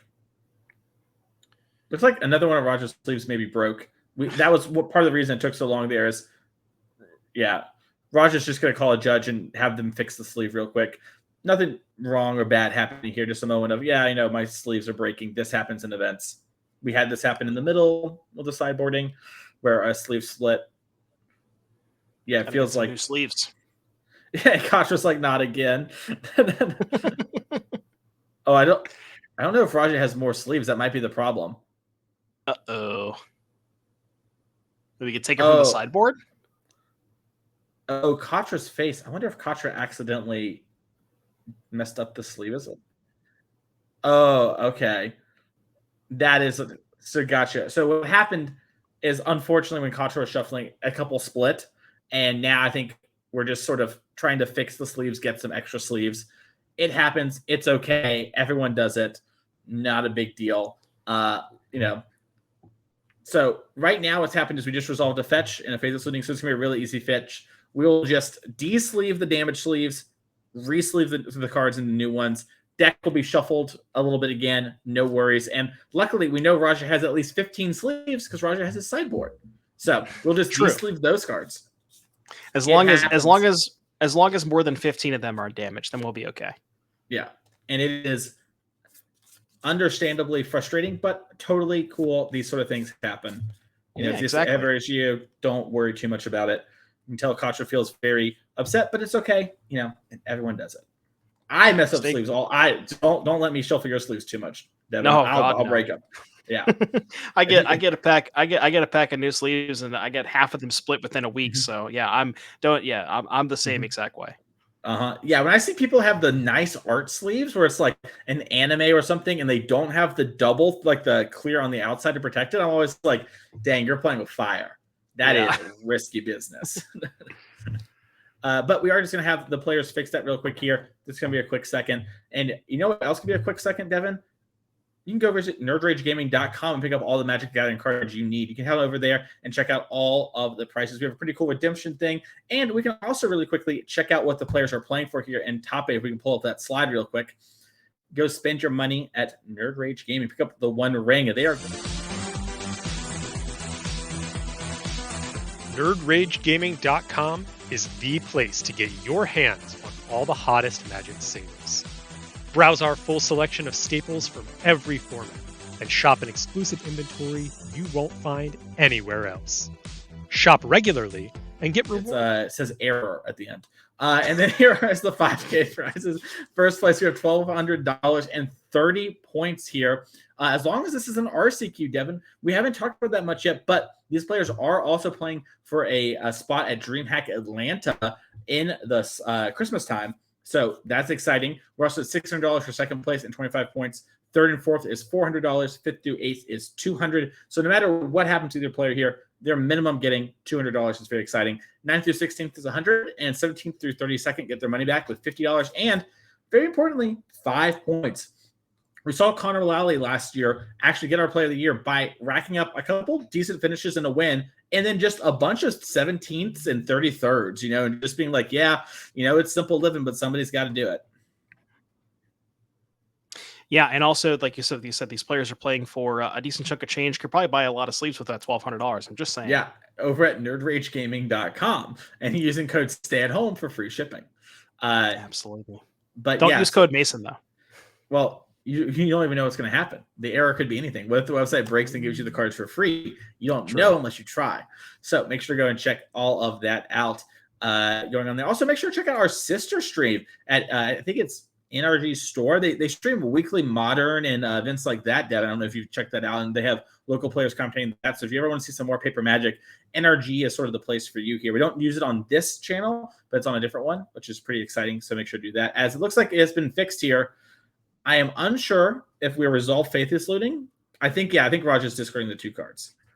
All right. So as you mentioned, Raja did have a copy of Atraxa. We'll have to see if we want to go towards discarding that, but it is a little, risky proposition with the Soul Guide Lantern already on the battlefield. And Raja, give it a quick shake of his hand. I wonder if he's thinking maybe he regretting casting that Faithless Looting. Yeah, and I think you might have been right. As we have Wear Tear and Atraxa hit the yard, yeah, and we see immediately Katra pops the Soul Guide Lantern. Oh, sorry, pops the Mistress Bauble, gets the idea and decides if Faye wants to pop the Soul Guide. Looks like they don't. I like that holding it. Mistress Bauble draw for turn, and then I think he picked up a Thought Monitor. Or Saga Trigger. Yeah, we'll be able to keep up the Lantern to kind of make Raja go for a Reanimate spell. So basically, Raja's going to have to trade a lot of resources to be able to answer that Lantern, especially with discarding the Wear Tear. It's just kind of a thing that's going to happen now. And also, an Archon got pitched to the Grief. So Raja doesn't really have a lot of leftovers. I remember seeing the Wear Tear in his hand. Not quite sure exactly what the leftovers are. Just going to go ahead and pass the turn back to Katra here. Yeah, I think Raja was basically trying to play around this last turn with the Faithless Looting before the Faithless Looting got Chalice the Voided. As we see another Urza Saga here. And now Raja's underneath it. And unlike last game, where we were able to sort of, power through and, draw the land for the Exhumus, we already have it. The Soul Guide Lantern is going to buy us time. And we're really seeing why Mono Blue 8 cast is kind of an a Chalice Stompy deck, where we're just going to put a bunch of big artifact creatures on the board and hit Raja a bunch and hope it's enough. Yeah, and also the big problem now is, like last game, there wasn't a lot of pressure here from Katra, where Raja was able to maybe do a little bit of setup. Urza Saga does not give you a lot of time. You're going to see Katra go ahead and end step make a token, untap make another token. That's going to be 5 artifacts, plus the artifact that they get from the sacrifice of the Saga. That's 6, putting Raja to 13, and then that's all of a sudden lethal the turn after. As we see a Serenity cast. That one's pretty good, Mason. Yeah, let's get Serenity up on screen for everyone who doesn't know this one. It is a little bit of a banger. It's at the beginning of your upkeep, destroy all artifacts and enchantments. They cannot be regenerated. I prefer the original since they bury, but destroy will have to work. As now this Chalice of the Void's gone, the Soul Guide Lantern's gone, we will be able to exile the graveyard, which will stop Raja from getting this Atraxa back. And we're going to get one hit in with the Urza Saga Construct, but completely backbreaking as the Urza Saga will also die. Yeah, this kills legitimately everything but the Otawara. This is gonna be a lot for Katra to fight through. Now, as you mentioned, we are going to get in one hit with the construct token. Not a lot of reason to make a second construct token because the Serenity is going to get popped next turn. So Katra's going to go ahead and sacrifice the Saga. What are we potentially looking at getting here? So we have I guess really probably just want to get an artifact to cycle, because if you get something like a spell bomb or a needle, it's just going to get swallowed up by the Serenity. So likely just going to go ahead and say maybe get like a Mishra's or an Urza's Bauble, pump up the construct, attack with that. Then you can go ahead and sacrifice both baubles to get 2 cantrips, because you know both of those are going to die at the Serenity. Yeah, I think that is going to be the line here. Looks like Kotris is taking a second to make sure not missing anything. You always want to do these spots, especially these untimed top 8 rounds. Take a second. You'd hate to lose because you rushed through something here. And we got, plenty of time happening as there's Urza's Bauble.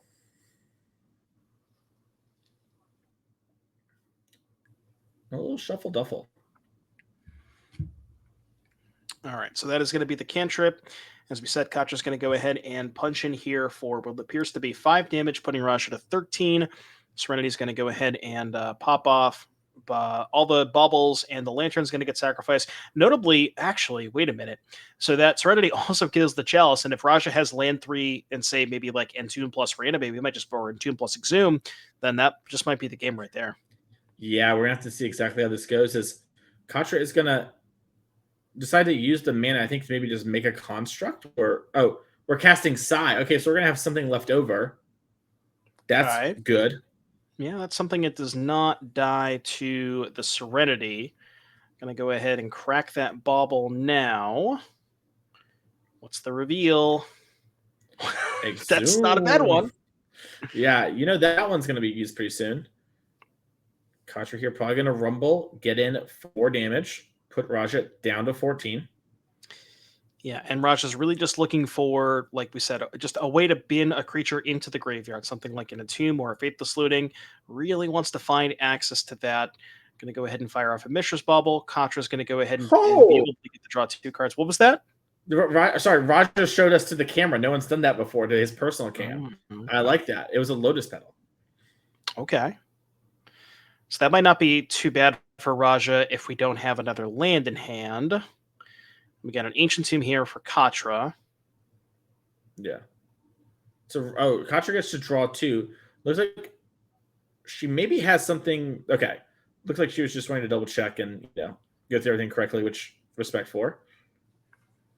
Get it all out of here. So we're left with an Ancient Tomb Ancient Tomb, Otawara, and Sai. I see an Ancient Tomb and another Chalice in hand for Katra. That one's not too bad. If Rasha doesn't have a 1-mana enabler or like a 1-mana way to put a creature in the graveyard, that Chalice could shut off future ways for Rush to be able to do that. 100%. We also, Katra knows about the Exhume. So with the second Ancient Tomb, we could Chalice on 2 and just cut that part off. As if Raja had a 1-mana enabler, Raja would have used it this turn. Yeah, that's a good point. If Raja had something like an Entomb, you would have seen that just fired off plus the Exhume. So yeah, very, very good point. Might want to just go ahead and fire it off on 2. Interesting to see how exactly Katra wants to play this. Yeah, it looks like we are going to go for it on 2. Yeah, and I love this play from Katra. Very heads up.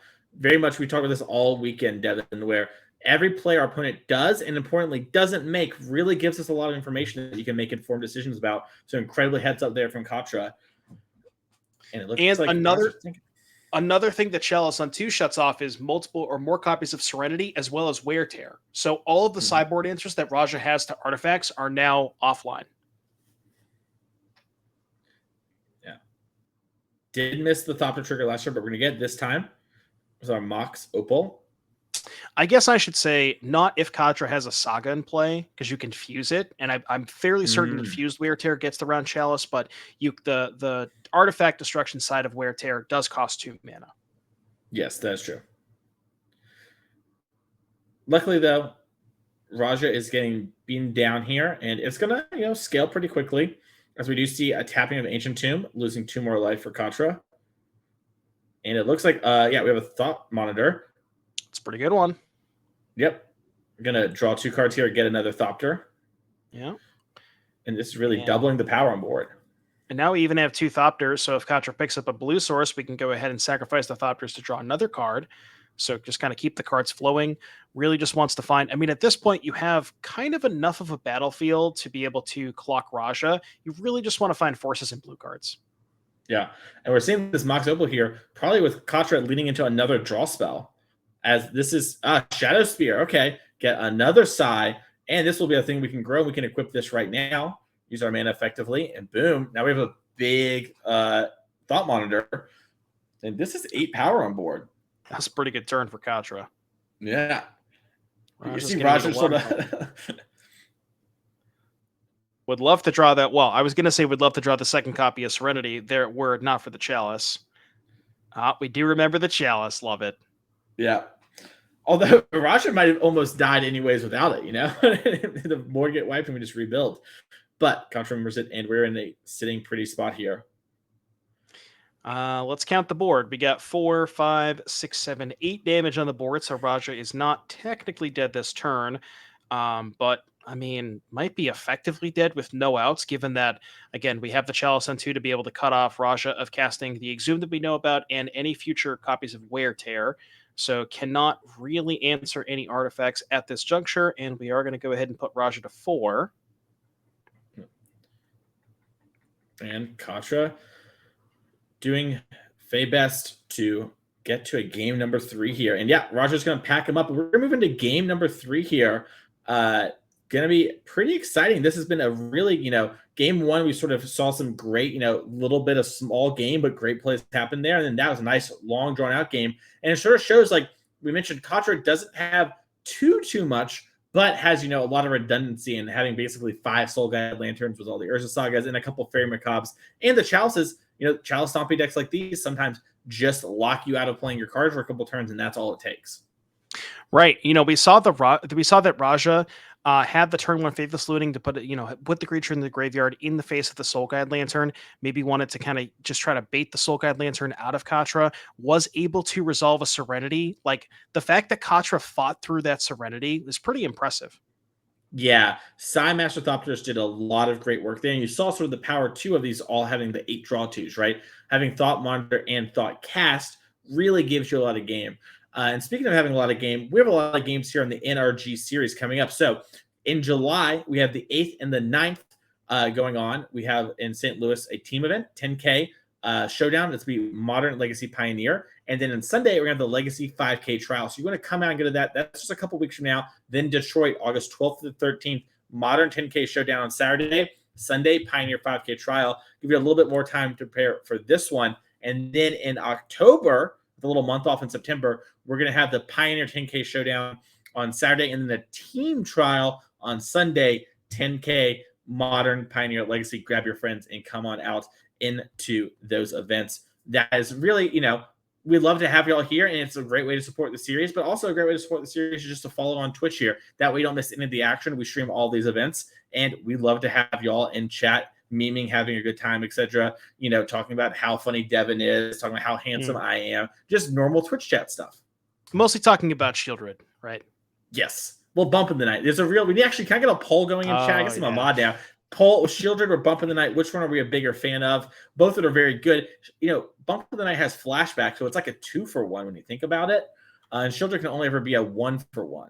So I may or may not be putting a poll in chat. I'm unclear what I'm actually doing right now, but we'll see what's happening.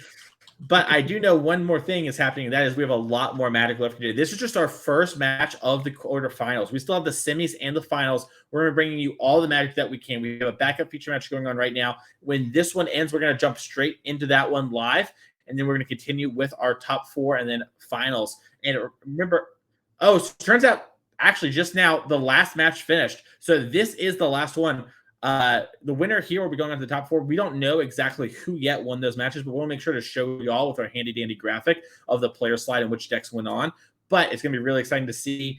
And, some of these matchups are really good for Raja in top 8, and some are really bad for Raja. And the same for Katra, where some of these are really good in top 8 and some are really bad. So in some ways, you're really like, I really hope, Chris loses over there with his Leyline of the Void in the main deck. I don't want to play against that. While Katra's like, give me that deck. Let's go. So expect to see exactly how this plays out. Can you imagine Raja queuing into the 4 main deck Leyline, 4 main deck Dathi Voidwalker? Like, where did this all go wrong? I didn't sign up for this. Yeah, I was told that this format has like Days and Force Will, and that's it, game one. And my opponent has Grief as well with all this. What's going on? But we have to see here as looks like Raja is still checking out the sideboard from Contra. Just wants to, keep in mind all the things that could be coming in and take advantage of all those options. And that's really important. This is something that, players don't get a lot of chance to practice, Devin. Open deckless tournaments are not very common outside of the RC. And so really only chance to practice this is in the top 8 of these events, but it's really something you should be working on if you qualify for any of those DreamHack events. Am I right? Absolutely. And, like we said, we're giving out invites to the DreamHack event throughout the showdowns and the events this weekend. So, yeah, players definitely want to practice that. It is kind of a different beast whenever you sit down and you're like, you look at your opponent's deck list, like, exactly what you're supposed to mulligan for. It's a different experience than playing on Magic Online for sure. 100%. And, while this is all going down, we have the which card is better poll going down. And it's pretty clear.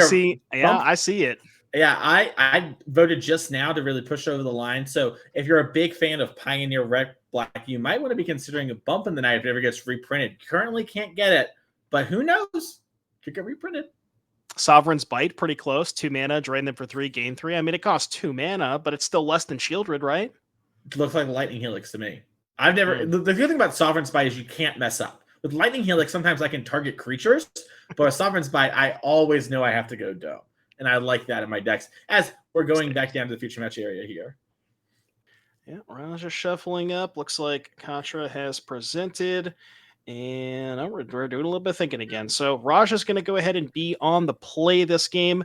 Obviously, very, very good place to be for a deck like Rakdos. Reanimator is able to get a bunch of stuff. I'm actually wondering, do you think that Raja should maybe play some Shieldreds in his deck? Because we can go Entomb for Shieldred, get that thing back. What are you thinking, Mason?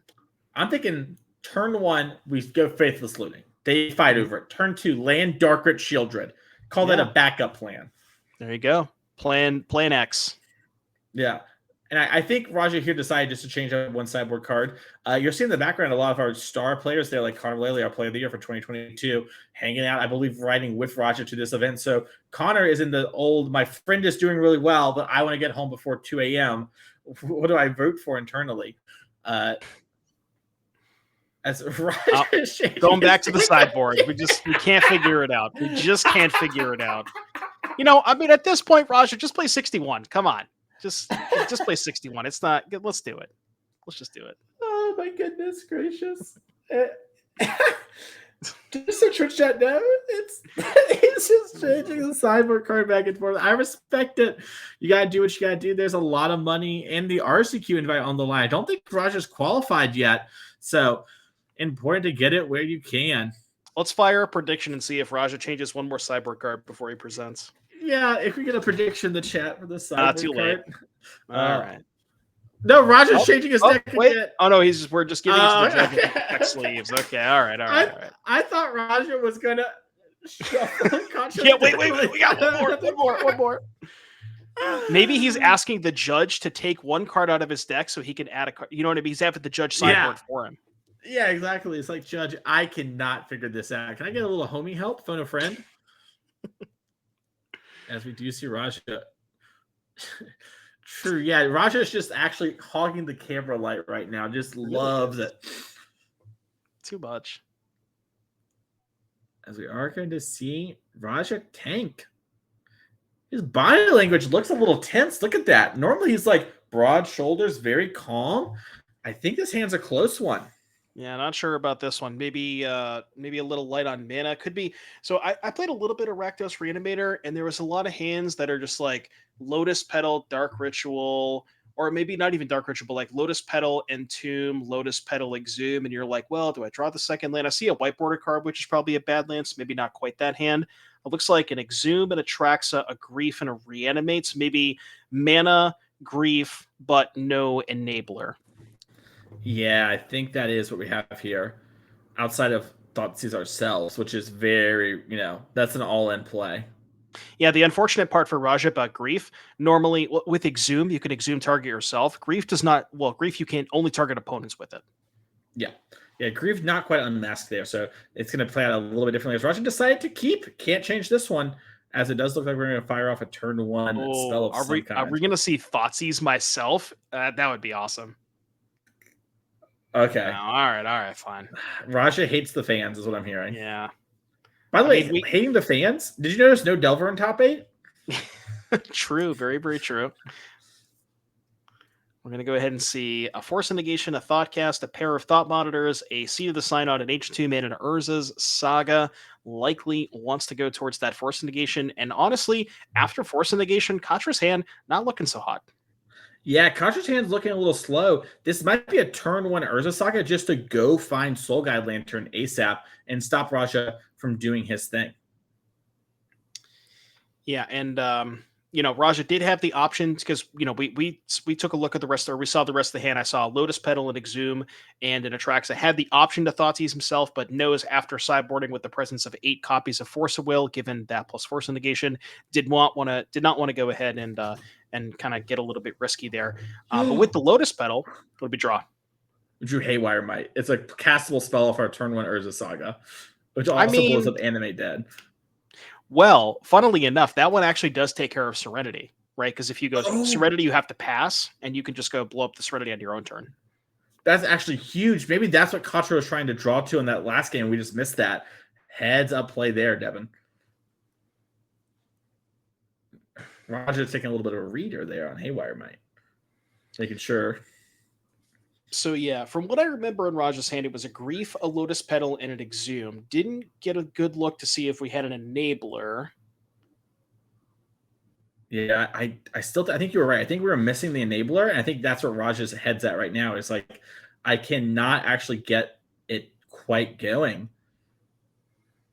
Yeah, so maybe thinking about firing off an early Grief. I mean, Raja does know the entire hand because the Haywire Might was the top deck. So, going to get a pretty good idea of whether or not he wants to fire off that Grief, knowing the contents. Going to go ahead and start with the Marsh Flats and see what we maybe get something like a Scrubland. Ooh, I wonder if we have a Serenity. Yeah, it'd be interesting. Playing Serenity now kind of puts Katra in an awful position because Katra has to figure out some way to turn on the Might, but I think the only way is Mox Opal in the deck, and Raja would know that. So the Serenity would actually just be game resetting. Katra is on 4 Petal, 4 Opal, so wouldn't be able to activate Opal, but Petal would be an out to go ahead and activate that. Okay, great call there. Is this a Stone Rain? Heck yeah. Get it out. Bam. Yeah, and Raja's like, yeah, I'll take one. I don't know about you, Mason, but I'm a really big fan of 1-mana Stone Rains. Oh, I love Stone Rains. You know what my favorite card is? Sinkhole? No. Close. It's Tanglear. Shieldred? It's the fair Stone Rain. Oh, Tanglear. Okay. Yeah. Pretty close to Shieldred. It's kind of the same thing.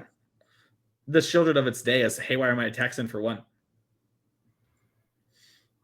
Gravecrawler is my second favorite card, though. So followed closest by Thalia, then Rashad and Port, then Wasteland. Do you noticing a trend?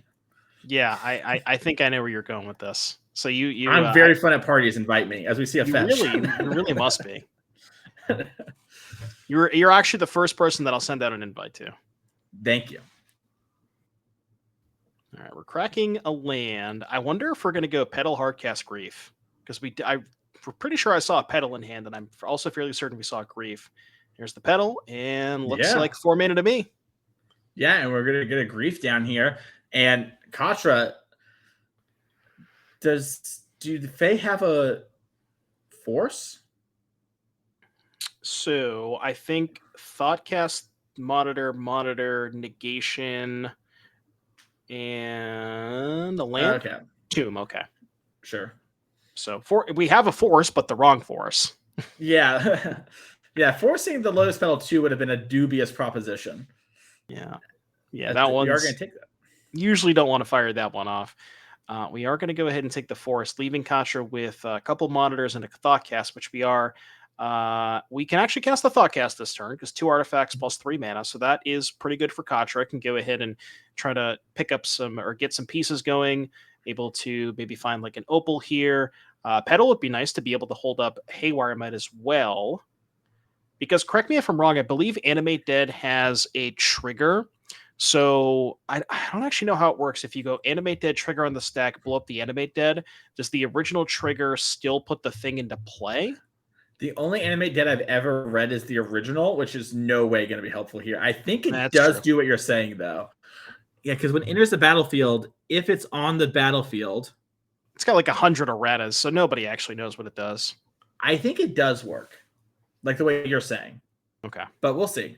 Twitch We'll chat says it does not, but it fizzles the Animate Dead. Okay, so yeah, if Twitch chat is to be believed, and Twitch chat, as you know, Devin, more than most, is always right. Oh yeah, they're never wrong. 100%. Can confirm. Yep. See an Urza's Bauble, tapping a bunch of mana here for Katra. I believe we have enough to play a Monitor, right? Yeah, 3 artifacts plus 4 mana. So, yeah, I mean that's one divination at a time. We're kind of putting some more stuff on the battlefield, cycling through our deck, trying to find some get some more pressure in play. Because that's the issue here. Is funnily enough, Rasha's winning the race just with the grief alone. Yeah, Raja was sort of doing his thing there, slowly building up. By the way, Twitch chat is level Twitch when it comes to being a judge, and they're all saying that it ruins Animate Dead's day. So big draws coming here. All right, cool. So yeah, Reanimator's pretty good. Does able to stop the Animate Dead and able to stop the Serenity, which was we saw a very backbreaking play from Raja last game. And yeah, Raja just kind of spinning some wheels, has to decide if we want to go ahead and attack with the Grief and offer the trade up for both creatures. The nice thing about the trade from Raja's perspective is Raja knows about an additional copy of Thought Monitor. So if Katra does trade for the Monitor and the Haywire, likely unable to cast that second Monitor. Yeah, kind of like a double Stone Rain. Yeah, when you think about it. It's like 2 Wear Tears. Yeah, true. As Raja's tanking, interesting spot where if there's nothing really stopping Raja from doing his thing except the ability to set it up. And we know that Katra, at least a couple turns ago, didn't have any forces. So it's a kind of matter of where Raja can find it. And I wonder if he has some like Faithless Looting type cards that he's considering casting and just tanking on this turnabout. Because clearly he has something he can do, and it's not good enough to win the game, where he might just go for here. I wonder if it's like a second Wear Tear, and he's thinking about blowing up the Seat of the Synod or the Monitor. But all right, we're gonna go ahead and pitch an Unmask. Yeah, Exile Grizzlebrand to the Unmask. Ooh, targeting ourself. Yeah, put Atraxa in, and we're going for it. Reanimate on Atraxa. Also, what a world where Grizzlebrand isn't the target. Oh, okay, that's what we were thinking. We were thinking about what to pitch. Awesome, that's hilarious. Well, funny enough, if you pitch the Atraxa and put the Grizzlebrand into play, the Reanimate puts you low enough where you can't activate the Grizzlebrand. Oh, true. Yeah, you have to wait a turn, so you don't get the immediate cards, and then you're also dead to bump in the night, and that's a pretty big payoff there. As Atraxa is going to hit at least another Atraxa, at least a Lotus Petal. There's a fetch land for sure we can have, and then everything else is up to Raja. I assume Raja will take the... Oh, there's a Grief hiding next to Atraxa, so there is a choice there. Jeez, this Atraxa is pretty good. We get to take Entomb, Animate Dead, likely. Since already has an Atraxa, probably wants to take the Archon of Cruelty. Oh, we haven't taken a sorcery yet either, so we get 6 cards. Oh my goodness. Yeah, you see it in Katra's head in the hands, knows that Fae are in a bad position. This Archon of Cruelty is going to be the pick with, a couple of these cards just going there. Yeah, just a casual draw 6, no big deal. Nothing to see here. Guess thinking about the second Atraxa versus the Archon. With an Atraxa on the battlefield, and Katra's only answer being Aether Spellbomb, likely want to pick up the Archon, because if the Atraxa gets bounced, then you could just, if you wanted to go to the Atraxa again, you could just discard it after it gets bounced. Agreed.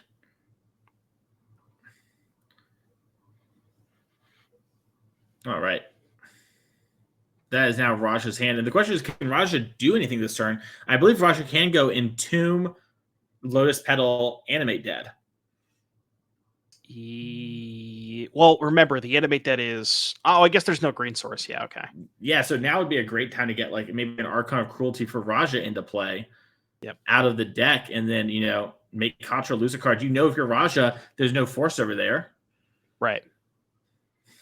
Yeah, might as well go ahead and fire it off now. Looting, likely discard maybe the land and the Archon, play the Petal, fire off the Animate Dead, Katra would likely, I mean, at that point, Katra maybe has to sacrifice the Monitor and just hope to peel Petal, and then you could use Petal to sack the Haywire Mite, which would blow up the Animate Dead.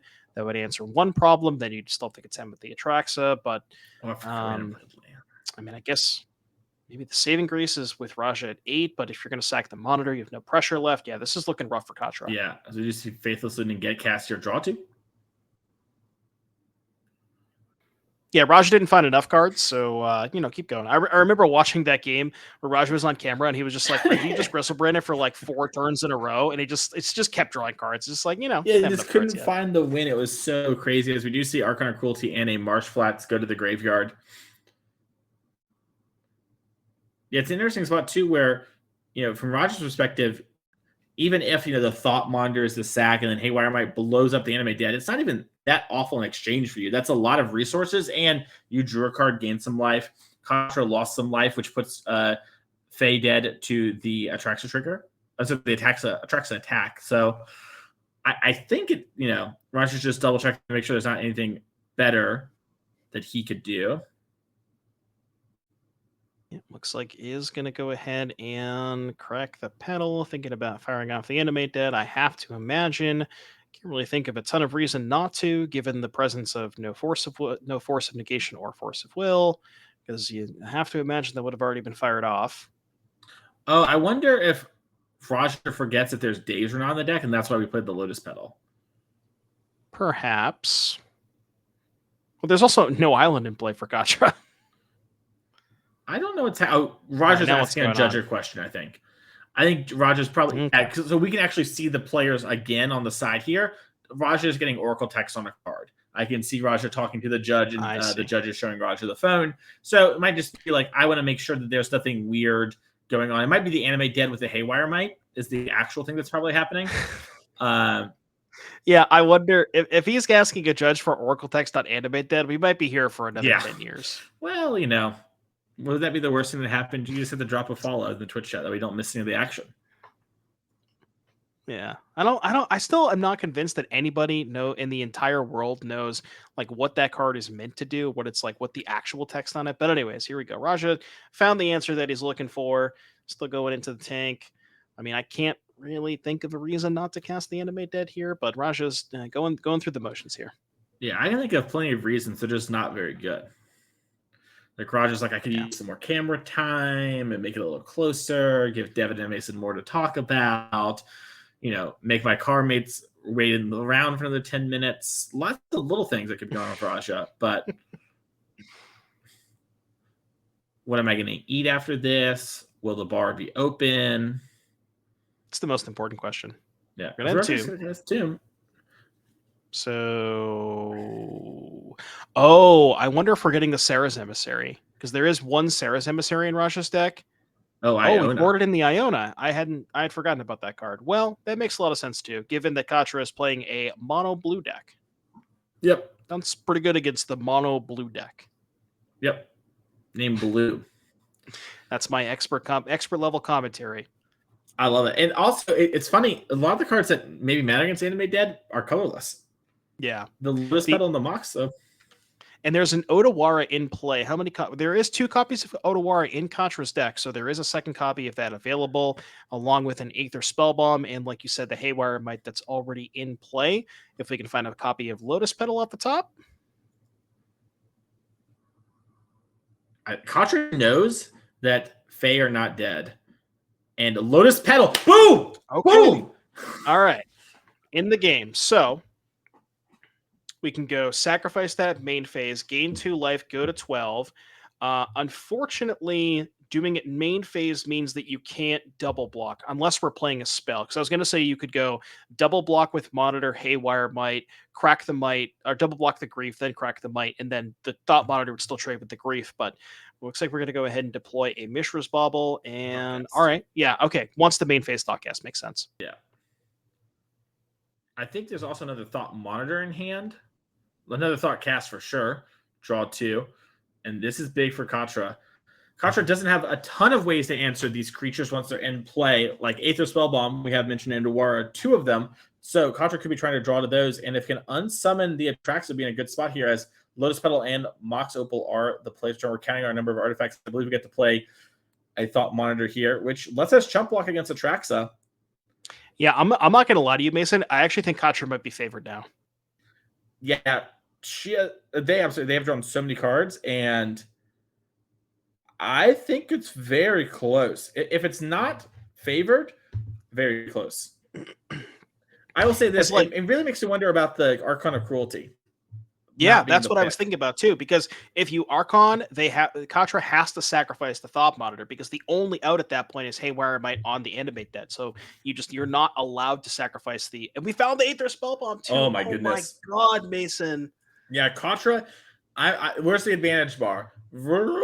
Over in that direction, as Raja did, get to draw 6 cards off of the Atraxa, but Imri plus Spellbomb is a really good way to take over this game for Katra, and I think Katra knows it, as we are going to see a pop in the Mishra's Bauble. Raja not going to show us this time. Hates fun. Yeah, I think Emry Spellbomb might just be a hard lock. Yeah, I mean, I don't know what Raja can do to stop that outside of overwhelm the board with big creatures. But it's so hard to overwhelm the board with big creatures right now. It requires double Exhume. Right. Yeah, or get into a spot where you can put multiple Archons onto the battlefield. There is an Archon in the graveyard. That probably has to be step 1 for Raja here. If we can find another copy of Reanimate spell, get the Archon onto the battlefield, make Katra sacrifice, I guess, a Thought Monitor, which is pretty meaningless. You kind of want that in the graveyard anyways with the Emery, so who even cares if you're sacrificing that? Yeah, this is a really, really tough spot here for Raja. Raja with the Unmask is just Emery and a bunch of land, so Katra, half of Fey draw spells were kind of the same. Oh, we're going to flashback Looting? Yep, we're going to go towards Looting, but you can't even cast Reanimate here, so you'd have to find Mana Source plus 2 mana Reanimation spell to be able to get back the Archon. Yeah, I'm really wondering if Raja maybe just hadn't. Did spend a lot of time thinking about that turn, but I wonder if maybe was thinking about Katra's outs in different ways, where the outs to the Iona, because they're all colorless. Iona itself doesn't actually turn off any of the outs to it. Yeah. I think that's what happened. I think Raja just went so deep in the tank and just did not double check some stuff along the way. / maybe just said, listen, if you draw one of those things, I lose. I think this beats enough of those things, right? It was sort of a situation where Katra needed to draw one of 11 cards, which is not bad, but cutting off blue is very strong too. So looks like Reanimate and Atraxa are the discards. And I think you have to attack with Grief. Yeah, get that in there. Pretty easy block here from Katra because you kind of want one of the monitors in the graveyard anyway. I don't remember if there's already one in the graveyard from a prior discard spell, but if there isn't, you would kind of want one in the graveyard to be able to fire off with the Emery, kind of start churning through cards that way. And I think that's what Raja was trying to bait, because I think Katra could actually just attack Raja down to 3. And the game is almost over, and we just pick up the spell bomb, and it will be very hard to actually defend from That's a good point. The Thought Monitors. Yeah, you could just go attack for 4, put Raja to 3, flashback the spell bomb, and Raja almost has no outs at that point. Mm-hmm. Looks like Katra thumbing through the graveyard. I have to imagine, look like we're going to go ahead and eye that spell bomb. It's definitely the premium target here. Let's see what's going to be brought back. Looks like it is going to be... Oh, it's an expensive card. Oh, it's Chalice. Oh. Just Chalice on 2, because Reanimate can't get anything. This stuff's Animate Dead and Exhume. Katra, solid play there. I didn't even realize there was a Chalice in the yard. That's way better than what we were talking about. Now we have to attack for 4. Raja's dead on the next turn. I think Katra might be into our top 4. Yeah, I think Raja's drawing dead because the only outs to Chalice are 2 mana, right? Wear, Tear, and Serenity, as we talked about this before. Both of those are now offline, so you can't remove the Chalice from the battlefield. You can't cast Reanimate because you're at 3 life, and you're facing down lethal. I think Raja's drawing dead at this point. Yeah, I think Raja just has to cast Exhume and hope that Katra forgets the Chalice trigger, which Faye have not this entire game. Eyeing up 2 mana. I think you're right. I think it's time for a good old chalice check. Yeah, scratching the beard. I know this motion. All right. Yeah.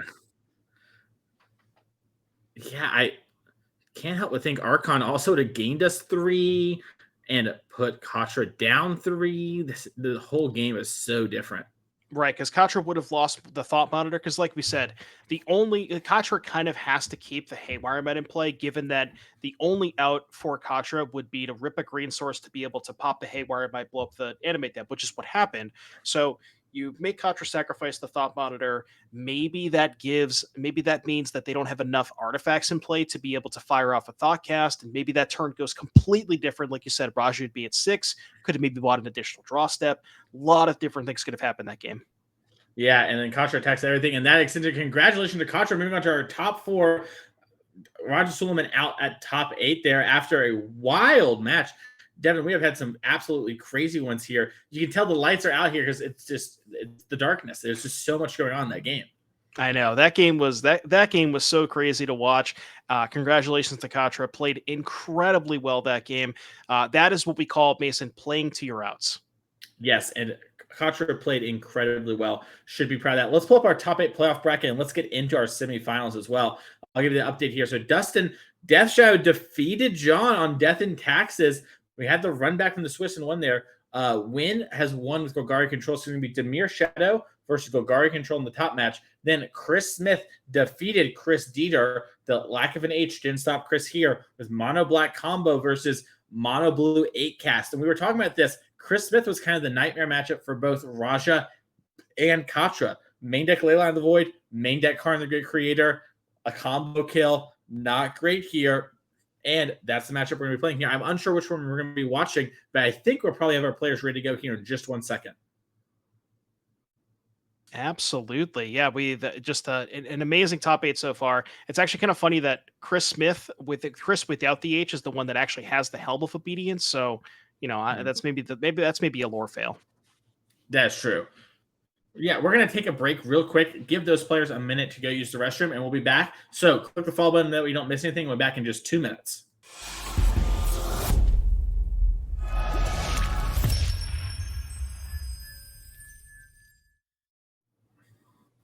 Hello, and welcome back to the NRG Series in Mundelein, Illinois. I'm your host, Mason Jordan. My co-host here, Devin O'Donnell, better known as Doomwake, and we are on to the top 4 of our Legacy 5K trial. We have had some exciting matches today. So let's pull up that top 8 bracket really quick again in case you just joined us here. So we're going to have Dustin versus Chris. That's Dimir Death Shadow versus Mono Black Combo, which I thought was our matchup, but it's...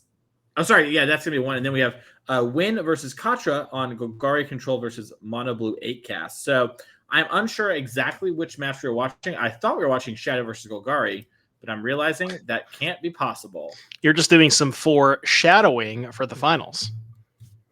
Oh, I love it. What if it's 8 shadowing because I'm doing it twice? True. Very, very true. Yeah, but Dimir Death Shadow versus Mono Black Combo, pretty interesting matchup. And like I said, on the other side, Golgari Control, we are legally obligated to not call this deck Elves. Mason and I had a conversation in the background. There is technically some Elves in this deck, but I don't really think we can call it Elves anymore. Yeah, it's the ancestor of Elves, and that's what we have going on here. As it does look like maybe our graphic was wrong, or maybe I read it wrong, because I think... Oh, no, sorry. Okay, I did write down I just missed all the players in our little preview. We had a little preview image. And I was like, okay, but we are going to watch Shadow versus Mono Black Combo. So let's down here our feature match area, because Chris here on the right on Mono Black Control, this is back-to-back top 8s for Chris here, Devin. Big weekend for Chris. One of the players who is trying to get one of those at-large, if not right out wins with the showdown, and a part of Team Swish, which we saw Steven Dykman and Chris be a part of. And Chris has been having, some good success playing unusual and unorthodox decks over the last couple of days. Yeah, you mentioned the points race. Definitely every single point matters when it comes down to it at the end of the day. We see a lot of players, like you mentioned, Connor Mullally last season, Piper Powell seasons past. Just a lot of points up for grabs, and it's very, very important for these players to nab every single point that they can get their hands on. And we saw Chris do it yesterday with the kind of the innovative take on the Yawgmoth deck list that had that featured some new cards like Orcish Bowmasters and Samwise Gamgee, and showing up with kind of an unorthodox one here today, a mono black combo. Yeah. Chat is having a lot of questions, Devin, about Chris's combo. Why is it called a combo? Can you tell them what we're looking to do as Chris's deck? I would love to. So Chris features 4 copies of Layla of the Void main deck. You might be familiar with that card. The card you might not be familiar with, the combo with it is Helm of Obedience, which is, I'm going to get the exact wording on this. Let me go ahead and pull it up for chat in just a second. There it is on your screen. So the Oracle text here is X tap, target opponent mills a card, then repeats this process until a creature card or X cards have been put into their graveyard this way, whichever comes first.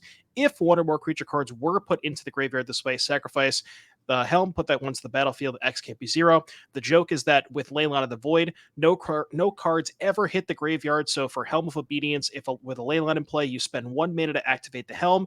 Your opponent's entire deck goes into exile. And importantly, this actually beats, there are some common sideboard cards, we see this in Modern all the time, like against mill decks, you board an Eldrazi. This line actually beats the Eldrazi because all the cards get exiled. Yeah, incredibly powerful. And like you mentioned, having main deck Dr. Voidwalker and Leyline of the Void, weirdly good. If Roger Sulaiman had been on the other side of the bracket, he would have been dreading playing against Chris here, as we probably think Katra is as well, as Faye have a artifact-heavy deck, and Chris is main decking 4 Karn the Great Creators, which gives more access to our Helms and a huge advantage against any artifact deck. So this deck randomly just kind of colds, a third of the format with all its main deck hate cards. Yeah, and funny enough, out of all of the decks in our top 8, this is probably the one that Chris wanted to see the least. The combination of Fast Clock plus discard spells plus Force of Will is the exact recipe that Chris does not want to play against. 100%. We'll have to see how this one goes. So is it fair to assume that you're on team Dustin when it comes to who's advantaged? I mean, personally speaking, I like Chris's deck more. I think it's a really cool, innovative deck, and potentially innovative on the archetype. But I do think that I like Dustin's position in the matchup. Now, that being said, Chris being our 4 seed, Dustin being our 8 seed, Chris is going to get to be in the play. Does have a lot of potential fast mana plays that we are able to set up. And Leyline of the Void, notably, take a look at Dustin's deck list. There are copies of Murktide Regents, so Leyline of the Void, very good at stopping that card from being put onto the stack. Very good point. I keep seeing his chat say Jameer Shadow, and I realized that the D is cut off for them, and yeah. I can see it. And I was like, why are they like? Is this some like it's a Jover now? As we do see a Swamp into Chrome Mox pitching Agadeem's Awakening. Yeah, we're coming full circle on the Joel memes, as so we Chrome Mox, pitch Agadeem's Awakening, and we're just passing. Interesting. So we're going to go ahead and throw out the Chrome Box out there. I mean, decklist are open, knows that Dustin doesn't have anything like an Abrupt Decay or a way to blow up the Chrome Box. So free to just jam that. Likely, maybe wants to get that onto the battlefield through the presence of a Thoughtseize. True. So do you see, well, it looks like we're pulling out the pen and paper again, ready to go. One thing that, I mean, there's only 1 copy in Dustin's deck list, but one thing to note is Dustin has 4 copies of Thoughtseize and 1 spicy copy of Reanimate. So if Chris were to maybe have a Shieldred or something like that in his hand, and that gets Thoughtseized, we can potentially reanimate that from Dustin's side. True, as we do see Thoughtseize get cast here against Chris, as Chris is going to show Karn the Great Creator, Orcish Bowmaster, and Ancient Tomb. Looks like Chris is saying, hey, if you want to take my Bowmaster, you can. Yeah, because if Dustin takes the Bowmaster, then Chris can potentially go for Karn. Open deck list there, we do know, both players know about the presence of Daze in Dustin's deck list, so that's also a consideration where maybe if Dustin takes the Karn, maybe on Chris's side, you just don't even fire off the Bowmaster and wait till you can pay for Daze. Yeah, it's an interesting spot, too, where it's unclear to me if you want to get the ping and the damage in this turn, right? To turn on the shadow sooner. Probably very likely to happen, but not a guarantee. Yep, we are going to go for the Bowmaster. Going to go ahead and put Dustin down to 15. Very good thing to point out. Watery Grave, something that you see a lot in Modern. Not something you typically see in Legacy, however. But because Dustin is sporting copies of Death Shadow, the mana base split is 3 Watery Grave, 2 Underground Sea. So keep that in mind. Yep. So we're going to see an attack here for 2. So now Death Shadow's online. They're 1/1s.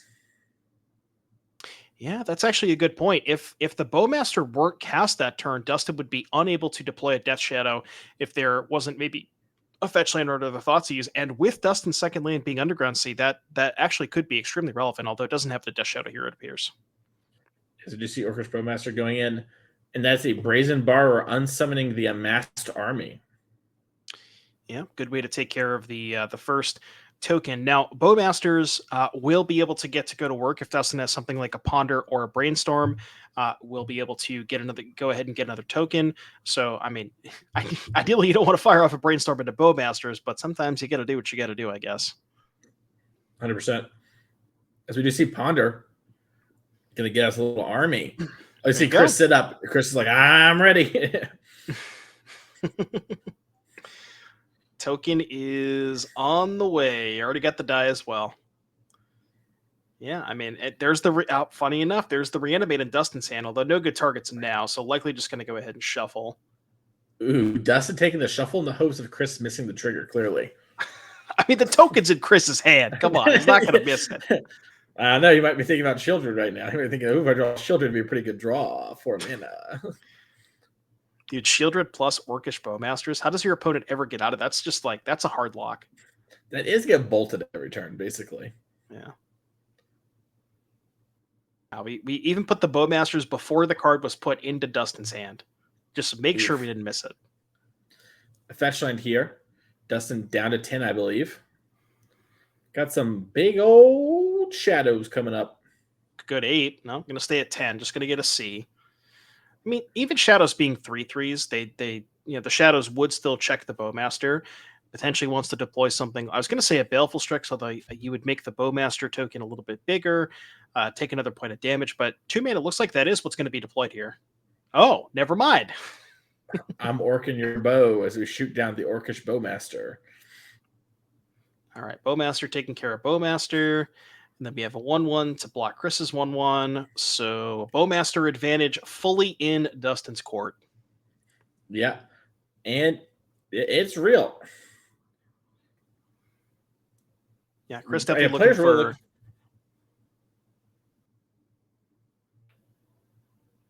All right, going to go ahead and go City of Traders Pass. Chris definitely looking for one of the 4 mana haymakers here, like a Karn or the best card in Chris's deck, Shieldred. Yep. Shieldred will be very strong here. As we do see Ponder get cast, Chris does not have a Bowmaster response, which would have been actually huge. Yeah, would have been able to get a counter on the token, kill Dustin's Bowmaster, and we're bowing all over the place here. This is just Bowmaster mirrors back and forth. Yeah, and we're seeing Bowmaster, really show up. This was a card players were very excited about, and it made a big presence in our top 8. I think about 12 copies, which is a good strong first showing. Yeah, because the Golgari non-Elves deck also has, I believe, 3 copies. So yeah, I think Chris has 4. Looks like Chris has 4. Dustin has 4, or maybe Chris has 3. Let me just take a look at Chris's list. Chris has 2, actually. Excuse me, but 2 more in the sideboard. So technically 4 in the 75. Dustin has 4, and then our Elves or Elves, I keeps calling it Elves. Elves player has 3 copies as well. All right. Nice. So you set the line at 12. It was under, but in the letter of the law way. As we get an island here. Unless the breakfast deck had copies. No copies in the breakfast deck. So yeah, it looks like 11. All right. All right. Fetching a basic island here for Dustin. We got 2 mana. And what are we going to go for? Oh boy. But shoot your token down. My army's amassed and slamming for 3. Chris down to 17. This is not the it's very real. And Chris is very lucky there's no cantrips. Imagine if Chris was playing a deck with Ponder or Brainstorm. It would be very hard to get you out of this, as we do see a hard cast Grief here. Yeah, Grief going to be able to check the Bowmasters. If Chris wants to, you would have to go ahead and trade for the 2/2 amass token. Likely does not want to do that. There's a Wasteland left over here for Dustin. Really wants to find some kind of cantrip like a Brainstorm. Also, the Brazen Borrower is over there as well. So you can go attack for 2, put Chris to 15, cast the Borrower, and then Borrower plus the amass token is a 3-turn clock. Yeah, great point there.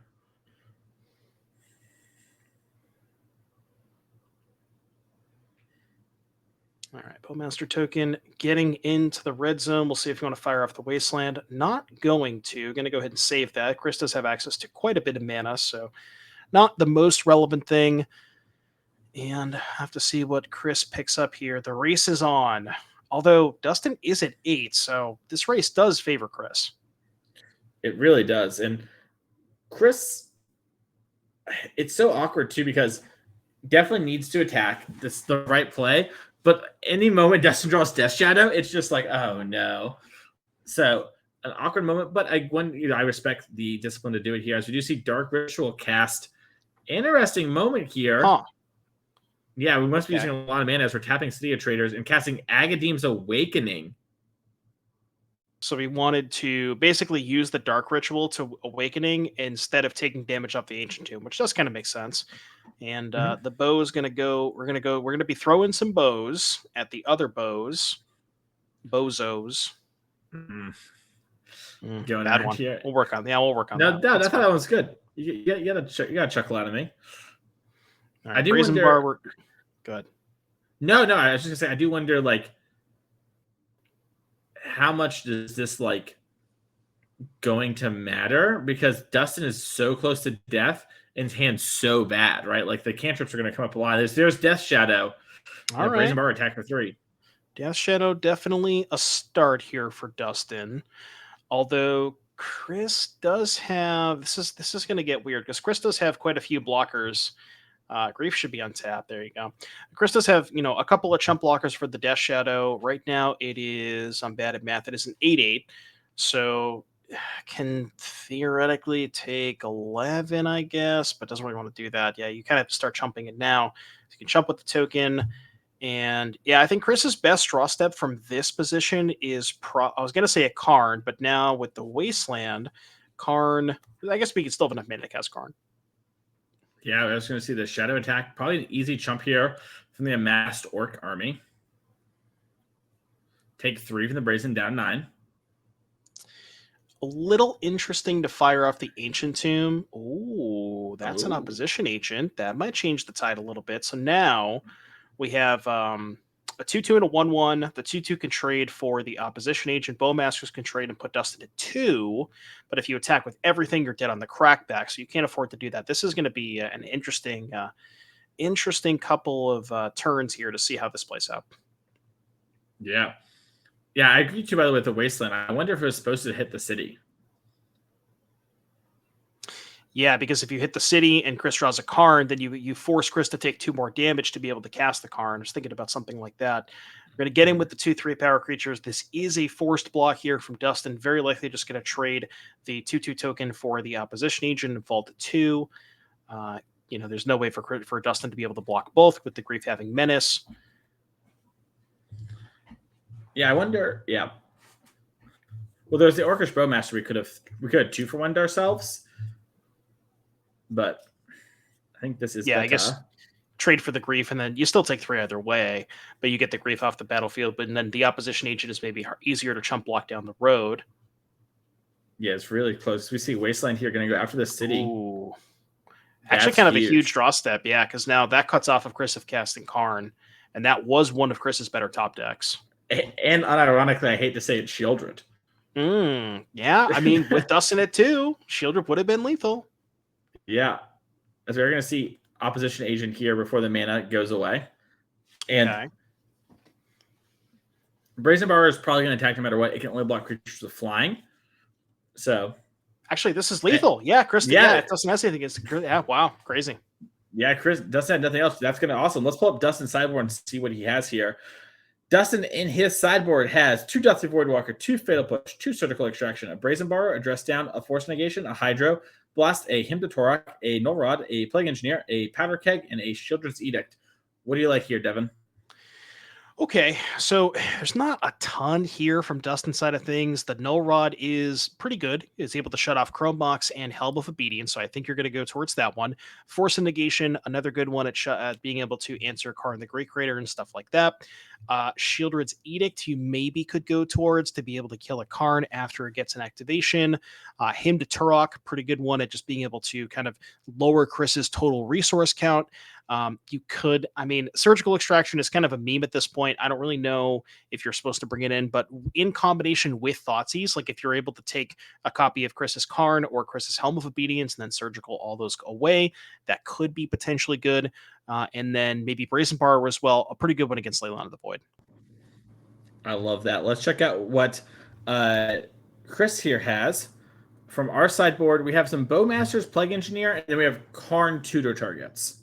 Just gonna save everyone some time. Yeah. Instead of listing them all off for 10 hours. No, I gotcha.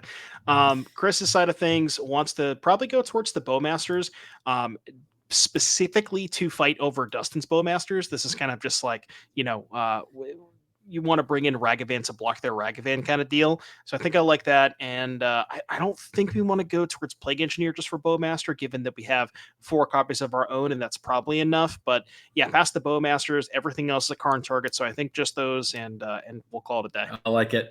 Yeah, I don't think we're going to be bringing in any, anything else. I mean, we could bring in the Microsoft lettuce, better known as Microsynth lettuce, and play it with our Karn, lock them out.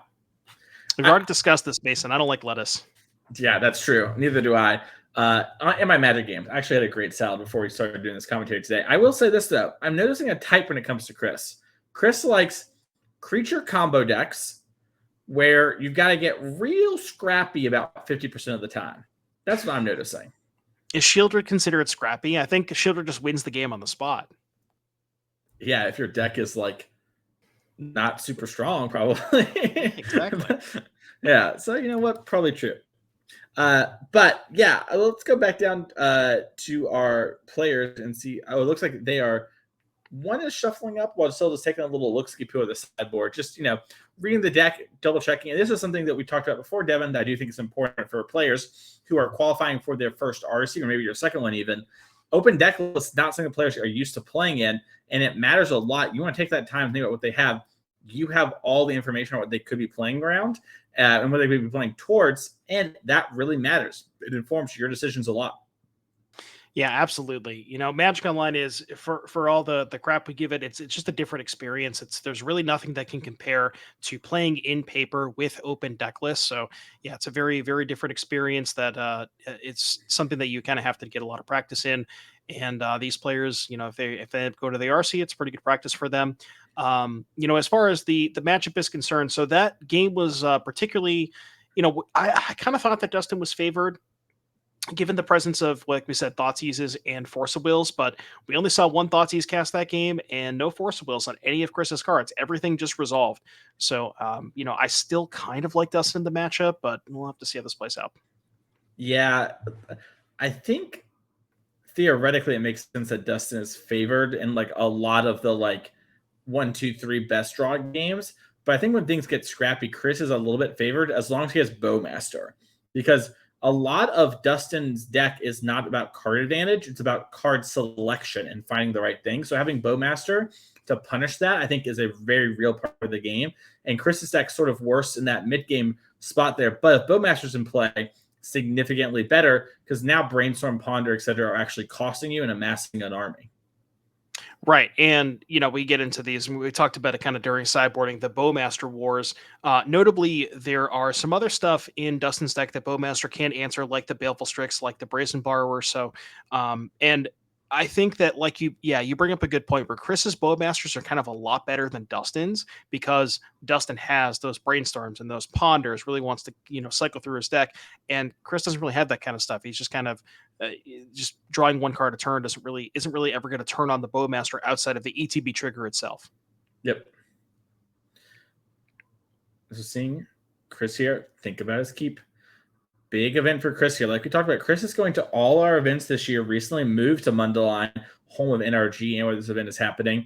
And, he is playing all of them and wants to make the Players' Championship. It's a goal of his, and the rest of Swish Gaming as well, to try and get all their players in to that event. And getting a finals, even appearance here, is huge points, and a win is a crazy amount of points. And after this weekend, might put Chris in our number one spot. Sarah Shearing, our number one player who isn't qualified right now, had a little bit of a medium weekend, didn't pick up that many points, and Chris is now going to catapult to the front, and you really want to be in the front of the pack as the events start winding down, and so you can, maybe skip one if real life something comes up, or try and catch that Player of the Year race. As Chris Smith, I'm sure, would love to have free entry to all our events next year. You're right. I mean, I would like free entry to all events too. That sounds like a pretty good time. Yeah, that sounds awesome. What about I get maybe free entry to free shield rids? Ooh, that's actually really good. Those are expensive. Less expensive than the One Ring, as we see Leyline the Void as a pregame action here. Yeah. Oh man, awesome. That's not Gemstone Caverns, Chris. That was really funny. That's just a long day of playing Magic. Chris did an interview yesterday with me and Julian, and stayed up till 2 a.m. on Friday night, technically into Saturday morning, if we're going to get into specifics, learning the new Samwise Gamgee Cauldron Familiar combo with Yawgmoth, which we saw Chris top 8 yesterday's 10K with. And that deck, I think it drained Chris. I think it put Chris into a long position, and it's all because Chris didn't want to play Blood Artist. Yeah, I know. It's actually...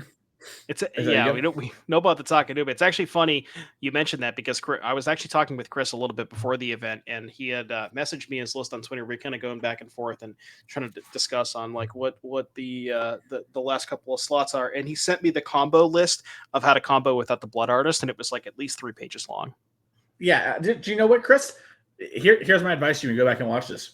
Just put Blood Artist in your deck. Yeah.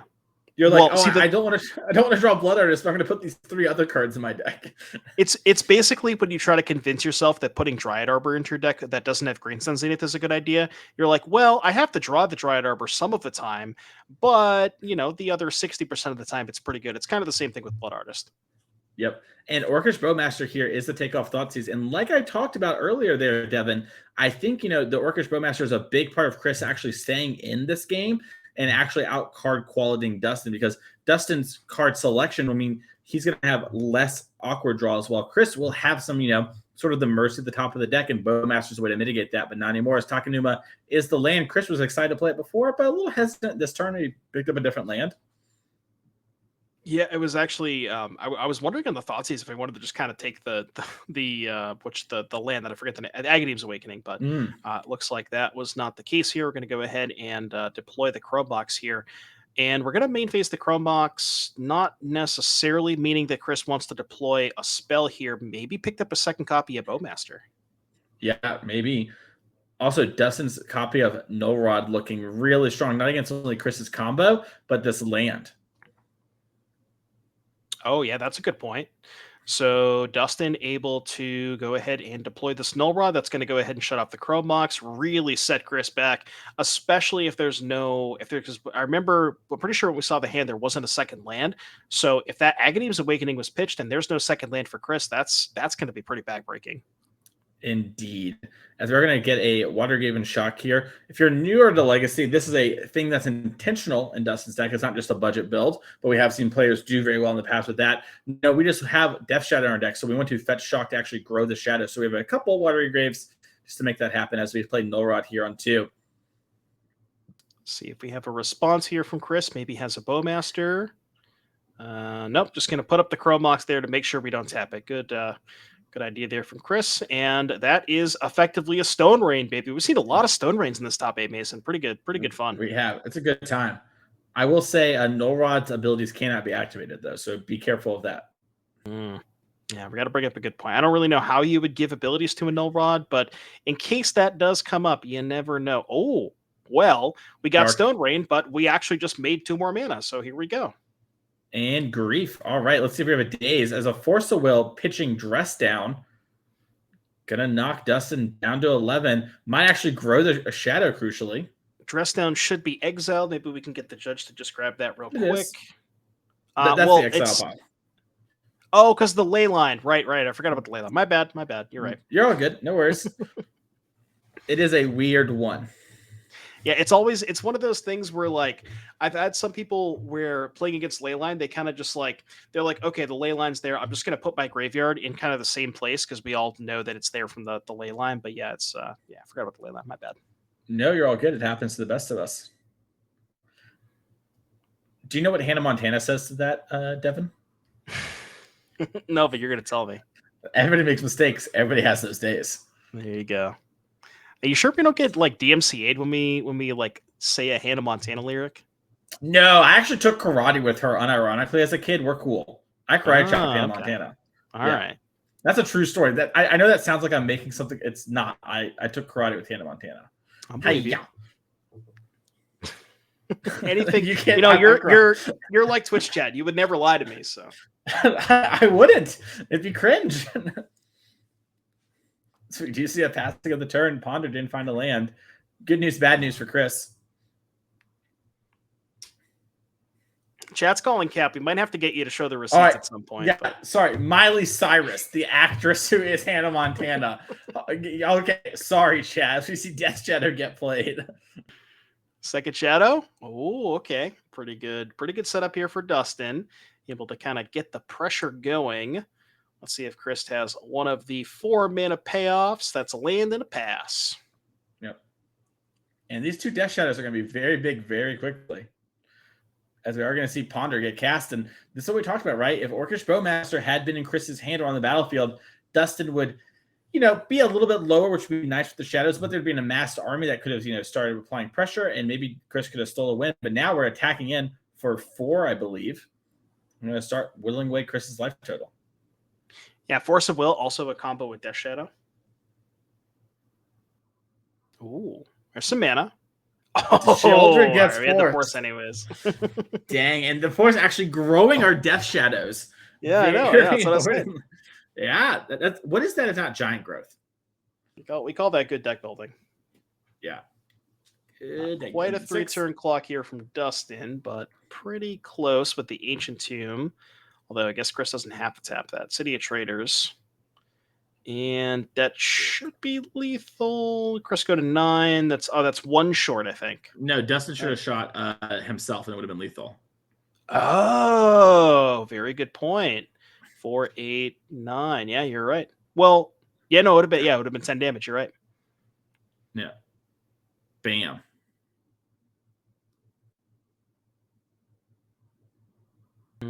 Big draw. All right. There's a City of Traders. We're going to game 3. That's exciting here. Yeah, these have been some really good games here back and forth. This game, much more kind of how you thought things were going to go, right? Sort of have interaction, have some card selection, get a threat down, sort of ride to victory, force a will some of your big clunky cards, and make it get the mercy of your top decks. And played out kind of like you said there.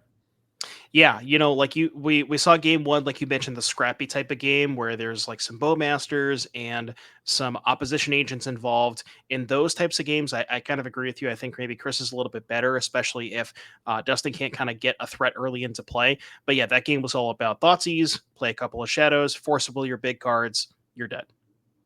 100%. Let's take a look at our events coming in the future. These players aren't sideboarding. I've seen them shuffling. So really quick, if you're having fun watching this at home, make sure to click the follow button. That way you don't miss this or any future events coming up. But we also have some events you might want to come to. If you're in the St. Louis area, July 8th through the 9th, we have a team showdown. That's Pioneer Modern Legacy. Come out, play with your friends. If you win the showdown, you get a bunch of prize money. You get Inkling custom tokens that we give at events, and you get invited to our Players Championship $25,000 prize pool. Incredible value. You should definitely come out to that event in just 2 short weeks. And then Sunday, we have the 5K Legacy trial at that same event. And then in Detroit, a month later, we're going to be having August 12th to the 13th, a modern 10K showdown. The winner of that will go to our championship.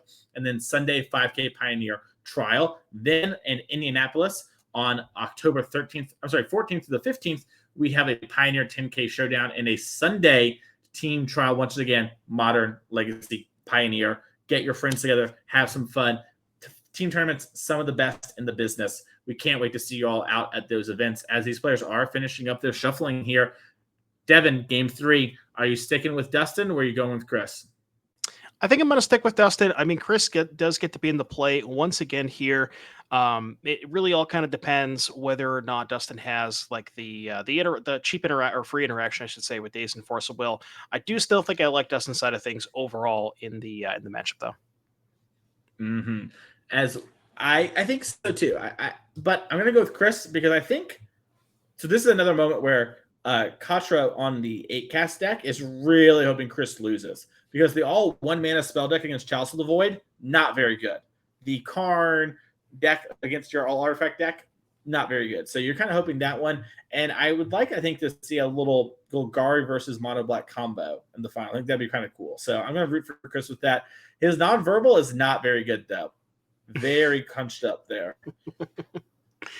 All right, we got no ley line. That is in Urborg, I believe. And you could thought tease me. I thought tease you back. Let's see what Dustin is working with. I saw a Force Negation, but you probably don't want to fire that one off. Yeah, it looks like Ponder, Dress Down, Thoughtseize, Murktide, 2 lands, Force Negation. One of the lands is a Wasteland. You sure that's not 2 deltas? Maybe you're right. Pretty No, sure. I think you're right. They do look very similar from afar here, but no, I think you're right. I think it is Wasteland Delta. Yeah, it really kind of depends what is in Chris's hand here. My inclination, I mean, likely want to take... It's weird because the Thoughtseize trades for your best threat, but the Force of Negation also trades for your best threat. The difference is that Force of Negation has to...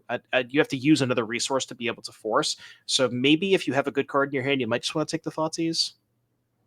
Yeah, I think that makes a lot of sense. It's always tough. Thoughtseize is often a pretty strong play. Also, puts Dustin in a spot where Dustin either fires off the Ponder with not as much information or passes the turn back unless their card gets strong. Looks like Force Negation is the take. Chris thinks his hand is strong enough to fight through the Thoughtseize. It's going to be interesting to see what that is here, as I imagine Dustin will be leading on that.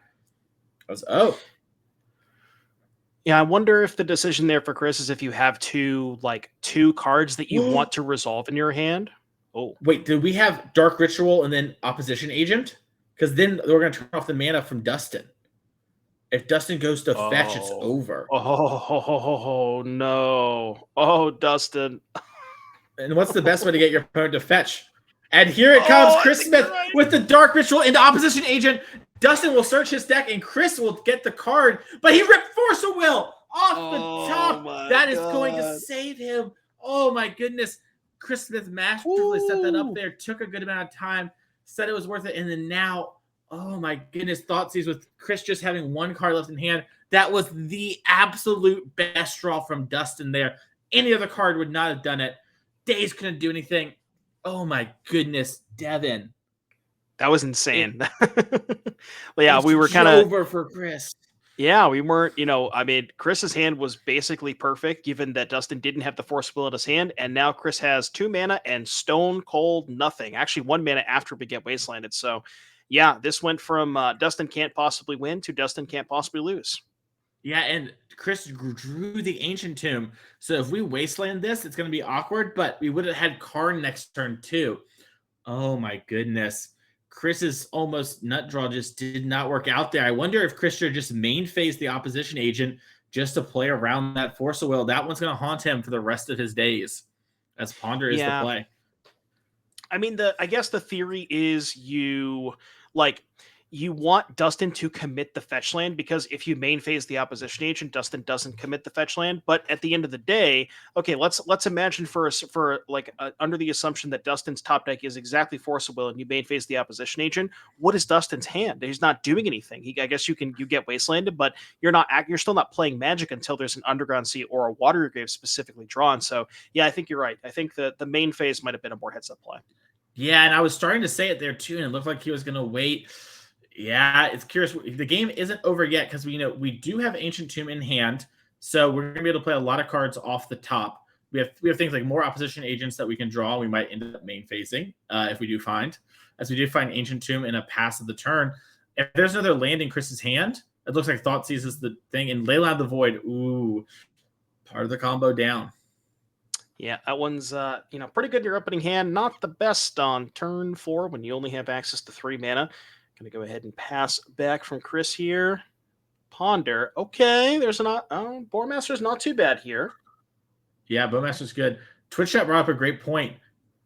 I wonder if Dustin realized the Urborg was in play and had that hole lined up when he drew the Force so well. Oh, that is a very good point. I hadn't even thought about that. I completely forgot about the Urborg. Yeah.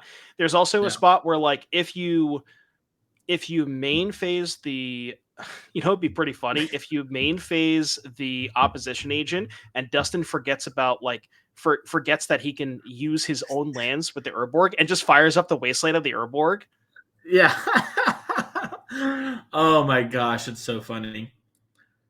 I'm also now realizing the Urborg opposition agent combo that this deck presents. Oh, yeah. And there's 4 Urborgs, isn't there? I think there's 4. There's 2. Yeah. Okay, only 2. Okay. But yeah, that's pretty good. As it looks like we missed the trigger potentially on the amass. Oh, from it might be a thing where it was said. Yeah. Yeah, this is the thing that's happening here. Sometimes when we make mistakes, the game gets rough. You cannot start slip-upping at those points. You have to get every little card advantage, every little point. So we're gonna see 3 mana. Chris is definitely not dead this game. Chris has, well, I don't know, but Chris does have kind of a lot of bangers in his deck to be able to draw towards. And, Bowmaster's now off the table, but could maybe have a 4-drop, potentially find a land. Looks like no Karn here. And, I wasn't sure if the Plague Engineer was going to come in, but given the fact that Chris has 4 copies, you're Bowmaster? Mine now, baby. Bam. Shoot you. See you. I love it. So we're going to go ahead and put Chris to 19. We'll get in there with the Plague Engineer. And we are amassing a clock here for Dustin. And Chris is really going to have to find a big payoff here. Really need something like a Karn the Great Creator to get out of this. Yeah, Karn into Bridge is probably like our best thing. As Murktide Regent, that is, you see Chris there, like, even Murktide and Karn might not be enough now because we needed sort of a turn to develop everything, unless I guess the last card in our hand is also Ancient Tomb, in which case we have exactly enough mana. Yeah, or City of Traders, but we'll have to see what Chris has. Yeah, that whole sequence where first, so Chris, just going back to that one turn, it's like Chris can main phase the opposition agent, but then if Dustin remembers the Urborg, going to be able to tap the land for mana anyways. And I think that at the end of the day, I think what Chris did made sense because you're trying to bait Dustin into sacrificing a land. Because if you main phase it and Dustin knows about the Urborg, then it's like, he just taps the land for black. So, yeah, I think Chris is taking his last draw step here as we just got chunked for 12 damage, putting us down to 3 with 2 Ancient Tombs in play. And we're going to send the hand. Congratulations to Dustin. Moving on to our finals.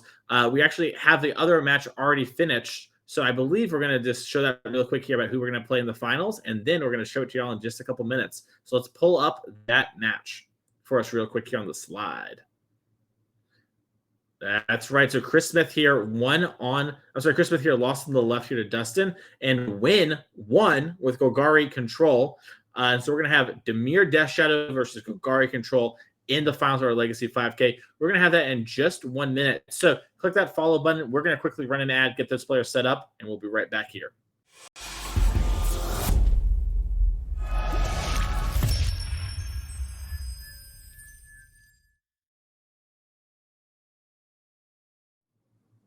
Hello, everyone, and welcome to the NRG Series in Mundelein. I'm your host, Mason, joined by my co-host, Devin O'Donnell, better known as Doomwake, and we are here for the finals. It has been a long weekend, Devin. We had a Modern 10K yesterday. We are a Legacy 5K trial today, and it's all come down to this. Golgari Control versus Grixis Death Shadow in the finals. Let's really quickly take a look at what the players are playing for here on the prize slide as they finish sliding up here. $1,200 to first and 30 points. This is big gain if you're trying to make our end of the year players championship. And $600 a second, nothing to wag a finger at. And 25 points, also huge game. That is something that really matters. If you're playing our events a bunch like some of these players are, this is a way to propel you to the top of our leaderboard. So big stakes on the line here, despite it being the end tier of the day, and a lot of Magic been playing this weekend. Absolutely. And, we mentioned we just saw Chris Smith take a loss in the top 4, but as you see there, 20 points, very good for Chris because was able to top 8 our modern event yesterday. So that's going to go ahead and propel him on the leaderboard. I don't know if we can maybe take a look at the leaderboard slide here, but we have a lot of players vying for those end of year slots where we're going to go ahead and tally everything up. So you see here, Chris Smith not currently on the list, but with both of the placings this weekend, going to go ahead and propel himself on the leaderboard. Yeah, I think Chris Smith was around the 20-point range before. So just off this screen here, going to catch up to, Richard Nixon, former president of the United States, probably after this weekend. So That's going to put Chris in a great spot. And both of these players, whoever win, is going to get 30 points. That puts them in 7th place right now. Now, we haven't added the points from this weekend. A. Adams, got some finishes, and all these other players who are here got a couple points. But very much alive right now. A lot of still points on the line, and we're going to have to see how these players keep at things going forward for the rest of the year. But we are ready. Death Shadow on your left, Golgari Control on your right. Devin, who are you picking? So this one is, I think, a very, very close matchup. So Wynne is playing kind of like the, we're still not going to call it elves. I refuse to do that. But Wynne is playing the Golgari. There's a lot of like Fiend Artisans, a lot of not Grizzly Salvage, Green Sun Zenith, excuse me, along with Natural Order with a plethora of targets there. I do kind of like Wynne's side of things. I think it's a pretty close matchup, but I think Wynne's ability to kind of constantly throw threats at Dustin. Dustin has answers, but is going to eventually run out of those. Yeah, I think I'm with you. I think Wynne's deck is just pound for pound a little stronger and has more explosive capabilities while playing well against a lot of what Dustin is trying to do. And some of Dustin's, creatures get easily chumped up on the ground, and then the Cradle is going to overwhelm things like Daze. So I'm kind of a big fan of this Cradle control deck, as chat calls it, where Golgari Control, as Melee calls it. And I always side with Brad Nelson on these things. So I'm going to say Golgari Control. But I think it is, going to be a really close game regardless here. And I can't wait to see who wins the match here. Yeah, and notably, Mason, we got a Orcish Bowmaster mirror match in the finals. We talked a lot about that card coming into the day. That card was probably the most hyped up card from the new Lord of the Rings set for Legacy, and it is definitely not disappointed today. 100%. We do have this trophy these players are also playing for here in the middle of the table. We're going to get that out of the way here and start our finals. Wynne is going to be on the play as our number 2 seed, as we saw them have the win-in against Theo, who, we thought Theo might have made it either way. Theo ended up not making it. So, that was a straight-up win-in situation, as we do have a Mr. Rainforest and a Fetch. Yeah, notably, there were actually 3 players with an X1-1 record that did not make top 8. So, there was one person who did. That was our Death Shadow player, who's the 8th seed on your left, Dustin, and 3 additional players that did not make it. So it's very surprising for X1-1 to miss, but we had kind of a weird situation towards the end, and here we go. Players are off to the races. We got an Ignoble Hierarch from Wynne, and let's see what Dustin has. Watergrave shocked into looks to be a Thoughtseize. Let's see what Wynne has for real. All right, so it looks like we got a Bowmaster, a Noble Hierarch, another Ignoble, and a Green Sun Zenith. Notably, no lands there for Wynne. Does have the Hierarch, so maybe if Dustin takes something, one of the payoffs, maybe a Green Sun or a Bowmaster, maybe Wynne can deploy double Hierarch, and that's the other kind of that's the other wrinkle to this matchup, where Wasteland normally very good against a deck like this with Gaia's Cradle and a bunch of non-basics, but Wynne just has a lot of mana creatures and is able to deploy a bunch of those. And if Wynne maybe deploys double Hierarch here and there's a Wasteland from Dustin, then who really cares? Yeah, as Ignoble Hierarch is cast, and then Ignoble into Noble, we got a bunch of mana here from Wynne. And you're seeing this why Wynne fetched up the Bayou on turn 1, right? Kind of a risky looking line against the idea of your opponent knowing they have Wasteland. But if they Wasteland you, well, you still have your Noble, so you're good to go. Exactly. We're going to see a Ponder here from Dustin. Taking a look at, I saw a Daze in there. Looks like no land's going to go ahead and shuffle. I wonder if maybe Dustin is potentially missing an additional mana source here. And yeah, these, also Daze is just basically not a relevant card, given that Wynne has access to 4 mana now, along with the Wasteland. So that is a kind of a good way to mitigate the mana denial plan, which is a very common plan at this Temur Death Shadow deck. 100%, as we do see the cut here and figure out what Dustin gets off the top.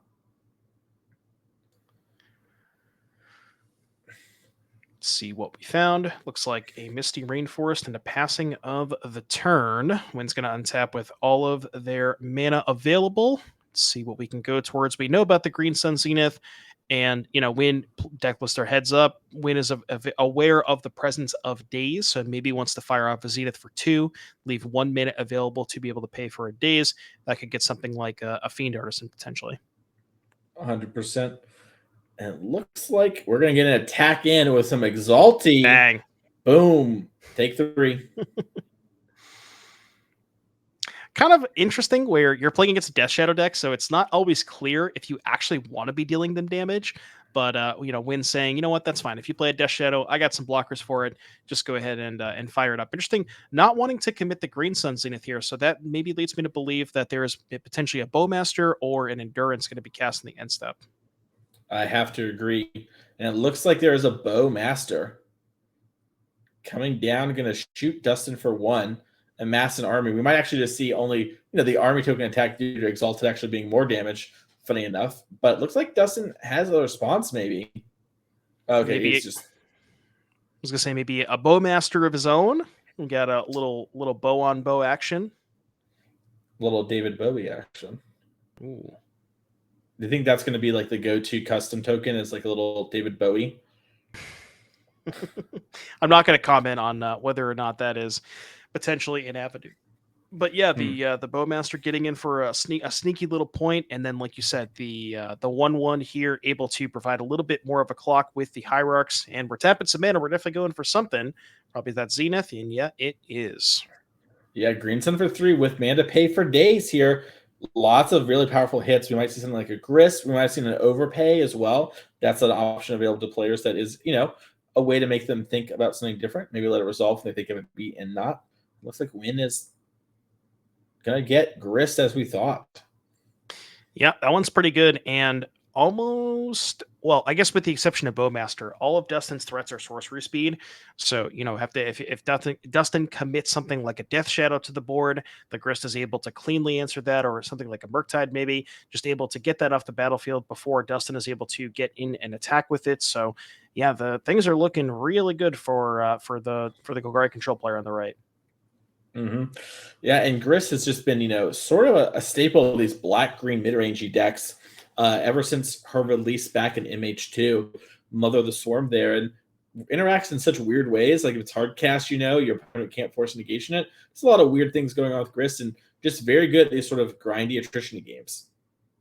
Exactly. We're going to go ahead and get in there for the 4 damage. Looks like we got maybe a Bowmaster of our own. We're going to, Petty Theft the token. All right. Gain a little bit of life there. And then, and I actually, now I caught myself in a lie basin. I said that all of Dustin's threats are sorcery speed, but that Brazen Borrower notably is going to be able to be flashed in at instant speed next turn where the Grist can't target it, and we can attack down the Grist for 3. Nice little catch there. Yeah. And Dustin, I actually need to save a lot of life there, right? It looks like you're just resetting a 1/1, but with the Exalted creatures, it's actually a 4-ball, which is pretty heavy. Right. And with the Bowmasters in play, Dustin's kind of in a weird spot where, normally you'd have to find some cantrips to get out of this, but every single cantrip he casts is, more damage. And at this point, another token for Wynne to be able. And that's the thing is Wynne can just provide or produce a whole bunch of chump blockers here. Death Shadow, regardless of how big it is, still just gets chump blocked by a Grist token.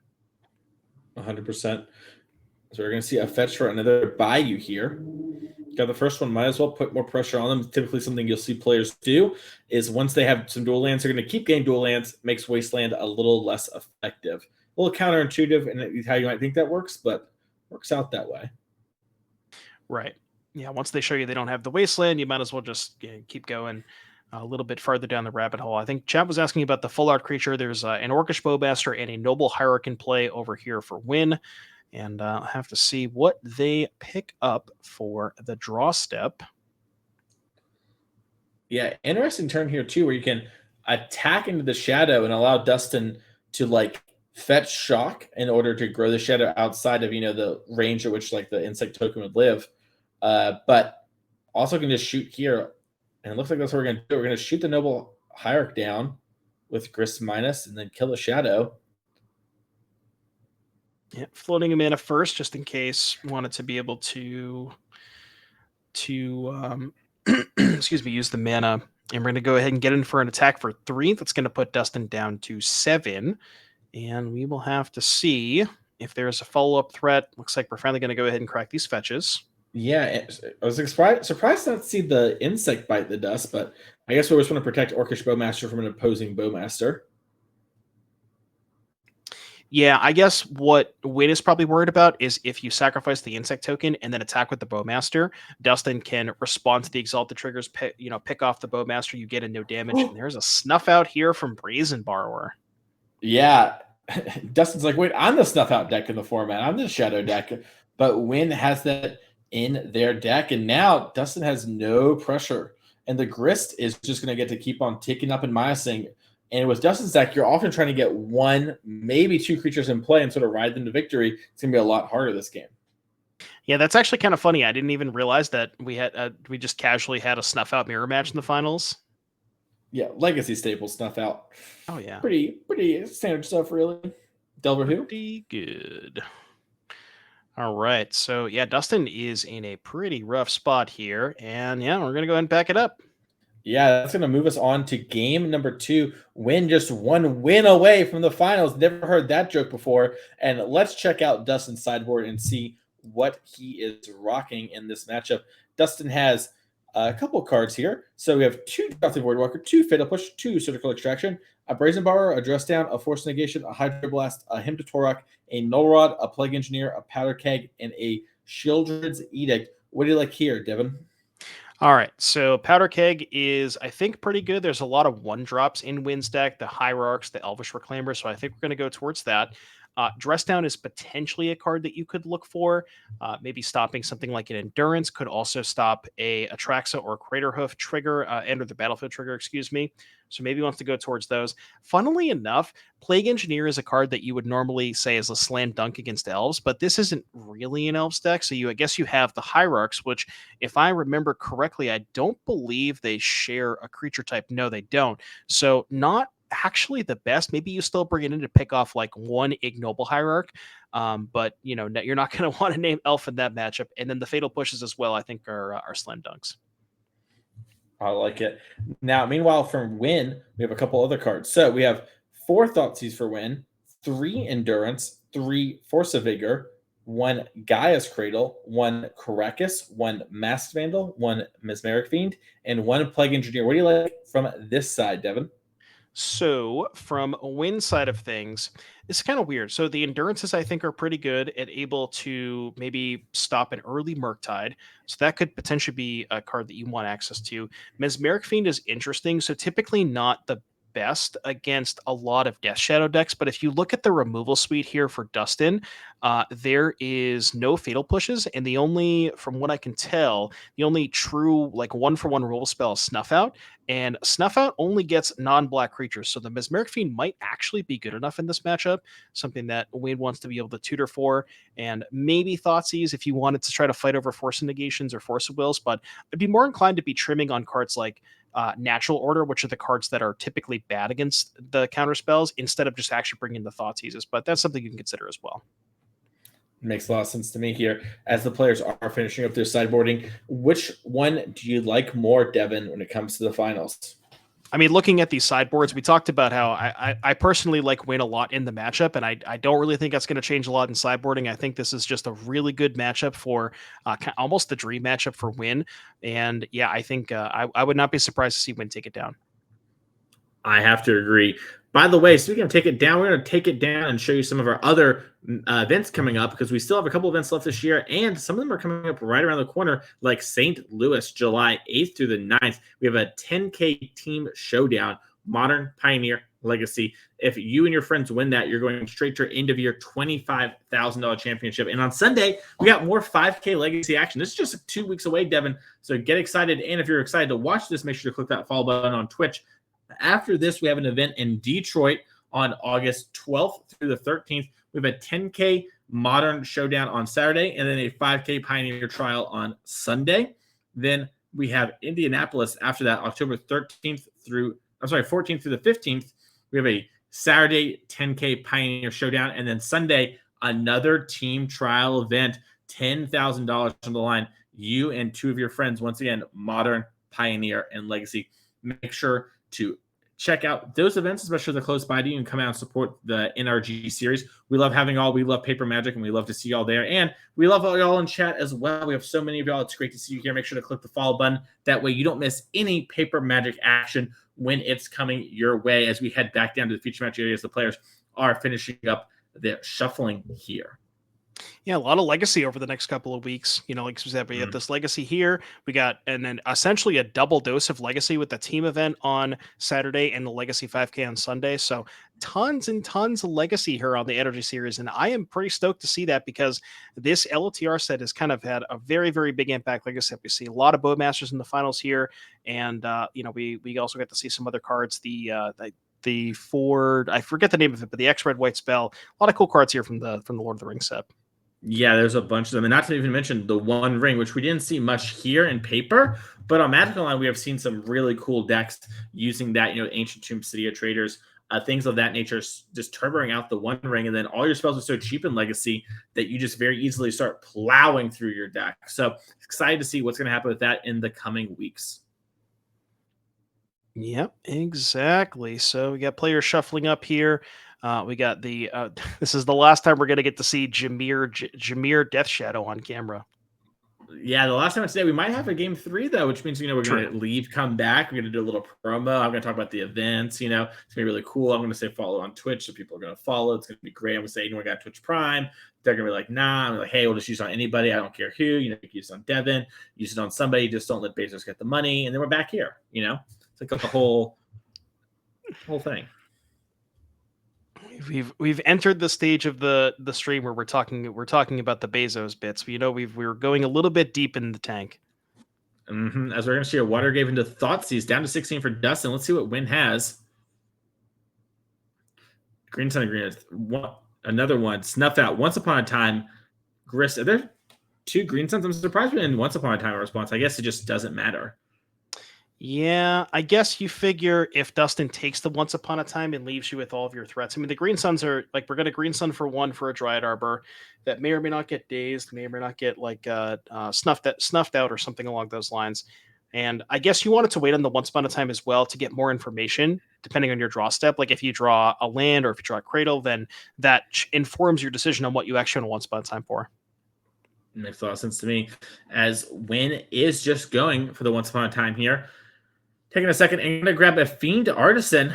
Pretty good there. Going to have to randomize this just in case our Green Sun Zenith, you know, doesn't really matter. We're going to be fetching, but. Yep. And then we'll take a look at the deck list here. Oh, they put the Dryad Arbor in the creature slot. Of course, Melee does. So we got 2 copies of Dryad Arbor. So even if the first one gets snuffed out, we do have a second copy to be able to play. And see if Dustin wants to fight over this Green Sun. Looks like I think we got the thumbs up there, so going to go ahead and get the Dryad Arbor. Yep.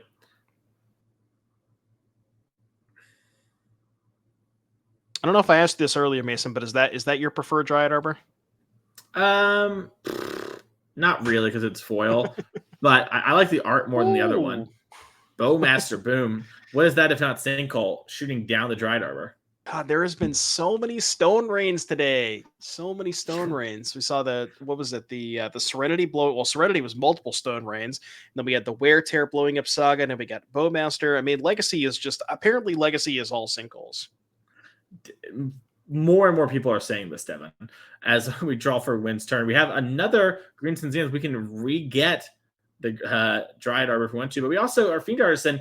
It's a 4/4 now.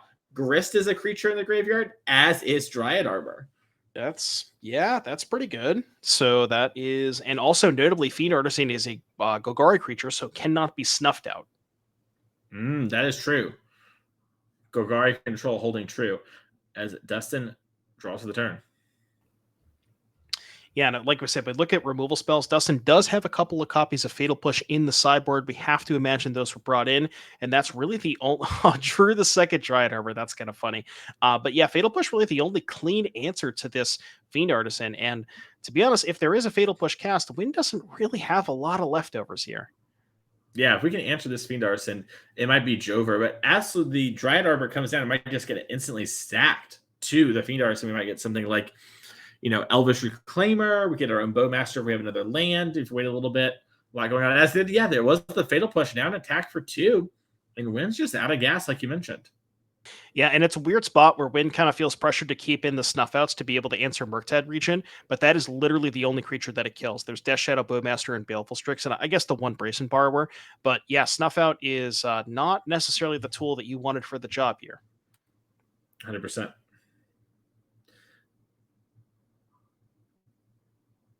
Let's see what Dustin finds.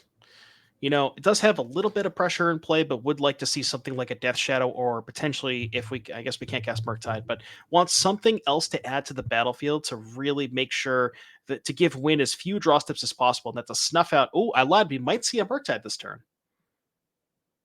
A Murktide would be huge if that came down. Just so much pressure. Even though the snuff out could answer it, forcing that is a good spot to be. And, changes the clock, right? Dustin is attacking increments of 2, so 4 damage is a lot there. As it looks like we are going to play Death Shadow. Yeah, we do have a Death Shadow. Now, the land in hand for Wynne, correct me if I'm wrong, but I believe that is a Bojuka Bog. So if Wynne does deploy that, then Murktide is going to be even farther away from being cast. Yes, that is Bojuka Bog. So, Wynne's got to figure out when that time comes. As we have Volhall, what's it called? Stronghold. Volrath Stronghold, baby. The Volrath, OG. Which that is a grindy one. Yeah, I mean, you talk about cards for the grindy badge. It doesn't get any grindier than that. But funnily enough, that can actually put Grist on top. So we can go end of turn, activate Stronghold, put Grist on top, untap, cast Grist, make a blocker for Shadow. And, and honestly, Wynne is kind of playing with fire here, not deploying I guess, not really, because even if you don't deploy the Bojuka Bog and a Murktide is cast, you do have the face-up snuff out. So, yeah, it makes sense to play the Stronghold here. Likely wants to put that Grist on top. Makes sense to me. Just run it back, as the kids say. Yeah, we do see Fluid Delta fetching. Yeah, go ahead and see what Dustin wants to pick up here. Maybe a copy of Watery Grave, because I believe this might be in damage. So maybe he wants to get a Watery Grave to go ahead and pump up the jam a little bit. Makes sense. We'll have to see exactly how this ends up here. Okay. So that would put the Shadow, I believe, if Dustin goes to 3, that would be 10, 11, 12, putting Wynne to 2, if my math is correct. Not the best of math, but that's the quick napkin math, as we call it. And Yeah. there is a Murktide region, which normally would be good. And we actually talked about this because the snuff out normally would cover the Murktide, but Wynne's at 4 life. Yeah, and I think Wynne's not going to be doing that this game. Take a draw. Yeah, can't even really Volrath Stronghold, because if you put the Grist on top, you're just dead on board. And we are going to go to game number 3. Whew, it's an exciting one here from Dustin. Dustin's played really well, as all of our players here in the top 8 win as well, but just done a good job of sort of picking the opponent's deck apart, especially in the post-board games, and playing towards the win here. And we're seeing them shuffle right up. These players aren't making any changes. They like where their head's at, which means we're going to have a very quick match here. But once again, make sure to follow if you have been liking the stream. That way you don't miss any of this action or our future events, as we are going to, St. Louis, Detroit, and Indianapolis over the next 4 months. See, yeah, you play some and you win some. Ooh, I like that one. That's a good one. Or not, well, I was going to say you win some, you lose some, and then I lost my train of thought there. It's getting a little bit late, Mason, but we have been here all day. It's been an amazing tournament so far. I've been having a blast. This is going to be the last game of the stream. We're going to be going to game number 3 with Wynne on the play. Dustin was able to kind of pick Wynne's hand apart there with multiple discard spells, and I don't know, that looked pretty convincing from Dustin's side. Are we switching sides here, or do we still like Wynne? I still like Wynne. I think that was a moment of, the play draw kind of matters a fair bit in this sort of like thought situation. And I think Wynne's deck is still pretty good, because there were spots where we could easily get out of that before I think the Shadow came down. I think the Shadow connecting was sort of when it was over. When it was Jover. It's all Jover. Jover, Death Shadow. Jameer. Oh, yeah. One more time. Jameer, Death Shadow. All right. Well, In any case, yeah, Bowmaster is kind of the talk of the town. We've seen a couple of cards on camera today. Correct me if I'm. I know you had mentioned the One Ring, but I don't think we got it. I don't think we got a chance to see the One Ring on camera today. But I did see that there were some people who did well with that deck over the weekend in kind of like the shell with Voltaic keys, where you untap the One Ring to just keep going deeper with it. You have Karn the Great Creator, and that seems like a pretty cool shell for that card. Yep. A lot of options going on there. So I'm really curious to see sort of how that evolves in the coming weeks, because, the soul lands are very strong. The key stuff is pretty good. The Karn the Great Creator is pretty good. There's just a lot going on. And I think it's going to take players a little bit of time to figure it out. But what we've learned so far from the other formats is the One Ring is very strong. I assume the One Ring is going to be a vintage card too because of Mishra's Workshop. But who knows? Oh, it turns out these players are from the same LGS in Madison, actually. I don't know if they rode together, but we just got word of that. That's pretty awesome, actually. Just a little local legacy scene. Probably have this one happen once or twice a month over there, and it's cool to see them both in the finals. Yeah, I'm sure you've had the experience of like you kind of travel a little bit far to a bigger tournament and you play against your cardmate round one. But what about when you play against your cardmate in the finals? And that's the dream. Yeah, that's how we draw it up. Exactly. I have played a lot of friends in the first round of top 8. I've been very lucky on the round 1 dodge in my life. I don't think I've ever actually had it happen where someone I rode with was my round 1 opponent. So it looks like Wynne had 2 Gaia's Cradles in hand.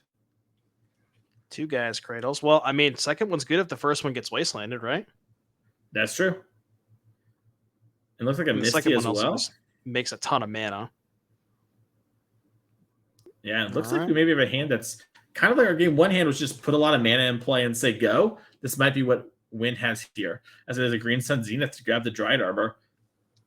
Yeah, it's kind of like a typical ramp deck issue where if you mulligan a hand without a big payoff and you keep like a 6 that has 1 payoff and a bunch of mana and your 1 payoff gets Thoughtseize, then you're in the spot where it's like, well, if I just keep the hand that's all mana, Wynne has a lot of bangers to be able to draw towards. So if you keep a hand that's a little bit more mana focused, and also in situations like this where Dustin has like a Fatal Push or a Wasteland to be able to break up your mana draw, you're not in a spot where you're missing land drops, because as soon as you miss a land drop against the Death Shadow, like the Daze Wasteland deck, that's when they can start to take over. 100%.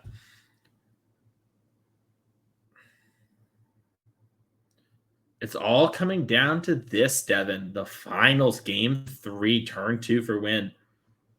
And Dried Arbor getting Fatal Push. We got a Verdant Catacombs here for Wynne, maybe eyeing up a 2-drop, potentially a Fiend Artisan, and looks like that is going to be the play. Pretty good 2-drop. We mentioned that because the Fiend Artisan is a gold creature, it is dodged, or excuse me, Snuff Out cannot kill it. So the only response here from Dustin is that one last copy of Fatal Push. 100%. As we see Ponder happen here. Again, it's in now before Bowmaster can get us. And Dustin, very disciplined with the Ponders all weekend, has very rarely kept the card on top. Hasn't been tempted. Dustin knows what he's looking for and is just looking for it. Yeah, exactly. Maybe, again, looking for that potential second copy of Fatal Push. Might also wants to find... Trying to think of good cards here like Thoughtseize, maybe some more cantrips, potentially a threat here. I guess we can't really cast a Death Shadow. We're at 17. The best we can do is fetch Shock to 14, so can't deploy something like that. But yeah, really wants to try and maybe take a peek at what Wynne is up to over there with the Thoughtseize. 100%. Big draw. No whammies, big money, and stop.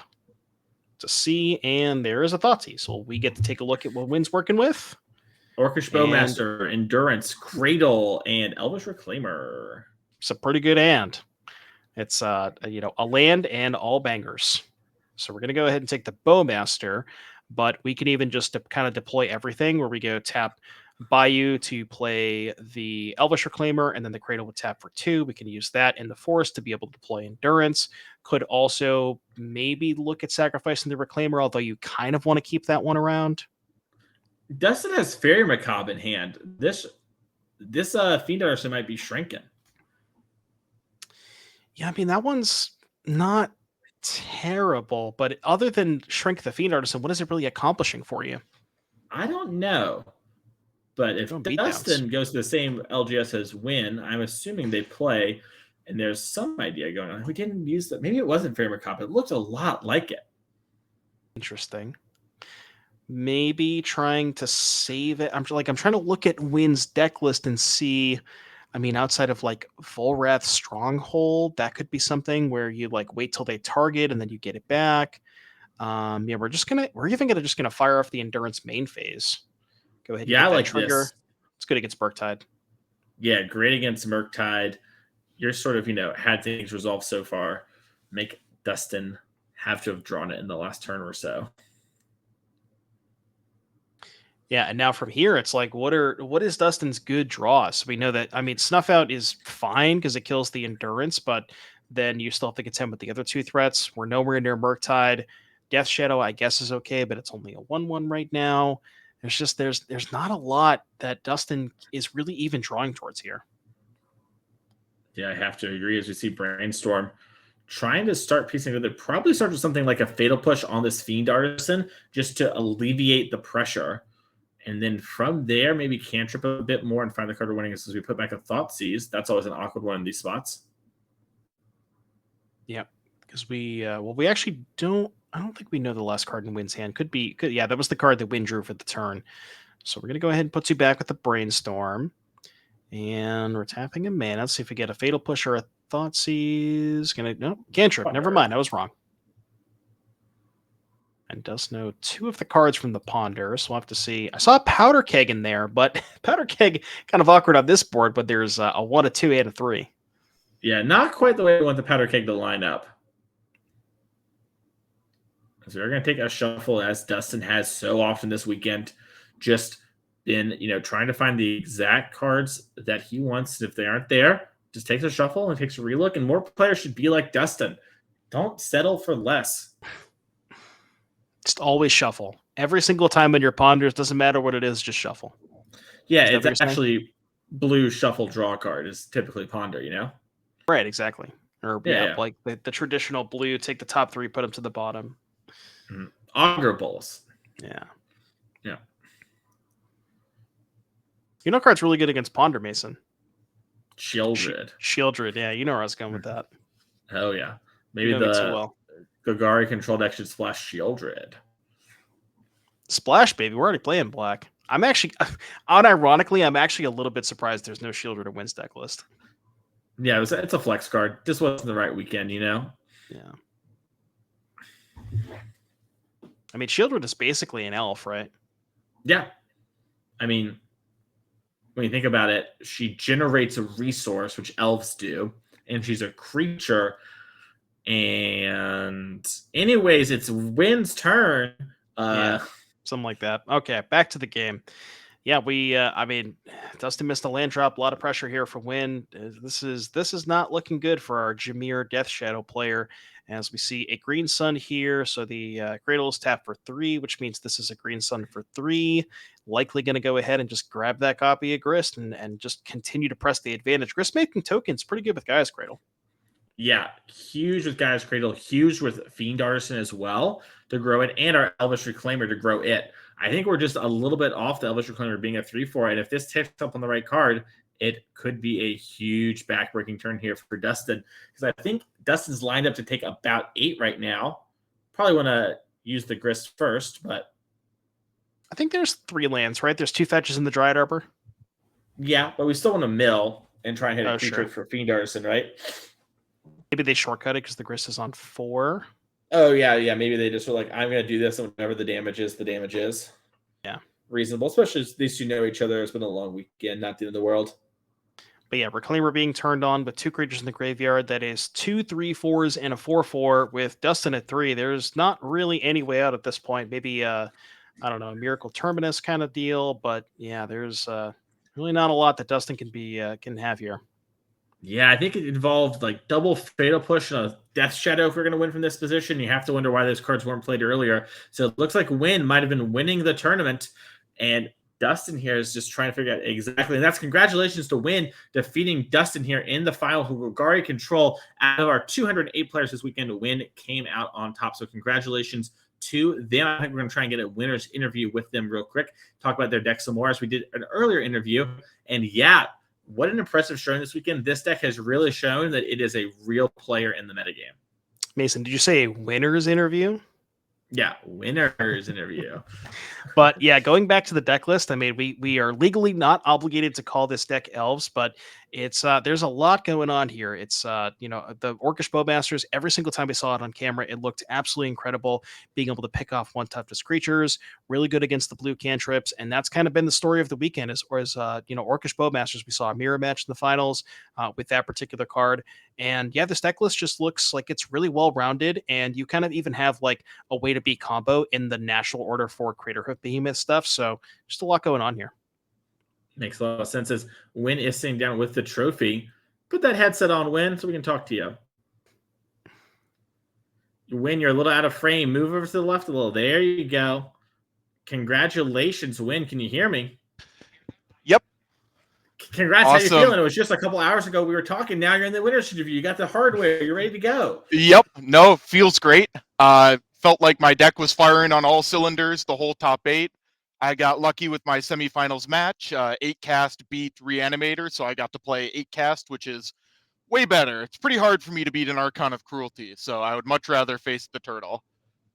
Happy to hear it. So after playing with Bowmaster, what's the report in? Because we talked to you before when you won your win in for top 8. You're saying Orcish Bowmaster seems really good, not busted or anything. How do you feel after winning the tournament with Bowmaster?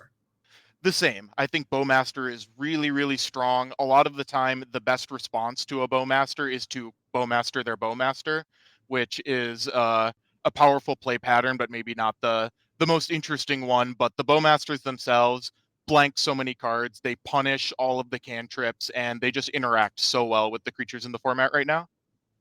Yeah, one card in your deck list that I think we hadn't talked about before was Snuff Out, which is actually one that we had kind of missed a little bit. Talk to me about the decision to play that card. Was it more? Is this like kind of the best response and the best removal spell against Delver? Yeah, pretty much. Snuff Outs originally came into the list as a response to Murktide Regent. It was just the absolute best way to answer or resolve the Murktide was to pay 4 life for the Snuff Out, and then just increasing the amount of 0 mana interaction in general is really powerful in Legacy right now. With so many decks playing Furies and Solitudes, everybody's operating at that 0 mana speed. So the Snuff Outs really help allow you to stabilize games, and your life total typically doesn't matter until you've maybe cast 2 or 3 of them. Makes a lot of sense. After playing this weekend, what was sort of your biggest takeaway? And then follow up, how does it feel to win? Because I say congratulations on winning, but you didn't get to say it. Thank you. Is it surreal? What's going on? How are you feeling about all that? It feels really good. I mean, it feels like kind of a lot of practice paid off. I was grinding hard on mid-go leagues, playing this deck, trying to get all the matchups figured out. I was tinkering with all of the creators of the deck and other players, trying to get it dialed in for this tournament. And it feels great for all of that practice to pay off and to feel like, I knew what I was doing and made the right choices all day. And one thing that I wanted to mention, we actually got a little bit of a little hint from production that apparently you and Dustin do go to the same LGS. Yeah, we're from the same area. We're both from Madison, Wisconsin, and thereabouts. Okay, cool. I was Awesome. going to ask you, how does it feel to like play against somebody that you're familiar with in the finals?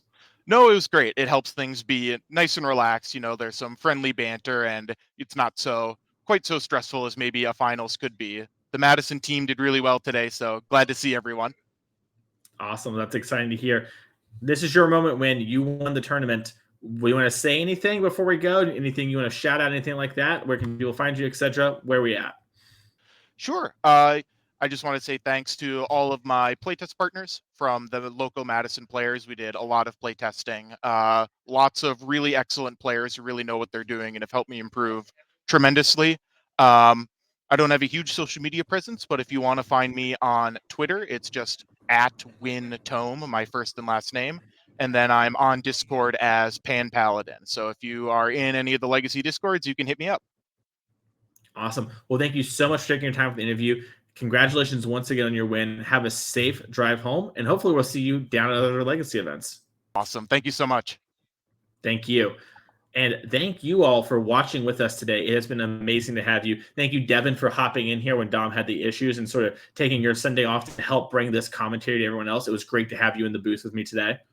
Absolutely. Been a blast as always. You know, a big shout out to NRG at the production that they put on, the events that they put on. So could not be happier. I absolutely love commentating these events, and I hope everybody in chat and everybody watching had a great time as well. Yes, big shout out to everyone behind the scenes making the production happen. The judges, who without them our events wouldn't fire. We have a huge thank you to you all always. Do not get enough love in the community. And thank you to all the players who both came out and supported the event, drove from all over. We just heard those 2 players were from Madison. That's a couple hours drive. And I know players flew from all over to play these events. And it's so great to have you all, as well as you all at home. Thank you for sticking with us all weekend and enjoying the coverage and making sure to follow. That way you didn't miss anything else. And thank you to Norm and everyone at NRG. And we will see you all in a couple weeks, July 8th through the 9th, for St. Louis for our team event.